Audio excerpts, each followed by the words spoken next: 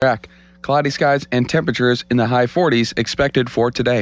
Your hometown building partner since 1956, 84 Lumber. Visit 84lumber.com. For over 50 years, the Jim Shorky Auto Group has been built on trust and family values. And at Jim Shorky Mitsubishi in the North Hills, that tradition continues with great service and great deals. We have your perfect Mitsubishi, like Green Car Journal's 4-time Family Green Car of the Year, the Mitsubishi Outlander. And with a 10-year warranty, 2 years of prepaid maintenance, and 5 years of unlimited roadside coverage, you'll drive with Mitsubishi confidence. Your deal.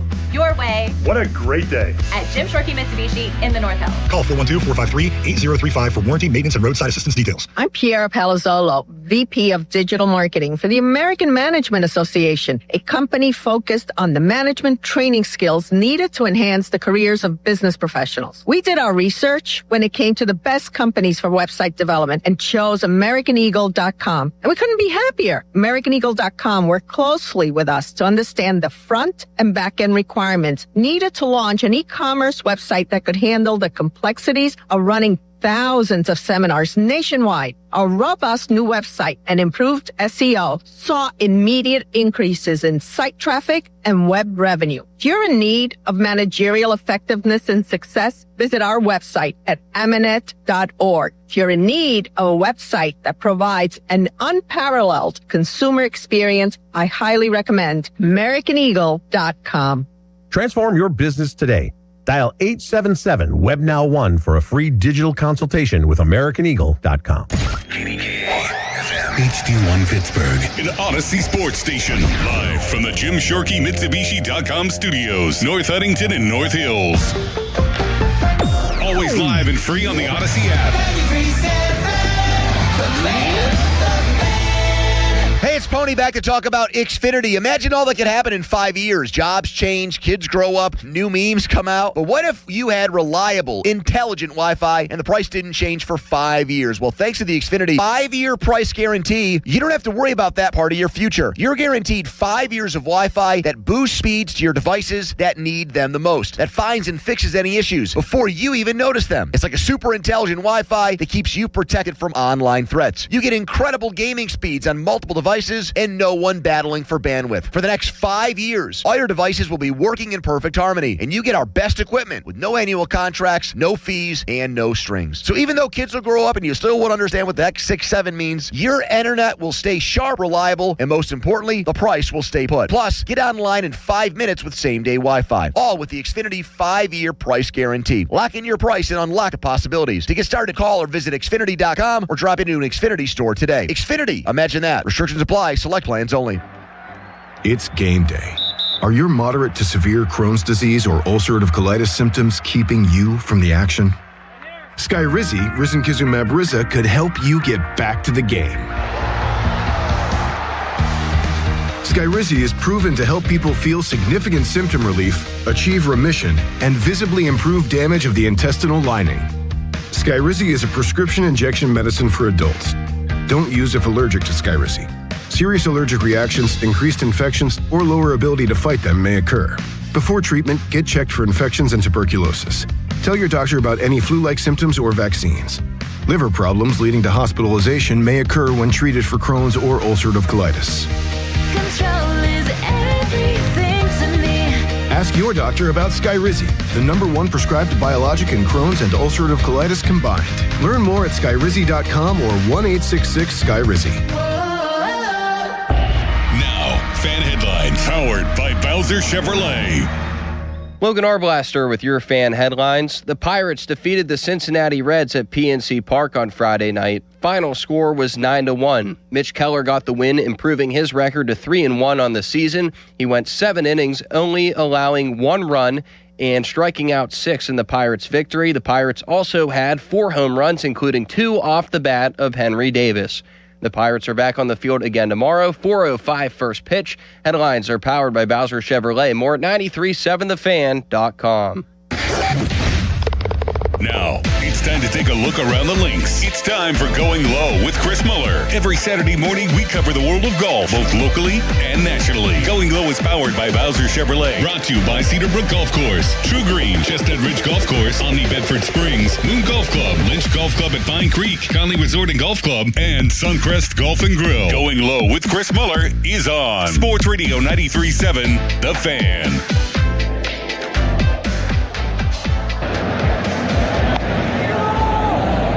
All golf ball. Does it spin? Oh, what a shot! Is that any good?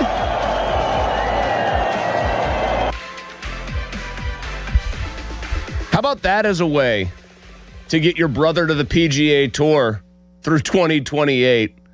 Matt Fitzpatrick last week at Zurich in New Orleans is where we start today's Going Low show alongside Craig Mankins, PGA professional. It's Chris Muller, our guy Nelly on the other side today, this morning. I would say good Saturday morning for golf. I'd be lying. It's freezing out there. It's like 35 degrees. There was frost all over the shingles on our deck outside my bedroom roof or my bedroom window. It is cold. It is only for the hale and hearty today. It's going to be even worse tomorrow when I'm trying to run 13 miles without wanting to cry. So not a great morning for golf and a crappy start to May. Let's just call it what it is, man. Like, Hey, the good thing is, keep it real here. Everybody's playing today. The wind gusts are only 4 miles an hour. So if you wait it out.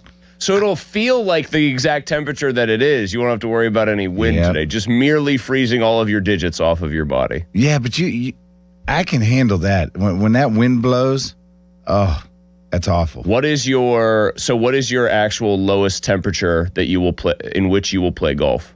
Well, a long time ago when I was a kid, I used to play all the time when it was cold, and we'd play when it was freezing cold. I mean, the golf course would literally be frozen. Mm-hmm. But cold, and when you have two of the three bad elements, cold, wind, rain, when you have two of the three, I think I'd rather deal cold and wind. When cold and wet, I think is just too much. You give me cold and it's windy, I'll put on the winter gloves and smack a bunch of low. I could try to hit a bunch of low bullets. I could play today. You could play today. I can't. The wind. If it was 48 degrees, so like 10, 12 degrees warmer, but the wind was gusting. Yes, and if it's windy and like damp, and that stuff's just going right through you, Forget terrible. about it. That's terrible. Well, it wasn't any of those things. It was not any of those things in New Orleans. It was usual Gators, muggy, everything else. But I think probably the least high-stakes tournament on the entire tour, Zurich, team event, which we talked about last week. I would love to see them try to figure out a way to maybe do like one more of them that's interesting, like in format-wise. I know it's just a turkey shoot out there, 2 of the 4 rounds. Yeah. And then when they go alt-shot, it gets a little more interesting. I think it's just noteworthy that Alex Fitzpatrick is on tour now through 2028. That's a tour victory for him.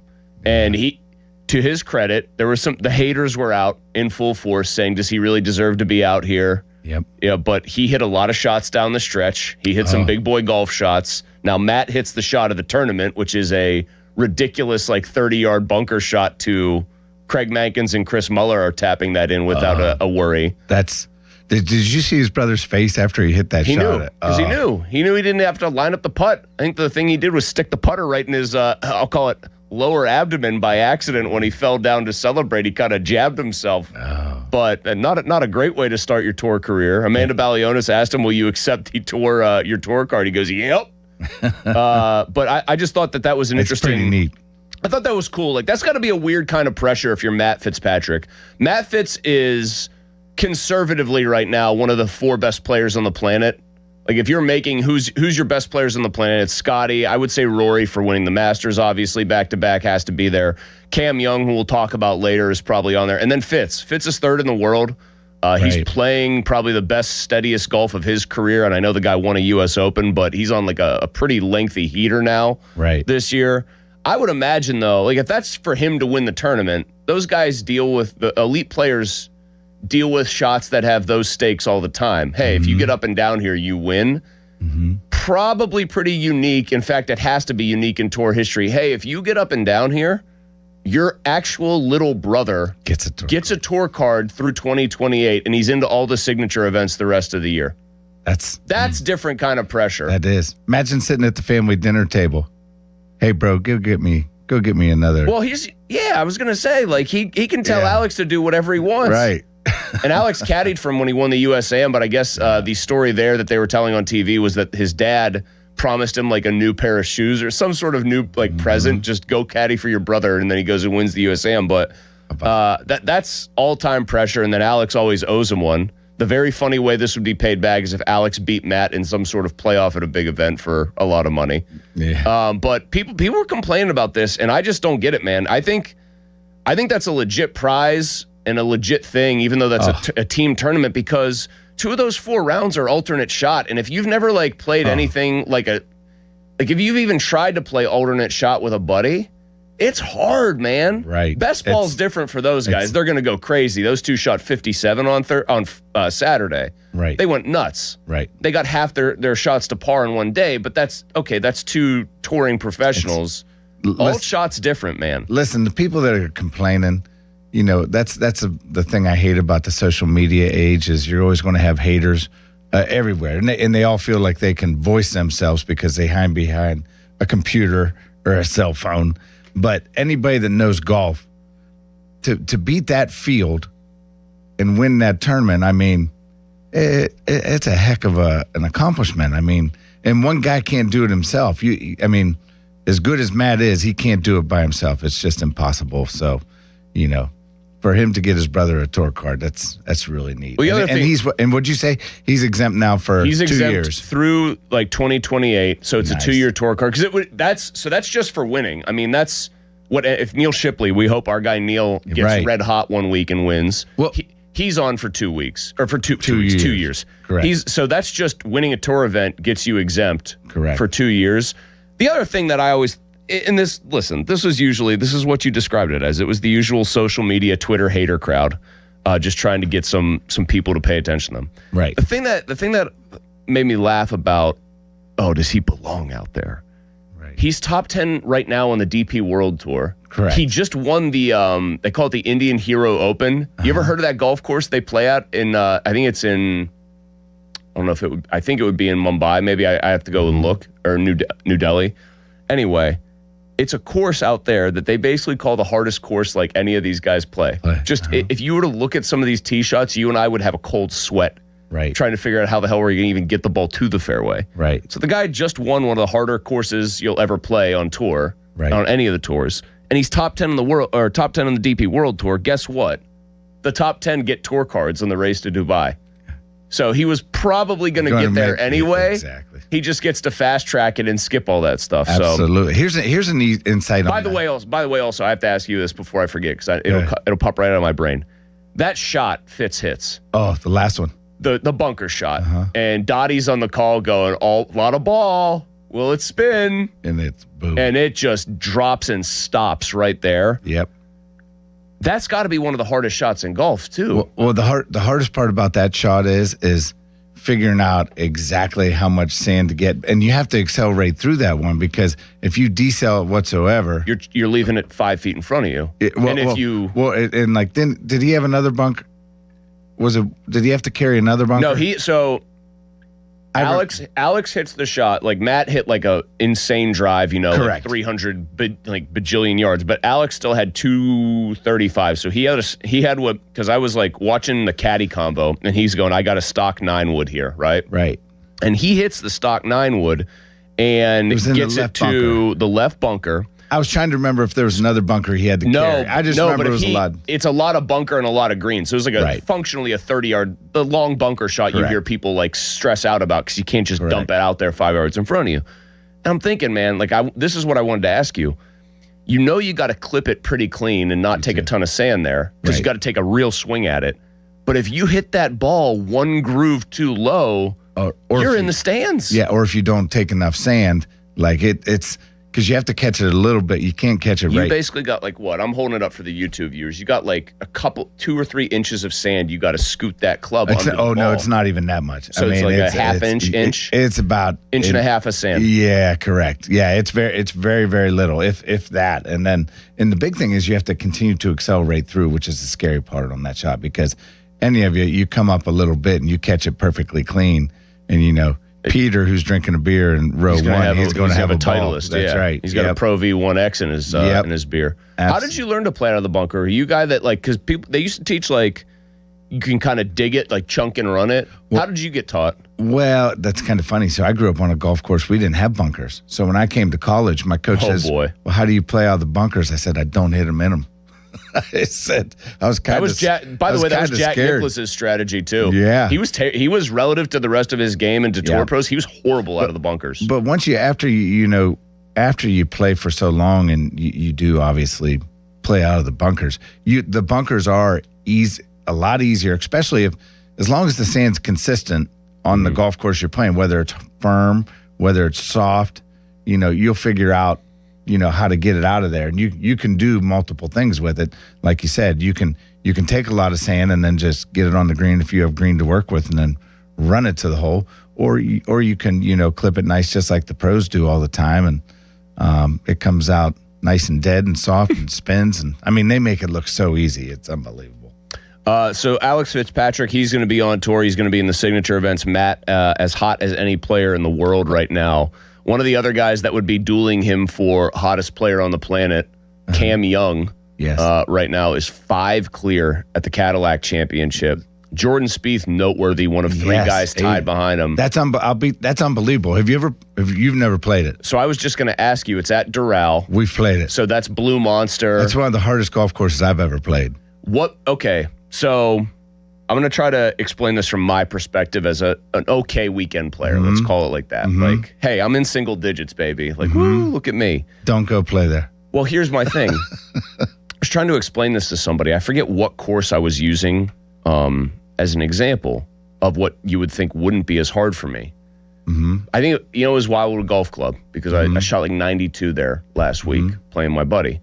I said, if you take me to Oakmont because there's no trees and no water, I know if the rough is just normal player, members length rough, if it's not U.S. Open length rough, I feel like I can handle. There's certain things on a golf course I can handle that. I can plot my way around even if I'm out of position off the tee to shooting probably 87 or 88 because I'll make a couple sneaky pars. Here's a tour stop. I'll hit a fairway or two and maybe throw one close to a hole and have a couple easy pars, and then I'll try not to make doubles. But if you put me where trees, just some other weird stuff.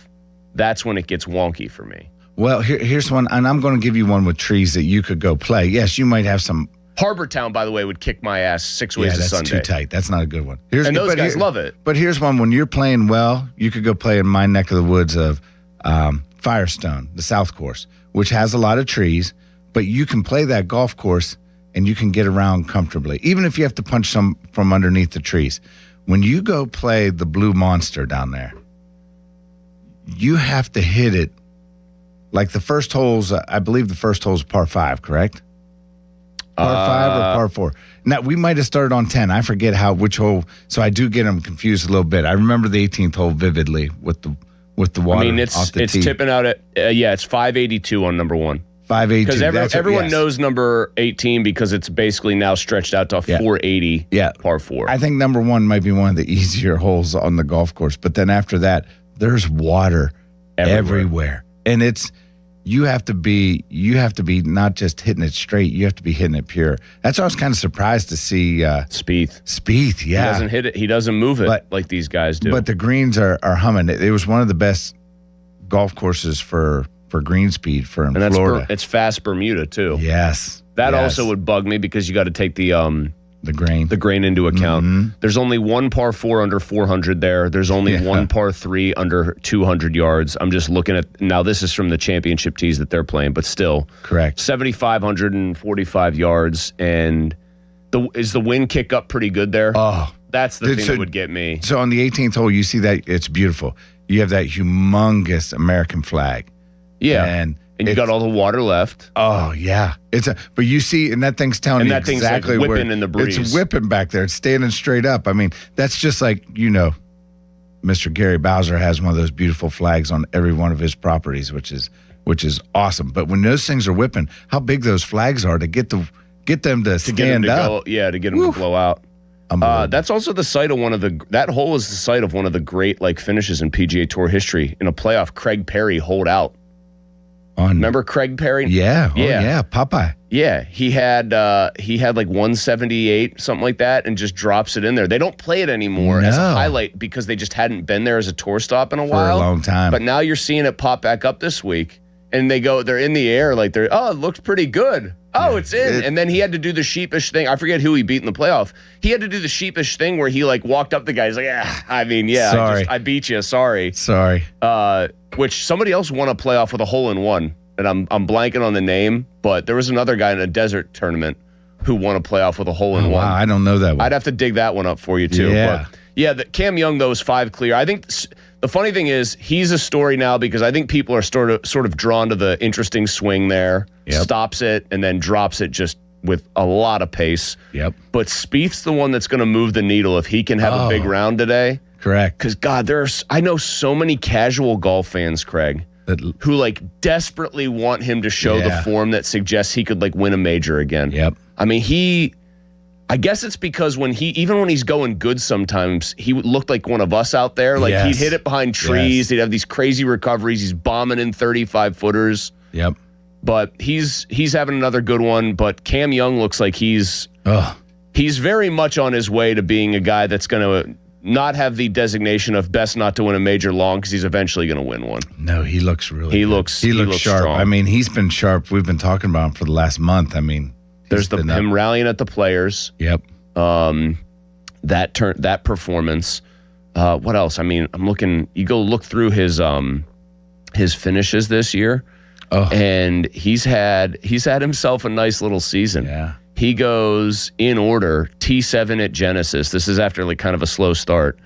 T3 at Bay Hill, wins the Players. T3 at the Masters. And honestly, if he just shoots like, I don't know, I think if he even shoots even par. Oh, I know. First day and last day instead of 1 over. Correct. What did Rory win at? 12. Correct. He's in a playoff. He couldn't make the birdies the last day. So, and then T25 at Heritage, whatever. But he's cooking. Quick one, I got a great idea for a guest. I was at Laurel Valley. The new Titleist Woods are being introduced, and they're going to start fitting for them, and I got fit for them. And my sales rep, John Hahn. Oh, Honey. I know Honey. We got to get Honey out here. We got to get Honey on the radio, and I told him. But here's the neatest. I've been told we got to get Honey on the radio, but I might have to have that like TNT box that's the dump button. Just wait, Honey. Honey, can't say that. Yeah. No, the FCC runs this thing, buddy. 7 a.m. We're not safe. Boom. Here's the neat part. His son's a unbelievable golfer. And guess who one of his best buds are? The Fitzpatrick boys. Really? Yes. And I forget if he went to college. I forget. But it'd be great to have him to tell the story because when we talked about him winning, he immediately goes, Craig, remember my... And I said, wow, that's neat. His son plays with him. His son is good enough that he actually beats these guys. That's how good. But his son just didn't want to do it. And I said, wow. Beats him straight up? Yeah, he's really talented. talented. I think somebody might need to talk to the young lad and he's doing good. He's in the financial world now and he's doing great, but he's just a baller. There's a lot of those guys like that it's not easy to be on. Well, the funny thing about Matt Fitz was he was in the wilderness for a while. Like he was chasing a little bit more speed and he got it, but then he was kind of in the wilderness after he won that U.S. Open. Like it was a little weird period for him. Back when he had the braces. That's right. Coming up, we've also got another major to talk about on the ladies' side, and I think it's the one American women's golfer who moves the needle, and she just... You want to talk about just stomping on your competition. Nelly Korda did exactly that at Memorial Park, which just hosted a PGA Tour event not long ago. We'll get into her win and maybe how many of these she could stack up on the ladies' side and if she can break clear of the field, because that is the one name that kind of straw that stirs the drink on that side on women's golf. We'll get into her win as well as, LIV finally ran out of funding officially, and there are two big names sniffing around trying to get back to the PGA Tour. What's going to happen to them? All that coming up and more as the Going Low show rolls on. Now, fan headlines powered by Bowser Chevrolet. Pirates last night were 9-1 winners over the Cincinnati Reds to get back into the win column and snap a 5-game losing streak. This afternoon, Pirates and Reds at 4:05 from PNC Park. Carmen Majinski will take on Rhett Lauder. Coverage here on the Fan 3 o'clock with the North Shore Tavern leadoff show. Fan headlines are powered by Bowser Chevrolet. For more, go to 937thefan.com. Sports Radio 93.7 The Fan. Get the latest on Pittsburgh sports from anywhere with the Odyssey app. Listen to shows and Pirate games live. Check out our exclusive interviews and content anytime. Download the Odyssey app now and never miss a minute. Sports Radio 93.7 The Fan. Just 20 minutes from downtown Pittsburgh and 10 minutes from the airport, Moon Golf Course offers a beautiful 18-hole course that's perfect for players of all skill levels. Whether you're squeezing in a quick round, planning a weekend outing with friends, or hosting a golf event, Moon Golf Course delivers scenic fairways, great conditions, and a relaxing day on the links. Book your tee time today and experience one of the area's hidden gems. Visit moongolfclub.com. Golf season is back, and it's time to claim your spot at Conley Resort and Golf Club. Conley is forming new weekly golf leagues for players that want great competition, a beautifully maintained 18-hole course, and the perfect place to unwind after the round. Grab your buddies, form a team, and make Conley's your weekly golf night. Great golf, cold drinks, and bragging rights on the line. Want to make a weekend of it? Come stay and add Suncrest Golf and Grill to the fun to play 36. Visit ConleyResort.com. Conley Resort and Golf Club, where the round doesn't end on the 18th. SchultzFord.com. SchultzFord.com. SchultzFord.com. SchultzFord.com. For over 50 years, the Jim Shorky Auto Group has been built on trust and family values. At Jim Shorky Mitsubishi in North Huntington, that tradition continues with great service and great deals. We have your perfect Mitsubishi, and with a 10-year limited warranty, 2 years of free paid maintenance, and 5 years of unlimited roadside assistance, you'll drive with Mitsubishi confidence. Your deal. Your way. What a great day. At Jim Shorky Mitsubishi, North Huntington. Call 724-995-3658 for warranty details. Exciting news from Hickory Heights Golf Club. Check out their brand new all-inclusive memberships designed to fit your lifestyle. Whether you're a weekend warrior, a frequent player, or just looking to enjoy the perks, they have the perfect membership for you. Every membership includes unlimited golf, range balls, discounts on merchandise, plus savings on food and drinks at their full-service restaurant. Not a golfer? No problem. Enjoy the clubhouse, book private events, or enjoy the best view in the city on the patio. Find the perfect membership at hickoryheights.golf. Wait, everything on this IHOP value menu is just $6? I told you it was amazing. A huge plate of pancakes, bacon, and eggs is just $6. Wow. There's also French toast, a ham and cheese omelet, and oh, they got a BLT and fries now. Okay, we're coming here every day. You don't have to tell me twice. Feast for just $6 with the IHOP value menu. $7 in some locations, available every day for a limited time at participating restaurants in the U.S. Hours may vary. No substitutions. Not valid with other discounts or promotions. Prices may vary. This is the story of the one. As a procurement manager for a hospital system, she keeps every facility in her network stocked and ready. That's why she counts on Grainger to be her single source for thousands of products, from disinfectants to lighting, air filters, and more. And with fast, dependable delivery, Grainger helps her keep every facility stocked, safe, and running smoothly. Call 1-800-GRAINGER, click Grainger.com, or just stop by. Grainger, for the ones who get it done. Live from the ShorkyMitsubishi.com studios, North Huntington and North Hills. Now I have to go play golf. Back to more Going Low, powered by Bowser Chevrolet on Sports Radio 93.7 The Fan.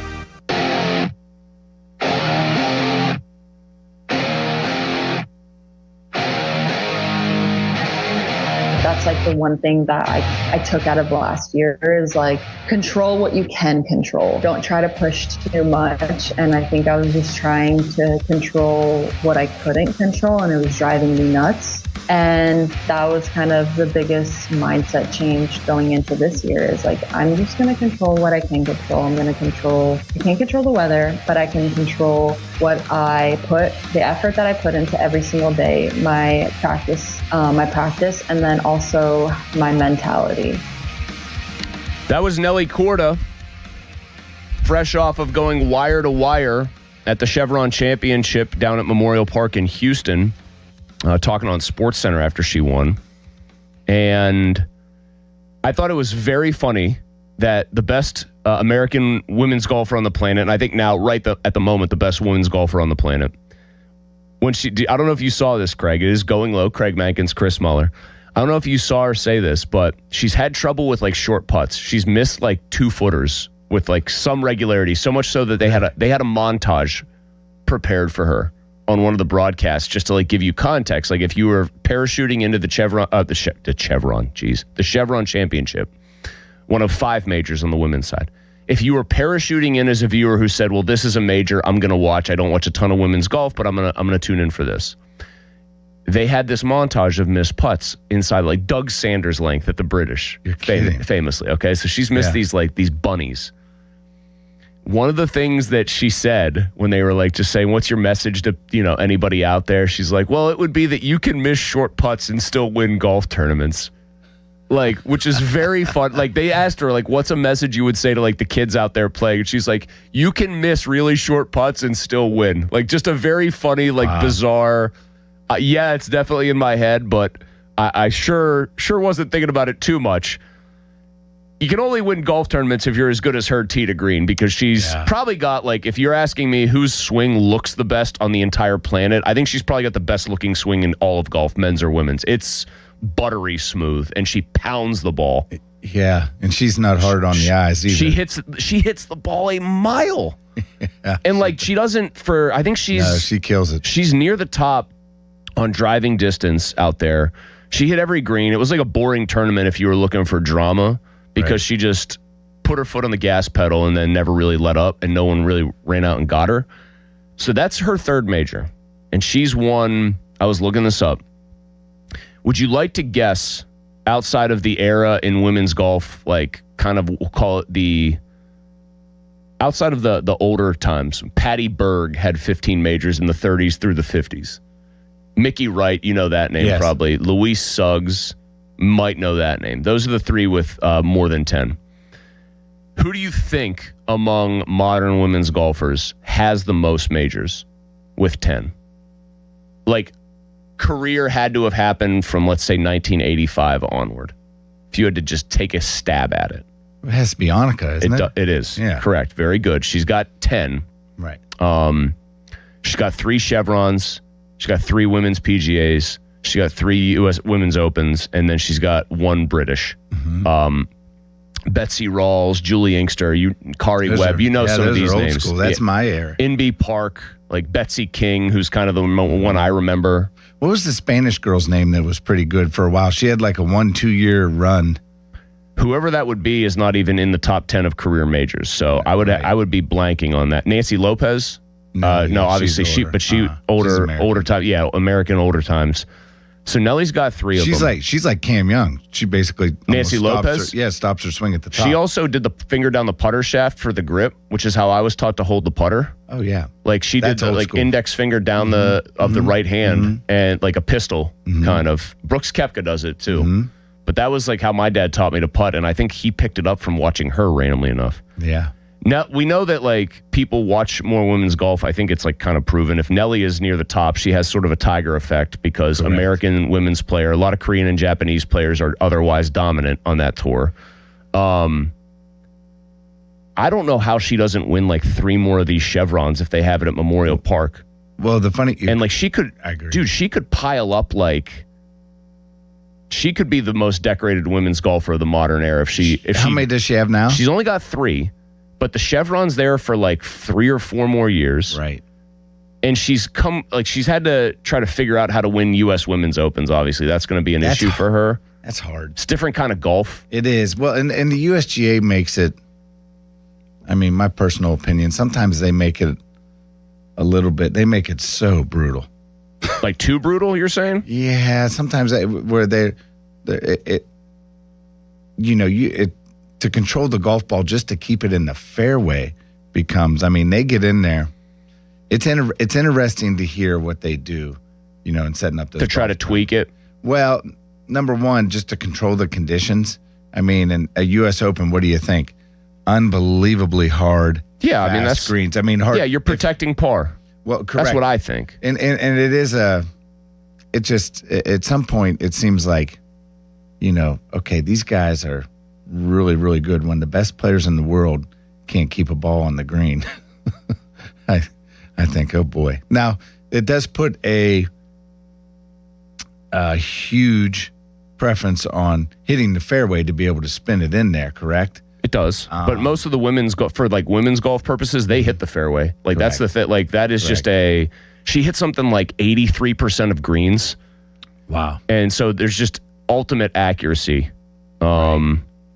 And I for some reason, Nelly Korda seems to struggle, though, with that because I don't know if she made a 10 at Lancaster Country Club when they had it there a couple of years ago. She made a 10 on that one par 3 there, kept hitting into the water. Yeah. But I just look at her as far as her game, and I'm like, seems like somebody pretty much designed in a lab to win constantly. Well, what was it last year when she won? What was it, like 4 tournaments in a row? Or five.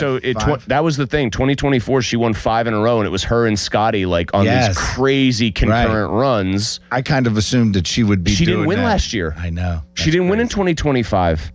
This year, 2 golfers on the planet have beaten her in tournaments. Wow. She has not finished worse than T2. Wow. A woman named Lauren Coughlin won at Shadow Creek, and Hugh Ju Kim beat her, and that's it. Those are the only 2 people who've beaten her because somebody did it twice. But I don't know. She feels like somebody who could win definitely more than Annika. No, and how old? 27, man. Oh, yeah. She wants to play 6-7 more years at least as like at her high end of competitiveness. There's going to be somebody who comes along, I'm sure, who's really good. There's a couple really good women's amateur players, but the women are always interesting because some of them like cut their careers early, have families and have kids. Cut their career, and I'm telling you, and I forget the name of the. She might have been a South American or a Spanish young lady, dark hair, really good. But then she just disappeared all of a sudden. I'm trying to think who this would be. Was it Ochoa or Lorena Ochoa? Lorena Ochoa. Yeah, that's who it was. Yeah, Lorena Ochoa. She was really good. No, the retirement age for like them saying I'm going to more or less hang it up as a competitive player is earlier. But like I don't know, I see like a woman right there who's laser focused and. I think it really depends on her, right? Kind of like what does she want to do and what does she want to get out of this? What does she want to accomplish? So the Chevron, people don't know 5 majors on the women's side. Instead of 4, and they say you win the Grand Slam if you win 4 of the 5, which I find very funny. That is funny. That is a tournament though that like it's there at Memorial Park, and no one could even sniff her at this one. She just blew away the field. I think 1 by 5. No one ever got closer than 4 on Sunday. She doesn't when she putts it half decent. She's going to win this tournament. I just look at it. They have, I think, 3 or 4 more like scheduled to be committed to that place. And if they're smart and they want it to take hold as a big time major, they'll just keep it there. She could win it every. It's one of those deals like with Scotty and Rory at the Masters. It's like, well, one of you should probably win this tournament every single year while you're in your physical prime. You're right. And so I look at that. I am compelled by dominance, and she looks like she could absolutely win more majors than anybody in modern history. And she might not even have to win all of them to do it. She just keeps beating up one major. Yeah, correct. Well, if she does well, and you think the other ones will just fall in because eventually you would think so. They talk about confidence.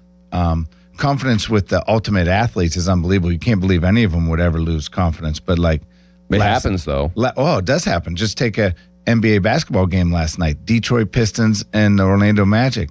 Orlando Magic was up 22 points. I knew you were going to get this over to basketball. 22 points. I knew you were going to get it to basketball. All of a sudden, how does a professional basketball team? I think at one point they missed 24 straight shots. That's it. That's all. Well, if you've ever seen professional basketball players warm up, you know how insane that would be for that to actually happen. It isn't. It is crazy, but like confidence. But that's just my point. Is not the basketball. It's just confidence that game pressure. And just like on the golf course. Think about it on the golf course. Golf is the only. That's the neat part about golf. Golf's the only sport where the ball's sitting still, which makes it tougher, of course. Right. Which every other one. You ever try heads up putting because of that? Where they say it's basketball principles. They say when you shoot a foul shot, do you look at the ball? No, you look at the hoop. But here's the thing: the ball's in your peripheral vision, and it's coming right up in front of your nose. So you never got desperate. Well, no, you're coaching basketball. You roll the rock. You roll the rock, brother. You don't need to putt like that. I always laugh. So, here's the funny part. I got to play with one of my good buddies yesterday, and he has some trouble putting. I won't mention his name, but his name's Jay. Okay. And he finally went back. He bought a Scotty Cameron. Remember the old long putters? Yeah. I had one like in my broomstick? Yes, I had one in my pro shop. Beautiful putter. It was a broomstick, but it was an adjustable one where I could fit them between long putters and mid-size, you know what I mean? Okay. And the funny part was I had it in my pro shop so long, it like got, I don't know if a little rust, whatever, something got up on there. We couldn't adjust it anymore. And my buddy Jay said, "How much for that putter?" And I gave him an unbelievable deal. And then he got it reshafted. But the funny part is he battles mentally in his head with these putters. And then anytime it really gets bad, he goes back to it. And I go, Jay, because it's so heavy, and he uses, he sticks it in his finger here. Yeah. And he rolls it so good with this putter. And usually if he misses, it's an alignment issue. Yeah. Because when we were done, we were sitting down afterwards, and I said, Jay, did you count how many times you missed your putts to the right? And he looked at me and he goes, no. And I go, only about every one of them. He goes, oh. I said, so maybe let's just line up left of where you think. Yeah, just a little bit. And that's the hardest part in golf is alignment, right? And he laughs. Now, here's what Jay always struggles early in the year. And I love getting him later in the year as my partner because his handicap goes up. And he can play, and he'll make 10, 11, 12 so he's pars. a classic. He's a perfect net event golfer. Oh, before that handicap really good. Corrects itself late in the year. You could get him in a couple tournaments, and looky what we got. Yep. And the neat part is, too, and I just found this story out yesterday, his brother-in-law, Bill Leonard, great guy, comes from Manor Country Club down in Maryland. He played in the big round ball classic, not the round ball of today, the round ball back when there were only... Back when it was the real deal. Oh, you had to be a event. player, Yeah. right? And Jay challenged him, a long time ago, they were telling this story. Jay challenged him and told him, he said, well, I can tell you one thing, you're never going to beat me in golf. And then Bill informed us yesterday that... it happened? It took him 1 year to get him. Bill's now a 1 plus 1.4 handicap. Jeez, Bill can play. dude. Yeah, he can play. He's a really good golfer. And but it was kind of funny. And the funny part about it was, Chris, we started talking about that. And I know I'm getting way off track here. Well, but you got to finish here. I'm going to ask you something. Have you ever done this? So we're sitting, and we're sitting inside. We played Sunny Hannah. Congratulations. Yep. And we're watching number 1 tee box, and we're watching 4 guys tee off. Placing bets on what they would do. Whether they can hit the fairway, whether they can even get it to the fairway, whether they miss. And my good buddy Joe said to the left of me, and he can't not put it out there. He looks at Jay, he goes, I got 10 says he misses the fairway. This is a Caddyshack bit This here. is Caddyshack. So we're watching. $50 says the Smales kid picks his nose. We probably would have put that one down. And we're sitting there, and we're howling, and we're laughing. And here's the best. The 3 guys on the tee, they have no idea. Of course. Any of them hit the fairway? Well, the one guy, he hit it really solid, and it just missed the fairway to the right. And the fairway on number 1 at Sunny Hannah is massive. So it's a welcoming handshake. It is, but these gentlemen, they were higher handicap golfers. Okay. And he hit it good, and he turned around and he gave the thumbs up to his buddies, and he just, because he caught it solid, and he teed off of the fairway wood. Next guy gets up with an iron, and Billy and I make eye contact, and I look, I go, he's not getting it he's not even going to get it to the fairway. He even get it off the tee box? And no, he rolled it kind of to the left.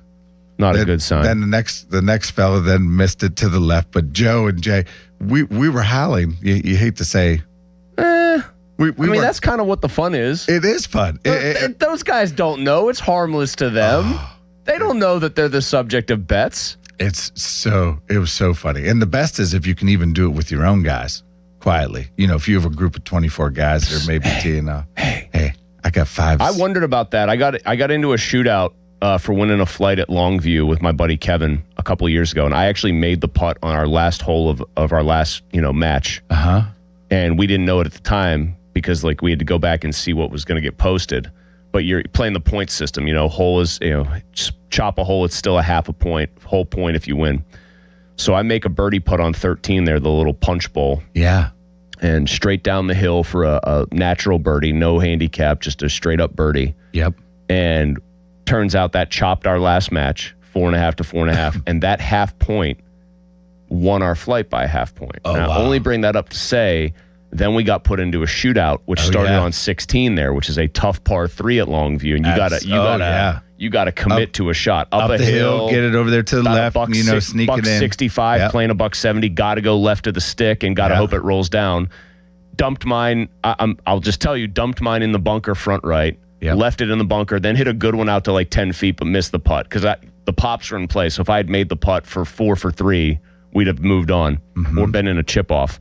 But I was wondering to myself, everyone gathers around. There's like 150 people combined. The flight winners plus the spectators watching. I'm thinking, how many people have money on these shots right now? Oh, yeah. I'm just thinking, there's everyone just sitting there. Biggest audience I've ever hit a golf ball in front of. I'm just thinking, how many of these people are betting on this shot right now? Yeah. So there's that. And I could tell you, we talked about our friend last week, my buddy Doug. We were hanging around Doug, somebody'd look and go, I got 10 says he does this. Knowing Doug the way I do, I think he would, he'd probably. And then he'd laugh. He'd laugh, whether he wins or loses. Oh, so funny. Saudis, they're out on LIV. LIV now looking for new investment. Two very big names from LIV. They're looking for a new home. Quietly, of course. We'll talk about it coming up next. It's Going Low on The Fan. Sports Radio 93.7 The Fan, the PM team, presented by Mike's Beer Bar. A little while longer. A little while longer now. A little while longer now. A little bit longer now. A little bit longer now. Hey, hey, hey, hey, hey.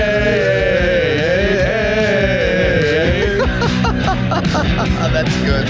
A little while longer now. We also The PM team at 2 p.m. Live and local, just like Mike's. Now, fan headlines powered by Bowser Chevrolet. Pirates last night were 9-1 winners over Cincinnati to open their series. First pitch today is 4:05 from PNC Park. It is Carmen Majinski up against Brett Lauder. Coverage here on The Fan and on the free Odyssey app begins at 3 o'clock, presented by Keystone Custom Apparel. Fan headlines are powered by Bowser Chevrolet. For more, go to 937thefan.com. Sports Radio 93.7 The Fan gets your day started with the latest in Pittsburgh sports with the Fan Morning Show with Doran Dickerson and Adam Crowley. Weekdays 5:40 to 10. Presented by Guardian Protection on Sports Radio 93.7 The Fan. Lynch Golf Sales at Pine Creek and Allison Park is the #1 golf club fitter in the area. Not only do they have the best two fitters, Jim Lynch and Zach Stein, they only do their fitting outdoors on their driving range. If you get fit indoors, you're not being fit. You must see ball flight to be fit properly. They also do fitting the day of purchase, so there is never a fitting fee. So when you're ready for the best club fitting experience, set up your appointment today. Lynch Golf Sales, 412-492-9990. If you're drowning in IRS debt and can't afford to pay, then you need to take advantage of special IRS tax programs that are available and free yourself from IRS collection efforts once and for all. Due to the financial hardship consumers are facing throughout the country, the Internal Revenue Service has made it easier to settle delinquent tax problems. An open phone line has been established by Community Tax for consumers to call and see if they qualify. Take down this number or store it in your cell phone, but call the Community Tax Helpline at 800-642-3615. If you owe back taxes to the IRS and cannot afford to pay them back, or even if you have years of unfiled tax returns, there's no need to fear anymore. But you have to call the Community Tax Helpline today at 800-642-3615 for the help that you need. Don't take on the IRS alone. They can attack your wages, savings, pension, home, and even your Social Security check. Call 800-642-3615 for your free consultation and to see if you qualify. That's 800-642-3615. If you're looking for a fun round and a new spot in your rotation without spending all day on the course, Suncrest Golf and Grill is the place to play. North of Pittsburgh and just minutes from downtown Butler, Suncrest offers a fun, challenging course that's perfect for after-work rounds, weekend games with the guys, or settling a few bragging rights. When the round is over, stick around for cold drinks and the perfect place to relive every shot. Want to play 36? Don't forget our sister course, Conley Resort and Golf, and make your weekend complete. SuncrestGolf.com. Grab your buddies. Book a tee time today. Text us on the Edgar Snyder and Associates text line at 412-928-9370. Edgar Snyder and Associates reminds you to text responsibly. Sports Radio 93.7 The Fan, built by Window Nation, home of the buy two, get two free offer. If you're looking to take your golf game to the next level, or if you just want to join a community of nearly 40,000 other players in the region, be sure to check out the WPGA. Hey friends, Josh Roundtree here to tell you about the Western Pennsylvania Golf Association. For the last 125 years, the WPGA has been the resource for local golfers of all skill levels in Western PA. To learn more about all of the resources that the WPGA has to offer, including an affordable membership program and competitions, check out WPGA.org or find the WPGA on Twitter and Instagram at the WPGA. PGA. For over 50 years, the Jim Shorky Auto Group has been built on trust and family values. And at Jim Shorky Mitsubishi in the North Hills, that tradition continues with great service and great deals. We have your perfect Mitsubishi, like Green Car Journal's 4-time Family Green Car of the Year, the Mitsubishi Outlander. And with a 10-year warranty, 2 years of prepaid maintenance, and 5 years of unlimited roadside coverage, you'll drive with Mitsubishi confidence. Your deal. Your way. What a great day. At Jim Shorky Mitsubishi in the North Hills. Call 412-453-8035 for warranty, maintenance, and roadside assistance details. 93.7 The Fan is cleared by aquickdrain.com. Okay, golfers, we're here to talk about golf. Helping you with your golf game. This is Going Low, powered by Bowser Chevrolet on Sports Radio 93.7 The Fan. All right, Going Low. Kind of wrapping things up here. The usual cadence of a show. Whatever's going on the course, and now it's whatever's going on off the course. That's right. LIV Golf, not a going concern for much longer, it appears. The Saudi Public Investment Fund, formally the PIF, for those of you who scored at home on this one, formally announced after, I think, weeks of speculation that they are pulling their money out of this. It was a terrible business model. I think we can all say that now, that they were just burning $100 million a month with no real plans on how to get it back. It was, oh, no, don't worry. These teams, the Crushers and the High Flyers, they're going to be public things that can be sold, and everyone's going to care about them. Craig, can I just ask you, can you name a single player from some of these teams I've mentioned? From the Bryson DeChambeau's to Crushers. Okay. I know that. Give me one more. Patrick, well, no, he's not on there anymore. Nope, he's gone. I think Phil Mickelson time out. Was Mickelson the High Flyers? Bubba Watson lives in the same town as my sister, and she redid his shelves so he could sell all of his merchandise. I'm going to call her up and see if there's going to be a sale. Yeah, fire sale. Yeah, if you're a big Cleeks fan, get ready. They didn't do rating. Bottom line is they didn't do ratings. Yes. Nobody outside of Bryson's really orbit got any traction. Rahm looked like somebody shot his dog. He was so miserable being over there. And I'm not going to belabor the point here. They can say all they want that they are going to try to look for new funding. I don't think you're going to find anyone who wants to fund a league that does not appear to actually have a path to making any money. That gentleman used to be the general manager of the Philadelphia 76ers. Yeah, Scott O'Neill. Yep. And so he probably knows a lost cause when he sees it. I think everybody's pretty much jumping ship. They've sent out plenty, whichever Saudi official was running this whole thing stepped away from his post, so he kind of beat everybody to the door. Yeah. Here, but the real story that people care about coming out of that is what happens with Bryson, what happens with Rahm. And there have already been these quiet whispers in the golf world that both of those guys are exploring a way back. And I think it's interesting if you're Brian Rolap, because a couple things have to happen. The PGA Tour did make moves to try to compete financially as a result of this, where the tournament purses went way up. I think a couple things he's got to navigate. Those purses can't stay this high forever. Now that LIV isn't there to force them into this, they've outlasted LIV. They've won this battle. The purses you would think have to come down because it just was unsustainably high. They had some of their own private equity money get invested in, but then what do you also do with Rahm and what do you do with Bryson, who both want to get back in, it sounds like. There was rumors Bryson maybe would just go be a YouTube golfer who would play 4 majors a year and that's it. Sounds like he wants to play tournaments. Yeah. And Rahm, I don't think Rahm ever actually was fully convicted on going, but he did. Right. And so he burned a lot of bridges. And you got a weird situation if you're running that league, because I think there's genuine ill will, and I understand it, on behalf of current PGA Tour players towards those two, especially Bryson, who no one ever really liked that much anyway. He did his big PR thing to seem likable, and now he's pulling out of tournaments, not signing autographs, real Bryson coming back. And I think they're mad at Rahm too. So you want these guys back because the whole point of the PGA Tour is, we want to have the best players in the world playing every week or close to every week. Correct. And those two guys are major champions and easy top 7 players on the planet. Right. And yet you can't just bring them back. Rahm thumbed his nose at the idea of that Brooks Koepka offer. He didn't want to do that. They were top. Yes, Rahm Bryson is Rahm's Stinkolovich right now. Well, the weird thing with Rahm is all like the stats say he's good, and then he plays in these the big majors, and then he just blows up. So I guess my question is, like, what the heck do? You want these guys back on your tour, but you can't just bring them back and say, you're not getting punished, don't worry. We're just, hey, this whole thing collapsed around you. Sure, you left us high and dry. So I would think they got to suspend these guys and have them out in the wilderness for at least a year. I don't see. I love what Pat. See, this is, I know. How do you negotiate this behind closed doors without like making your membership mad? I see. I like what Patrick Reed's doing, and he's going out and earning it himself, right? So go play on the DP World Tour and earn your way back. That's always been the beauty about golf, right? There's never been, just because someone shows up, you might have sponsors and things like that, but there's no guaranteed money. I mean, you're paid on your performance.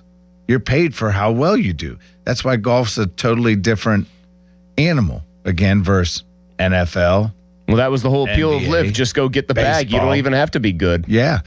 Hey, Taylor Gooch, go take this money. That's right. Look at the New York Mets right now, and they're you're loving $1 billion. Oh, you're loving that. Oh, it's so funny to watch New York people fail. And now there's somebody from Western New York who wouldn't want to hear you say that. But who is that? That's some vowels. Some vowels. Scooping. Filipponi. No. Scooping. There's some scoops. Some sweeping on the golf course. Yes. Yes. Different part of New York. Hey, AKA my other boss. Different part of New York. Had to get. I think that's now a contractual obligation that we get a gentle dig in. He doesn't like those guys, does he? He likes the Yankees. Oh, well, that figures. Yeah, Yankees, but I think no, does not like the rest of the team. He looks like a Yankee. Yankees fan, but then like much more endearing. Buffalo Bills, things like that. Much more endearing. They're actually lovable losers. But now you've got more ammunition. Scoops McGee. Now you've got more ammunition. Like if he misses a putt to the right, you'll just yell out Scott Norwood. Oh yeah, that's true. Never thought of that. So if you were, I have to ask the serious question. If you were running the tour, if you're Brian Rolap, who comes from the NFL, which is kind of bare knuckle in how they deal with this stuff, what would you actually do? Like, what would be your terms for Rahm and Bryson to come back to the tour? Well, see, here's the tough part. So you have a lot of young guys out there. Case in point, Neil Shipley just got his card. Well, with Brooks, they accommodated that where if he got into a tournament, then two other people they had that extra thing where they added extra players. Who would have otherwise gotten in. Like they had something to accommodate where basically his presence in tournaments got a couple other guys spots. It helped. That's good. See, that's good. They had they built this rule basically to not screw over the guys trying to make it for the first time or the guys who are in that mid-pack. Or the guys that have done it right for the past 3 or 4 years. The mules, as they would call them, yes. Yeah, I mean... Are you telling them it's still a year suspension and it still applies and you're going to be able to play in the rest of the majors this year, but otherwise go have fun on the DP World Tour? Because I think that's what I would do. Yeah. I would want to try to plant my flag at, hey, this tour is bigger than any one person, and we're not going to like set the example publicly that, hey, you're John Rahm, you're Bryce, and you're going to bring a big audience, no hard feelings. I think it's a bad look to give them, let them back. But here's the other thing. You're also trying to suffice the sponsors who want those guys. And when you have Bryson there, I mean, what's stopping a sponsor from giving a sponsor's exemption to some of these guys? I believe so. My understanding with that is the suspension precluded any of that. Like once the tour suspended these guys, and I forget if Bryson was also, remember, there was that lawsuit too. And I think Bryson was front and center on that. I don't think that's going to be maybe as big of a deal moving forward, but I don't think sponsors can ask these guys to play and get through. Like they can play in majors, right? But that's it. But see, my buddy Brandon Annis, who has been caddying on tour for a long, long time, he was with Duffner. Now Duffner, obviously, big winner in the PGA Tour before. He would get these sponsors exemptions, and I don't necessarily know the particulars of how that happens. Or, that's interesting. I like the idea of making them go back and earn it. Well, I just like the idea of making them go play on the DP World Tour. Like, because here's my thought. I would think that would help the DP World Tour first off, which the PGA Tour has a strategic agreement with. Helps the DP World Tour, gives some of those tournaments extra juice. Go force Bryson was already playing for $1 gajillion and globe-trotting to do it. Make him go play over there. Right. You shoot your YouTube content. Just tell him he can get his content to a new country's audience. The funny part is, I think Bryson would do it. I don't know. I think he. Let me put it this way: the PR training started to wear off. I think on him lately. You think he's not had as good of a poker face as far as like being cranky in public, which was kind of his whole persona for a long time. It's kind of funny. You're a little more anti Bryson. I'm a little more pro Bryson, only because maybe I missed that stuff. Well, he's compelling, but like I know a guy who's putting on an act when I see it. You do? Oh yeah, that's a complete act. All the like, I'm a likable guy. Look at me high-fiving. I mean, he was trying to like live the lie for a while, but like his regular persona is, I am a cranky mad scientist who is not particularly easy to like. That's all.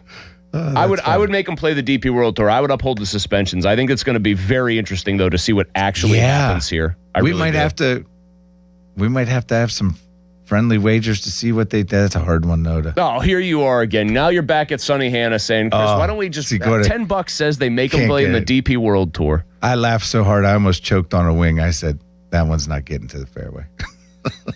You could do that for me and just say, oh, Mulsey, $5 says he misses this 5-foot putt. Although now that I forward press him. Yeah, I'm sure your putting stroke's good. Your confidence is there. That's what's most important. I stopped caring about the result. That's the real key. Yeah. All right. I'm just glad you don't scoop it. Oh, no. We hit cups. We hit cups in this room. I know you do. All right. If you're actually playing today, congratulations. I think you're very hale and very hearty, and I hope you shoot a good round for going out today when it's more like March weather in early May. Now, time out. I'd rather go golfing than go run a stinking half marathon. I mean, what?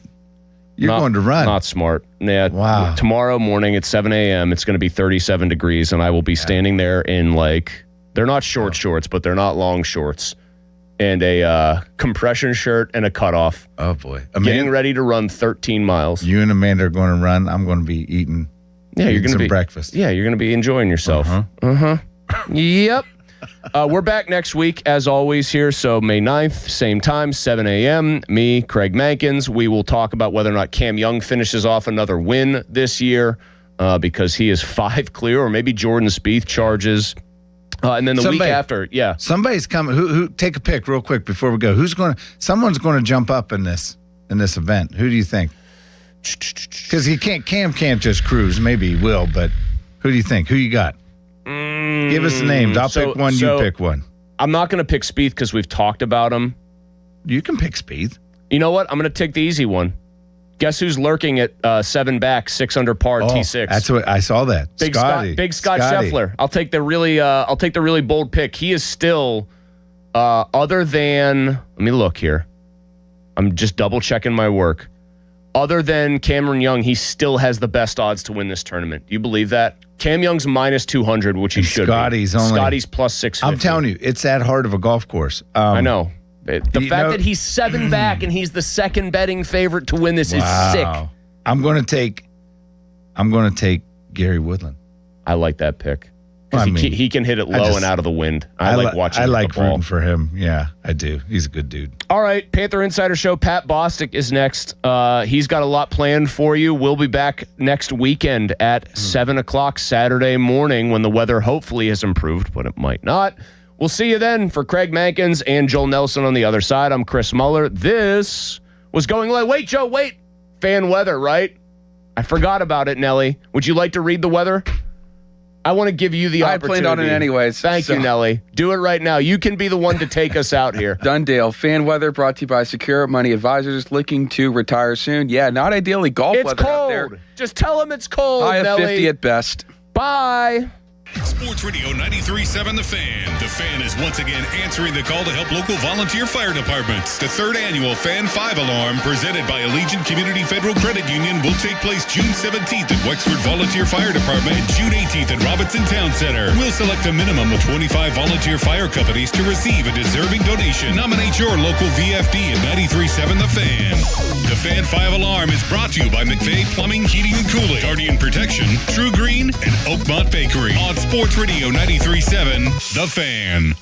Your hometown building partner since 1956. 84 Lumber. Visit 84lumber.com. If you own a business, you've heard it all. From fast funding to easy approvals, everyone says the same thing. LendSeek is different. We show you what you actually qualify for. LendSeek's AI-enabled platform matches you with funding options with no guesswork. Up to $5 million in as fast as 24 hours. If you've been in business over a year, doing at least $50,000 per month, apply for free with zero out-of-pocket costs and access to over 100 lenders. Start ready, stay ready. LendSeek.com. LENDSEEK.com. It's time to spring into deals at Lowe's. Freshen up your yard with Stay Green Premium 2 cubic foot mulch. 5 bags for $10. Then get what you need to keep clothes, food, and dishes fresh with up to 35% off select major appliances. Plus, save an additional $100 on select laundry pairs. Our best lineup is here at Lowe's. Valid through 5/6. Mulch offer excludes Alaska and Hawaii. While supplies last. Selection varies by location. See Lowe's.com for more details.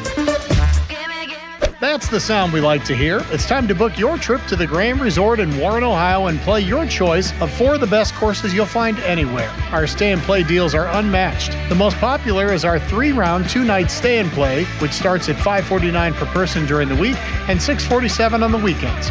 And ask about our off-season rates, too. Visit thegrandresort.com or call 330-856-8825 and book the golf trip of a lifetime. Golf at the Grand Resort in Warren, Ohio. At Odyssey, we believe in creating a diverse and inclusive workforce. We also value the power of community and encourage local organizations to help us in referring qualified applicants to our stations. If you're a community organization interested in receiving our vacancy information, simply email equalemployment@odyssey.com. You'll be notified of all our open positions. That's equalemployment@odyssey.com. And for all our listeners, please visit odysseyinc.com/careers for a list of job openings at all Odyssey radio stations. HD1 Pittsburgh, an Odyssey Sports station. Live from the Jim Shorky Mitsubishi.com studios, North Huntington and North Hills. Always live and free on the Odyssey app. Looking for a great golf experience? Look no further than Old Stonewall Golf Club, Western Pennsylvania's premier golf destination. Their award-winning course layout will surely impress. Warm up at their incredible driving range. Then, to complete the experience, you've got to step out to the back tee on number 16, their signature hole, and bomb one off the top tee. Whether it's a competitive round with friends, treating a special client, or simply treating yourself, visit oldstonewall.com to schedule your round today. That's oldstonewall.com. Get a $15 O'Reilly gift card after rebate when you buy 5 quarts of Mobil 1 full synthetic motor oil at O'Reilly Auto Parts. O'Reilly Auto Parts. There's a new kind of energy at Starbucks. When your day needs a reset, try the all-new energy refreshers. Strawberry acai, mango dragon fruit, or the all-new mango strawberry. The refreshers you love, now with extra caffeine. New energy refreshers only at Starbucks. Baseball is back, and BetMGM, official partner of Major League Baseball, is bringing the high heat all season long. All season long, you can log into the BetMGM app and receive top-tier promos that put you in the batter's box and up the excitement for America's pastime. Step up to the plate all season with Swing for the Fences, the free-to-play game where every swing could score you rewards. We're talking parlay boost tokens, odds boost tokens, same-game parlay boost, and even bonus spins all season long. And the action doesn't stop there. Get more out of every at-bat and every inning with MLB same-game parlay boosts. Stack your picks and boost your potential payout. Plus, lock in bigger value with MLB odds boost tokens and MLB parlay boost tokens all season long. More boosts, more swings, more chances to win. Download the BetMGM app and step up to the plate today. If you or someone you know has a gambling problem, help is available. Call 1-800-GAMBLER. BetMGM.com for T's and C's. 21 plus to wager. PA only. Existing customer offer. Subject to eligibility requirements. I'm Bob Burke, founder and chairman of Burke America Parts Group, a family of brands that includes RepairClinic.com, an appliance and HVAC parts solution company that's grown into an international brand. Before AmericanEagle.com, we partially launched a new technology platform developed by another firm. American Eagle helped take our technology to a whole new level with digital marketing, software development, and business insights into our key markets, appliances, HVAC, and outdoor power equipment, and did so both on time and on budget. AmericanEagle.com has the resources, experience, and talent needed to produce solutions. Our new technology platform, developed by AmericanEagle.com, has produced tremendous results with higher traffic, conversion, engagement, and online revenue. If you have any home repairs you need to take care of, check us out at RepairClinic.com. If you need a world-class website or technology project, then I would highly recommend AmericanEagle.com. Call AmericanEagle.com at 773-NETWORK. That's AmericanEagle.com, 773-NETWORK. Hi, I'm Julie Bologna, and I used to bring you the weather forecast to help your family navigate your day. Now I want to help you with the forecast to navigate your life as we age. At Julie & Gray Associates, they have helped thousands of families prepare for the future. Their certified elder law attorneys can help you with important life decisions involving long-term care, asset protection, tax planning, and avoiding probate. Visit grayelderlaw.com. Now, fan headlines powered by Bowser Chevrolet. All right, Joel Nelson for fan headlines. Last night, the Pirates got back into the win column, a 9-1 victory over the Cincinnati Reds, snapping their 5-game losing streak. Second game of the series is this afternoon at 4:05 from PNC Park. It is Carmen Majinski up against Rhett Lauder. Coverage here on the Fan and on the free Odyssey app begins at 3 o'clock with the North Shore Tavern Leadoff Show. More headlines at 937thefan.com. Right now it's Panther Insider with Pat Bostic. We talk about the game, and that's all we talk about. It's time for the Panthers Insider Show. The Panthers Insider Show with former Pitt quarterback Pat Bostic is brought to you by Voss TV and Appliances. And it says live, Joe Ball GMC and PGT Trucking. The Panthers Insider Show is on Sports Radio 93.7, The Fan. Happy May 2nd to be exact. It's the Panther Insider Show. Pat Bostic for the next hour. We talk Pitt, Panther, sports. Jay Kuntz, general manager for Pitt men's basketball, will join us at 8:40, and we are going to go line by line through this almost completely assembled 2026-27 Pitt men's basketball roster. The transfer portal is closed, has been for some time now, since about the 22nd of April, but there are still players completing their journey and selecting their destination in the portal. And Pitt is putting the finishing touches on its roster. You've seen announcements come out with players announcing their return in Makari Moore or their signing to Pitt, and Dominique Diamande, transfer from BYU. Others have committed. We'll go through all of them with the expert, the architect, alongside Jeff Cable of this Pitt men's basketball roster for the upcoming season, a very important season for Pitt. And as we're in the month of May, we've only got 4 months until football. And with hockey season over in Pittsburgh, the Penguins with a disappointing series loss to the Philadelphia Flyers, although they showed a lot of fight in those 2 consecutive wins and took the Flyers, pushed them to the brink in that Game 6, almost brought it back to Pittsburgh for Game 7.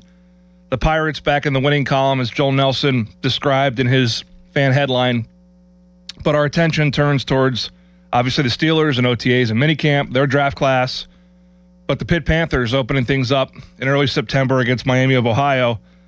A lot of football to get into today as well. Some preseason lists being thrown out there. Quarterback rankings in the ACC, running back rankings in the ACC. I'm going to dive into those here in the second segment.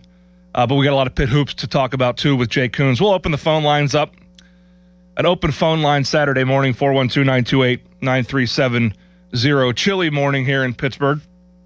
It was spitting rain a little bit, Joel, when I came in, but hopefully it clears up. Got a full day chock full of kids sports today and tomorrow. Heading to Hudson, Ohio tomorrow for a lacrosse tournament. Mount Lebanon Youth Lacrosse should be fun, but we got a lot to dive into in the next hours. Come news of the week, some updates in college sports, but we'll turn our attention to Pitt baseball right now before we get into some football and basketball talk towards the tail end of the show. Pitt's down in Tallahassee, Mike Bell's former home, taking on the 14th-ranked Seminoles of Florida State. Rained out yesterday, doubleheader today against the 14th-ranked Seminoles. Big series for Pitt. They sit at 28-15. We've kind of charted their course. They're well on a path to 30 wins, and they're in the thick of it when it comes to making the College World Series and advancing and getting to a regional and so on and so forth. Pitt softball qualified for the ACC tournament. Congrats to Coach Aller and that team. But we follow Pitt baseball, who has really come to life in the latter part of this season. They've scored runs in bunches, averaging north of 9.5 runs a game, and they're going to need that against a very good Florida State team on the road. Need to find a way to stack series wins. Obviously, the sweep of Virginia last week was terrific. Mike Bell, kind enough to join the program after the Friday night win against the Cavaliers. We didn't know at that time that they would complete the sweep in convincing fashion. Came back this week and took an L to a very good Kent State team that's got a very good RPI ranking, 13-5. Those midweek non-conference games are tough. Obviously, what matters most right now is conference play and probably a staff day or a lower part of the rotation out there for Coach Bell and his team against a really good Kent State team. Would have loved to win that game, but ultimately it doesn't register like this Florida State series will. The doubleheader today, 2 o'clock and 6 o'clock, so back-to-backers. And then we hope is at least the rubber match, if not a chalk match, would be on Sunday at 1 o'clock before Pitt returns home. They'll be at PNC Park on Tuesday, a 6 o'clock first pitch against Mercyhurst at PNC Park. So you get a chance to get down to the North Shore and catch some Pitt baseball. I promise you that scoreboard will be filled up. Then they head to Chapel Hill for a 3-game set against North Carolina. Come back, take on Penn State at Charles L. Cost Field on Tuesday, May 12th at 6 o'clock first pitch. And then it's a series that ends the season with Notre Dame coming to town for a 3-game series next weekend. So sitting here right now with 10 games left in the season, Pitt needs to win 6 of those, including a couple series victories, and North Carolina is a highly ranked team too. If they can find a way to win 6 of those games, maybe 7 of those games, they potentially could be factoring into the field for the College World Series and a regional, obviously preempting that. So very important stretch of baseball coming up for Pitt, but obviously kudos to them for playing meaningful baseball here in the month of May, which hasn't been the case for some time. So Mike Bell and his team and that Lorenzo Carrier has just been terrific at the plate. 50-plus RBIs. He's approaching 20 home runs on the season. It's been a fun story to watch and unfold. A surprising one at that, but now the rubber meets the road, if you will, and they'll find out if their season will continue into late May with a run in the tournament.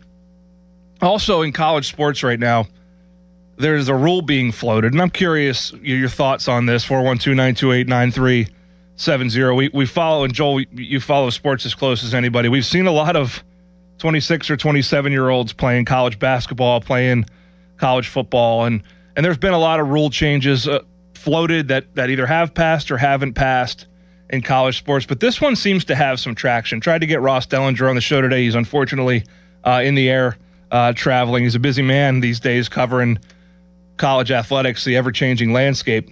But a 5-for-5 rule is out there, and I want to explain that for folks because it could have an impact potentially on rosters for the University of Pittsburgh here for the upcoming year. Now, as it currently is constructed, the rule, and I'm going to summarize, so this is the Cliff Notes.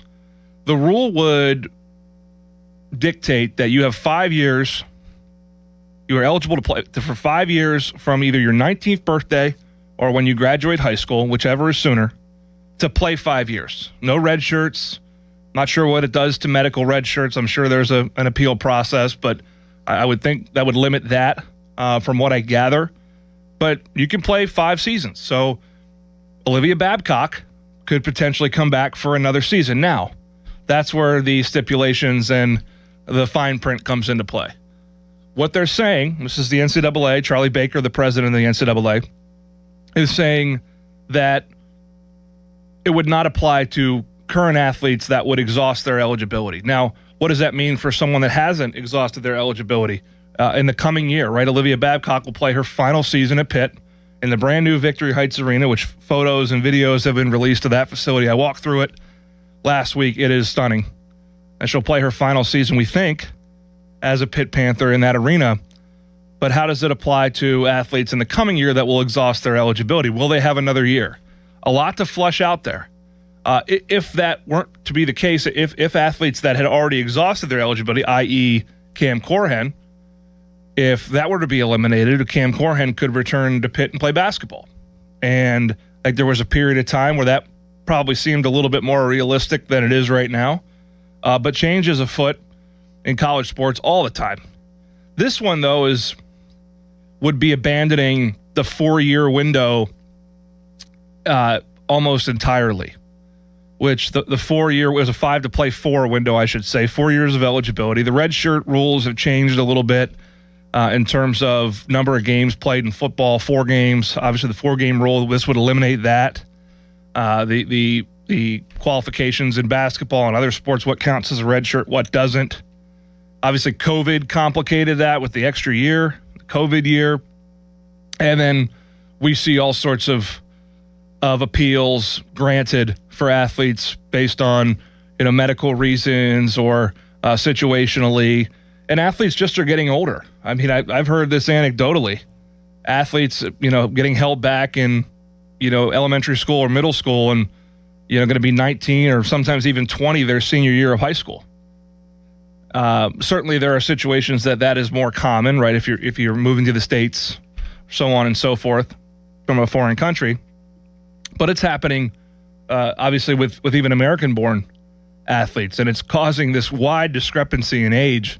18-year-olds playing against 26-year-olds. Not how college sports were intended to be governed.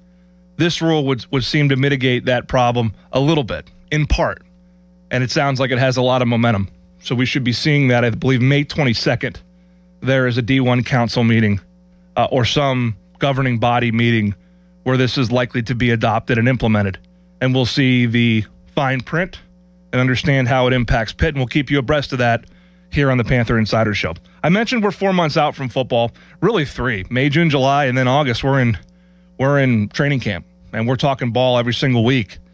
But there's some lists going. This is high time for that. Basketball is in the rear view. The portal's kind of closing up. It's not as thick as it was in April, where there's just names flying everywhere. You start to kind of look ahead. And I've seen some lists out there, and I want to share my thoughts and kind of talk through this with you. Again, 412-928-9370. One has to do with ranking the ACC starting quarterbacks for 2026.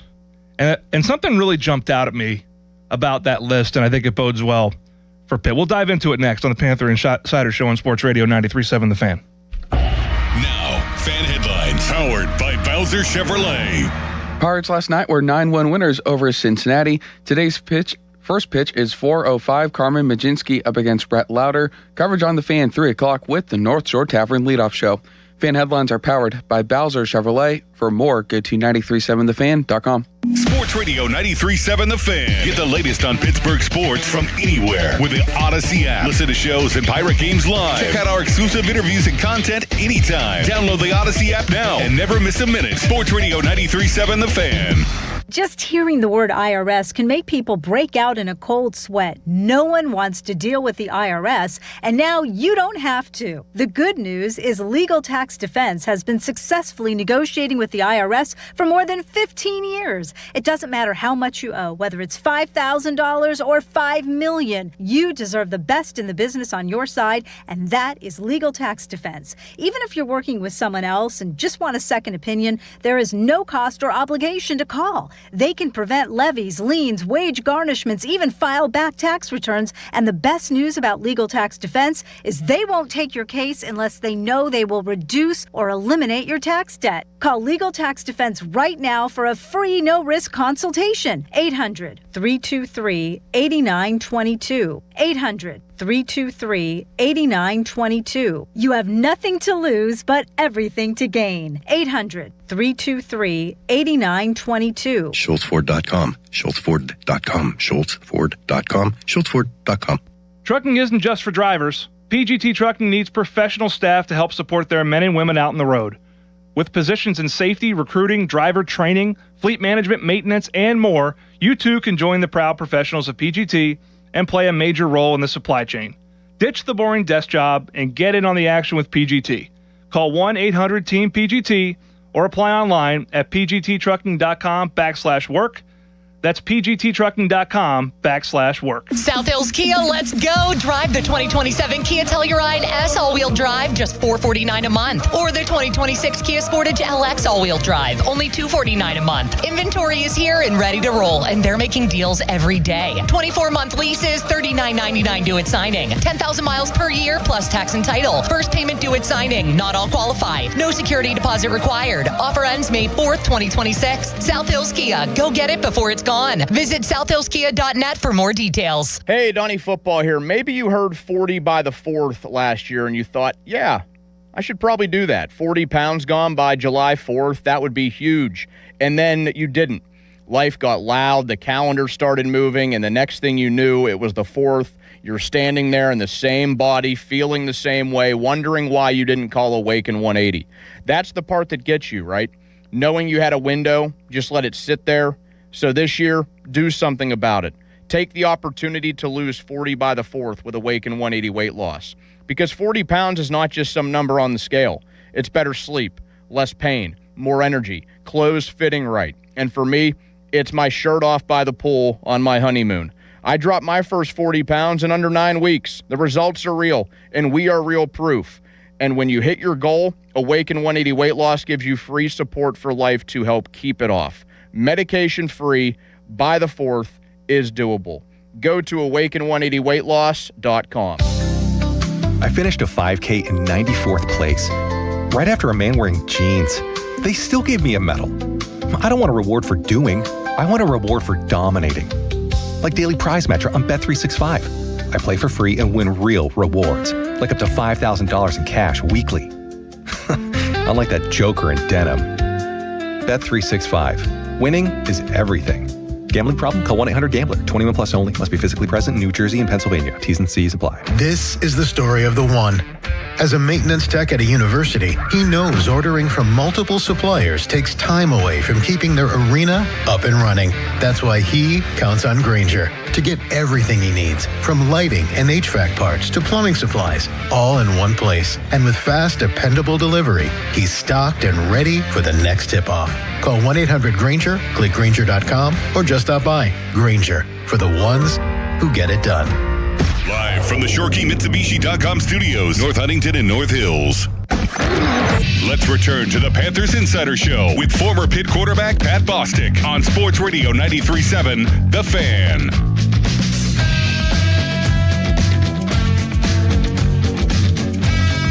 Talking Pitt football on Sports Radio 93.7, The Fan. We'll transition to talking Pitt hoops with Pitt men's basketball general manager Jay Kuntz. Upcoming here at 8:40. So at 8:40, we'll have Jay Kuntz on the program. We'll go through this assembled Pitt basketball roster as it currently stands. Obviously not complete yet. Will be completed in the coming weeks. We'll talk to Jay about the pieces he's put together so far and what may remain to be added to this team. But talking Pitt football, and I want to take your calls, 412-928-9370. Your thoughts on Pitt, questions about this team. It's been a few weeks since the spring game.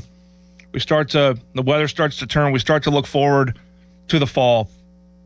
And I was perusing X, I guess it's called now, the other day, and stumbled across a couple preseason ranking lists, right? These are random outlets that decide they want to opine on ranking the starting quarterbacks in the ACC heading into the summer and doing the same with the running back position. And those of you that follow football, and this town is a football town without question,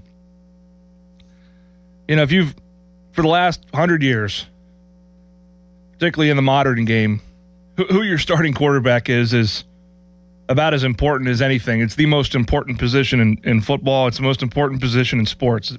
No position has more of an impact on the outcome of a game in any sport than the quarterback position. So who you have returning at that position. And I understand the dynamics have changed with the transfer portal and being able to go and do what Louisville's done and get Tyler Shuck and get these veteran players that come in, they're one and done. But I still think that having a returning starter at that position is an advantage. I think it's an advantage when you have a continuity at the offensive coordinator and offensive staff and system from that standpoint. I think it's important from a leadership standpoint. And I think it's probably most important, when you really get down to November, to have somebody in that room that has a track record in the locker room, is trusted by the coaches, and can will your team to win. We saw that with Kenny Pickett in 2021, 5 years ago now, hard to believe, when Pitt was able to get to an ACC championship and win an ACC championship and play in a New Year's Six bowl game. His career to that point had some ups, had some downs, but he was able to develop within Mark Whipple's offense and then obviously blossomed his last season at Pitt. Now, Mason Heintzel's earlier in that learning curve, but I'm not sure we've seen more flash from a freshman at the quarterback position in decades. You know, I could go back and think about, right, just going through the years. Kenny obviously had the Miami game, played well against Virginia Tech the week before that. Chester Weah got tracked down on the goal line, and Pitt was unable to win that game in Blacksburg. Never forget it. Shouldn't have looked back when he was running down the sideline. Had to get that out. But, you know, that was a small sample size. What we saw from Mason Heintzel last year was there were heroics, right, in Florida State. He was terrific against Georgia Tech. He was great against NC State and Boston College, right? You know, obviously met his match a little bit against Notre Dame and Miami, but there were high points for him. Had some ups and downs. You know, at Stanford, played a little inconsistent. To be expected from a freshman. There were far more ups than downs, though. And the highlight reel is something special, something we haven't seen in a long time. Maybe Alex Van Pelt was a redshirt freshman. Obviously, Danny Marino back in the day. I'm putting him in high company. Palco, I'm putting him in high company, but feel free to argue with me, 412-928-9370. I think I'm not sure we've been as excited about a returning freshman quarterback as we are with Mason Heintzel right now. A true freshman going into his true sophomore season. Now, stack that against what one outfit and one outlet, and a lot of the rankings tend to look the same. I'm of the opinion that one outlet puts it out, the other one does their twist on it. It really reshuffles the deck a little bit, but no one's starting scratch. And we look at the starting quarterbacks in the ACC and ranking them coming into the season.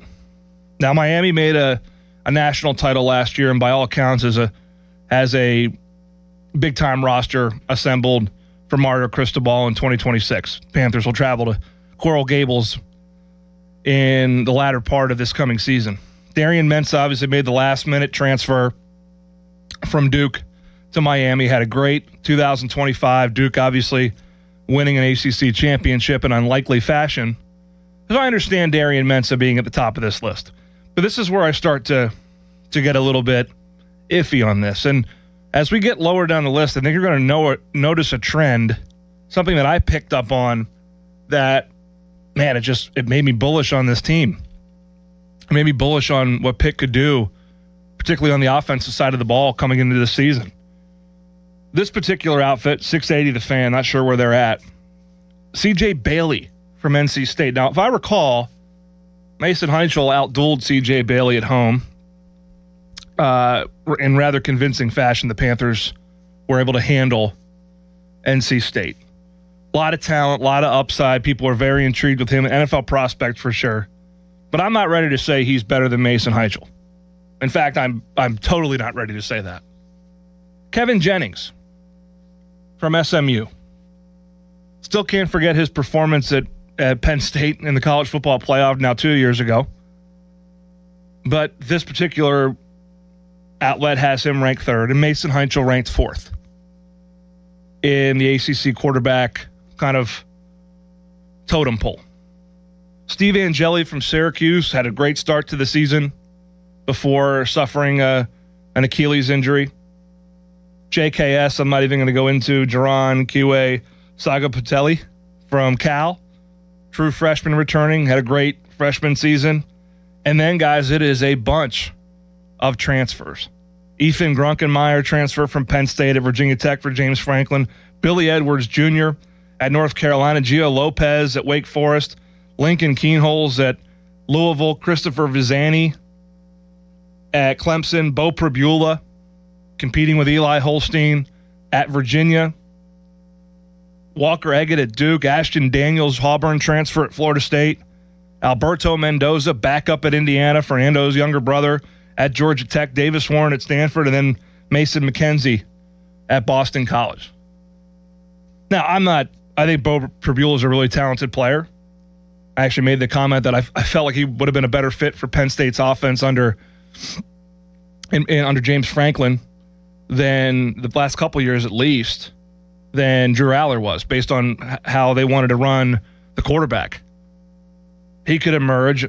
Obviously, we absolutely know that Jeff Brom has a terrific track record with developing transfer quarterbacks, so I would expect Lincoln Keenholz to be next in line to be a successful starter at Louisville. But do you not sit here and say, with Heinzel being a top 4, probably top 2 or 3 quarterback going into this season in the ACC, does that not make you feel really good about where Pitt stands and their production on offense, which obviously this is an offensive game now more than ever, and we know they're going to play good defense. Pat Narduzzi's proven that. I just came away from that feeling, man, there's a lot of new in this league, and that can be good at times, but when you've got a freshman coming back, your number one priority this offseason was to keep Mason Heinzel. You accomplished that. And now he's coming back as one of the premier returning starting quarterbacks in the league. Gives you a leg up. And then you talk about, all right, who's your runner? Who's your running back? Got to run the ball, got to have balance. Want to have some explosion in the run game, some pop in the run game. And if you would have told me going into last season that Ja'Carrion Turner would be Pitt's leading rusher, I would have probably disagreed with you. There's a guy named Desmond Reed who's fighting his way in Buffalo right now. Desmond Reed, that was back, was an All-American. But injuries kind of led to an inconsistent season from an availability standpoint for Reed, and Ja'Carrion Turner became Pitt's primary runner. Also a true freshman. Also coming back to Pitt. Also likely courted by other institutions for his services. And we now handicap the starting running backs in the ACC. We rank them. Isaac Brown at Louisville's a terrific back. He was also hurt last year. Missed about half the regular season before coming back for the Cardinals bowl game.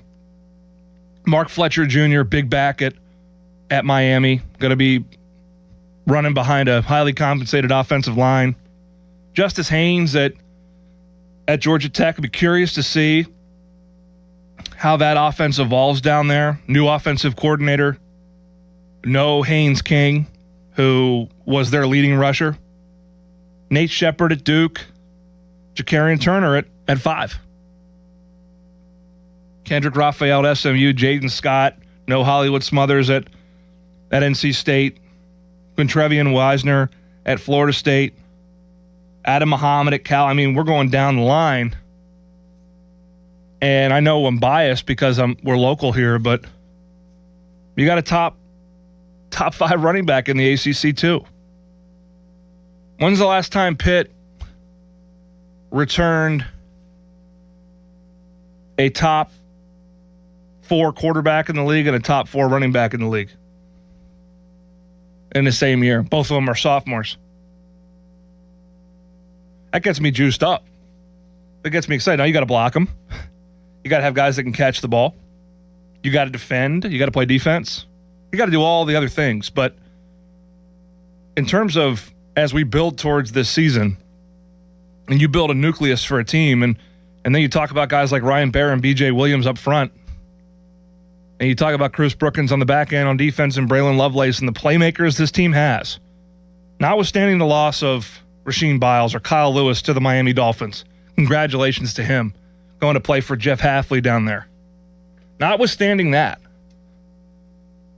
ask yourself, when's the last time Pitt had this much production and potential back at those 2 positions, quarterback and running back? Pickett's senior year, it was a combination between Israel Abanikanda, a young tailback for the Panthers, and Rodney Hammond in 2021. James Conner played with a couple different quarterbacks during his career. Nathan Peterman, obviously, I think was a top half of the league quarterback in 2016, but he certainly wasn't pegged that coming into the year. Played a little bit with Tom Savage back in 2013. LaShawn McCoy, as Bill Stahl was back for him in 08. I played with him in 07. I mean, I'm going back in time here. I'm trying to think who that tandem back there. It's pretty damn exciting. Should be really fun to watch. Speaking of fun to watch, we want Pitt basketball. We need Pitt basketball in this region to come back. And obviously, you can do that pretty quickly in today's game with the transfer portal.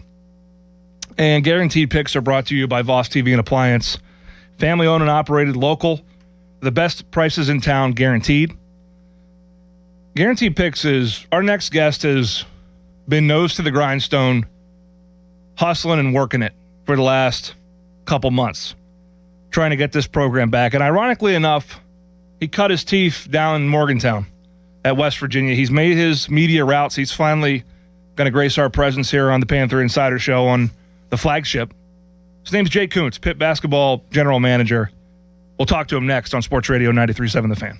Now, fan headlines powered by Bowser Chevrolet. Pirates were 9-1 winners over the Cincinnati Reds last night. Game 2 of the series is this afternoon at 4:05. Carmen Majinski up against Rhett Lauder. Coverage here on the Fan and on the free Odyssey app begins at 3 o'clock, presented by Keystone Custom Apparel. Fan headlines are powered by Bowser Chevrolet. For more, go to 937thefan.com. Sports Radio 93.7 The Fan. Moni and Muller think they know football until they talk to Aditi Kikawala every Wednesday at 4:15. You see Aditi each week reporting on the sidelines. Tune in as she tells us what she saw and talks about everything going on across the league. Aditi is brought to you by Mr. Water Heater, 2 Men in a Junk Truck, Tri-State Office Equipment, Hampton Beer Outlet, and Joe Ball GMC. Sports Radio 93.7 The Fan. Tune in every Tuesday morning at 9 as the Pittsburgh kid Neil Walker joins the Fan Morning Show. Tune in or listen on the Odyssey app as Neil gives you the latest on our Pirates. The Neil Walker Show brought to you by Mike Camlin Hyundai, Goodrich & Guys, Pittsburgh's personal injury attorneys, and Bet365 on Sports Radio 93.7 The Fan. Text us on the Edgar Snyder & Associates text line at 412-928-9370. Edgar Snyder & Associates reminds you to text responsibly. Sports Radio 93.7 The Fan, built by Window Nation, home of the buy two, get two free offer. Hockey is a passion for fans of the sport, but also for the youth who fall in love with the game. With the ever-increasing cost of participating in hockey, many families face financial challenges. The Assisted Goals Foundation was founded to remove financial barriers and to create lasting growth in the sport for current and future players of all backgrounds and communities. Help the Assisted Goals Foundation make the game of hockey available and accessible to anyone, anywhere, at any time. You too can provide an assist. Donate today at assistedgoals.org. Hey, it's Andrew Filipponi for the FanDuel Sportsbook, the official sportsbook of 93.7 The Fan.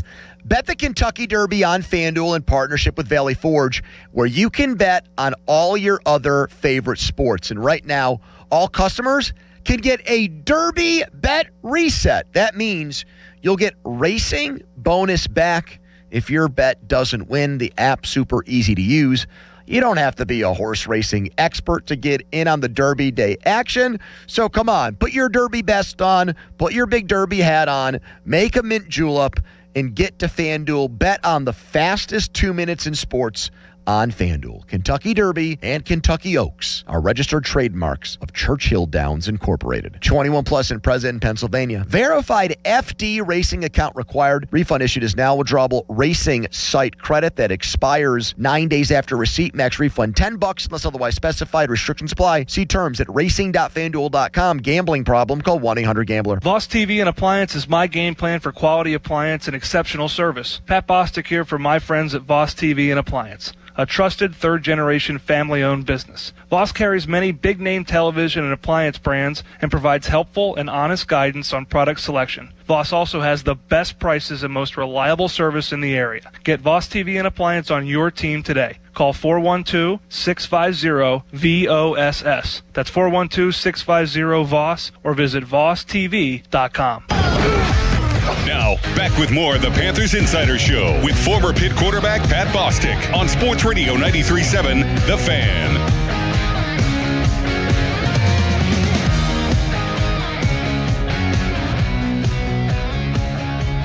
Welcome back to the Panther Insider Show. Going to head out to the fan hotline here in a second and talk to Pitt men's basketball general manager Jay Kuntz. Get his insight on this roster. But first, fan weather brought to you by Secure Money Advisors. You want to retire soon? Let Secure Money Advisors help you with your planning. Today's going to be a high around 50. It's cold. It's overcast. Tomorrow, a little sunnier. Should get up into the mid to high 50s for your high. So a little cooler to start this month of May, but not the downpours we had yesterday. Speaking of downpours, there's been a pouring in of talent to this Pitt men's basketball roster, and we welcome Jay Kuntz to the fan hotline. Jay, good morning. Good morning, my boy. How are you? I am doing great, man. You've made your tour. You're finally on the flagship. We're thrilled to have you on. First things first, right? We're going to ask you about your journey because you've crossed the enemy line from West Virginia to Pitt. We're not going to get into that, but the first portal addition you really made was getting Bob Huggins to Pitt practice last summer. How did you pull that off? Well, I think that one got blown up. And speaking of enemy territory, I'm here right now. I got soccer this morning with little man, so got to do my dad duties as well. But, listen, like Hugs is like a second father to me, just like a lot of his guys that either coached for him, worked for him, or even played for him at some point. And Pat, whether it be football, basketball, you know this as much as anybody, it's like a big fraternity, man. And, Coach coming up, and then I anticipate him coming up more to be able to watch some of the guys, and obviously seeing some help of us with the roster we put together or thus far have put together. A couple of more pieces we'd like to add, but being able to have a resource like that, obviously he knows Jeff and the Gable brothers for a long time, whether, their dad was a really good coach for many, many years, and obviously a lot of the coaches on our staff have either coached against or worked with or known Coach for a long time. So having those resources, and not just Coach himself, but others to be able to come. And when you put a roster like this, especially in the portal era together, like you like to see how certain things, it's a puzzle, right? And for us, I think we are cautiously optimistic at the moment, but we would like to be able to finish the process. And we've been very blessed, support by you, who's been fantastic in the process. Alan Green has been fantastic and his team.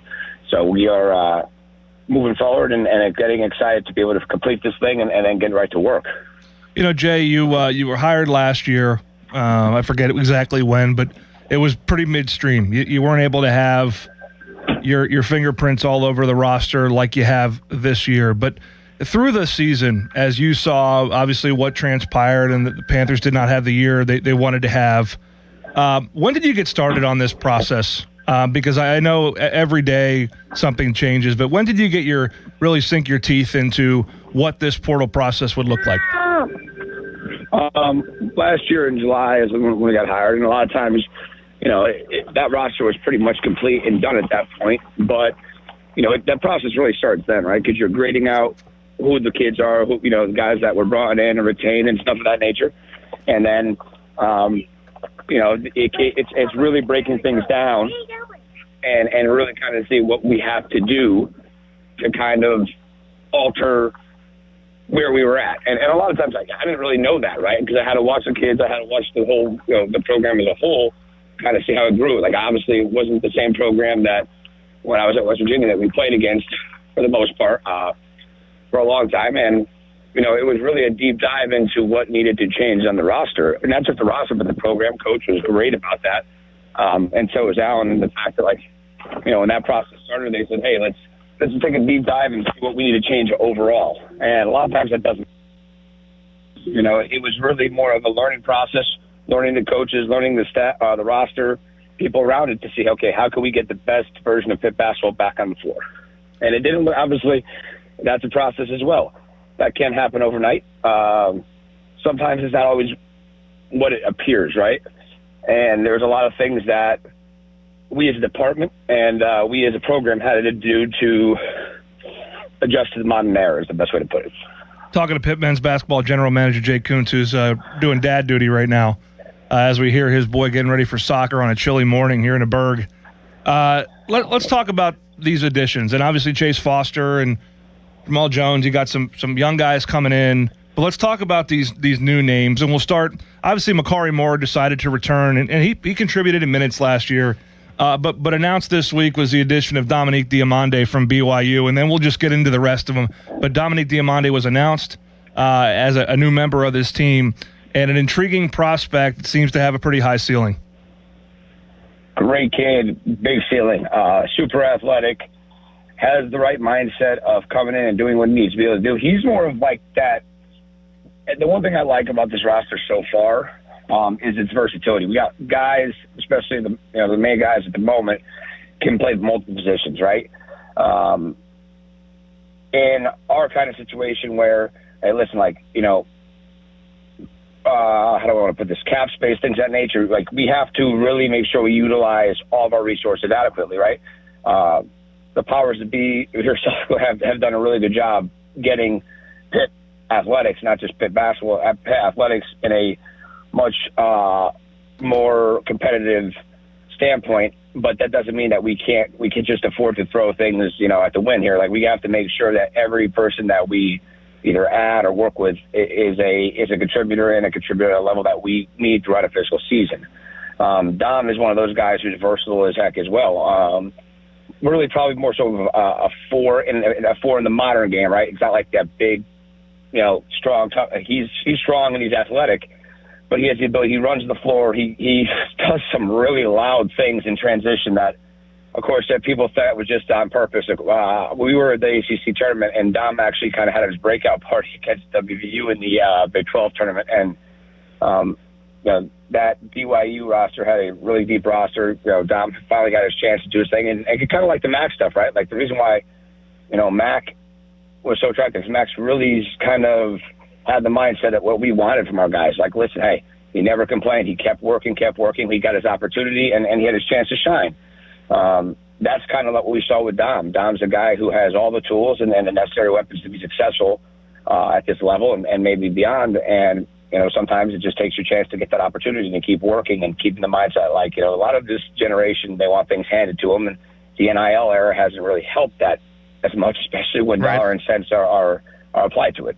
Yeah, there's no question. You mentioned upside, and obviously they have right attitude, and Makari and Dominic Diamande, both of them can really defend. But you added production at the point guard and combo guard spot in spades with Nate George and Alon Sumler. Let you talk about both of them. Obviously, George being I never did I think you'd have a Syracuse player transferring to Pitt, much less former West Virginia player transferring to Pitt. But that's what world we're living in. Nate George is a Pitt Panther, and Alon Sumler is a guy that I think people will learn a lot more about. No question. And again, that's first statement we did. Versatility to both those guys. Now, obviously, Nate's more of strictly a point guard, and is special with it. I mean, look at his numbers in a 3-year time. Now, mind you, they had their ups and downs prior year last year, but you don't just look at a year. But a lot of that has to do with personnel, things of that nature. And obviously, I'm not going to speak about another team or another program like that. It just, what they are as a player. And obviously, his running mate from a few years ago that we also added that was their teammate or have a theory of adding is them. So he's a really gifted player, sees the floor really well, has great poise and control, a position that's very, very important and cannot be undervalued in any program. That's a quarterback for football. This is a point guard for basketball. And we feel like he's going to be an exceptional leader, not just now, but years to come. And in regards to Alon is somebody who presents problems and matchup issues for people all over the floor. He's a really good defender, but can play the 1 through 3. Can really, really press and push the envelope with guys, and it's a nice problem to have. He's a really, really nice piece. And then that's what the one thing that's great about this roster right now, and I guess even right now because it's still not done and there still needs to be some things tweaked out of it, is they all have something to prove. Us as a staff, we have something to prove. Them as a roster have something to prove. All talented players in their own being, and it's making sure our staff puts the necessary puzzle pieces together to have success. Talking to Jay Coons, Pitt basketball general manager, at the wing spot, guards could play the 3. You're familiar with Jonathan Powell, started at West Virginia, had some success at Carolina, and then Jalil Bethia was a top 5 recruit in the country, Miami, then to Alabama. Talk about those two young men. You talk about ceiling pretty high there. No question. Both, again, I keep saying pieces because they're all really good players in their own mind, but pieces, they got to fit together like a puzzle. And those two guys right there are extremely gifted, extremely talented. A lot of times they always say another man's garbage is another man's treasure. I think with a lot of these guys, JP for specifically, really good player. Got to see him a lot the year that I was transitioning from West Virginia and things of that nature. And I loved his game as a freshman. And a lot of times you go to a place like Carolina and they stack talent. And if you have an injury or you're playing behind a stud, sometimes you don't get those same opportunities that you once got. And, people forget about what somebody can do. And he's a very, very gifted player. And Jaleel, in the same breath, is probably one of the more gifted kids I've seen in a long period of time. He's just run into some tougher situations, the stuff that happened at Miami when he was a freshman. And, him having a great preseason last year and then getting an injury right before the season started. Those are two unfortunate things. And that doesn't take away the kind of player he is or what he's going to be. And I think everybody you've mentioned so far are going to be kids that the Pitt fan base is really going to learn to enjoy, and really support going forward here. The one thing when you've got a roster from top to bottom like we did, you have to add levels. You have and listen, I'm not saying I disagree with this, right? But the old school way, right? The fan base, guys being there for 4 years and developing and seeing them develop in front of our eyes. As much as that's great in theory now, like you and I both know, Pat, that's not really the norm anymore. And we have to understand that. And in a way, embrace it. As much as people don't like that part of it, the game's not going to change for us. We're going to have to change for them, and that's what we have to kind of get to. And I can say this to you, though: the best thing that we did and are continuing to do with this rebuild and flip of the roster is the fact that we are rebuilding it in levels. These guys are guys that, in theory, should be around more than 1 year and multiple years. Now, of course, you'll have your couple that are 1 year guys and things of that nature, but we have really, with these decisions that we have made, top to bottom, have really created the level theory of, hey, okay, especially with the fifth year thing kind of roaming. It won't be there this year, I don't think, but for the following year, you have guys that now they have 1 year, they could have 2 or 3 left, and you have that all the way down to the bottom of the roster, and that really creates continuity. In theory, again, always in theory, because things can change, but in theory, continuity and more long stay guys, which is important, I think. Last one for Pitt General Manager Jay Kuntz. Talk to me about the bigs. Baye Ndongo from Georgia Tech and Armani Mighty was co-defensive player of the year in his league. Both have been a little bit well-traveled, but both have excellent production. No question. We'll start with Baye, big fella. Baye's talented as anything. I think you go back and he's more predominantly a 4, but he could play the 5, and then going back to that old versatility thought process, can do both. I think you go back to watching tape and watching when Baye and Nate were together at Georgia Tech and saw that dynamic connection of what they had. Actually, I think they played at Pitt that year when I went back and watched film on that whole thing. So it's a pretty good connection right there. And Mighty's a monster. I think it's always good. A lot of times he was a kid who started at the Power 5 and then, needed to refine his game, retool his game in a way, or might just get the experience that maybe he wasn't getting right as a freshman at the Power 5 level. And he did that very, very well. Double machine, monster, strong.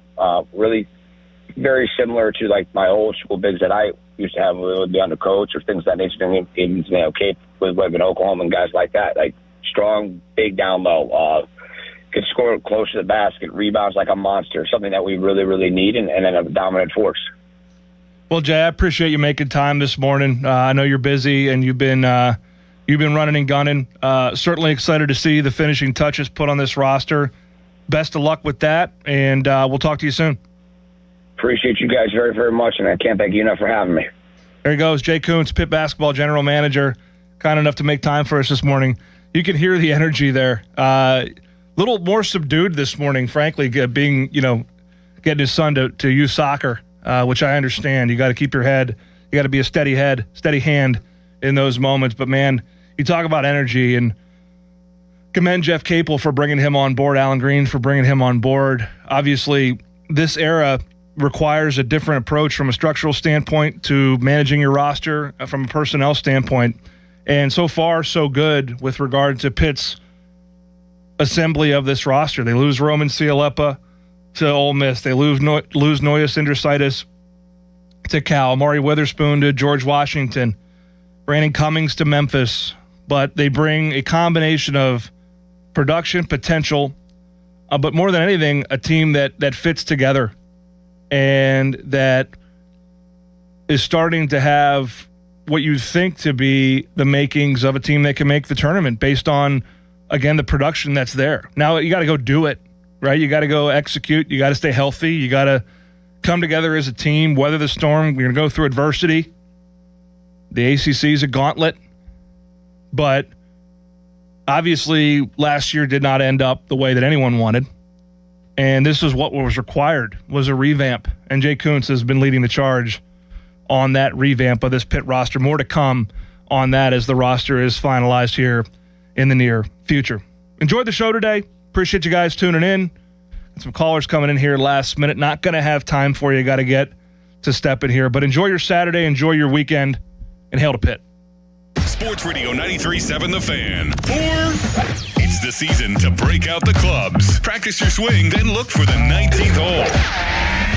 Golf season is here, and Going Low is back. Join Chris Muller every Saturday morning at 7 a.m. for Going Low. Powered by Bowser Chevrolet. Chris will talk national golf news, meet with local golf pros, and visit courses throughout the summer. The Going Low Show is brought to you by True Green, Western Pennsylvania Golf Association, Hickory Heights Golf Club, Avalon Golf and Country Club, and the Grand Resort. Sports Radio 93.7 The Fan. Pony and Muller here. Mike and Mike's Beer Bar is a big fan of us. In fact, he gave us our own beer. Okay, well, kind of. Each month, Mike picks a local beer that we call the Fan Beer of the Month. The Fan Beer of the Month for April is Cinderland Beer Company's Raise It, their PNC Park exclusive West Coast style IPA. The charity of the month is Partners for Quality. And if you don't like the Fan Beer of the Month, Mike has 4 other beers on tap that you can select, and he will make a donation to the charity. Check out the Fan Beer of the Month at Mike's Beer Bar. Meet me at Mike's. Your hometown building partner since 1956, 84 Lumber. Visit 84lumber.com. 84 Lumber has been building America for 70 years. Whether you're a homeowner starting your first project or a pro on the job, 84 Lumber offers the kind of personalized expertise you won't find in a big box store. They're more than just lumber. From windows and doors to siding, trim, and decking, 84 Lumber has the materials you need to get it done right. With 14 locations across Pittsburgh, there's one near you. Visit 84lumber.com to find your store. 84 Lumber, your hometown building partner for 70 years. Kid Rock, a celebration 250 years in the making. Freedom 250 Tour, the road to Nashville. Saturday, June 20th, the Pavilion at Star Lake. The American Badass, Kid Rock, with John Party. Got a little dirt on my boots, but I'm taking you uptown tonight. Get tickets now at livenation.com. The ultimate American party, Kid Rock. You like saving money, right? We all do. That's why Allstate just lowered the price of car insurance. Not, but wait, there's a catch. Lower. Actually lower. So if you're shopping around or just want to see how much you could save, check Allstate first for a new lower auto rate that could save you hundreds. You're in good hands with Allstate.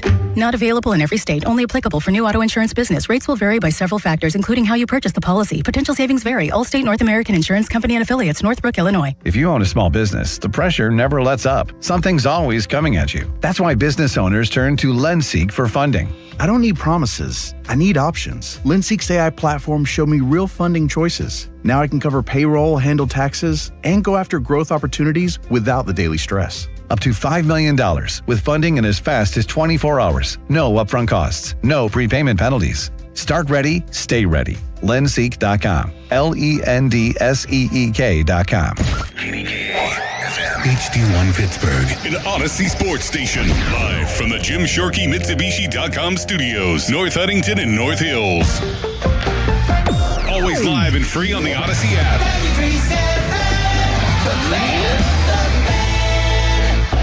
Now, Fan Headlines, powered by Bowser Chevrolet. All right, Joel Nelson for Fan Headlines. The Pirates last night were 9-1 winners over the Cincinnati Reds to snap their 5-game losing streak. First pitch today is at 4:05. It is Carmen Majinski getting the ball for the Pirates up against Rhett Lauder for Cincinnati. It's right here on the Fan and on the free Odyssey app with coverage at 3 o'clock, presented by Keystone Custom Apparel. More headlines at 937thefan.com. Right now, it's Bucko Talk with Jason Mackey. Now, it's time for Bucko Talk. Can you believe it? Bucko Talk is presented by Mike Hamlin Hyundai and brought to you by Two Men and a Junk Truck, Hampton Beer Outlet, and Stone & Company. This is Bucko Talk on Sports Radio 93.7 The Fan. Go with Singer, the 0-2 pitch. Fly ball to center field. That's hit well. Friedel back. Warning track. It's a bomb to center field. Off the batter's eye and into the shrubbery for B-Ray. 1-0 Bucks in the first. 3-2, the stretch by Maxwell, the payoff pitch. And a fly ball to center field. That's hit deep toward the wall. Friedel back. Clear the deck. Cannonball coming. The Big Bear with a 2-run blast again to center field. Buccos take a 6-0 lead. Pitch, line drive left field, hit deep toward the wall and clear the deck. Henry Davis has hit another homer. A 2-run line drive homer to left. Oh, Henry, he's hit 2 in a row. Bucks busting it out here, leading the Reds by an 8-0 score. 3-2 pitch, swing and a miss, struck him out, raise the Jolly Roger, and end that 5-game losing streak. The Pirates defeat the first-place Redlegs here at PNC Park by a 9-1 final score. Well, you heard it here. That was the great Greg Brown on the Pirates Radio Network. Last night's game, it was a fun one. We had to wait 91 minutes to get it started, but it was worth the delay. I was over at PNC Park last night, and a great, excellent morning to all of you. This is Bucko Talk. I'm Jason Mackey.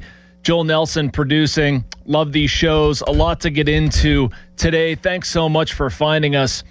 I tweeted out some questions here. I want to have a conversation early on, get to this early so we have plenty of time to discuss it. We're basically 5 weeks into the Pirates season. What has you encouraged? What has you worried? I'm going to get into my thoughts throughout the hour. Wrote an analysis piece over on my little play space on Pirates.com, Inside the Pirates. Hint, hint, bookmark that. But sort of taking a look at the Pirates after the first month plus. It's really 5 weeks. And what do you believe? What don't you believe? All that sort of stuff. Man, Joel, it's hard to believe we're back here again. It feels like I talk to you every other day. We're doing one of these shows. I don't mind it. I love it. I love talking baseball in your presence. But what's going on, man? How are you? Doing well. How you been? It's they haven't won since we talked last. You don't need to bring that up, Joel. You don't need to bring that up. Got to have this show every day, man. Yeah, that's right. Well, all right, true story.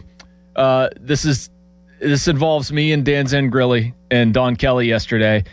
So we go into the manager's office, and this is part of how baseball media works pregame. You go into the manager's office and have your little pregame chat. I kind of float around.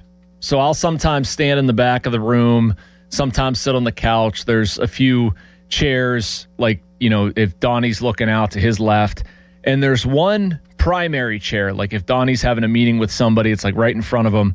And that's where Zangrilli sits.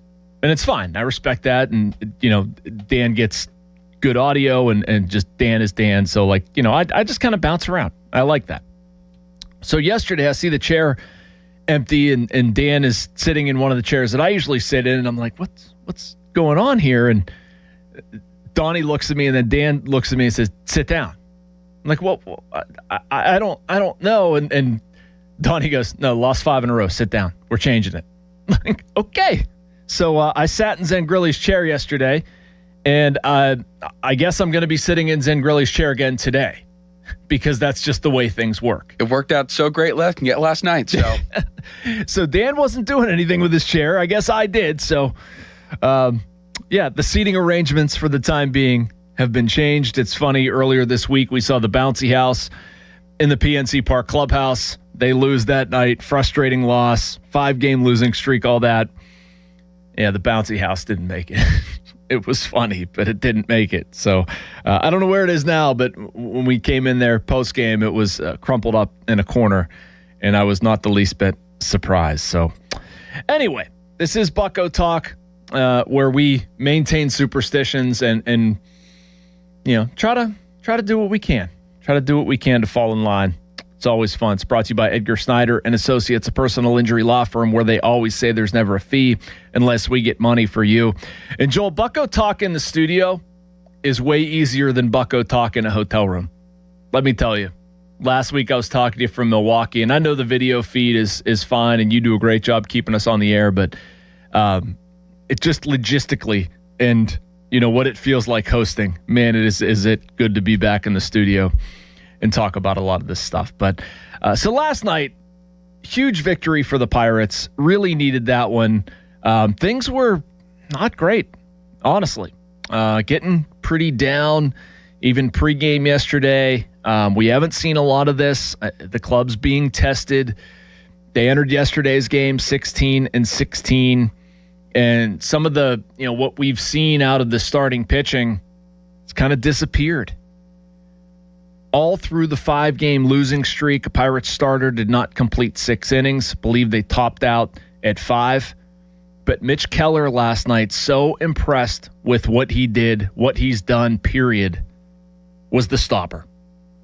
He was exactly what they needed. 7 innings, 3 hits, 1 run. It was earned, a walk, 6 strikeouts, 107 pitches. Goes 1-2-3 in the first on 8 pitches. Retired the first 6 men he faced. His season ERA right now, 2.85. He's given up 31 hits and just 1 home run in 41 innings. Last night, Mitch featured his 4-seamer a whole bunch. He threw the harder stuff as he should. That pitch has become such a weapon for Mitch Keller. Gets 14 whiffs on 54 swings. And I know they hit 4 home runs. I know Henry Davis got right. I know Brian Reynolds, Joel and I were texting during the game about the cycle. I'm a little surprised, Joel, that he didn't get closer. Triple in a home run in the first 3 innings or something. Pretty much. I had a case of beer riding on that too. Kind of a bummer, but in any case, Brian Reynolds has a couple really good at-bats. All kinds of stuff happened last night. But to me, it started with Mitch Keller setting the tone. So impressed with him as a leader, as a person, as the veteran of this staff. Somebody needed to put their foot down. And it's certainly not an indictment of Paul Skeens, not by any stretch. I think the world of Paul Skeens too. But I've been around Mitch Keller a long time. It's actually ironic. I was thinking driving to the station this morning, Mitch Keller made his MLB debut against the Reds. I believe it was May of 2019. It might have been early June, but I know I switched over onto the Pirates beat in May of 2019. My very first road trip was to Cincinnati, and that was Mitch Keller's MLB debut. And he was a young kid, literally, I don't know why they did this. They had him starting the second game of a doubleheader. It makes no sense to me. And Mitch Keller said he stayed in his hotel room for the first game and he was watching Harry Potter. Like, why would you let a young kid making his MLB debut just be alone with his thoughts for the day? But that's what the Pirates did.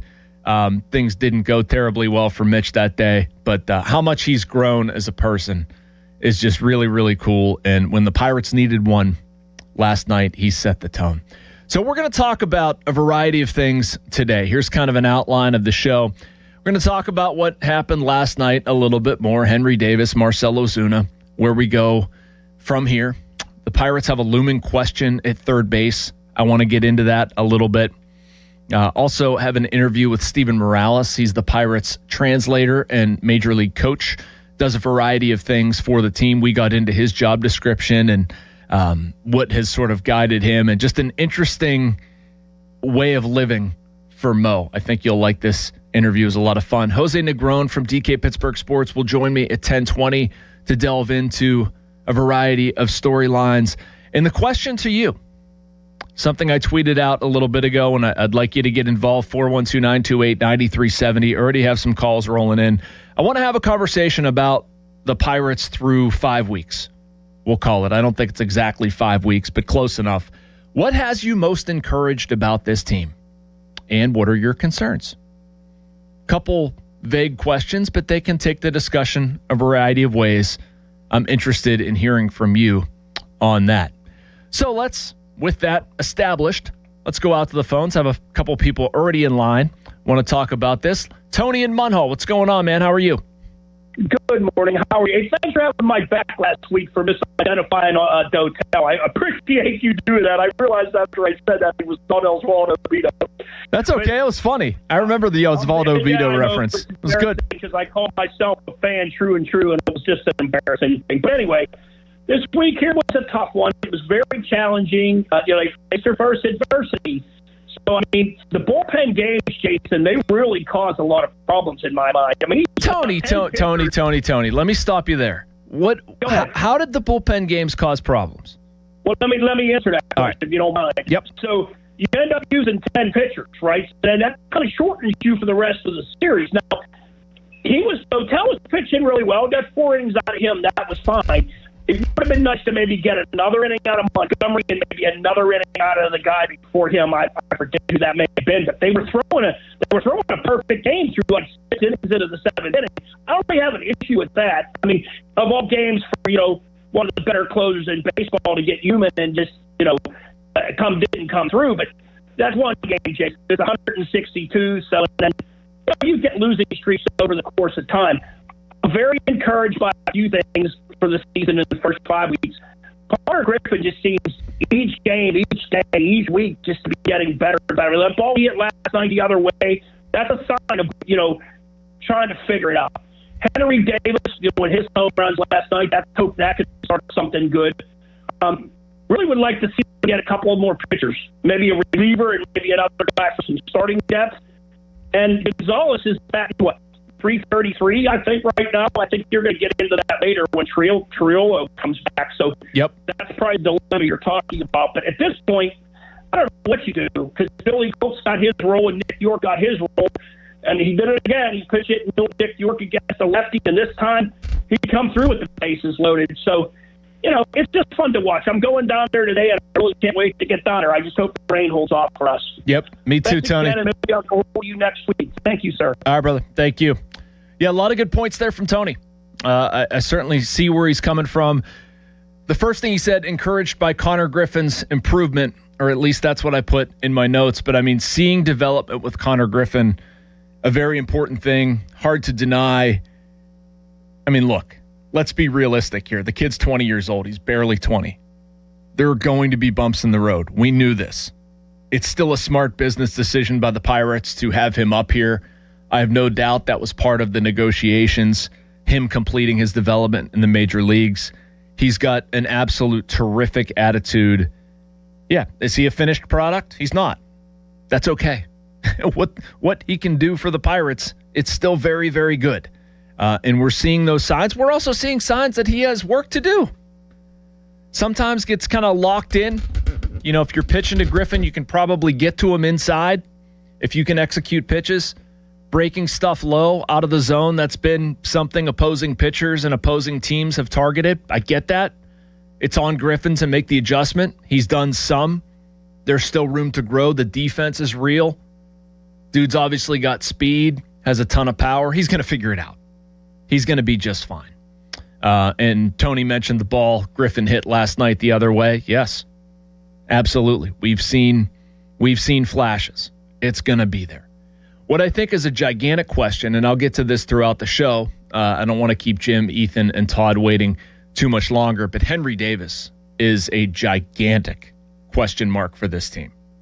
And prior to last night, I know what was on the PM team and the conversation they were having about Henry Davis. Does he deserve to be on this roster? Why is he on this roster? All of that. I mean, that door is opened when you don't hit. Personally, I don't have any issue with Henry Davis being on this roster. I didn't prior to yesterday. I think he adds enough value defensively. I certainly want to see more out of him with the bat. I think it's fair to have that opinion. But he offers enough with his glove, and I'm not sure there's another route that makes sense for them to go. But you're telling me Henry Davis is going to have the type of at-bats he had last night? I'm listening. and Henry Davis was fantastic last night. All right, let's go to Jim in Monaco. Wants to talk about the team. What's up, Jim? Morning, Jason. Thanks for taking my call, brother. I really enjoy your show.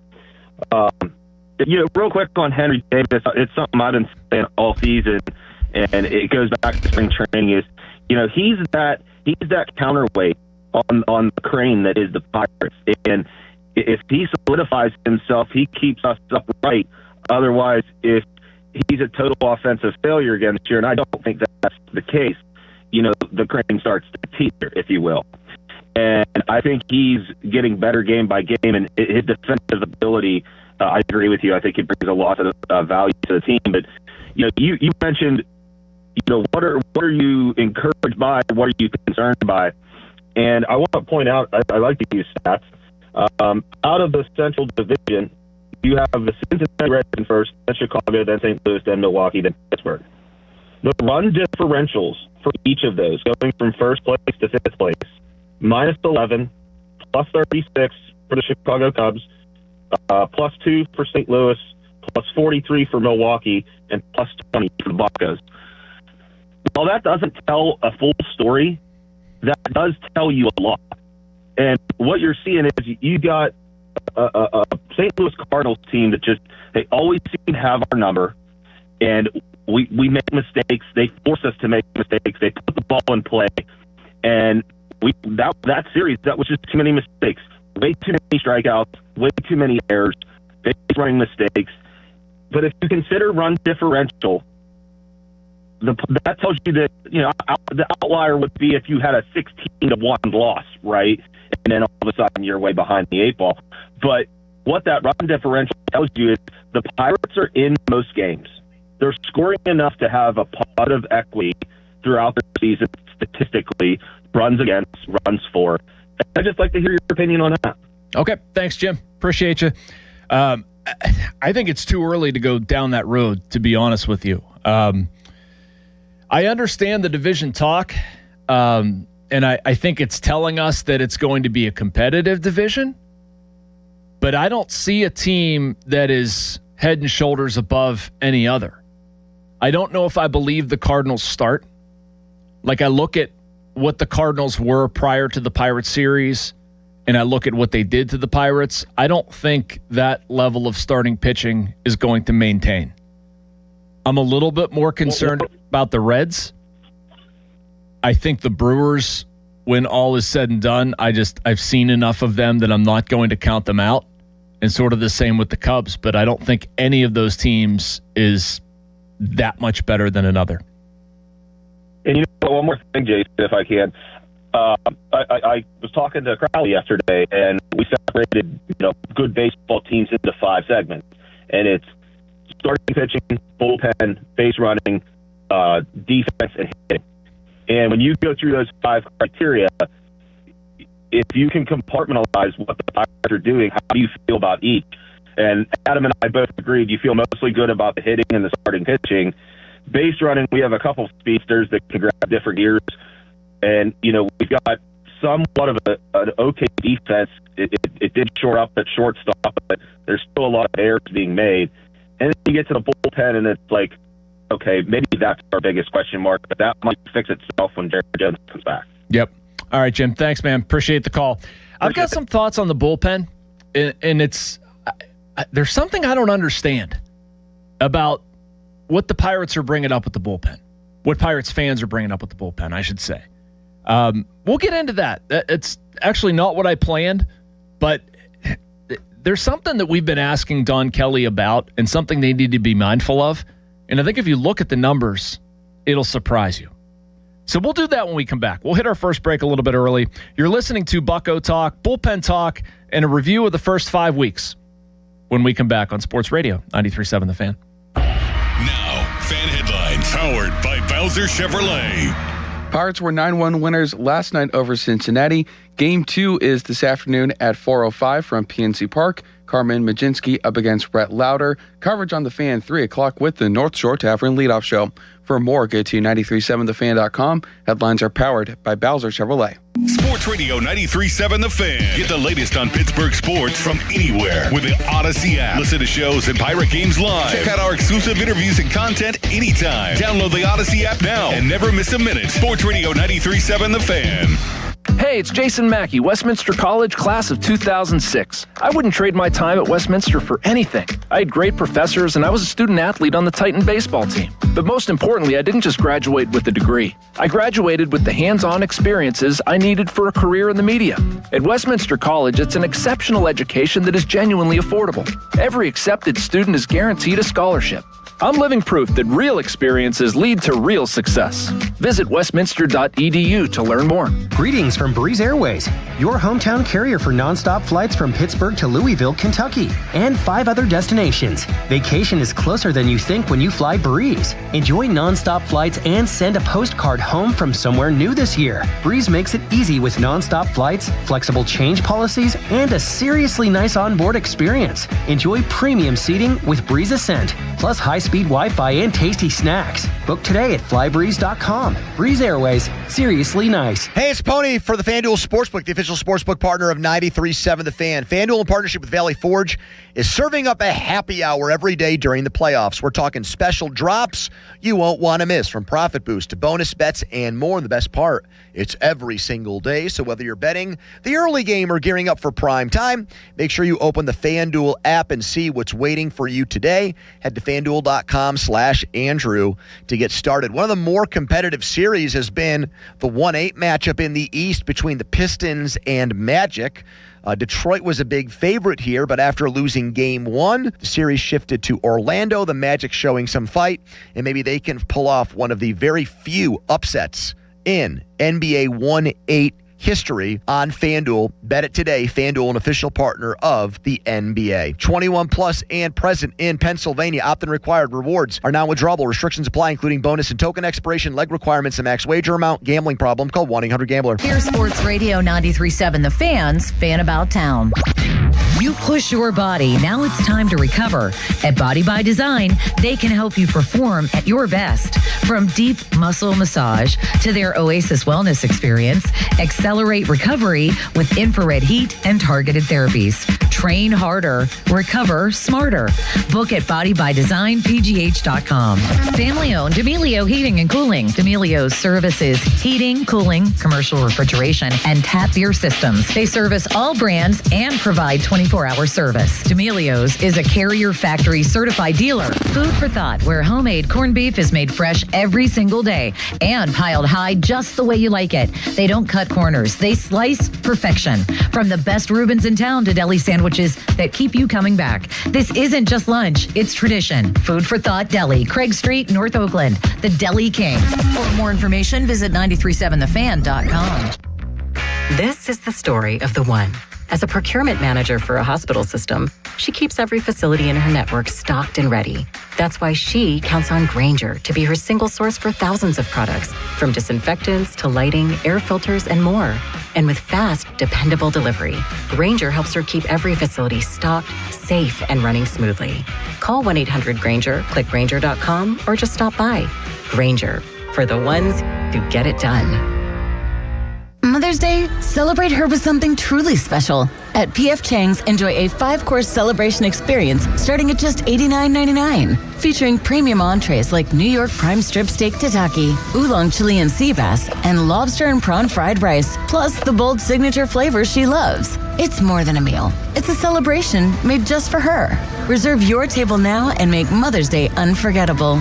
Only at P.F. Chang's. Available when you dine in for a limited time only at participating locations. Offer may vary. SchultzFord.com. SchultzFord.com. SchultzFord.com. SchultzFord.com. Man, I love this place. I've been surfing here since I was a kid.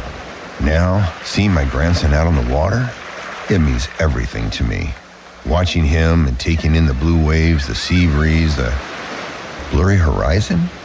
If you have geographic atrophy, or GA, subtle changes in vision could mean it's progressing toward irreversible vision loss.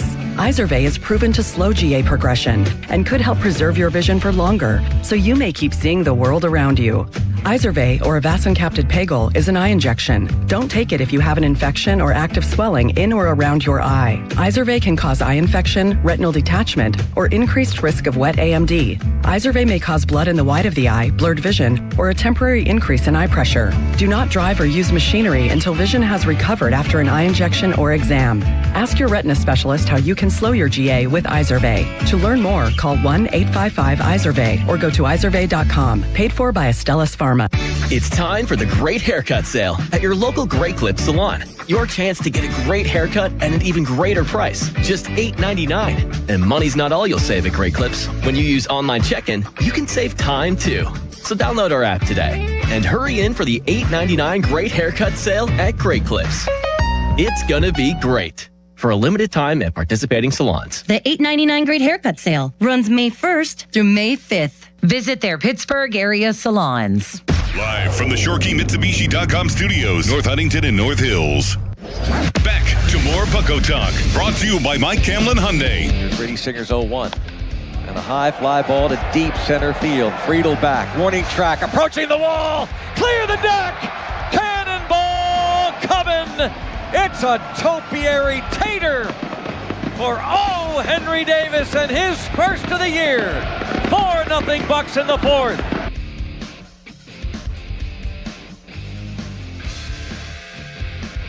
A topiary tater. I love it. The great Greg Brown on the call last night. It's Pirates Radio Network, of course. An exciting one. We'll get into Henry Davis a little bit. You are listening to Bucko Talk. I am Jason Mackey, Joel Nelson producing. Going to get to your calls in a few minutes, but what I wanted to talk about before the break was the bullpen and some conversation that has been surrounding it with Don Kelly around the team, and a number that I kind of don't understand. We've heard a lot that the bullpen is a problem for the Pirates, and I understand there are aspects of it that are concerns. But right now I'm looking at bullpen ERAs in Major League Baseball, and the Pirates are at 3.69, tied with the Yankees. Only 6 teams are better. The Pirates have performed well. They've had some blow-ups. They've had some issues. Middle relief is not completely sorted out, and they are using guys a lot. It's a concern to me how much some of their back-end relievers have pitched. Over the course of a season, am I going to continue to ask this much out of Dennis Santana, Gregory Soto, Isaac Mattson, even Mason Montgomery, especially Yohan Ramirez, who entering yesterday had the 5th most innings of any reliever in baseball? I hope not. They need to have their starters go a little deeper into games. I think Don Kelly, based on his pitcher usage, starting pitcher usage, I should say, over the past 2 games, both starters over 100 pitches, I think he's starting to realize that. I do think there's some strategy involved in how they're building up and allowing starters to go. It's longer now. And they need some people to step up, like Justin Lawrence getting right. And it's now 7 straight scoreless outings for Lawrence since that blow up in Chicago. He's actually been really good, and I like the way they've worked him back. It's been low leverage roles. They've allowed him to get his confidence back. I think he's somebody who's going to be pitching at the back end of games, but that's a way to lessen that a little bit. You have Jared Jones coming back. He's going to make his next rehab start Tuesday in Indianapolis. He can't be activated until the end of the month, but when he is activated, all of a sudden it's going to bolster your major league roster in a very nice way. I'm looking at this and I'm thinking he and Carmen Mlodzinski make a perfect couplet.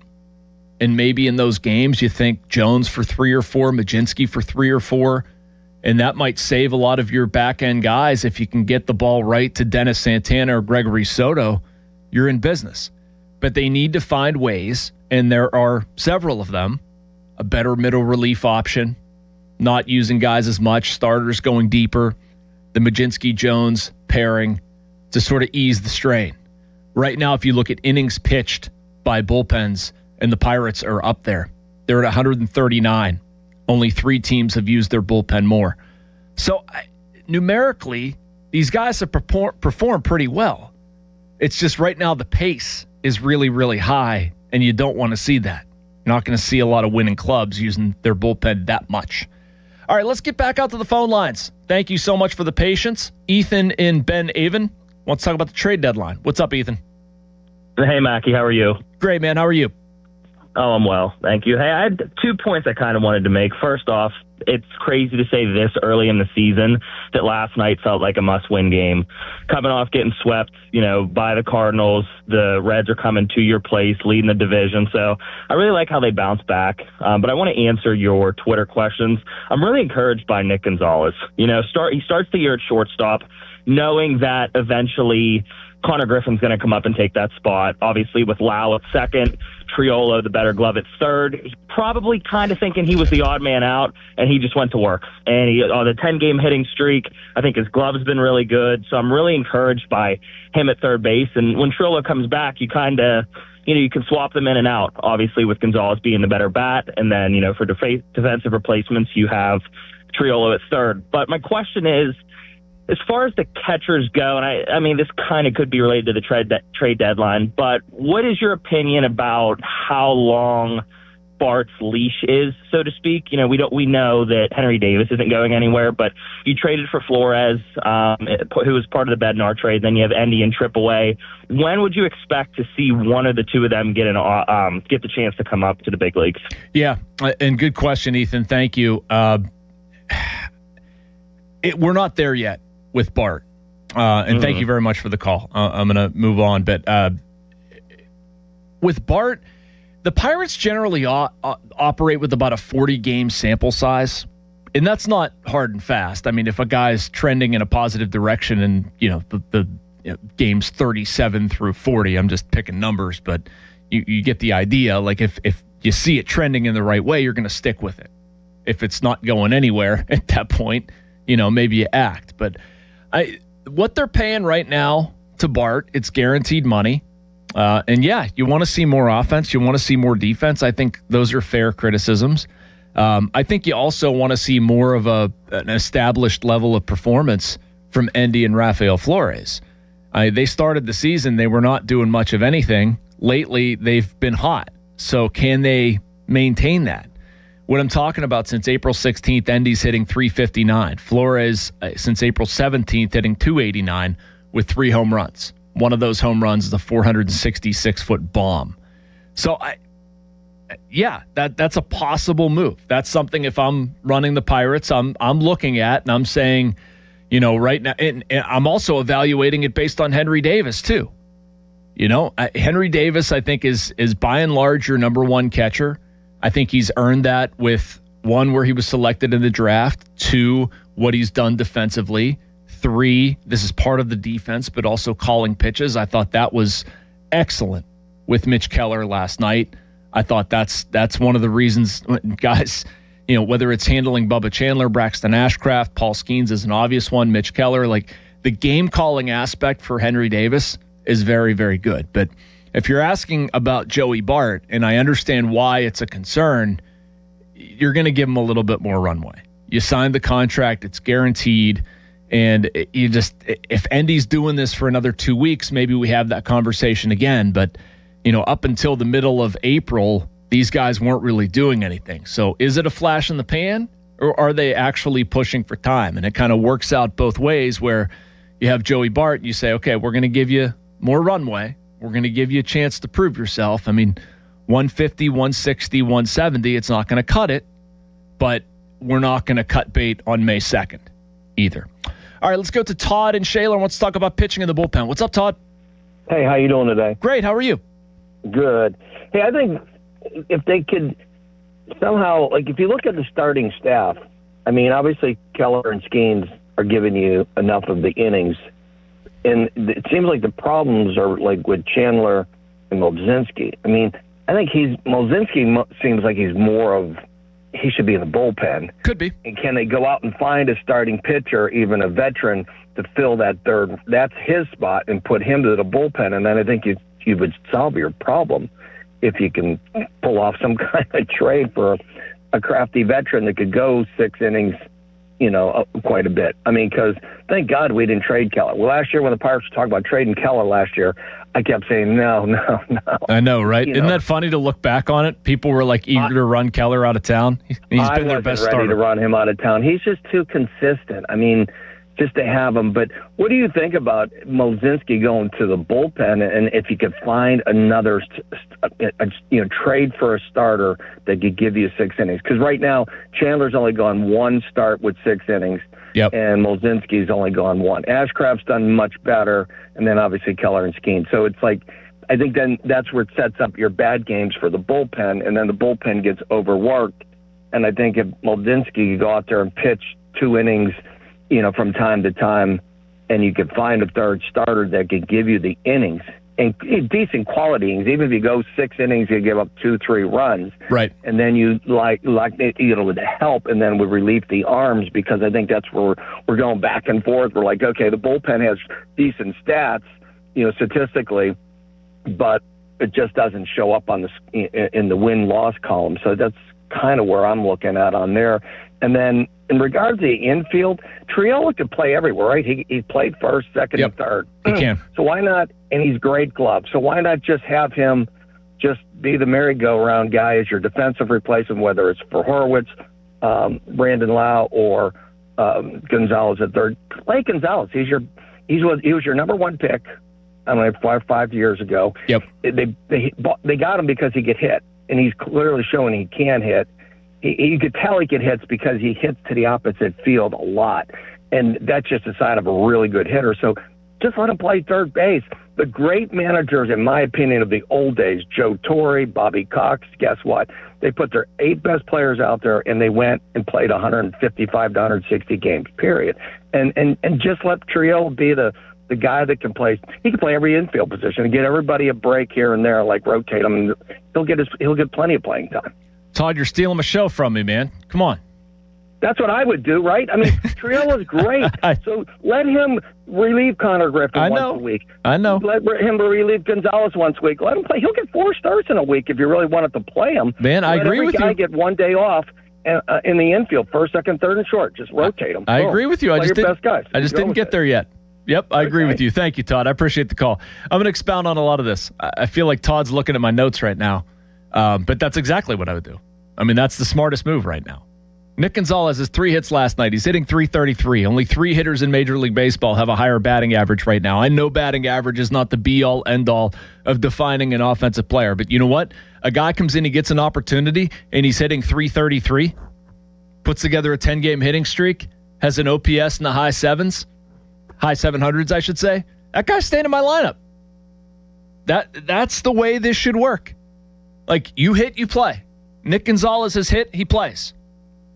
So the Pirates are going to have a decision here. And we might as well talk about this, and I don't want to shove Todd's pitching discussion to the side. I felt like I got into a little bit on how to handle Mlodzinski, Jones, getting a veteran starter, that sort of thing. And I am going to circle back to that. But it was something I wanted to get into a lot on this show because, I'm looking at or down on the farm stuff and where Jared Triolo's rehab assignment is. And he played back-to-back days there. And so when we talked to Tree, I don't know, a week ago or whatever it was, we're asking him about, what your remaining checkpoints are. And one of the things he mentioned was playing back-to-back games. He's done basically everything that's been asked in Bradenton and Altoona. He's close. He's very close. And so the Pirates, they have a decision to make. And honestly, like looking at Triolo being in Altoona back-to-back days, I've seen a lot where that could happen later today. Wouldn't surprise me at all if Jared Triolo is activated this weekend, just based on playing in back-to-back games, proximity, and all that stuff. So the Pirates have a decision to make. What do? Nick Gonzalez is hit. He's not going anywhere. You don't shove aside a guy who has the 4th best batting average in Major League Baseball. You also don't not involve, and pardon the double negative, Jared Triolo based on the defense that he provides. He's a Gold Glove winner. It's an easy fix, and Todd outlined it. Jared Triolo should become your kind of bounce-around guy. And you know what? As mad as I think Jared Triolo sometimes makes people, he's a great 26th man. Great. I don't even know if it's 26th. You might call Billy Cook the 26th man, but Jared Triolo's an off-the-bench defensive replacement type, can play anywhere on the field, and he makes you better. If Nick Gonzalez plays and then gets into the 7th, 8th, 9th inning, the Pirates have a lead, they need a defensive replacement at third. Oh, wait, here we go. We have Gold Glove defense. Connor Griffin needs a day off, there's a Triolo start. Brandon Lau needs a day off or DHs a day, there's a Jared Triolo start. There are ways to get him involved in the lineup. It's going to happen, but it's not going to be every day at third base. Not as long as Nick Gonzalez is hitting. If Nick Gonzalez is hitting .333, you play that guy. You play him every day of the week. I've been very impressed with Nick Gonzalez. We've been waiting for this. 2020 first-round pick. And he's had some injuries. Saying to somebody the other day, this is the first time, I was on the Unobstructed Views alternate telecast with Fort and Brault. And I said, this is one of the only times I can remember where Nick Gonzalez could wake up in the morning, he knew he was going to be in the lineup, he could rely on feedback from the day before, he could make adjustments, he could put that into practice for that game. And that only benefits Nick Gonzalez. He's a very smart player. He's a very mature kid. I don't even know if I'd call him a kid. He's a man. And he's making the most of his opportunity. I'm not going to take that away from that guy, and I probably don't need to spend a lot of time talking about it because I don't think they're going to. But you're going to take advantage of what Jared Triolo can do for the team. He's too good of a defensive player to just sit on the bench and not play. Defensive replacement, late innings. Todd outlined it to a T as he stole my notes off my laptop, I guess. Something like that. All right, Bruce in Greenfield wants to talk about, I'm not sure. Joel, what does DA mean? Henry Davis. All right. Bruce wants to talk about Henry. What's up, Bruce? Mistake there. All right. What I want to talk about is Henry Davis. Yep. And Henry Davis, I don't want to say we're stuck with the guy. The guy gives 110% every game. There's probably not a better defensive catcher in the major leagues. He's not hitting. I fully understand that. But what are you going to put in? Joey Bart? He don't hit either. But, the gentleman said that you want to play the best 8 ball players. Well, if you want to play your best 8 ball players, let's leave the pitchers out of it for now. Why is Brian Reynolds still in the lineup? Somebody got to explain that to me. He's had one good year since he's been here. He's batting .254 now. Terrible. O'Neill Cruz, we're stuck with him in center field. Why aren't they playing Jake Mangum and Ahern in right and Mangum in left? And then when you're talking about the bullpen, okay, maybe if our starting pitchers could go more than 5 or 6 innings, maybe the bullpen wouldn't get as much work. What do you think about that? I'm ready to listen. Okay. Thank you, Bruce. I mean, do you want to hang on and have a conversation? You're probably not going to like my response. Oh, no, I want to hear it. Okay. Everyone's entitled to their opinion. I mean, Brian Reynolds has an 818 OPS right now. Like, you don't sit that. If you look at OPS plus, 100 is the league average. Brian Reynolds is at 128. He's 28% better than the league average right now. Why would you sit that? You look at the way he's batting, sir. I am looking at the way he's batting. He's 28% better than the league average. He's actually better than he's performed throughout his career. Well, what about his average? The average tells it all, not these stupid analytics that people go by. I think it's probably a mix of the two, sir. I'm not all on board with the analytics stuff. I try to use a blend, but it's not. Okay. I mean, batting average is also an antiquated stat. I'm not going to judge somebody solely on their batting average. That would be inaccurate. Really? Yes. What? Wow, that's the first I've heard that one. But hey, that's the first you've heard that you shouldn't evaluate a baseball player based entirely on his batting average? Yeah, I think you should. Okay. When you got guys that are hitting better than him, you sit the guy. I mean, who's better? So you're arguing. I want to understand this. So you're arguing that Jake Mangum should be playing above Brian Reynolds because he has a higher batting average? 100%. And Brian Reynolds is a liability in the outfield, and you know it. Well, yeah, it hasn't been good. I'm not talking about that, but you're telling me because Brian Reynolds is hitting .254 and Jake Mangum is hitting .271 that Jake Mangum should be playing every day. Yes. Yes. Jake Mangum has a 77 OPS plus. Again, I said 100 is league average. See, there we go with the analytics, sir. It's not the analytics. I mean, that's how people evaluate baseball players. Well, if you were coaching a team, who would you play? Somebody's batting .254 or .271? I would look at other numbers than batting average. If you're asking me who I would play, Brian Reynolds or Jake Mangum, I would play Brian Reynolds. And what about the defense? What about the defense? I don't care about the defense. Well, you don't care about the defense, but then you're talking about Jared Triolo should be on the team somewhere. Why? Because he's a defensive replacement. Well, you're just contradicting yourself, sir. No, I'm not contradicting myself. You're also not taking into the equation Brian Reynolds has a guaranteed contract that pays him a lot of money. Jake Mangum is making like a team-controlled salary that is under $1 million. Well, maybe if they're looking for players, maybe they could put Brian Reynolds on a trading block. Yeah. Maybe he should be the one on the trading block. Yeah. I don't think so. I don't think they're going to go trade Brian Reynolds. Oh, okay. Hey. I respect your opinion, but I don't agree with it. But you don't agree with mine, and not everybody agrees with everybody. But some of the players that continuously play. Now I know O'Neal Cruz. We're stuck with him because we have nobody else that can play center field. I'm not an O'Neal Cruz fan. That's no secret. Bruce, who do you like on the Pirates? You don't like Brian Reynolds. You don't like O'Neal Cruz. Jake Mangum? I like Gonzalez. I like Mangum. Okay. Connor Griffin. I know he's only a month and a half into the season. Whatever. That kid's going to be a superstar. In no period of time. I mean, there's a lot of players I like, but I'm tired of all these. But Bruce, Connor Griffin has a .232 batting average. Yeah. Look, do you see how much his batting average has climbed in the past 2 weeks? I have. It's climbed from 189 to 232. Yeah, well, that's a lot, sir. All right, man. Appreciate the call. Where do we go with All right, let me ask you this. Yep. Do you think Kyle Schwarber has made a significant impact for the Phillies this year? I do. Well, yeah. He's hitting .216. I know. Murakami for the White Sox is the MLB home run leader so far. I know. With 13. He's hitting .239. I know. I mean, don't get it, man. I'm trying to be respectful. I'm not going to, people have a lot of time watching baseball and caring about baseball, and that's what makes the sport great. And I'm not going to sit here and be some, punk on the radio who, pokes fun at people. I don't do that. I don't want to operate like that. But, I don't agree with that opinion. I just don't.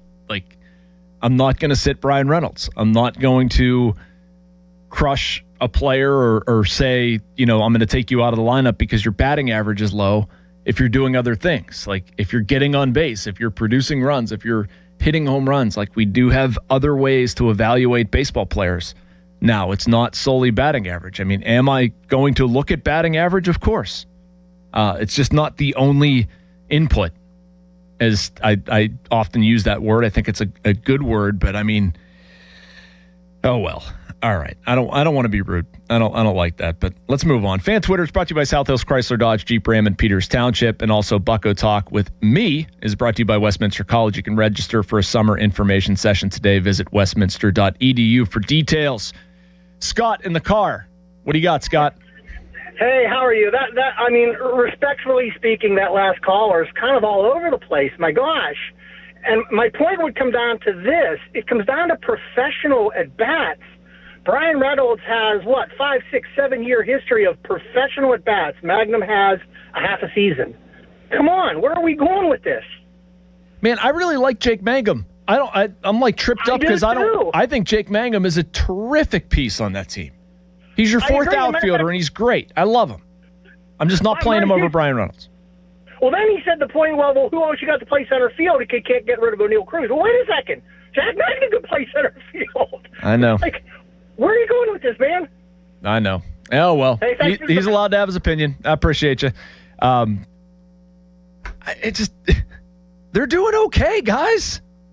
They're doing okay. There's nothing, really wrong with the offense.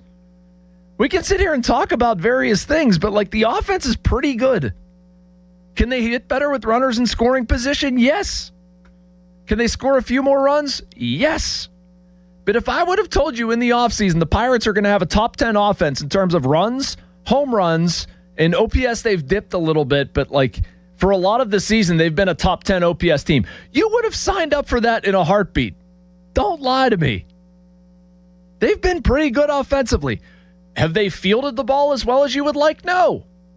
They're among top 10 in errors. In a bad way. Not the fewest errors, the most errors. They have one of the lowest fielding percentages in Major League Baseball. I'd like to see that better. I think it's only going to get so high. You made your deal with the outfield, and Brian Reynolds, has not been great defensively. Not saying he has been, but I'm saying the sum total, that's not where I'm looking. The third annual Fan Fire Alarm event is presented by Allegiant Community Federal Credit Union will take place on June 17th and 18th. We're currently looking for 25 fire departments that will benefit from this year's fundraising. Register your fire department now at 937thefan.com. Let's get to our last break this segment. Have a few more calls. We'll talk about that.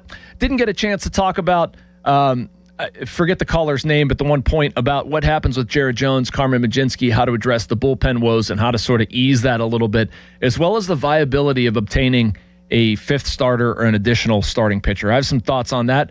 We'll get to that when we get back. You're listening to Bucko Talk on Sports Radio 93.7 The Fan. Now, fan headlines powered by Bowser Chevrolet.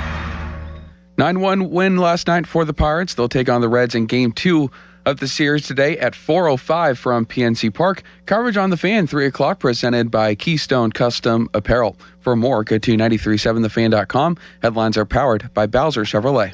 The Fan 5 Alarm, presented by Allegiant Community Federal Credit Union, is back June 17th and 18th. You can nominate a deserving volunteer fire department at 937thefan.com. The Fan 5 Alarm is brought to you by Southside Plumbing, Kirkin Roofing, and Centimart on Sports Radio 93.7 The Fan. My dad passed away unexpectedly. Of course, it was awful in every way, but we are very grateful that he had life insurance. So even after he was gone, he was still able to provide for us. And that's why I have life insurance for my family. Ethos.com. They make it fast and easy to get covered. It's 100% online. You get a quote in seconds. And you can apply in minutes.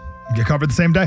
Get your free quote at ethos.com/protect. That's ethos.com/protect. Paid spokesperson. Time spent on application may vary. Online health questions required. Text us on the Edgar Snyder and Associates text line at 412-928-9370. Edgar Snyder and Associates reminds you to text responsibly. Sports Radio 93.7 The Fan, built by Window Nation, home of the buy two, get two free offer. I'm John Morgan of Morgan & Morgan. My best advice to you when hiring a lawyer for your injury case is simple. If you know court personnel, ask them who they'd hire. They know. If you know an insurance adjuster, ask them. They know. And then ask them about us. Ask them about Morgan & Morgan.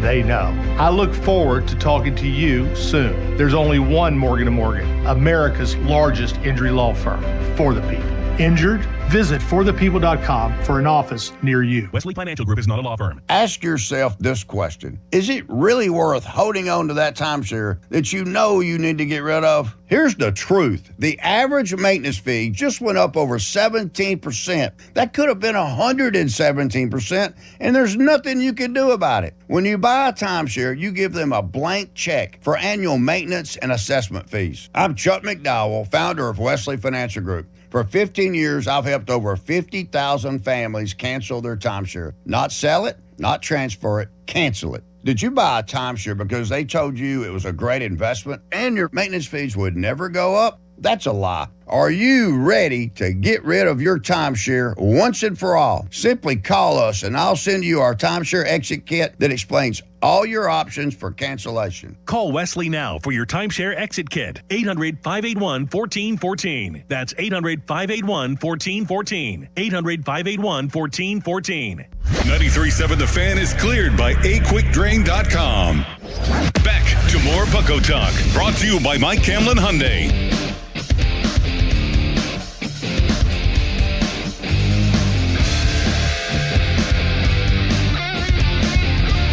All right, welcome back to Bucko Talk. Jason Mackey with you until 11 a.m., taking you right up until the Pomp Show. Joel Nelson behind the glass producing.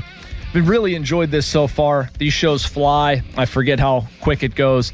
It's weird. When you're doing it in a hotel room, it feels so, like, sterile and not that it goes slow, but you get in the studio and it just there's something about being in this place. It's something else. It's really fun talking to you guys about the Pirates, and honestly, it's just what I would do if I run into Pirates fans anyway. You're just having a conversation. So let's keep that going. Tommy in the car wants to talk about the bullpen. What's up, Tommy? Hey, how you doing, buddy? Doing all right. Jason, I'm a big fan of your stuff, and you showed eternal patience with Bruce there a few callers ago, but I'll move on here. I essentially agree with your point on the bullpen. I'll tell you what. I know that a lot of teams have stuff to clean up the middle relief, but it's actually the back end that kind of scares me. Let me be more specific. Santana, I know his results have been pretty good, and I'm not even talking about the first game versus St. Louis, but his peripherals are really bad. They've been bad. He's like only striking out 6 per 9, walking almost 5 per 9, and he was due for regression. But if you let me touch on something real quick, I'd like your opinion on, because you can opine on that later. You're around the team, and I'll tell you an intent. I think this is a really good team, and by base runs, they should be, or Pied Bag should be 2 or 3 games better. And that 4-game set was disappointing, but I think I'm curious your opinion on this. I'm not even talking about Kelly's managerial decisions. You can always nitpick things you disagree with, but I think as far as leadership, and even with Murphy, I noticed such a palpable sense of, and I know we got better players, but I think it's night and day from the Shelton era as far as the demand to win, the expectation to come in. And Shelton, I know a lot of guys liked him. I couldn't stand him as a leader. I thought it was awful. I felt he always stabbed his players in the back very nicely, but always never saying. Do you notice it? Do you understand what I'm referencing? Oh, I know what you mean. I know what you mean when he cited Colin Holderman. We got to make a better pitch in that situation. And you know what else bothered me? And I think it bothered other people. The not taking accountability, saying 100%. That's on me. I screwed up. That was a bad decision. Jason, and no one ever would admit that. And the thing was, after every loss, he wouldn't come out and scream at his players, but it was worse. He would say, stabbing them back, say, well, we're young. We need to execute. I never heard him once say, hey, I could be better. Vince Lombardi could be better in certain. It's not an admission of you're a terrible manager, but I thought it was just such a cop-out with the guy. And I think no matter how much the players try to bring a good attitude, that stuff filters down. Yeah. And I think that Murphy, I love the game versus the Cubs. I know the one, and he's freaking out about Johan. Yep. Yeah. It's just, you can feel it. It's palpable, the difference. And I just think, with this team, if they can survive to get to, till Jared Jones gets here and maybe add one more guy to help in the back end, I really think it's a true talent 87, 88 win team. I'm not talking to win that many. They could win a few less, a few more. But the people are just so beat up on this team. And I know this is nothing like the 20-8 start under Shelton 3 years ago. No, it's not. Team. I'm going to jump in there, Tommy. Thank you very much for the call, man. I appreciate it. Bringing up a lot of good points, and I want to get to them before I forget them. He's asking about the differences being around this team versus Shelton teams, and it's night and day, man. I don't know any other way to put it. The togetherness, what Don Kelly has brought, how Don Kelly operates, what he's established leadership-wise, what they've brought in. And, in a way, it's not fair to judge Derek Shelton on some of that because he didn't have the Brandon Laus, Ryan O'Hearns, Marcelo Zunas, those types. He didn't have as talented of a team. But, yeah, there's a difference. There's a different feeling with how Don Kelly conducts himself. And honestly, I wouldn't have a problem if Don Kelly got a little bit more fiery in his post-game press conferences. If he didn't like something I asked or another reporter, no, you never throw your team under the bus. You're going to protect your players. But it's a lot more real. It's tangible. You know how much Don Kelly cares about winning here and cares about Pittsburgh. That it's easy for him. He gets that. But some functional things that the caller brought up, I think the bullpen situation, yes, they should be on alert and staying active, and they are. If there's an opportunity to add a reliever here, I don't think that would be the worst move in the world. I'm intrigued by Chris Davinsky. Not that, it's going to solve the problem, but this guy's been around. He's been a few places. He can potentially fill a need. Wilbur Dotel, when he's eligible to be brought back, that's intriguing. The biggest dial they can turn, though, is Jared Jones. Let's be honest. Jared Jones is up to, 101? I think he maxed out at. I had some notes on Jones here. It was just nuts what he did in his rehab start. Like I said, it's going to continue Tuesday in Indianapolis. 3 perfect innings. That was a couple days ago. 5 strikeouts, 41 pitches, 30 strikes, threw 8 pitches, 100 plus, topped out at 101. That guy, he's in your rotation. It's not even a question. And then what happens when he's in your rotation, right? You're not removing Paul Skeens. You're not removing Mitch Keller. You're not removing Braxton Ashcraft. Bubba Chandler's a separate topic of conversation. Jeff in Cranberry wants to talk about that. I'll bring him on in about 30 seconds. But Jones is in my rotation, and then Carmen Baginski makes my bullpen that much stronger. He's a multi-inning guy. He can cover, in saying that, like, he can help the rest of the group out, put everybody else in better positions. It's just he can't come off the IL until later this month. So I'm going to let Carmen do everything he can. I'm going to figure this out and see where they go. But there's not a move I can make right now.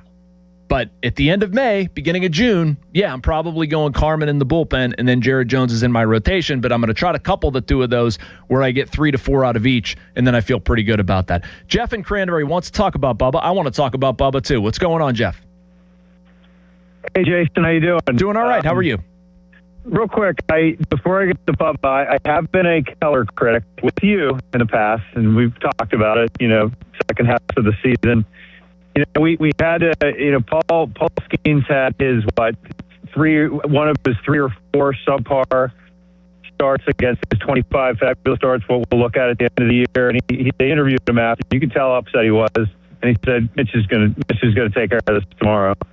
And I just thought, what a huge start for his team. Yep. Packed the whole night, never let them get any momentum, even when the game was still in contention. And I've been a tough critic of his, but that was classic Mitch Keller last night. His team really needed it. I think you could go back. If this team makes the playoffs, that's a really important, very early in the season point last night. What do you think about Bubba, Jeff? You're going sideways on me. I was back with Joel, and I heard you call in. You want to talk about Bubba, and then here you are going about Keller. Come on, man. Sorry. You're good, brother. Okay. What do you got? Now, okay, so listen, Skeens, Keller, Ashcraft, fine. Baginski, we'll see. I think the jury's out. He's probably a middle relief guy. With Jones doing what you just said and coming out, and he's a bulldog, man. I'm worried about Chandler. I think he may need some seasoning in AAA this year. Get his confidence back, get his control back. Have him pitch a month in Indy with a 2.30 ERA or something. I am, out of all 5 of them, I'm least confident when he's on the mound. I just think he's put too many people on base, and I think he might be the odd man out when Jones comes up. That's my thought.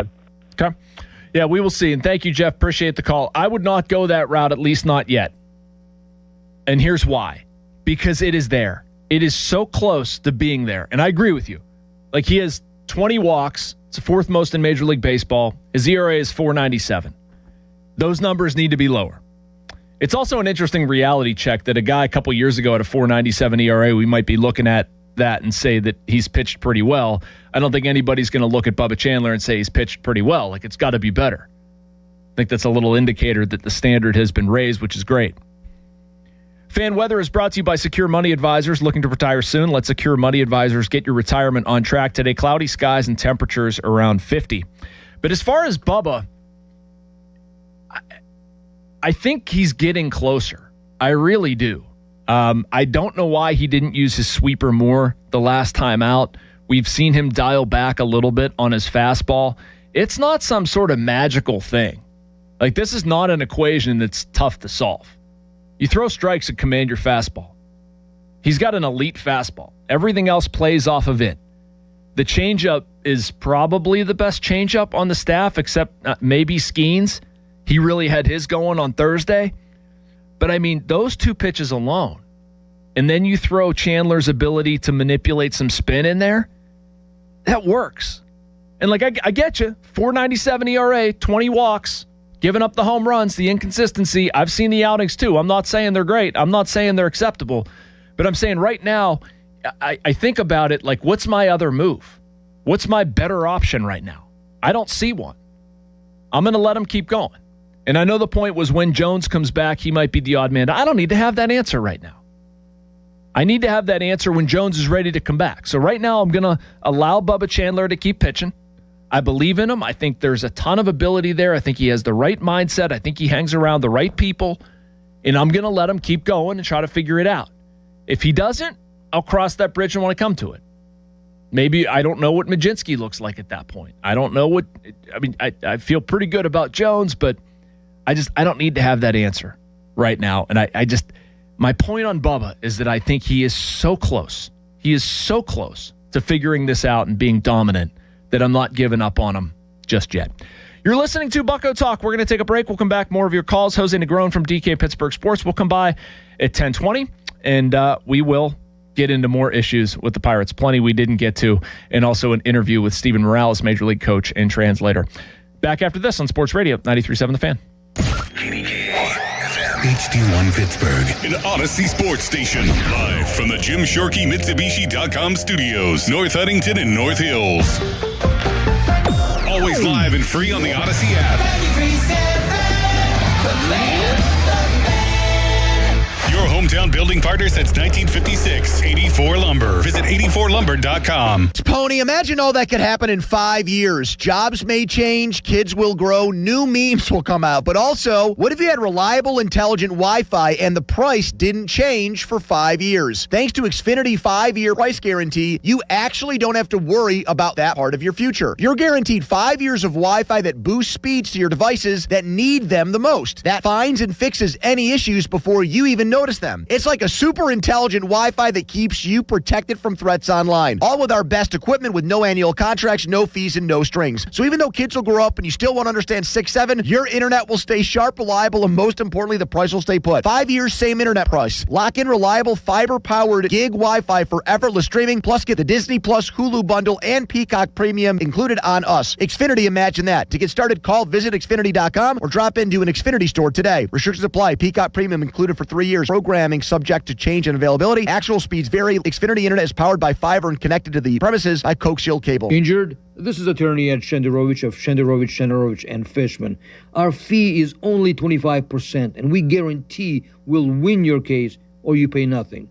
So call us at 888-98-TWINS. We've got your back, not your wallet. Dorn here to tell you about the huge success of the Keystone Custom Apparel Fan Club T-shirt fundraiser. Each player gets a custom shirt with the names of their supporters printed on the back.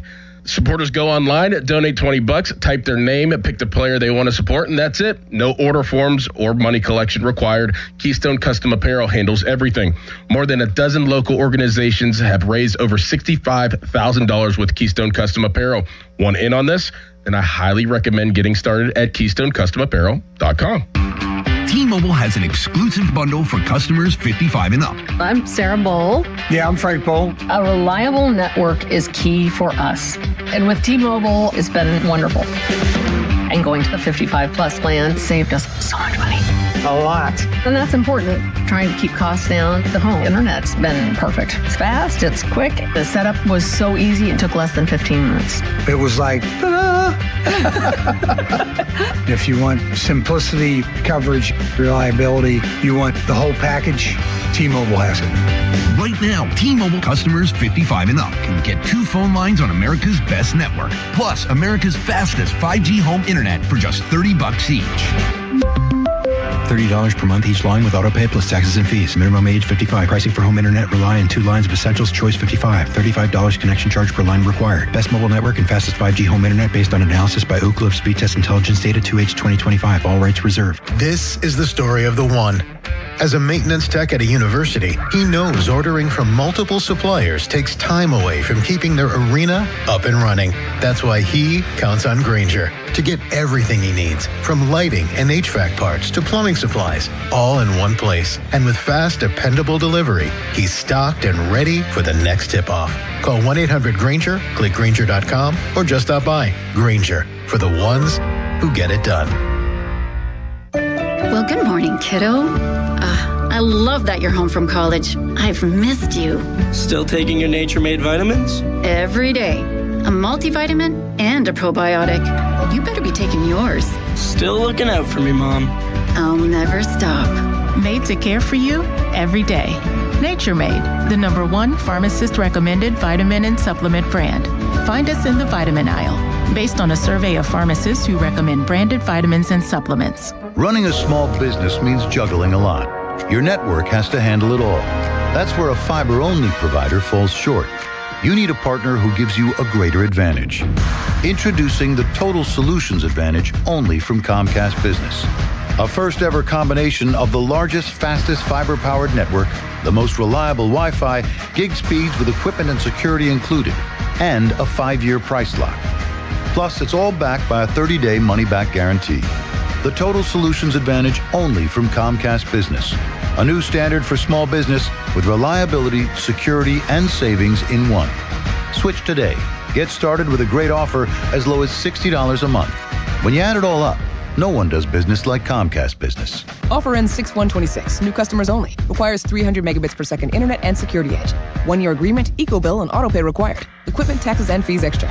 Most reliable Wi-Fi based on Open Signal Awards USA Fixed Broadband Experience Report, May 2025. Good morning. It's cold outside with temperatures dipping to near 32 degrees in most spots. Both freeze warnings and frost advisories are posted due to the chill. And Pittsburgh seeing a high of just 49 degrees today with noon temperatures already in the upper 40s. Skies will be cloudy this afternoon with winds out of the northwest at about 10 miles an hour. I also can't rule out a little drizzle here or there. Hey, looking ahead, it's going to be cold for the Pittsburgh Marathon with temperatures near 32 at the start of the race. I'm First Alert Meteorologist Ron Smiley in the Kitty Weather Center. Don't miss the Panthers Insider Show every Saturday morning from 8 to 9 with Pat Bostic. The best insight with the top guests and everything you need to know about Pitt. The Panther Insider Show is brought to you by Voss TV and Appliance. And it says live, Joe Ball GMC and PGT Trucking. Sports Radio 93.7, The Fan. Now, Fan Headlines, powered by Bowser Chevrolet. All right, Joel Nelson for Fan Headlines. The Pirates last night were 9-1 winners over the Cincinnati Reds. Game 2 of the series is today at 4:05. It is Carmen Majinski taking on Rhett Lauder in the pitching matchup. Coverage on The Fan, 3 o'clock, presented by Keystone Custom Apparel. More headlines at 937thefan.com. Right now, it's hour number 2 of Bucko Talk. Back to more Bucko Talk, brought to you by Mike Camlin Hyundai.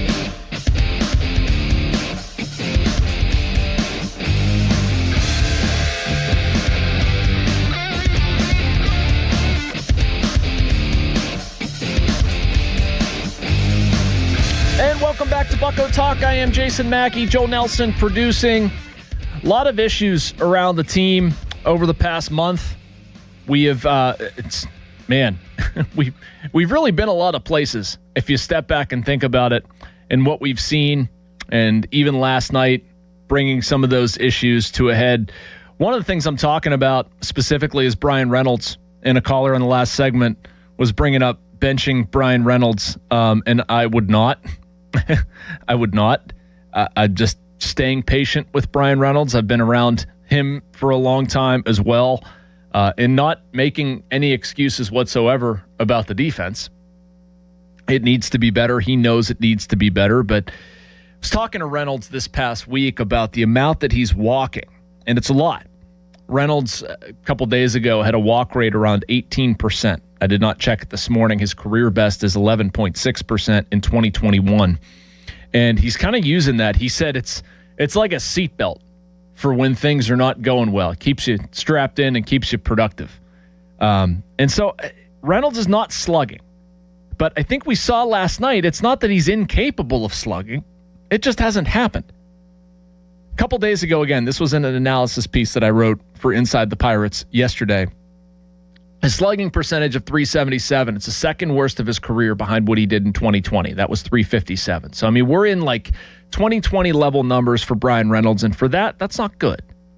And that was the worst year of his career. He was on pace for 35 extra base hits prior to last night. That's compared to 57 last season, 58 his average throughout his career. Brian Reynolds, his power numbers are way off pace. He's getting on base. He's not hitting for much slug.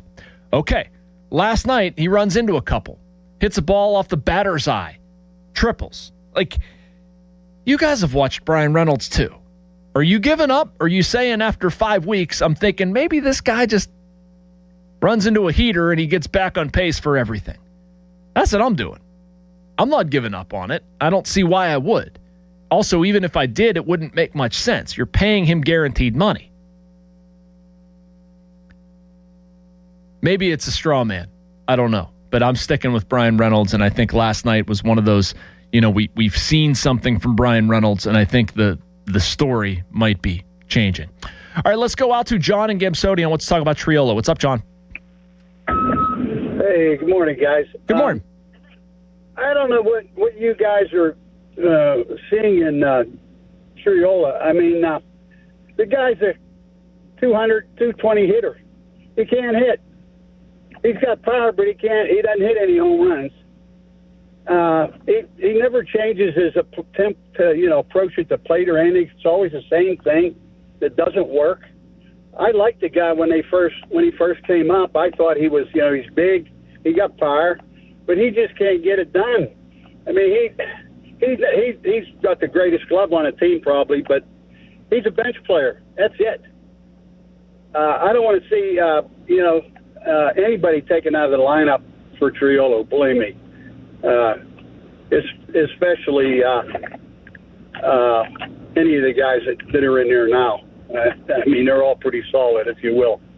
But that's just a comment on him. One other thing with Kelly, if he keeps taking Skeens out after 6 innings, when he's giving up 1 or 2 hits, the Skeens is going to go. He's going to get done. He's going to want to get out of here. These guys don't do that for a living. To pitch great and get taken out, and you can see every time that happens, he's not a happy camper. So just those couple comments. All right. Thanks, John. Appreciate it. I mean, what we're seeing with Jared Triolo is what he teased with last year. He came up from AAA, and from August 1st through the end of the year, he hit 270-something with a 775 OPS. Like, that's what you're chasing. I don't know if it's going to get there. I understand people that might not want him to be in the lineup. But, I mean, that's what people see. That's what John's criticism was. I understand the dynamic of taking pitchers out early. I get where Don Kelly's coming from. I don't have to love it, but I get it.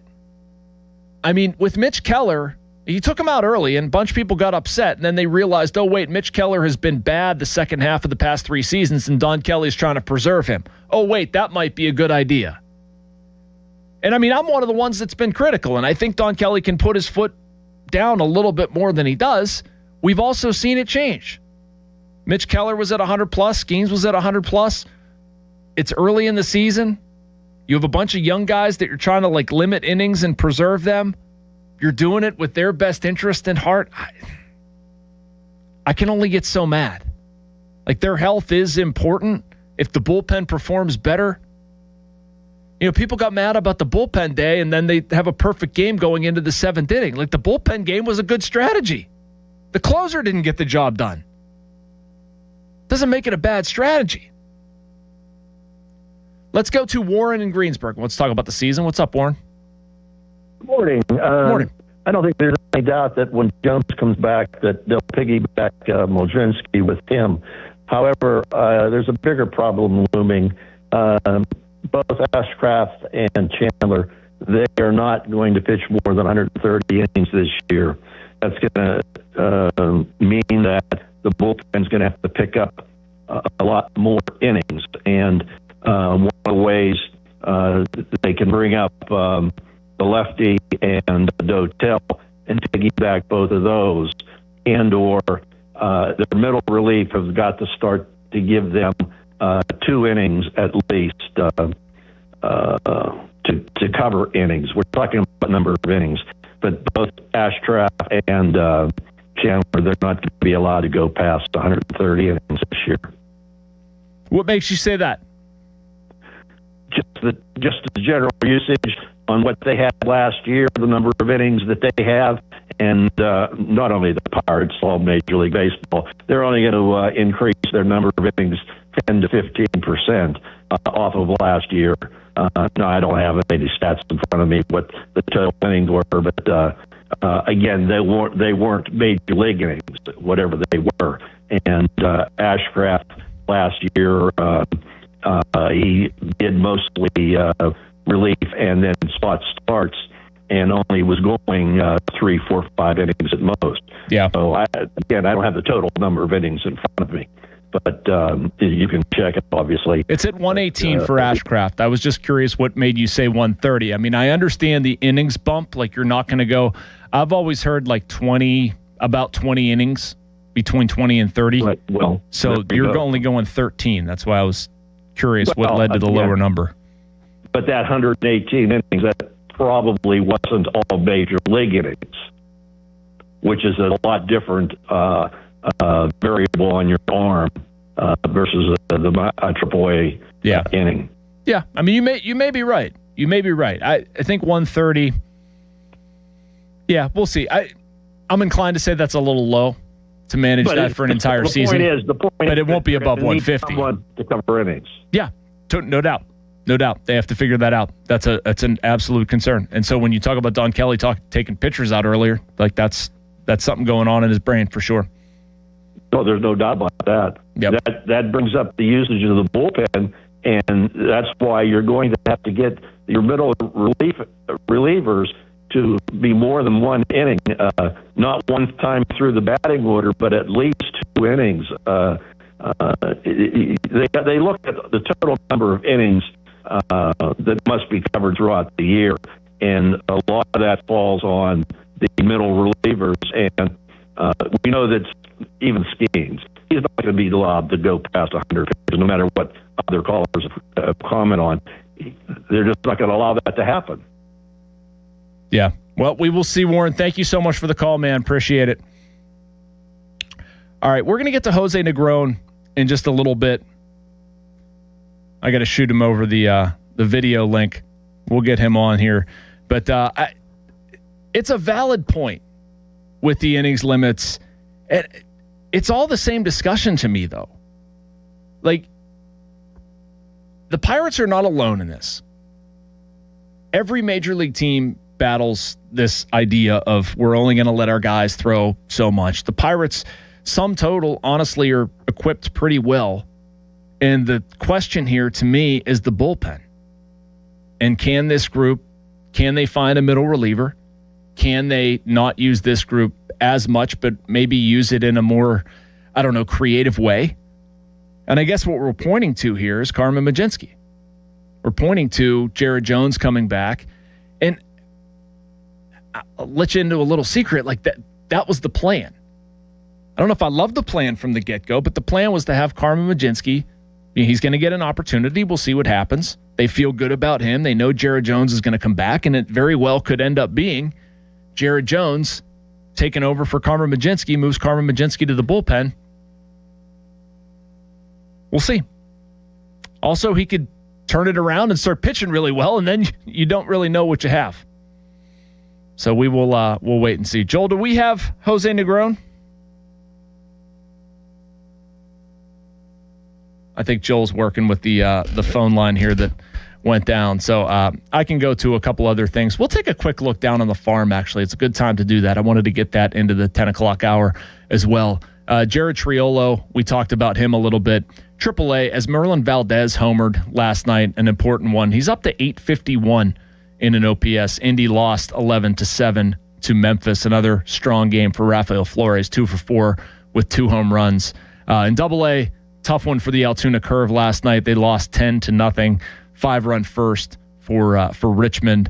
Jared Triolo, we mentioned him before, 1 for 3 last night with the run scored. High A Greensboro, Winston-Salem with another lopsided victory.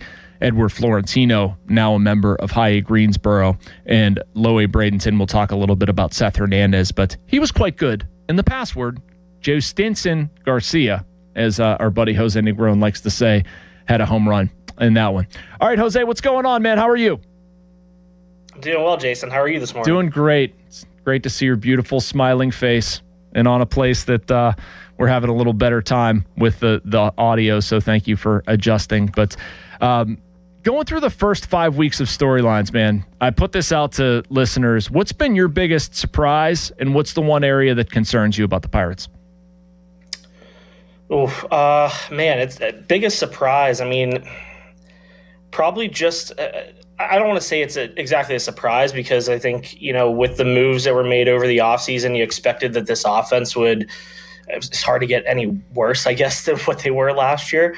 But I think just the amount of consistency that the veterans have brought to the table. I mean, I think when it comes to a guy like Ryan O'Hearn, who, is a good major league hitter, he's a proven guy, but seeing him actually show it in a Pirates uniform and him, kind of, I don't want to say exceed expectations, but be as good as he has here through the first, month plus of the season. Yeah. That's been a good surprise. Obviously, Brandon Lau bringing what he does, Brian Reynolds and O'Neal Cruz getting out to the starts that they have. I know that it has been up and down, especially as of late in terms of, their offensive productivity, but those are two really important players adding on to what the new guys can bring. And then maybe the thing that's most concerning is also that same thing, like having Reynolds and Cruz, go through some of these down times at the same time, especially during this, 5-game, losing streak. Like you need to have, your guys going, full force through the large portion of the season. It's hard to have that through a 162-game season, but it seems like during that 5-game losing streak, there were a good amount of things that went wrong from an offensive perspective, defensively, pitching wise, just all kind of culminating in one thing. So, there are, I think, some concerns, especially on the defensive end of things. I mean, they're, I think, a top 5 team in terms of most errors this season, and fielding percentage has not been great. So, there are some concerns here in the early going, but at 17 and 16, it seems like they're in a decent spot. Obviously, last night was a huge win for them to get back on the right track, and you just got to make sure that these peaks, the peaks and valleys are kind of the big thing that's been talked about, in that locker room, and making sure that you're kind of limiting those rough times. So, we'll see where it goes, but, obviously encouraging for them to get back on the right track yesterday. Good segue, Jose. We're talking to Jose Negron, of course, from DK Pittsburgh Sports. You can follow him at Jose Negron PGH, correct? Why am I doubting that? Yes. And read his work at DKPittsburghSports.com. I try to memorize Twitter handles, and for some reason I was doubting myself. Anyway, Jose, last night we're both at the game. Henry Davis goes absolutely bonkers. I think that it's something that we've been waiting for. He's been waiting for, all that fun stuff. Are you buying what he's selling? Do you think this is real? Is there something that, could this maybe... because I kind of am. Like, hearing Henry Davis talk about it, knowing how much work he puts in, I'm very curious to see what his next step is. Are you thinking this could be real? Yeah, I need to see more for it to be real. I mean, I think we've seen these, few games where he's broken out, and you're asking him the same questions. Do you feel like you've broken through here? Like, do you feel like the adjustments that you're making are legitimate and can lead to you taking that next step? And then you kind of see the same results. I want to say that it's real because, like you said, I mean, he's a hard worker. Everybody talks about it. It's not just something that's made up here. Like, everyone sees it too. We see it too. Yeah, we see it in the clubhouse. We see the countless time that he's spending in his chair in front of his locker, just watching film or whatever it is that he's doing on the tablet, and just getting the work in. It's constant, and he's the type of guy that obviously, like, you see what he's been able to do in his defensive game. He's transformed himself into such a reliable and trustworthy catcher, and not just with the arm strength and the different things that he can do behind the plate, but the trust that the pitching staff has in him. I mean, every single guy that is in that clubhouse, every guy that starts a game, comes out of the bullpen, they have so much trust in what Henry Davis can do behind the plate. It's just a matter of what he's able to do with a bat in his hands.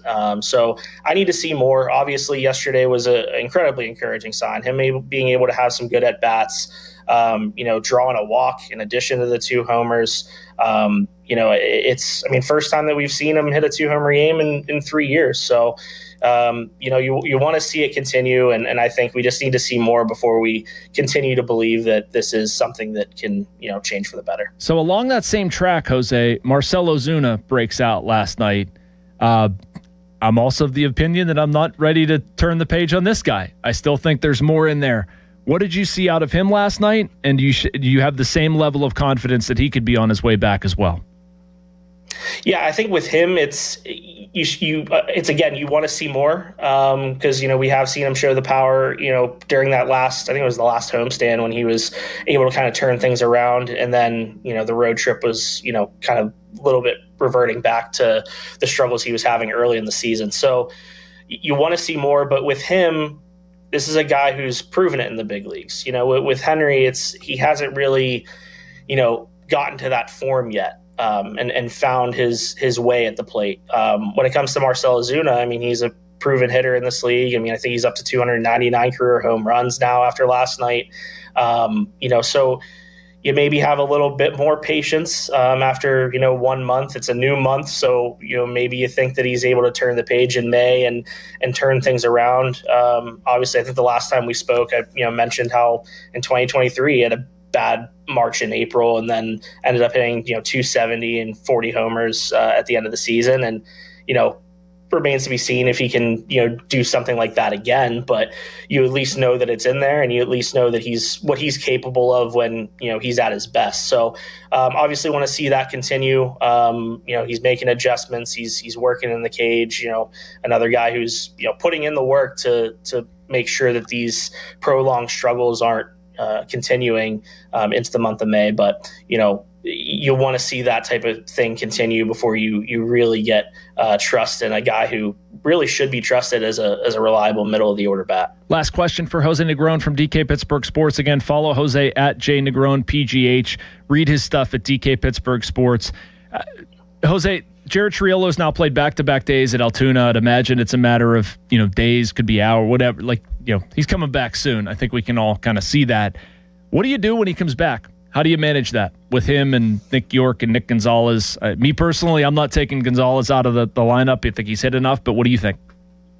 I think that's the one constant is, Nick Gonzalez is tied for fourth in Major League Baseball now in batting average. It's pretty good. It's pretty good. 3-hit night last night. He keeps hitting, and I remember mentioning it at the beginning of spring training, and I'm sure it's something that a lot of us have kind of noted, but it was really important for Nick Gonzalez to hit during spring training and kind of show that he's capable of being a regular everyday player, especially with the amount of questions surrounding those infield positions. And he did that during spring. Obviously took some time to go play for Team Mexico in the WBC, so he didn't get the full workload of a spring training, but he's shown that he's capable of being a good bat in this lineup. So you don't take that out of it. He's, as of right now, he is the starting third baseman. So if you bring Jared Triolo into the mix, he's your super utility guy, which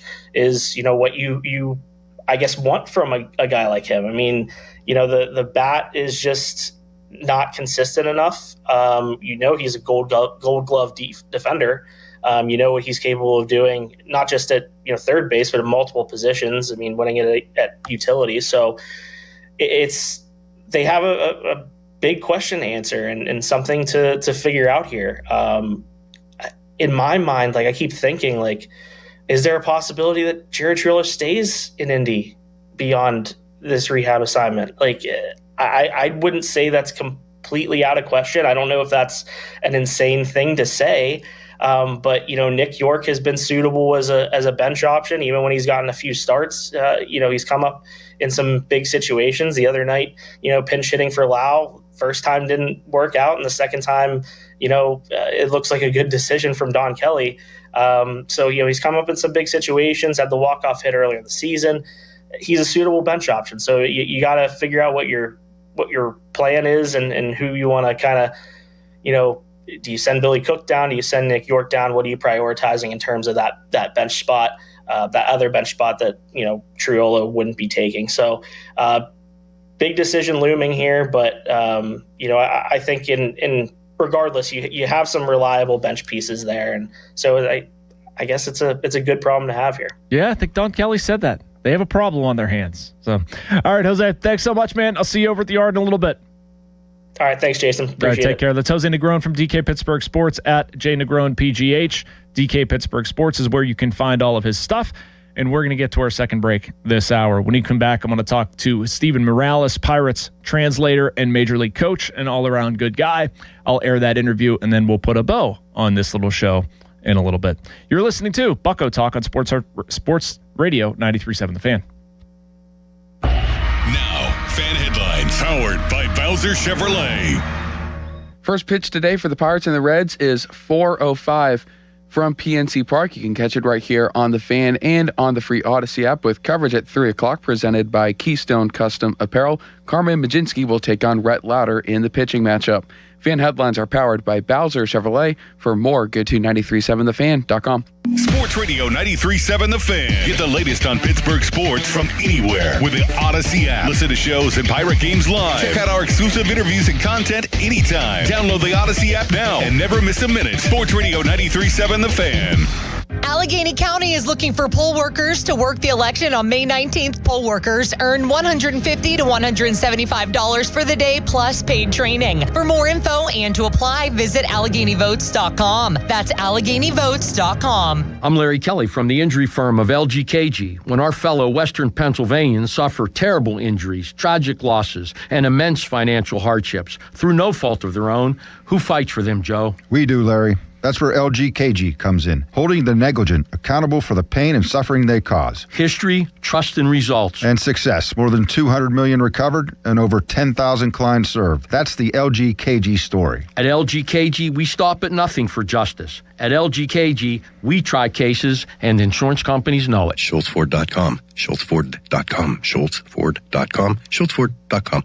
Shop the Sherwin-Williams sale and get 30% off duration, woodscapes, and super deck products May 1st through the 11th. Whether you're refreshing your interior or exterior, we've got the colors to bring your vision to life. And with delivery, getting everything to your door is easier than ever. Shop online to have it delivered or visit your neighborhood Sherwin-Williams store. Retail sales only. Some exclusions apply. See store for details. Delivery available on qualifying orders. Wait, everything on this IHOP value menu is just $6? I told you it was amazing. A huge plate of pancakes, bacon, and eggs is just $6. Wow. There's also French toast, a ham and cheese omelet, and oh, they got a BLT and fries now. Okay, we're coming here every day.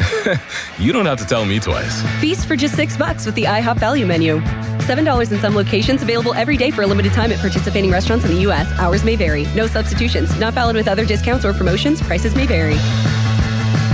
Why wait weeks or even months to service your vehicle? Introducing Car Care Express at Mike Hamlin Hyundai in Greensburg. Servicing almost every make and model. No appointment necessary. Come in today. Is your check engine light on? Come in today. Oil changes, brake and tire service, filters, fans, belts, fluids, you name it. Our technicians are ready to service your vehicle today. Plus, new Hyundai owners receive complimentary maintenance. No appointment necessary. No phone call needed. Service your vehicle today with Car Care Express at Mike Hamlin Hyundai in Greensburg. If you dread dealing with your insurance company more than you dread being stuck in an elevator with a total stranger. Hey. Who's an oversharer. Oh, bean burrito for lunch. Then you might have Insuranoia. And if you have Insuranoia, then you should have NJM. They go to great lengths to do what's best for their policyholders. No jingles or mascots, just great insurance. NJM. Insurance underwritten by NJM Insurance Company and its subsidiaries. 84 Lumber has partnered with Anderson Windows and Doors to bring a brand new showroom to Mount Lebanon. From homeowners to industry pros, everyone can see, touch, and interact with various series of Anderson windows and a wide variety of doors to make the most informed decision for their build. 84 Lumber experts are on site to demonstrate product features, answer your questions, and even schedule a visit to the job site for measuring and installation. Your budget matters and flexible financing options are available. Call today to schedule a personal consultation at 570-507-8015.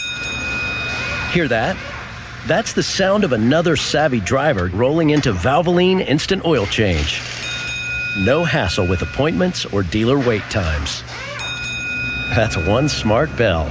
Live from the ShorkyMitsubishi.com studios, North Huntington and North Hills. Back to more Bucko Talk, brought to you by Mike Hamlin Hyundai.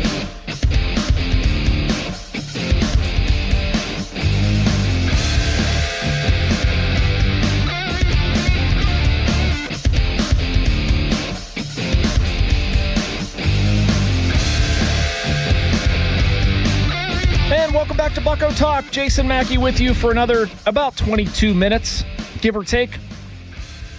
Want to get into my interview with Steven Morales, Pirates translator and assistant coach. Before that, though, want to tell you the Fan and the Pirates want to visit your teams in action for our youth baseball and softball showcase. Parents and coaches, send an email to us at youthsports@937thefan.com to register your 12 and under team. And 93.7 The Fan may make a stop at your field. Brought to you by Keystone Custom Apparel. Details at 937thefan.com. So, Steven Morales, he's better known as Mo. And why you know Mo, and you've seen Mo before, is that he's the guy who translates for O'Neal Cruz or Gregory Soto or Dennis Santana or any of the Latin American players on the Pirates. He's a vital part of the organization. He's also just tremendously nice. He's a baseball junkie. He's a Puerto Rican guy. Goes back to his homeland and coaches in winter ball. He's been bench coach back there. We talked about all of that and more in my conversation with Mo. It's about 7 minutes. Want to get to that now and hope you enjoy. Welcome back to Bucko Talk. I'm here with Steven Morales, Major League coach, translator, all-around good guy. It's in his fourth full season, I believe, Mo. He joined the club midway through 2022, and I want to talk to you a little bit about what you do, who you help, all that stuff. So I'll put the ball in your court. What do you do to help? Actually, when I came up in 2022, I came as an assistant coach just to make sure that I can cover with different coaches and hitting space, infield stuff. I was just helping everybody just make their job easier. And it was a good experience for me to start my career as a coach in the big leagues. But then a couple of years after, I inherited the translator job as well when Mike Gonzalez went down to Florida. And since that day, I've been doing both of them and covered a lot of bases through the years. I've been doing a little bit of outfield stuff when T-Bro was out for a few days. Coach first base, did a little bit of the infield stuff last year, and hands-on with anything they need me. I'll be there. I have to know a little bit of everything just to make sure that if they need my help at any of those departments, I'll be ready. So the translating thing, I want to ask about that first. I mean, you have a lifetime of experience in baseball. That would come naturally. Did the translating come naturally, or did you have to sort of work on that too? Actually, it took me by surprise because, it's something new, and there's ways to do that. It's not an easy job, and you have to translate what's being said by the player and make it sound good. But this starts many years ago in elementary school back in Puerto Rico, that I had one of the best, not the best English teachers that I ever had growing up. That's how my strong foundation came. It was from those days, or early days in school. From her last name is Lugo, teacher Lugo, and she put a really good foundation on me coming up my first 6 years of elementary school. That's very cool. Mrs. Lugo. Yes. All right. As far as being a part of the Major League staff, working with guys, building relationships, what do you like the most about it? What parts, I'm guessing being around players, getting to develop fundamental skills, but just what do you enjoy the most about your job? Oh, just to see some of the guys that have been in the minors when I was coaching in the minors come up here and do well. And overall, just see everybody do well on the field and outside the field, especially on the Latino, Latin American players. I need to help them make sure they get used to the culture and the stuff that happens away from the field. And I think other than seeing everybody, not just the Latin American players do good, because we're a team, basically just hands-on, that first experience in the big leagues for some of our guys that needs to need some help around that. And I work together on that space with either the GMs and the front office or Ryan Dellinger on regards of putting together whatever at that moment for those new guys. So the Latin American guys, we're chatting with Steven Morales, Major League coach and translator here on Bucko Talk. But as far as being around the Latin American guys, Mo, it seems like you're very close with them, and Mike was that way before. That it's almost like you have to earn some trust there. You have to build a relationship, and that's a very important thing. How can you explain that? It's a pure thing, That's me. That's my personality. I mean well when I'm trying to build relationships with people, and I want the best for I come out of my ways, not just for the Latinos, also for the American players, just to make them feel good and do the best I can to put them in a good spot, first of all. And I think that honesty and I open my heart to them. I think that's one of the clues.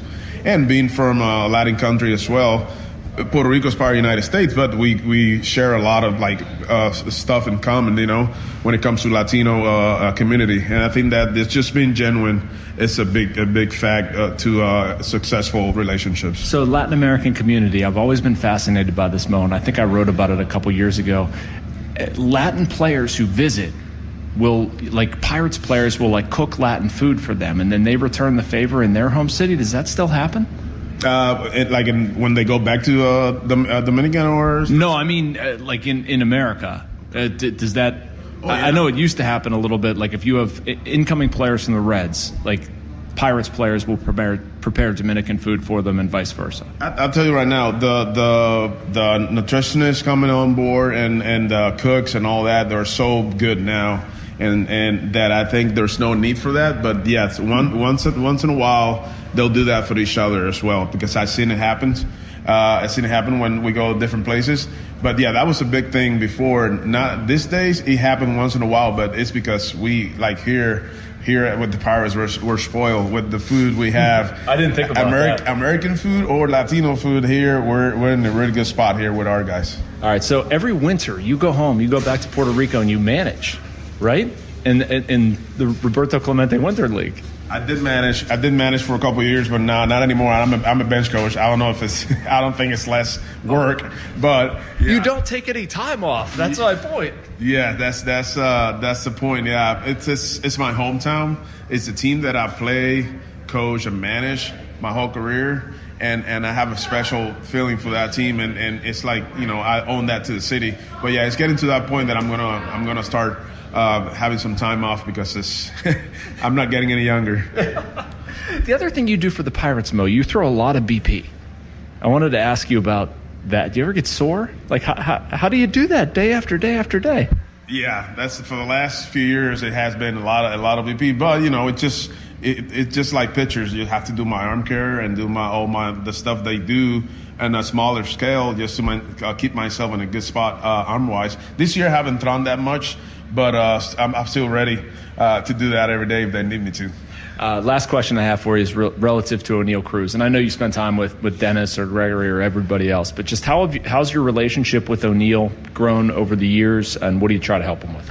Actually, it's I have a relationship with all of them, but with him, I have a closer relationship just because he is a position player that needs to be playing out there every day and needs more care and attention, just because the game demands something from you every day as an everyday player, and that's a good way for me the way that I connect with him is because somehow I'm connected to the staff at day one for him the best, and I have to be it's back and forward triangle thing that put me closer to him, but it's all related to getting him to be the baseball player out there that he can be, and on the personal relationship too. We have a really good relationship, know his family and all that, and I care for the guy, and if we just want the best as a team and as a coaching staff for him, and that's why the relationship has grown so much. Steven Morales, thanks so much. Not a problem. Thank you guys. That's Steven Morales, Pirates translator, major league coach, and it's such an important role that Mo plays with the Pirates, talking about sort of a liaison to some of the Latin American players. And it's not just baseball. And imagine going to a country you can't speak English or you can't speak their native language, I should say, and trying to assimilate cultures and all that stuff. And he does it extremely well, and also is a very smart baseball guy. So always a pleasure talking to Mo. And we've been doing that. One segment on Bucko Talk, we'll talk to a member of the coaching staff, and I'm pretty confident next week's going to be a big one. It'll be the 1 year mark, a little bit out in front of it, of Don Kelly taking over as Pirates manager. So pretty confident I'll be sitting down with DK on the road trip and going through some of that stuff.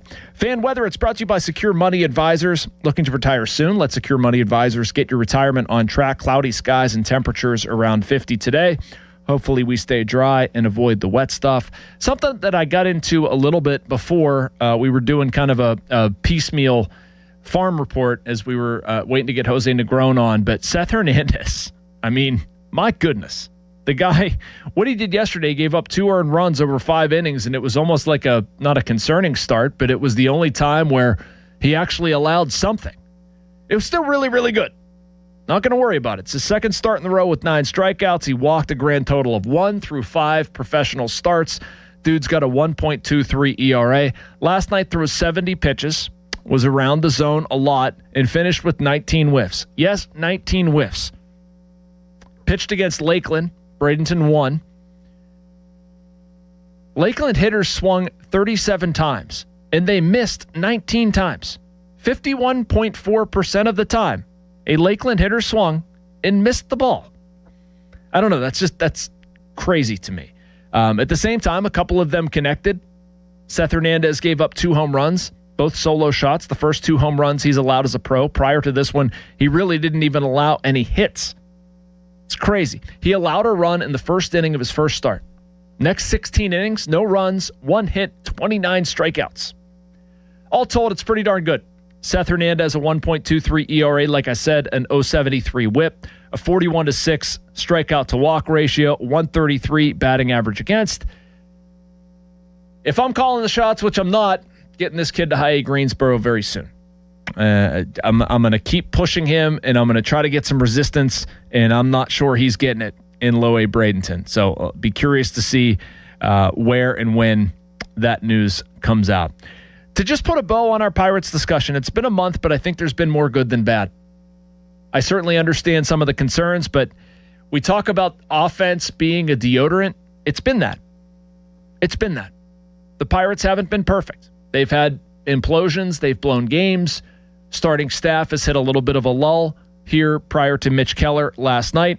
What I mean by that, a 2.75 ERA over the first 15. The last 17 prior to last night, it's been almost 5. But they're a game over 500, in large part because of the offense. In large part because they're actually hitting the ball. Is it perfect? No. Can you fall into the trap of getting worked up about nuance day to day? Sure. Are there also meaningful storylines in the middle of all that? Absolutely. It's baseball. Henry Davis can't hit 160. He's also not going to hit 2 home runs every night. Reality's somewhere in between. Can Henry Davis go from a guy who's hitting 160 to a guy who's a reasonably productive offensive player? You give me 240, 250 with his defense, sold. You know, if Nick Gonzalez, I don't expect him to hit 333, but if Nick Gonzalez can hit 290 and play a decent third base, I like that. Puts Jared Triolo in a sort of bounce-around role. I think somebody called it a merry-go-round player, whatever. Makes the Pirates team better.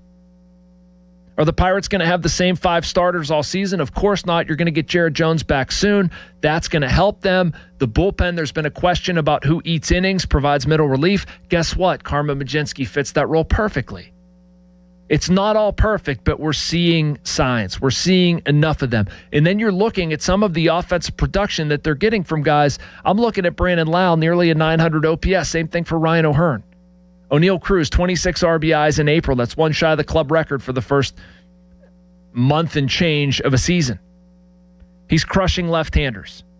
They're getting strong performances from guys in the bullpen. Soto, Ramirez, Montgomery, Matson was unhittable until Thursday. We're seeing Connor Griffin improve. Yes. Need to hit better with runners in scoring position. Absolutely. Marcell Ozuna needs to do more of what he did last night versus the previous 9 games where he's hitting 100. That's pretty obvious. They need to walk fewer guys. I get all of that. Bubba Chandler needs to improve. They need more offense from the catchers. You need slug from Brian Reynolds. You don't need on base from Brian Reynolds or as much on base. But where the Pirates are at, I'm seeing enough seeds. I'm seeing enough signs. Feeling pretty good about it. Excited for later today. Joel, thanks so much for your hard work, man. Always appreciate this. Right back at you, Jason. That was fun. That went by quick. Dude, it's going to be an early morning next week. You have Bucko Talk on Saturday? Yeah, I'm pretty sure. It's going to be 6 a.m. in San Francisco when I talk to all you guys, but it's going to be a lot of fun.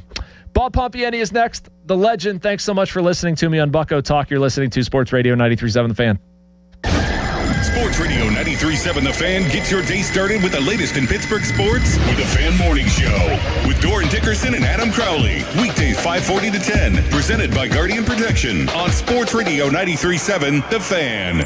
Now, fan headlines powered by Bowser Chevrolet. Pirates have a chance to win their series today. A 4:05 first pitch against the Cincinnati Reds. Pittsburgh a 9-1 winner last night. Today it is Carmen Majinski facing Rhett Lauder in the pitching matchup. Coverage on the Fan 3 o'clock with the North Shore Tavern Leadoff Show.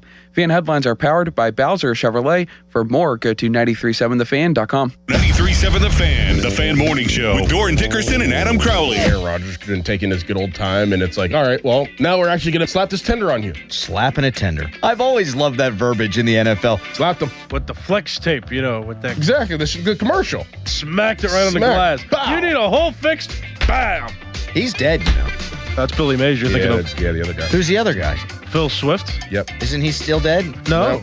The Fan Morning Show on Sports Radio 93.7 The Fan. Sports Radio 93.7 The Fan. The Fan is once again answering the call to help local volunteer fire departments. The third annual Fan 5 Alarm presented by Allegiant Community Federal Credit Union will take place June 17th at Wexford Volunteer Fire Department and June 18th at Robinson Town Center. We'll select a minimum of 25 volunteer fire companies to receive a deserving donation. Nominate your local VFD at 93.7 The Fan.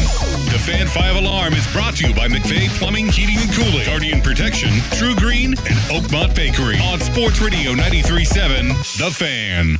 Hey, Donnie Football here. Maybe you heard 40 by the 4th last year and you thought, yeah, I should probably do that. 40 pounds gone by July 4th. That would be huge. And then you didn't. Life got loud. The calendar started moving. And the next thing you knew, it was the 4th. You're standing there in the same body, feeling the same way, wondering why you didn't call Awaken 180. That's the part that gets you, right? Knowing you had a window, just let it sit there. So this year, do something about it. Take the opportunity to lose 40 by the 4th with Awaken 180 weight loss. Because 40 pounds is not just some number on the scale. It's better sleep, less pain, more energy, clothes fitting right. And for me, it's my shirt off by the pool on my honeymoon. I dropped my first 40 pounds in under 9 weeks. The results are real, and we are real proof. And when you hit your goal, Awaken 180 Weight Loss gives you free support for life to help keep it off. Medication-free, by the 4th, is doable. Go to awaken180weightloss.com. It's time to spring into deals for Mother's Day at Lowe's. Shop select 1.5-gallon annuals hanging baskets, 2 for $15, and get Mom the perfect addition for her garden for less. Plus, get 3 free bags of Miracle-Gro 0.75 cubic foot garden soil when you buy 3. Mom's garden is winning with these deals. Our best lineup is here at Lowe's. Valid through 5/6, excludes Alaska and Hawaii, while supplies last. Selection varies by location. In a world in need of a hero, one man rises to the challenge in style. He is... just driving the kids to soccer practice. Make every day feel epic in the all-new Hyundai Palisade Hybrid with up to an EPA-estimated 619 miles of range on select trims, advanced tech, and class-leading interior space. Visit HyundaiUSA.com or call 562-314-4603 for more details. And hey, come on, no cleats on the seats. Text us on the Edgar Snyder and Associates text line at 412-928-9370. Edgar Snyder and Associates reminds you to text responsibly. Sports Radio 93.7 The Fan, built by Window Nation, home of the buy 2 get 2 free offer. Have you noticed that every service company these days is owned by some giant corporation with zero personality and no personal touch? Yeah, no thanks. Gherkin Roofing is still family owned, truly local, and when you call, a human answers. One with a pulse and probably a Pittsburgh accent. They do roofing, siding, gutters, and win awards year after year for their customer service. So if you want a contractor that picks up the phone, shows up, and treats you like a neighbor, because they are one, call The Pickle. Gherkin Roofing, always local and friendly, 724-515-5551. Wait, everything on this IHOP value menu is just $6? I told you it was amazing. A huge plate of pancakes, bacon, and eggs is just $6. Wow. There's also French toast, a ham and cheese omelet, and oh, they got a BLT and fries now. Okay, we're coming here every day. You don't have to tell me twice. Feast for just $6 with the IHOP value menu. $7 in some locations, available every day for a limited time at participating restaurants in the U.S. Hours may vary. No substitutions. Not valid with other discounts or promotions. Prices may vary. I move mountains for a living. Literally. That means I don't carry hand lotion, and when it comes to serious heartburn, I don't mess around with anything but Rolaids. Rolaids' dual-active formula has calcium carbonate and magnesium hydroxide that relieves heartburn fast. Yeah, you heard right. 2 actives for that powerful relief. And the best part? The roll fits right here in my pocket, so I can get back to moving mountains.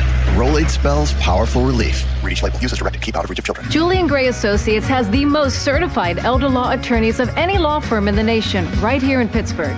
They also have experienced social workers so that you can prepare a plan to age with dignity that you can afford. Visit grayelderlaw.com. Thanks to the Good Feet store.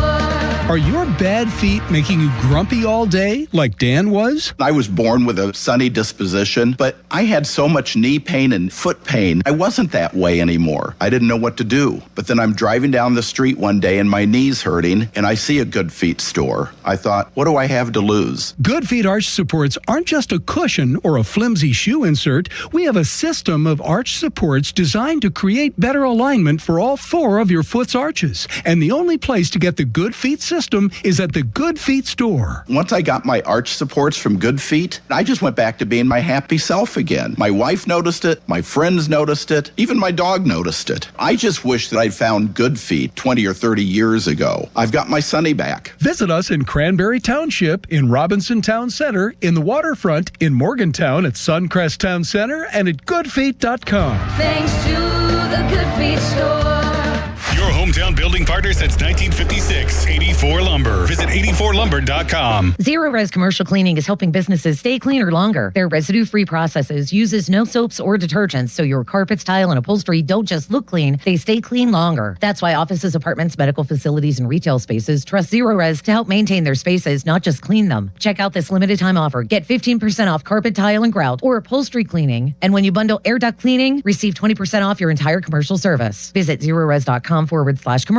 Mention 93.7 The Fan. Commercial services only. Not valid with other offers. A cool and crisp Modelo tastes good. But you know what tastes even better? That survived the evening rush Modelo. That post-12-hour shift Modelo. That fought for every rebound Modelo. That just clocked out on a Friday Modelo. That Modelo you earned is just better. That Modelo is the markable fighter. Drink responsibly. Beer imported by Crown Imports, Chicago, Illinois. Did you hear? Allstate car insurance now costs even less. So when you bundle with home, you can save even more. Check Allstate first to bundle and save with a new lower auto rate. You're in good hands with Allstate. Not available in every state. Only applicable for new auto insurance business. Rates will vary by several factors, including how you purchase the policy. Potential savings may vary. Allstate North American Insurance Company and Affiliates, Northbrook, Illinois. HD1 Pittsburgh, an Odyssey Sports station. Live from the Jim Shorky Mitsubishi.com studios, North Huntington and North Hills. Always live and free on the Odyssey app.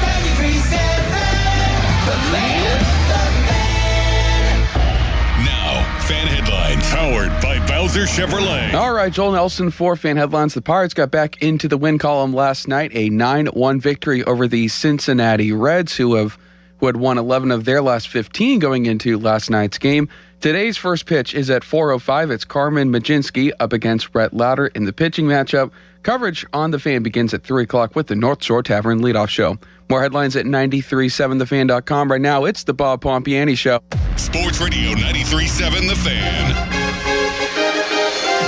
It's time for the Bob Pompiani Show, an in-depth look at local sports with KDKA TV's own Bob Pompiani. Presented by Number One Cockroach, Shenderovich and Fishman, PNC Bank. See how PNC Bank can make a difference for you. The Bob Pompiani Show on Sports Radio 93.7 The Fan. And a very pleasant good morning to you, everyone. This is Bob Pompiani, flanked by the one and only Joel Nelson. And we're here talking sports until 1 o'clock. The number to call is 412-928-9370. You can also hit me up on X or Twitter. It's at KDPomp. A lot to get into, as usual, for a weekend. A little bit of a wrap-up of the week and also some thoughts moving forward in some of these playoff series that we've seen. But first, Pirates with a win yesterday, which was nice to see, and they ended a 5-game losing streak. And the biggest news out of this, of course, was Henry Davis, who hit 2 home runs. Now, he's done that before, and he did against Shohei Ohtani, and I think that came 3 years ago when he was playing outfield, actually. Now he's developed into one of the better catchers in the game, and boy, if he get his hitting together, that would be awesome to see. But they're involved in a very interesting division. And, you know, when you look at this kind of stuff, you say to yourself, how is this possible? This division could be this good, but it is. That would be the National League Central. It's the first division in NL history to have every team at or better than 500 entering the month of May. It's been accomplished a few other times. I think the last time was 2012 or 1996 or something of that nature. It's been a while. But that goes to show you just how difficult it is in this division right now. So even though they're 17 and 16, have lost 5 in a row, they're still pretty much involved. They're 3.5 out of first place. And they have the team that's in first place, or at least tied with first place Chicago. That would be Cincinnati. And you'll hear that game today at 4:05 right here on 93.7 The Fan. So get your thoughts on the Pirates, but also the end of a Penguin season. We're going to delve into that pretty heavily, and we're going to look into the future of what you think they may do or should do with regard to their roster, because they have a lot of big decisions. Of course, the biggest one is Evgeny Malkin, who has expressed a need to want to stay.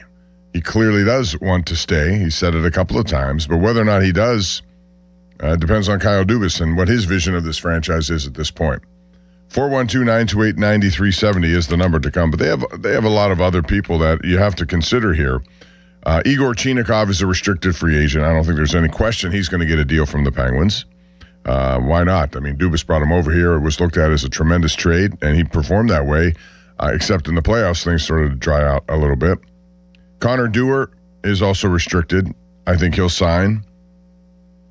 I think Shilovs has turned himself into a good 2 or 1 to Sergei Murashov, so I think that'll be your goaltending situation. I don't think they'll bring back, at this point, Stuart Skinner. They have a lot of goalies in their system, and that doesn't even count Blomqvist, who's still down there and still could be a factor in the future. So no need to bring him back. He'll get another steal from somebody else, but it won't be here. Then there are some interesting situations with regard to potential trades or people you may want to, move off if the price is right and you get something in return that's good. We went through this exercise last year with Brian Rust and Ricard Raquel. Both are still very productive players, especially Rust, another 30-goal season. Do you bring them both back and just continue to do this, or do you finally say, okay, we're going to have to use some of these guys as leverage to try to bring in more assets? They have a lot of money to spend in free agency, but they also potentially could bring back a lot in return for, say, a Brian Rust, although Sidney Crosby certainly enjoys playing with Rust and Raquel on that top line when they're together. Erik Karlsson has 1 year left on a contract. He played his best hockey in Pittsburgh. Do they just bank that's going to happen again and go through the end of that contract? Or is there a team out there who would like to deal with him in a trade? Again, I'm bringing these up as possibilities. I thought Parker Wotherspoon was a big success, and I think he is a guy they want to retain. No question about it. I thought Soderblom came in here and played very well. He's somebody they want to keep, I would imagine. But there are some players around, that you can make a move for, make a trade for. Tommy Novak could be one of them, although I liked how he played. Again, not so much in the playoffs. Sam Girard was acquired here and played better as the playoffs went on. So these are all conversations I think Kyle Dubas will have with, his front office, trying to figure out what's the best way for the Penguins to proceed. They navigated this sort of hybrid thing that the Steelers have been trying to do pretty well this year, to the fact that they went second in their division. They got into the playoffs. I thought they were the better team in the playoffs. I still say that. They lost, yes, but it was because of that first 2 games. And in those first 2 games, they were kind of sleepwalking. And I think the rust of not playing a game in a week that was meaningful hurt them. They rested players. They kind of just makeshift their roster day to day. Whereas the Flyers were red hot, and they continued to be red hot until they cooled off a little bit as the series went on. I think the Penguins played the kind of hockey they wanted to play. In that Game 6 the other day, they were 1 shot away from sending it back to a game that would have been tonight. And what they were missing was just a goal, any kind of goal. And they had so many good chances, specifically Brian Rust. But if you saw that game, you know how the game wore on. The Penguins were the better team. And it seems like Philadelphia gave up tons of zone time in their own zone, and when they were in trouble, they just dumped it high in the air to center ice and tried to get out of harm's way. Penguins needed a score, and if they did and they came back here, I thought they would have won this game. Anyway, Flyers move on. They'll take on Carolina. Next game 1 is tonight at 8 o'clock. Now, Carolina has an interesting situation. They haven't played in over a week. And so, what kind of Carolina team will they have? Will the rust affect them in some way? They have been terrific, and I still think that was my pick to get to the Eastern Conference Finals. Although Buffalo may have something to say about that. They made it look systematically good against Boston, eliminating them last night, 4-2. That is a very good team right there. There's no question about that. And the Tampa Bay-Montreal series has been very interesting to see. Every single one of their first 6 games have been 1-goal games. Last night, Tampa Bay won in overtime. So they forced a game 7. And the reason they won was clearly Andrei Vasilevsky, who was at his very, very best in this series. In this game, I should say. The series some ups and downs. But, I mean, when he's in need of a win, he normally comes up with big saves. And, boy, did he have a lot of them.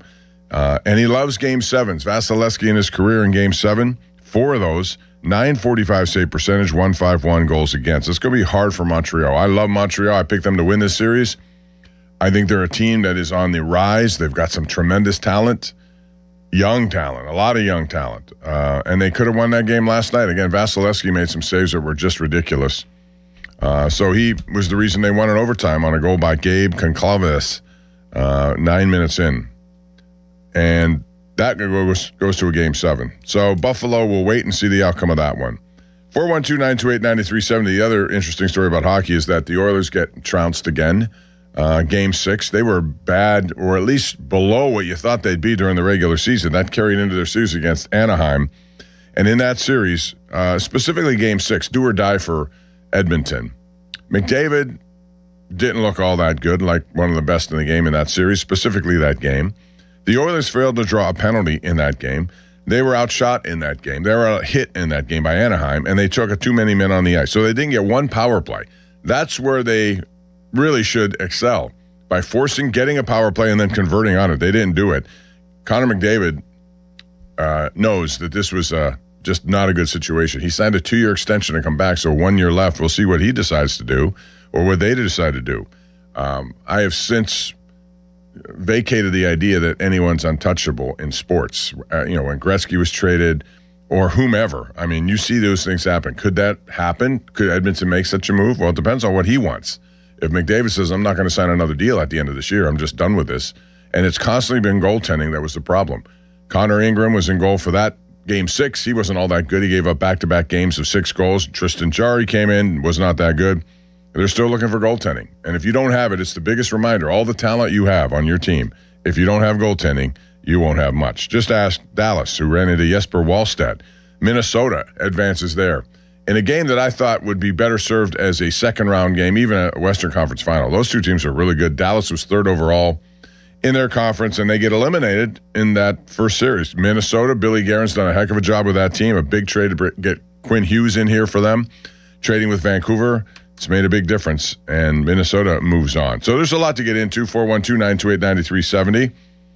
Kentucky Derby is today, Joel. Are you a big horse fan? I thought maybe you were, if I remember correctly, over the years.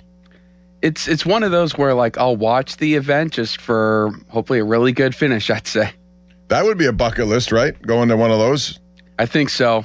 Because, most of the buildup is just all kind of getting to parties, going out there. It's a 2-minute race, for goodness sakes, and it takes place almost at 7 o'clock. People will be there overnight, staying out 5 in the morning, having tailgates or whatever they do there. That would be, what is the bucket list for you besides something like that? Do you have any? Would say, man, totally the Masters and, whatever the biggest tennis major, and I guess that's probably the Wimbledon, I'd say.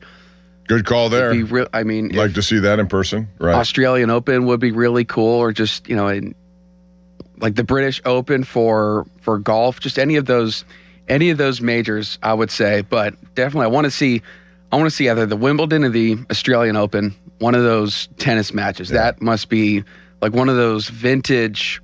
You catch, Sinner versus Alcaraz or something going on for 4 or 5 hours. Yeah.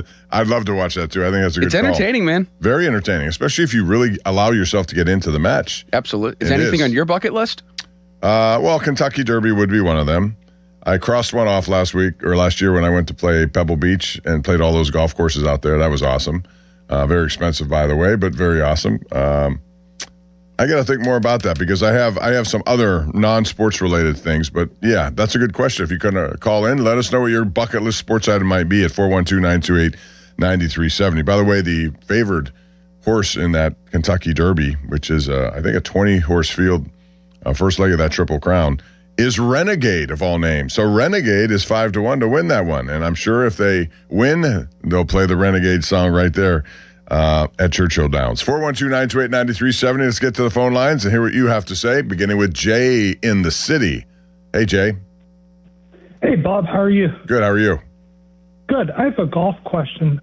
With all the talk about the golf ball rollback, what's your thoughts on Adam Scott saying the driver has been the biggest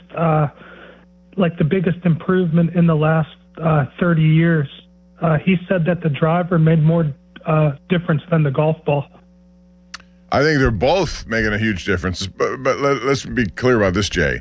It doesn't matter to people like us. You know, it may matter a little bit, but it's not going to matter the way. If you have the right swing and you compress and you do the things that impact what you're supposed to do, you still can hit the ball pretty far regardless of what you're doing, what ball or what club. But yes, technology has certainly advanced to the point now where they're trying to figure out what they can do to roll it back a little bit, right? Because some of these courses are 7,600 yards long, and they're still using, driver wedge into some of these par fours, which is crazy to think. So I'm not sure what they do first, but I think it would be the ball over the driver. But technology is good, and it's hard to stop technology when it's improving like that.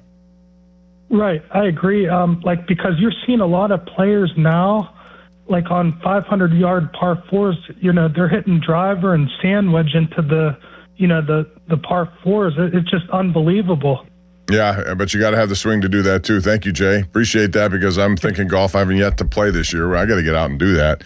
Although this week is not a good week for that, given how wet and cold it is. Joe in Verona is up next right here on the Bob Pompiani Show. Hey, Joe. Hey, Bob. Good morning. By the way, I lived in Carmel for 5 years. Oh, you did? It's a beautiful area. Nice. I didn't play Pebble Beach because, I played right at the mouth of the valley. There was a 36-hole golf course. I forget the name now. I know it all the time. Rancho Canada, that was it. 36 holes. So we paid for $7 every time. And it was great. But what I want to ask you is, I'm so bugged, Bob, about this relief pitching game. Why didn't they bring somebody up from Altoona, even if he had a 10 earned run average, and get some innings, save our pitchers? Because the next 3 games against the Cardinals, we did score 16 runs and lost them all. So I'm real uptight with what that's uptight. I'm just bugged with that's all about. So, and I know you don't like that either, but why do they even have it? Well, again, to conserve arms is the reason they have it, but they end up using every arm in the bullpen, and then the next day they paid for that as well. Hunter Barco would have been a good choice, but I think he had one more day that he had to wait before he can come up here because of some of the red tape involved with his move. But you know what? I'm a little negative of Don Kelly. I don't know why. It's because he was a Leland man. He was the bench coach. Some of his decisions early has really scared me. That I don't want to have the players lose his confidence. Some of his moves, especially that loud move, just blew me away. And things like that, and keeping Santan in for 6 straight batters. You got to make moves with common sense. So I'm a little leery. I think he's lost a few games this year for us, and we should have won it. 6 innings about a month ago, 75 pitches, no runs, takes them out, and then a reliever gives 4 runs. I know they're human is the air, but I'm just a little nervous about this, Bob. I don't have a lot of confidence. Well, I would wait a little bit more before you make that. By the way, the Lau thing, I know what you're referring to. When the bases loaded, he's red hot. The only, he's done that 3 times now this year, Joe. He's hit for Lau 3 times. The last time it worked, when Nick York came up and drove the ball to right center field and got 2 runs on a single batting for Brandon Lau. The time you're referring to is, of course, when he was as hot as can be, and he hit the ball hard, did York, but he hit it right at a player. It turned out to be a double play. That says something good for me about Donnie Kelly, that he's not going to change his strategy just because people think he should or because he was failed the first time. If he believes in the percentages, he's going to go by them, and in that case, he went by percentages. Well, I hope so, because I don't want the players to start looking negative on some of these moves. That's all. I got you, Joe. It's always a pleasure, Bob, and I enjoy always talking to you. Always give me time too. So have a nice weekend and get out to the golf. Appreciate it. Get out to the golf course, babe. I'm sorry, my headphones is giving me problems here. I can't hear now all of a sudden, Joel. I'm going to have to get in to break a new set, I think. Thanks, Joe. I didn't hear what you said at the end, but thank you. I appreciate it. 412-928-9370. Yeah, I mean, anytime you're a manager of a major league team, you're going to have ups and downs. You're going to make decisions that people don't like. I think they have young pitchers on this staff, and their pitches are going to be counted. We're in that era. I don't necessarily agree with it all the time. I think if you're a guy like Keller, like he went 7 innings last night, Skeen should have the ability to do whatever he wants out there. If he wants to go 9, if he feels fine, then you let him go. I understand Ashcraft. I understand, guy like Bubba Chandler who struggled a little bit. Chandler specifically has just got to get more confidence in his using other pitches. His fastball is tremendous. It's a really good fastball, but he needs to control that and also add more and get ahead in counts. He's been falling behind. He has 20 walks. But again, I'm not going to give up on him. He'll not have the kind of innings that I think you need out of one of your starting 5 pitchers. Neither will Ashcraft. So they have a need for another starting pitcher. I have said that from the beginning, and I'm not going to move off of that. I think they need more help there. And in the bullpen, Santana had a bad game. I don't know if you can really look back at that bullpen game, even though I don't like them specifically. But what he did was take a perfect game into, I think, the 7th inning with those guys. He had a shutout in the 9th, and Santana, who you would expect come in and close the game, just got blown up that day. So it didn't work. My only thing on that game, and I told Joe this week, I would have kept Dotel in. He had 4 innings, didn't give a hit, had 3 strikeouts. He's a young arm. He seemed to be perfectly capable of moving on another inning or 2, and if so, you could have saved one of those guys or so. But that's what teams do today. 412-928-9370. Pittsburgh Phil is joining us right now. Hey, Phil, what's up? The man, the myth, the legend, and at one time, Elvis Presley. Long time ago when I can move my hips a little bit better than I do now. It's the Derby. They scratched the horse I like, the Puma, but I like another horse. I like a horse called the Commandment. It's called Commandment. The best horse is on the rail, though, Renegade, but it's tough to win from the 1 hole. So I'm going to give you the exacta, Bob. All right, here we go. I'll put a bet on it based on what you say, Phil. You sound like you're really in charge of this. Don't bet a lot on it, but you should get a nice exact out of it. Put the Commandment on top and put 2 horses underneath them. Well, put 3 horses underneath them. Chief Wallaby, Potente, and put So Happy. Those 3 horses behind them, but the winner is going to be Commandment. He's the best animal. So you didn't say Renegade at all in your exacta? No, because in that first turn, Bob, Eddie Olczyk will tell you this.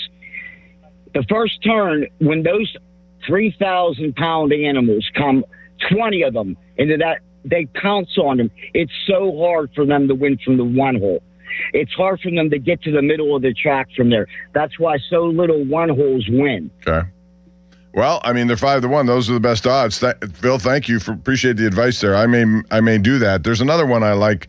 I mean, So Happy is one of those horses that I just like names. Half the time I go by if I like the name or not. So Happy sounds like a happy horse, which means he may do well. He's, I think, 6-1 odds. Yeah, his dad was good. His dad was really... boy, you seem like you know your horse. You know your horse stuff. All right, we're good. That's good advice out there for anyone who wants to listen. Pittsburgh Phil, we'll mark it down and see how you do, but I appreciate the call, man. Thank you. 412-928-9370. One more before we go to break. We have a lot of guys on the line. Zach and Conisville, hang on. John in Charleroi, hang on. And Craig and Crafton, hang on. But right now, Richard is in Newcastle, and he's on the air. Hi, Bob. Thanks for taking my call. Sure. What's up, man? Hey, so talking about Bucko Sports item, man. 3 years ago, I was lucky enough to go to the Army-Navy game in Philadelphia. My wife and brother-in-law bought us tickets for our wedding. So I got to go with my fiance as well. And we were in Philadelphia for 3 days, and it just took over the entire city. Like, we went in a shopping mall. There was a battle of the bands. Cadets having pull-up battles. I mean, that's just events leading up to the game, and you couldn't go anywhere without someone asking you, are you for Army or Navy? And then it was the first game that ever went to overtime in history. It was just I mean, if for something that you want to do and cross off as a sports fan, man, you got to get to the Army-Navy game. Anyone listening, you got to go. Good advice, Richard. And I'll tell you, we did an interview, several months ago with Eli Heidenreich's mom and dad, and they said told me the same exact thing, and I was going to do it if I had more time. One day I'll do it because Heidenreich and then Alex Texa, who both now have signed with the Steelers, were key to that Navy team and did all that. But yeah, that's one of those things that you want to see, and I agree with you. Thank you for the call and the advice. The bucket list, Army, Navy. Got to do that one day. I think it's well worth it. Zach, John, Craig, hang on. We have more open lines too available if you'd like to call 412-928-9370. And we have a lot to get into, as I said. Pirates, Penguins. I'm going to do that when we come back. Who you want to keep, who you want to move on from. And do you think Evgeny Malkin will sign here again? If so, 1 year, 2 years, no years. Do you think they'll move on from him? And if he does not play here, where will he play next year? Because it seems like he wants to play.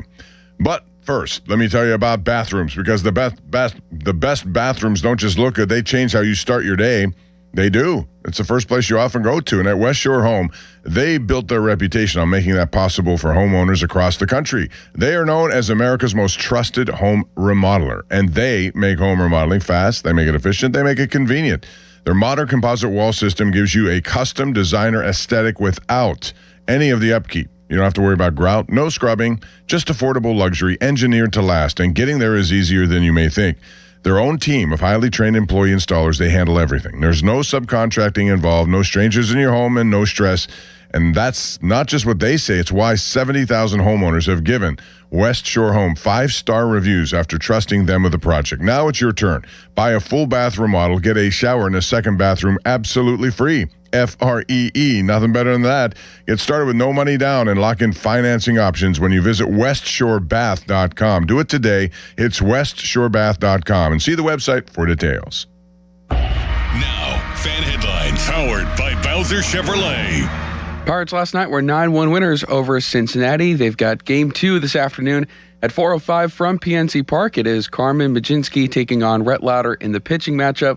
Coverage on the Fan, 3 o'clock with the North Shore Tavern leadoff show. Pirates a couple minutes ago announcing that Jared Triolo has been reinstated from the injured list, and Nick York is headed back to AAA Indianapolis. Fan headlines are powered by Bowser Chevrolet. For more, go to 937thefan.com. Sports Radio 93.7 The Fan. Get the latest on Pittsburgh sports from anywhere with the Odyssey app. Listen to shows and Pirate games live. Check out our exclusive interviews and content anytime. Download the Odyssey app now and never miss a minute. Sports Radio 93.7 The Fan. It's time to spring into action with BetMGM Casino. This season, they're bringing you thrills like you've never seen before. New customers can enjoy a 100% deposit match up to $1,000 plus $25 on the house using bonus code HOMETOWN at sign up. Slots, table games, and live dealer games are always in bloom and always available from the palm of your hand at BetMGM Casino. Download the BetMGM Casino app today and get a piece of the action this spring season. BetMGM and GameSense remind you to play responsibly. If you or someone you know has a gambling problem, help is available. Call 1-800-GAMBLER. BetMGM.com for T's and C's. Must be 21 and over to wager. Pennsylvania only. New customer offer. All promotions are subject to qualification and eligibility requirements. Rewards issued as non-withdrawable site credits and or bonus bets unless otherwise provided in the applicable terms. Rewards subject to expiry. I'm Piera Palazzolo, VP of Digital Marketing for the American Management Association, a company focused on the management training skills needed to enhance the careers of business professionals. We did our research when it came to the best companies for website development and chose AmericanEagle.com. And we couldn't be happier. AmericanEagle.com worked closely with us to understand the front and back end requirements needed to launch an e-commerce website that could handle the complexities of running thousands of seminars nationwide. Our robust new website and improved SEO saw immediate increases in site traffic and web revenue. If you're in need of managerial effectiveness and success, visit our website at amanet.org. If you're in need of a website that provides an unparalleled consumer experience, I highly recommend AmericanEagle.com. Transform your business today. Dial 877-WEBNOW1 for a free digital consultation with AmericanEagle.com. SchultzFord.com. SchultzFord.com. SchultzFord.com. SchultzFord.com. When you hire our firm, you become part of the family. Nobody messes with family. Get the good guys, Goodrich and Geist.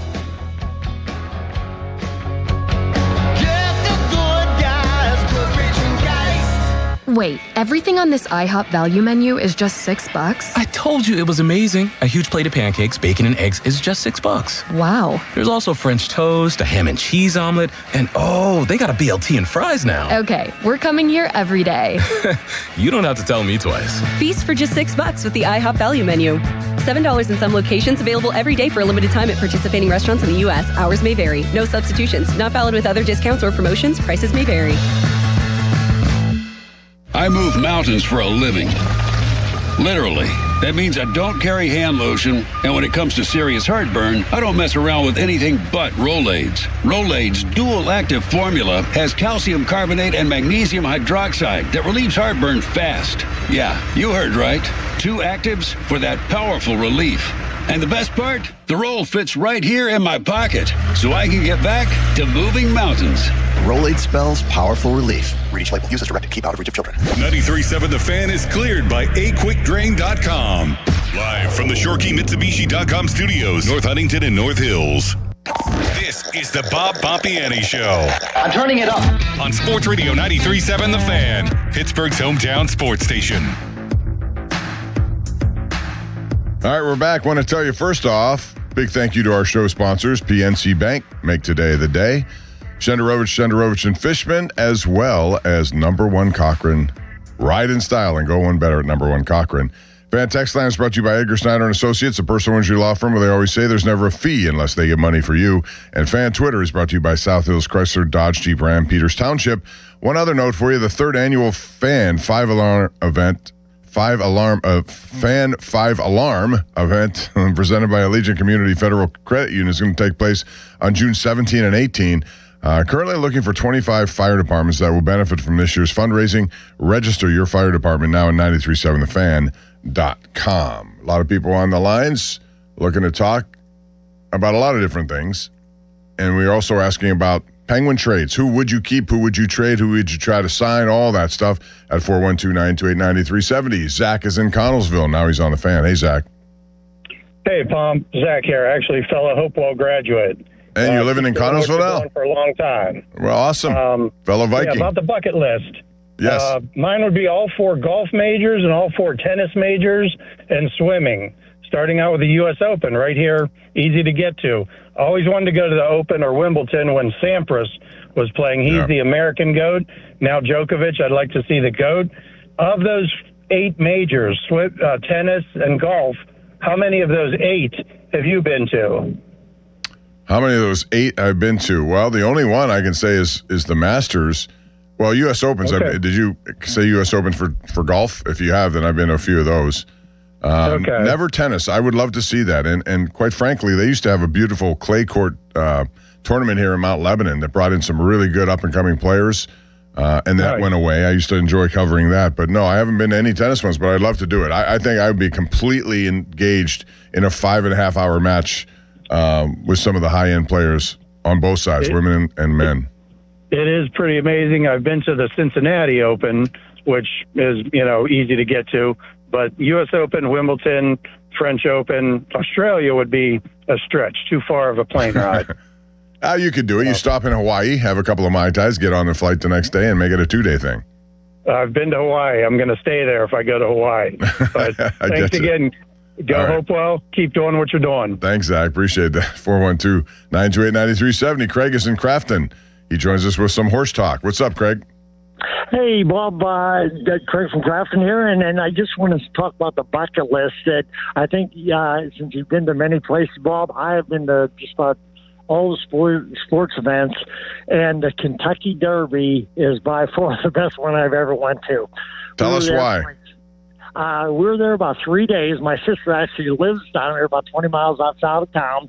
We were down there for 3 days, and every day you'd go, like you take a tour of the museum, but then you saw all these people, Bob, not only from the United States, but all over the world, and they're some of the wealthiest, nicest people you'll ever meet. And the only time I ever heard a bad word during the whole thing was after the horse lost after the race was over. But I think you and Lisa are such a beautiful couple.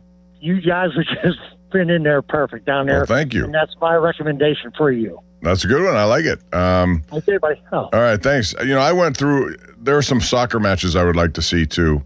Whatever they may be. Barcelona is a place we've never been to. I'd like to go there for some of that. Wembley Stadium is something I'd like to visit. There are a lot of, when it comes down to specific stadiums, that's a whole nother discussion, right? I mean, that could be how many different places you haven't been to that you'd like to be at. I know myself, that would include, I've been to a lot of these baseball ones. Joe, have you been to Fenway Park by any chance? Yeah, a couple games. Great place. Wrigley?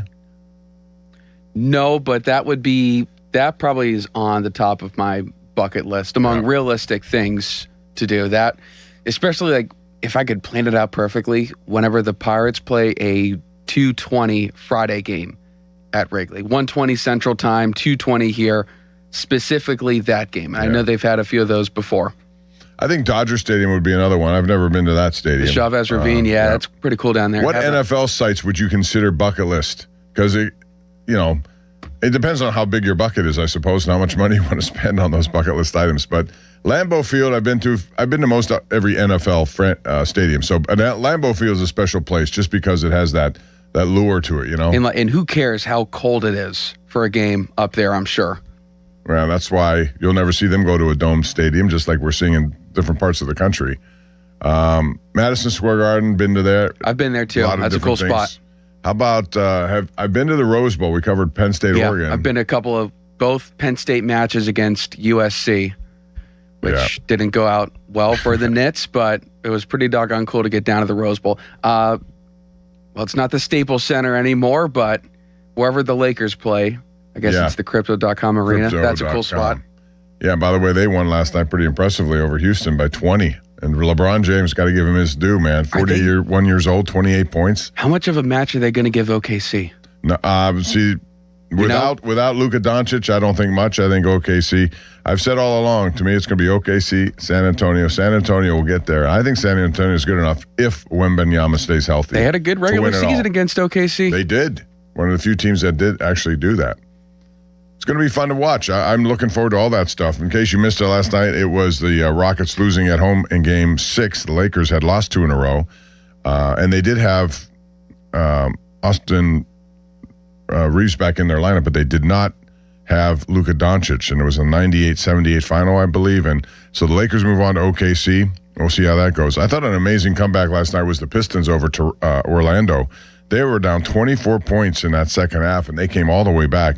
And anytime someone talks about a comeback, the comeback cannot be just torrid shooting. I mean, it can be, but it has to couple with outstanding defense. And in that Detroit game, I mean, they were on the verge of elimination, so they had to respond. In the second half, they had 5 steals, they had 8 blocks, and they forced 10 turnovers. And that's how you get transition game going. That's how you cut into a big deficit, and that's exactly what they did. 412-928-9370. Let's say hello to Rich in Forest Hills, who's on the line right now. Hey, Rich. Hey, Bob. Happy weekend. You too. As far as first of all, one comment about tennis. My vote for the best athletes in the world are tennis players, top to bottom.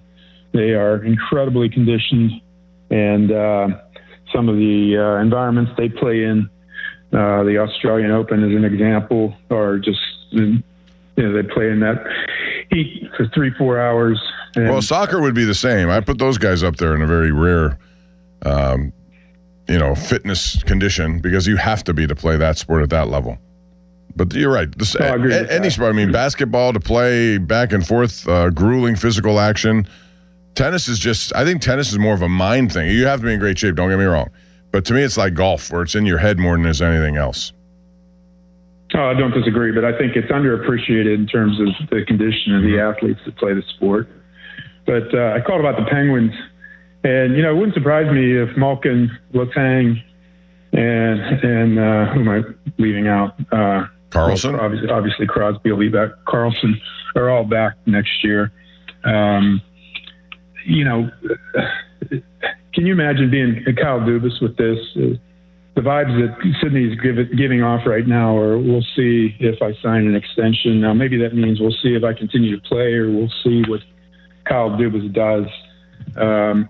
But I'm not, in my heart, I wouldn't want to bring Malkin back, because I do think even though he had a nice end of the season, his age is his age, and he's likely to break down further. But with Shinnikov and Malkin, I think that there's probably a reason to continue to pair those two together as Shinnikov kind of finds that next level. I also think that they just don't have the kind of talent in their minor league forwards that make me feel like they wouldn't take a significant dip next year. So you're thinking then you want all those guys to return and just complement them, not unlike what they did this year when you bring in an 18-year-old Kindle, you acquire a Chinikov, you bring in a Soderblom, you make some good signings. That sort of approach again? I don't want them to return. I just think the other option, you have to consider your options. And there are two options where you kind of give Carlson the opportunity to pick his team, get him traded to. So who replaces him? Same thing with Letang. As bad as Letang was at times in the season, who replaces it?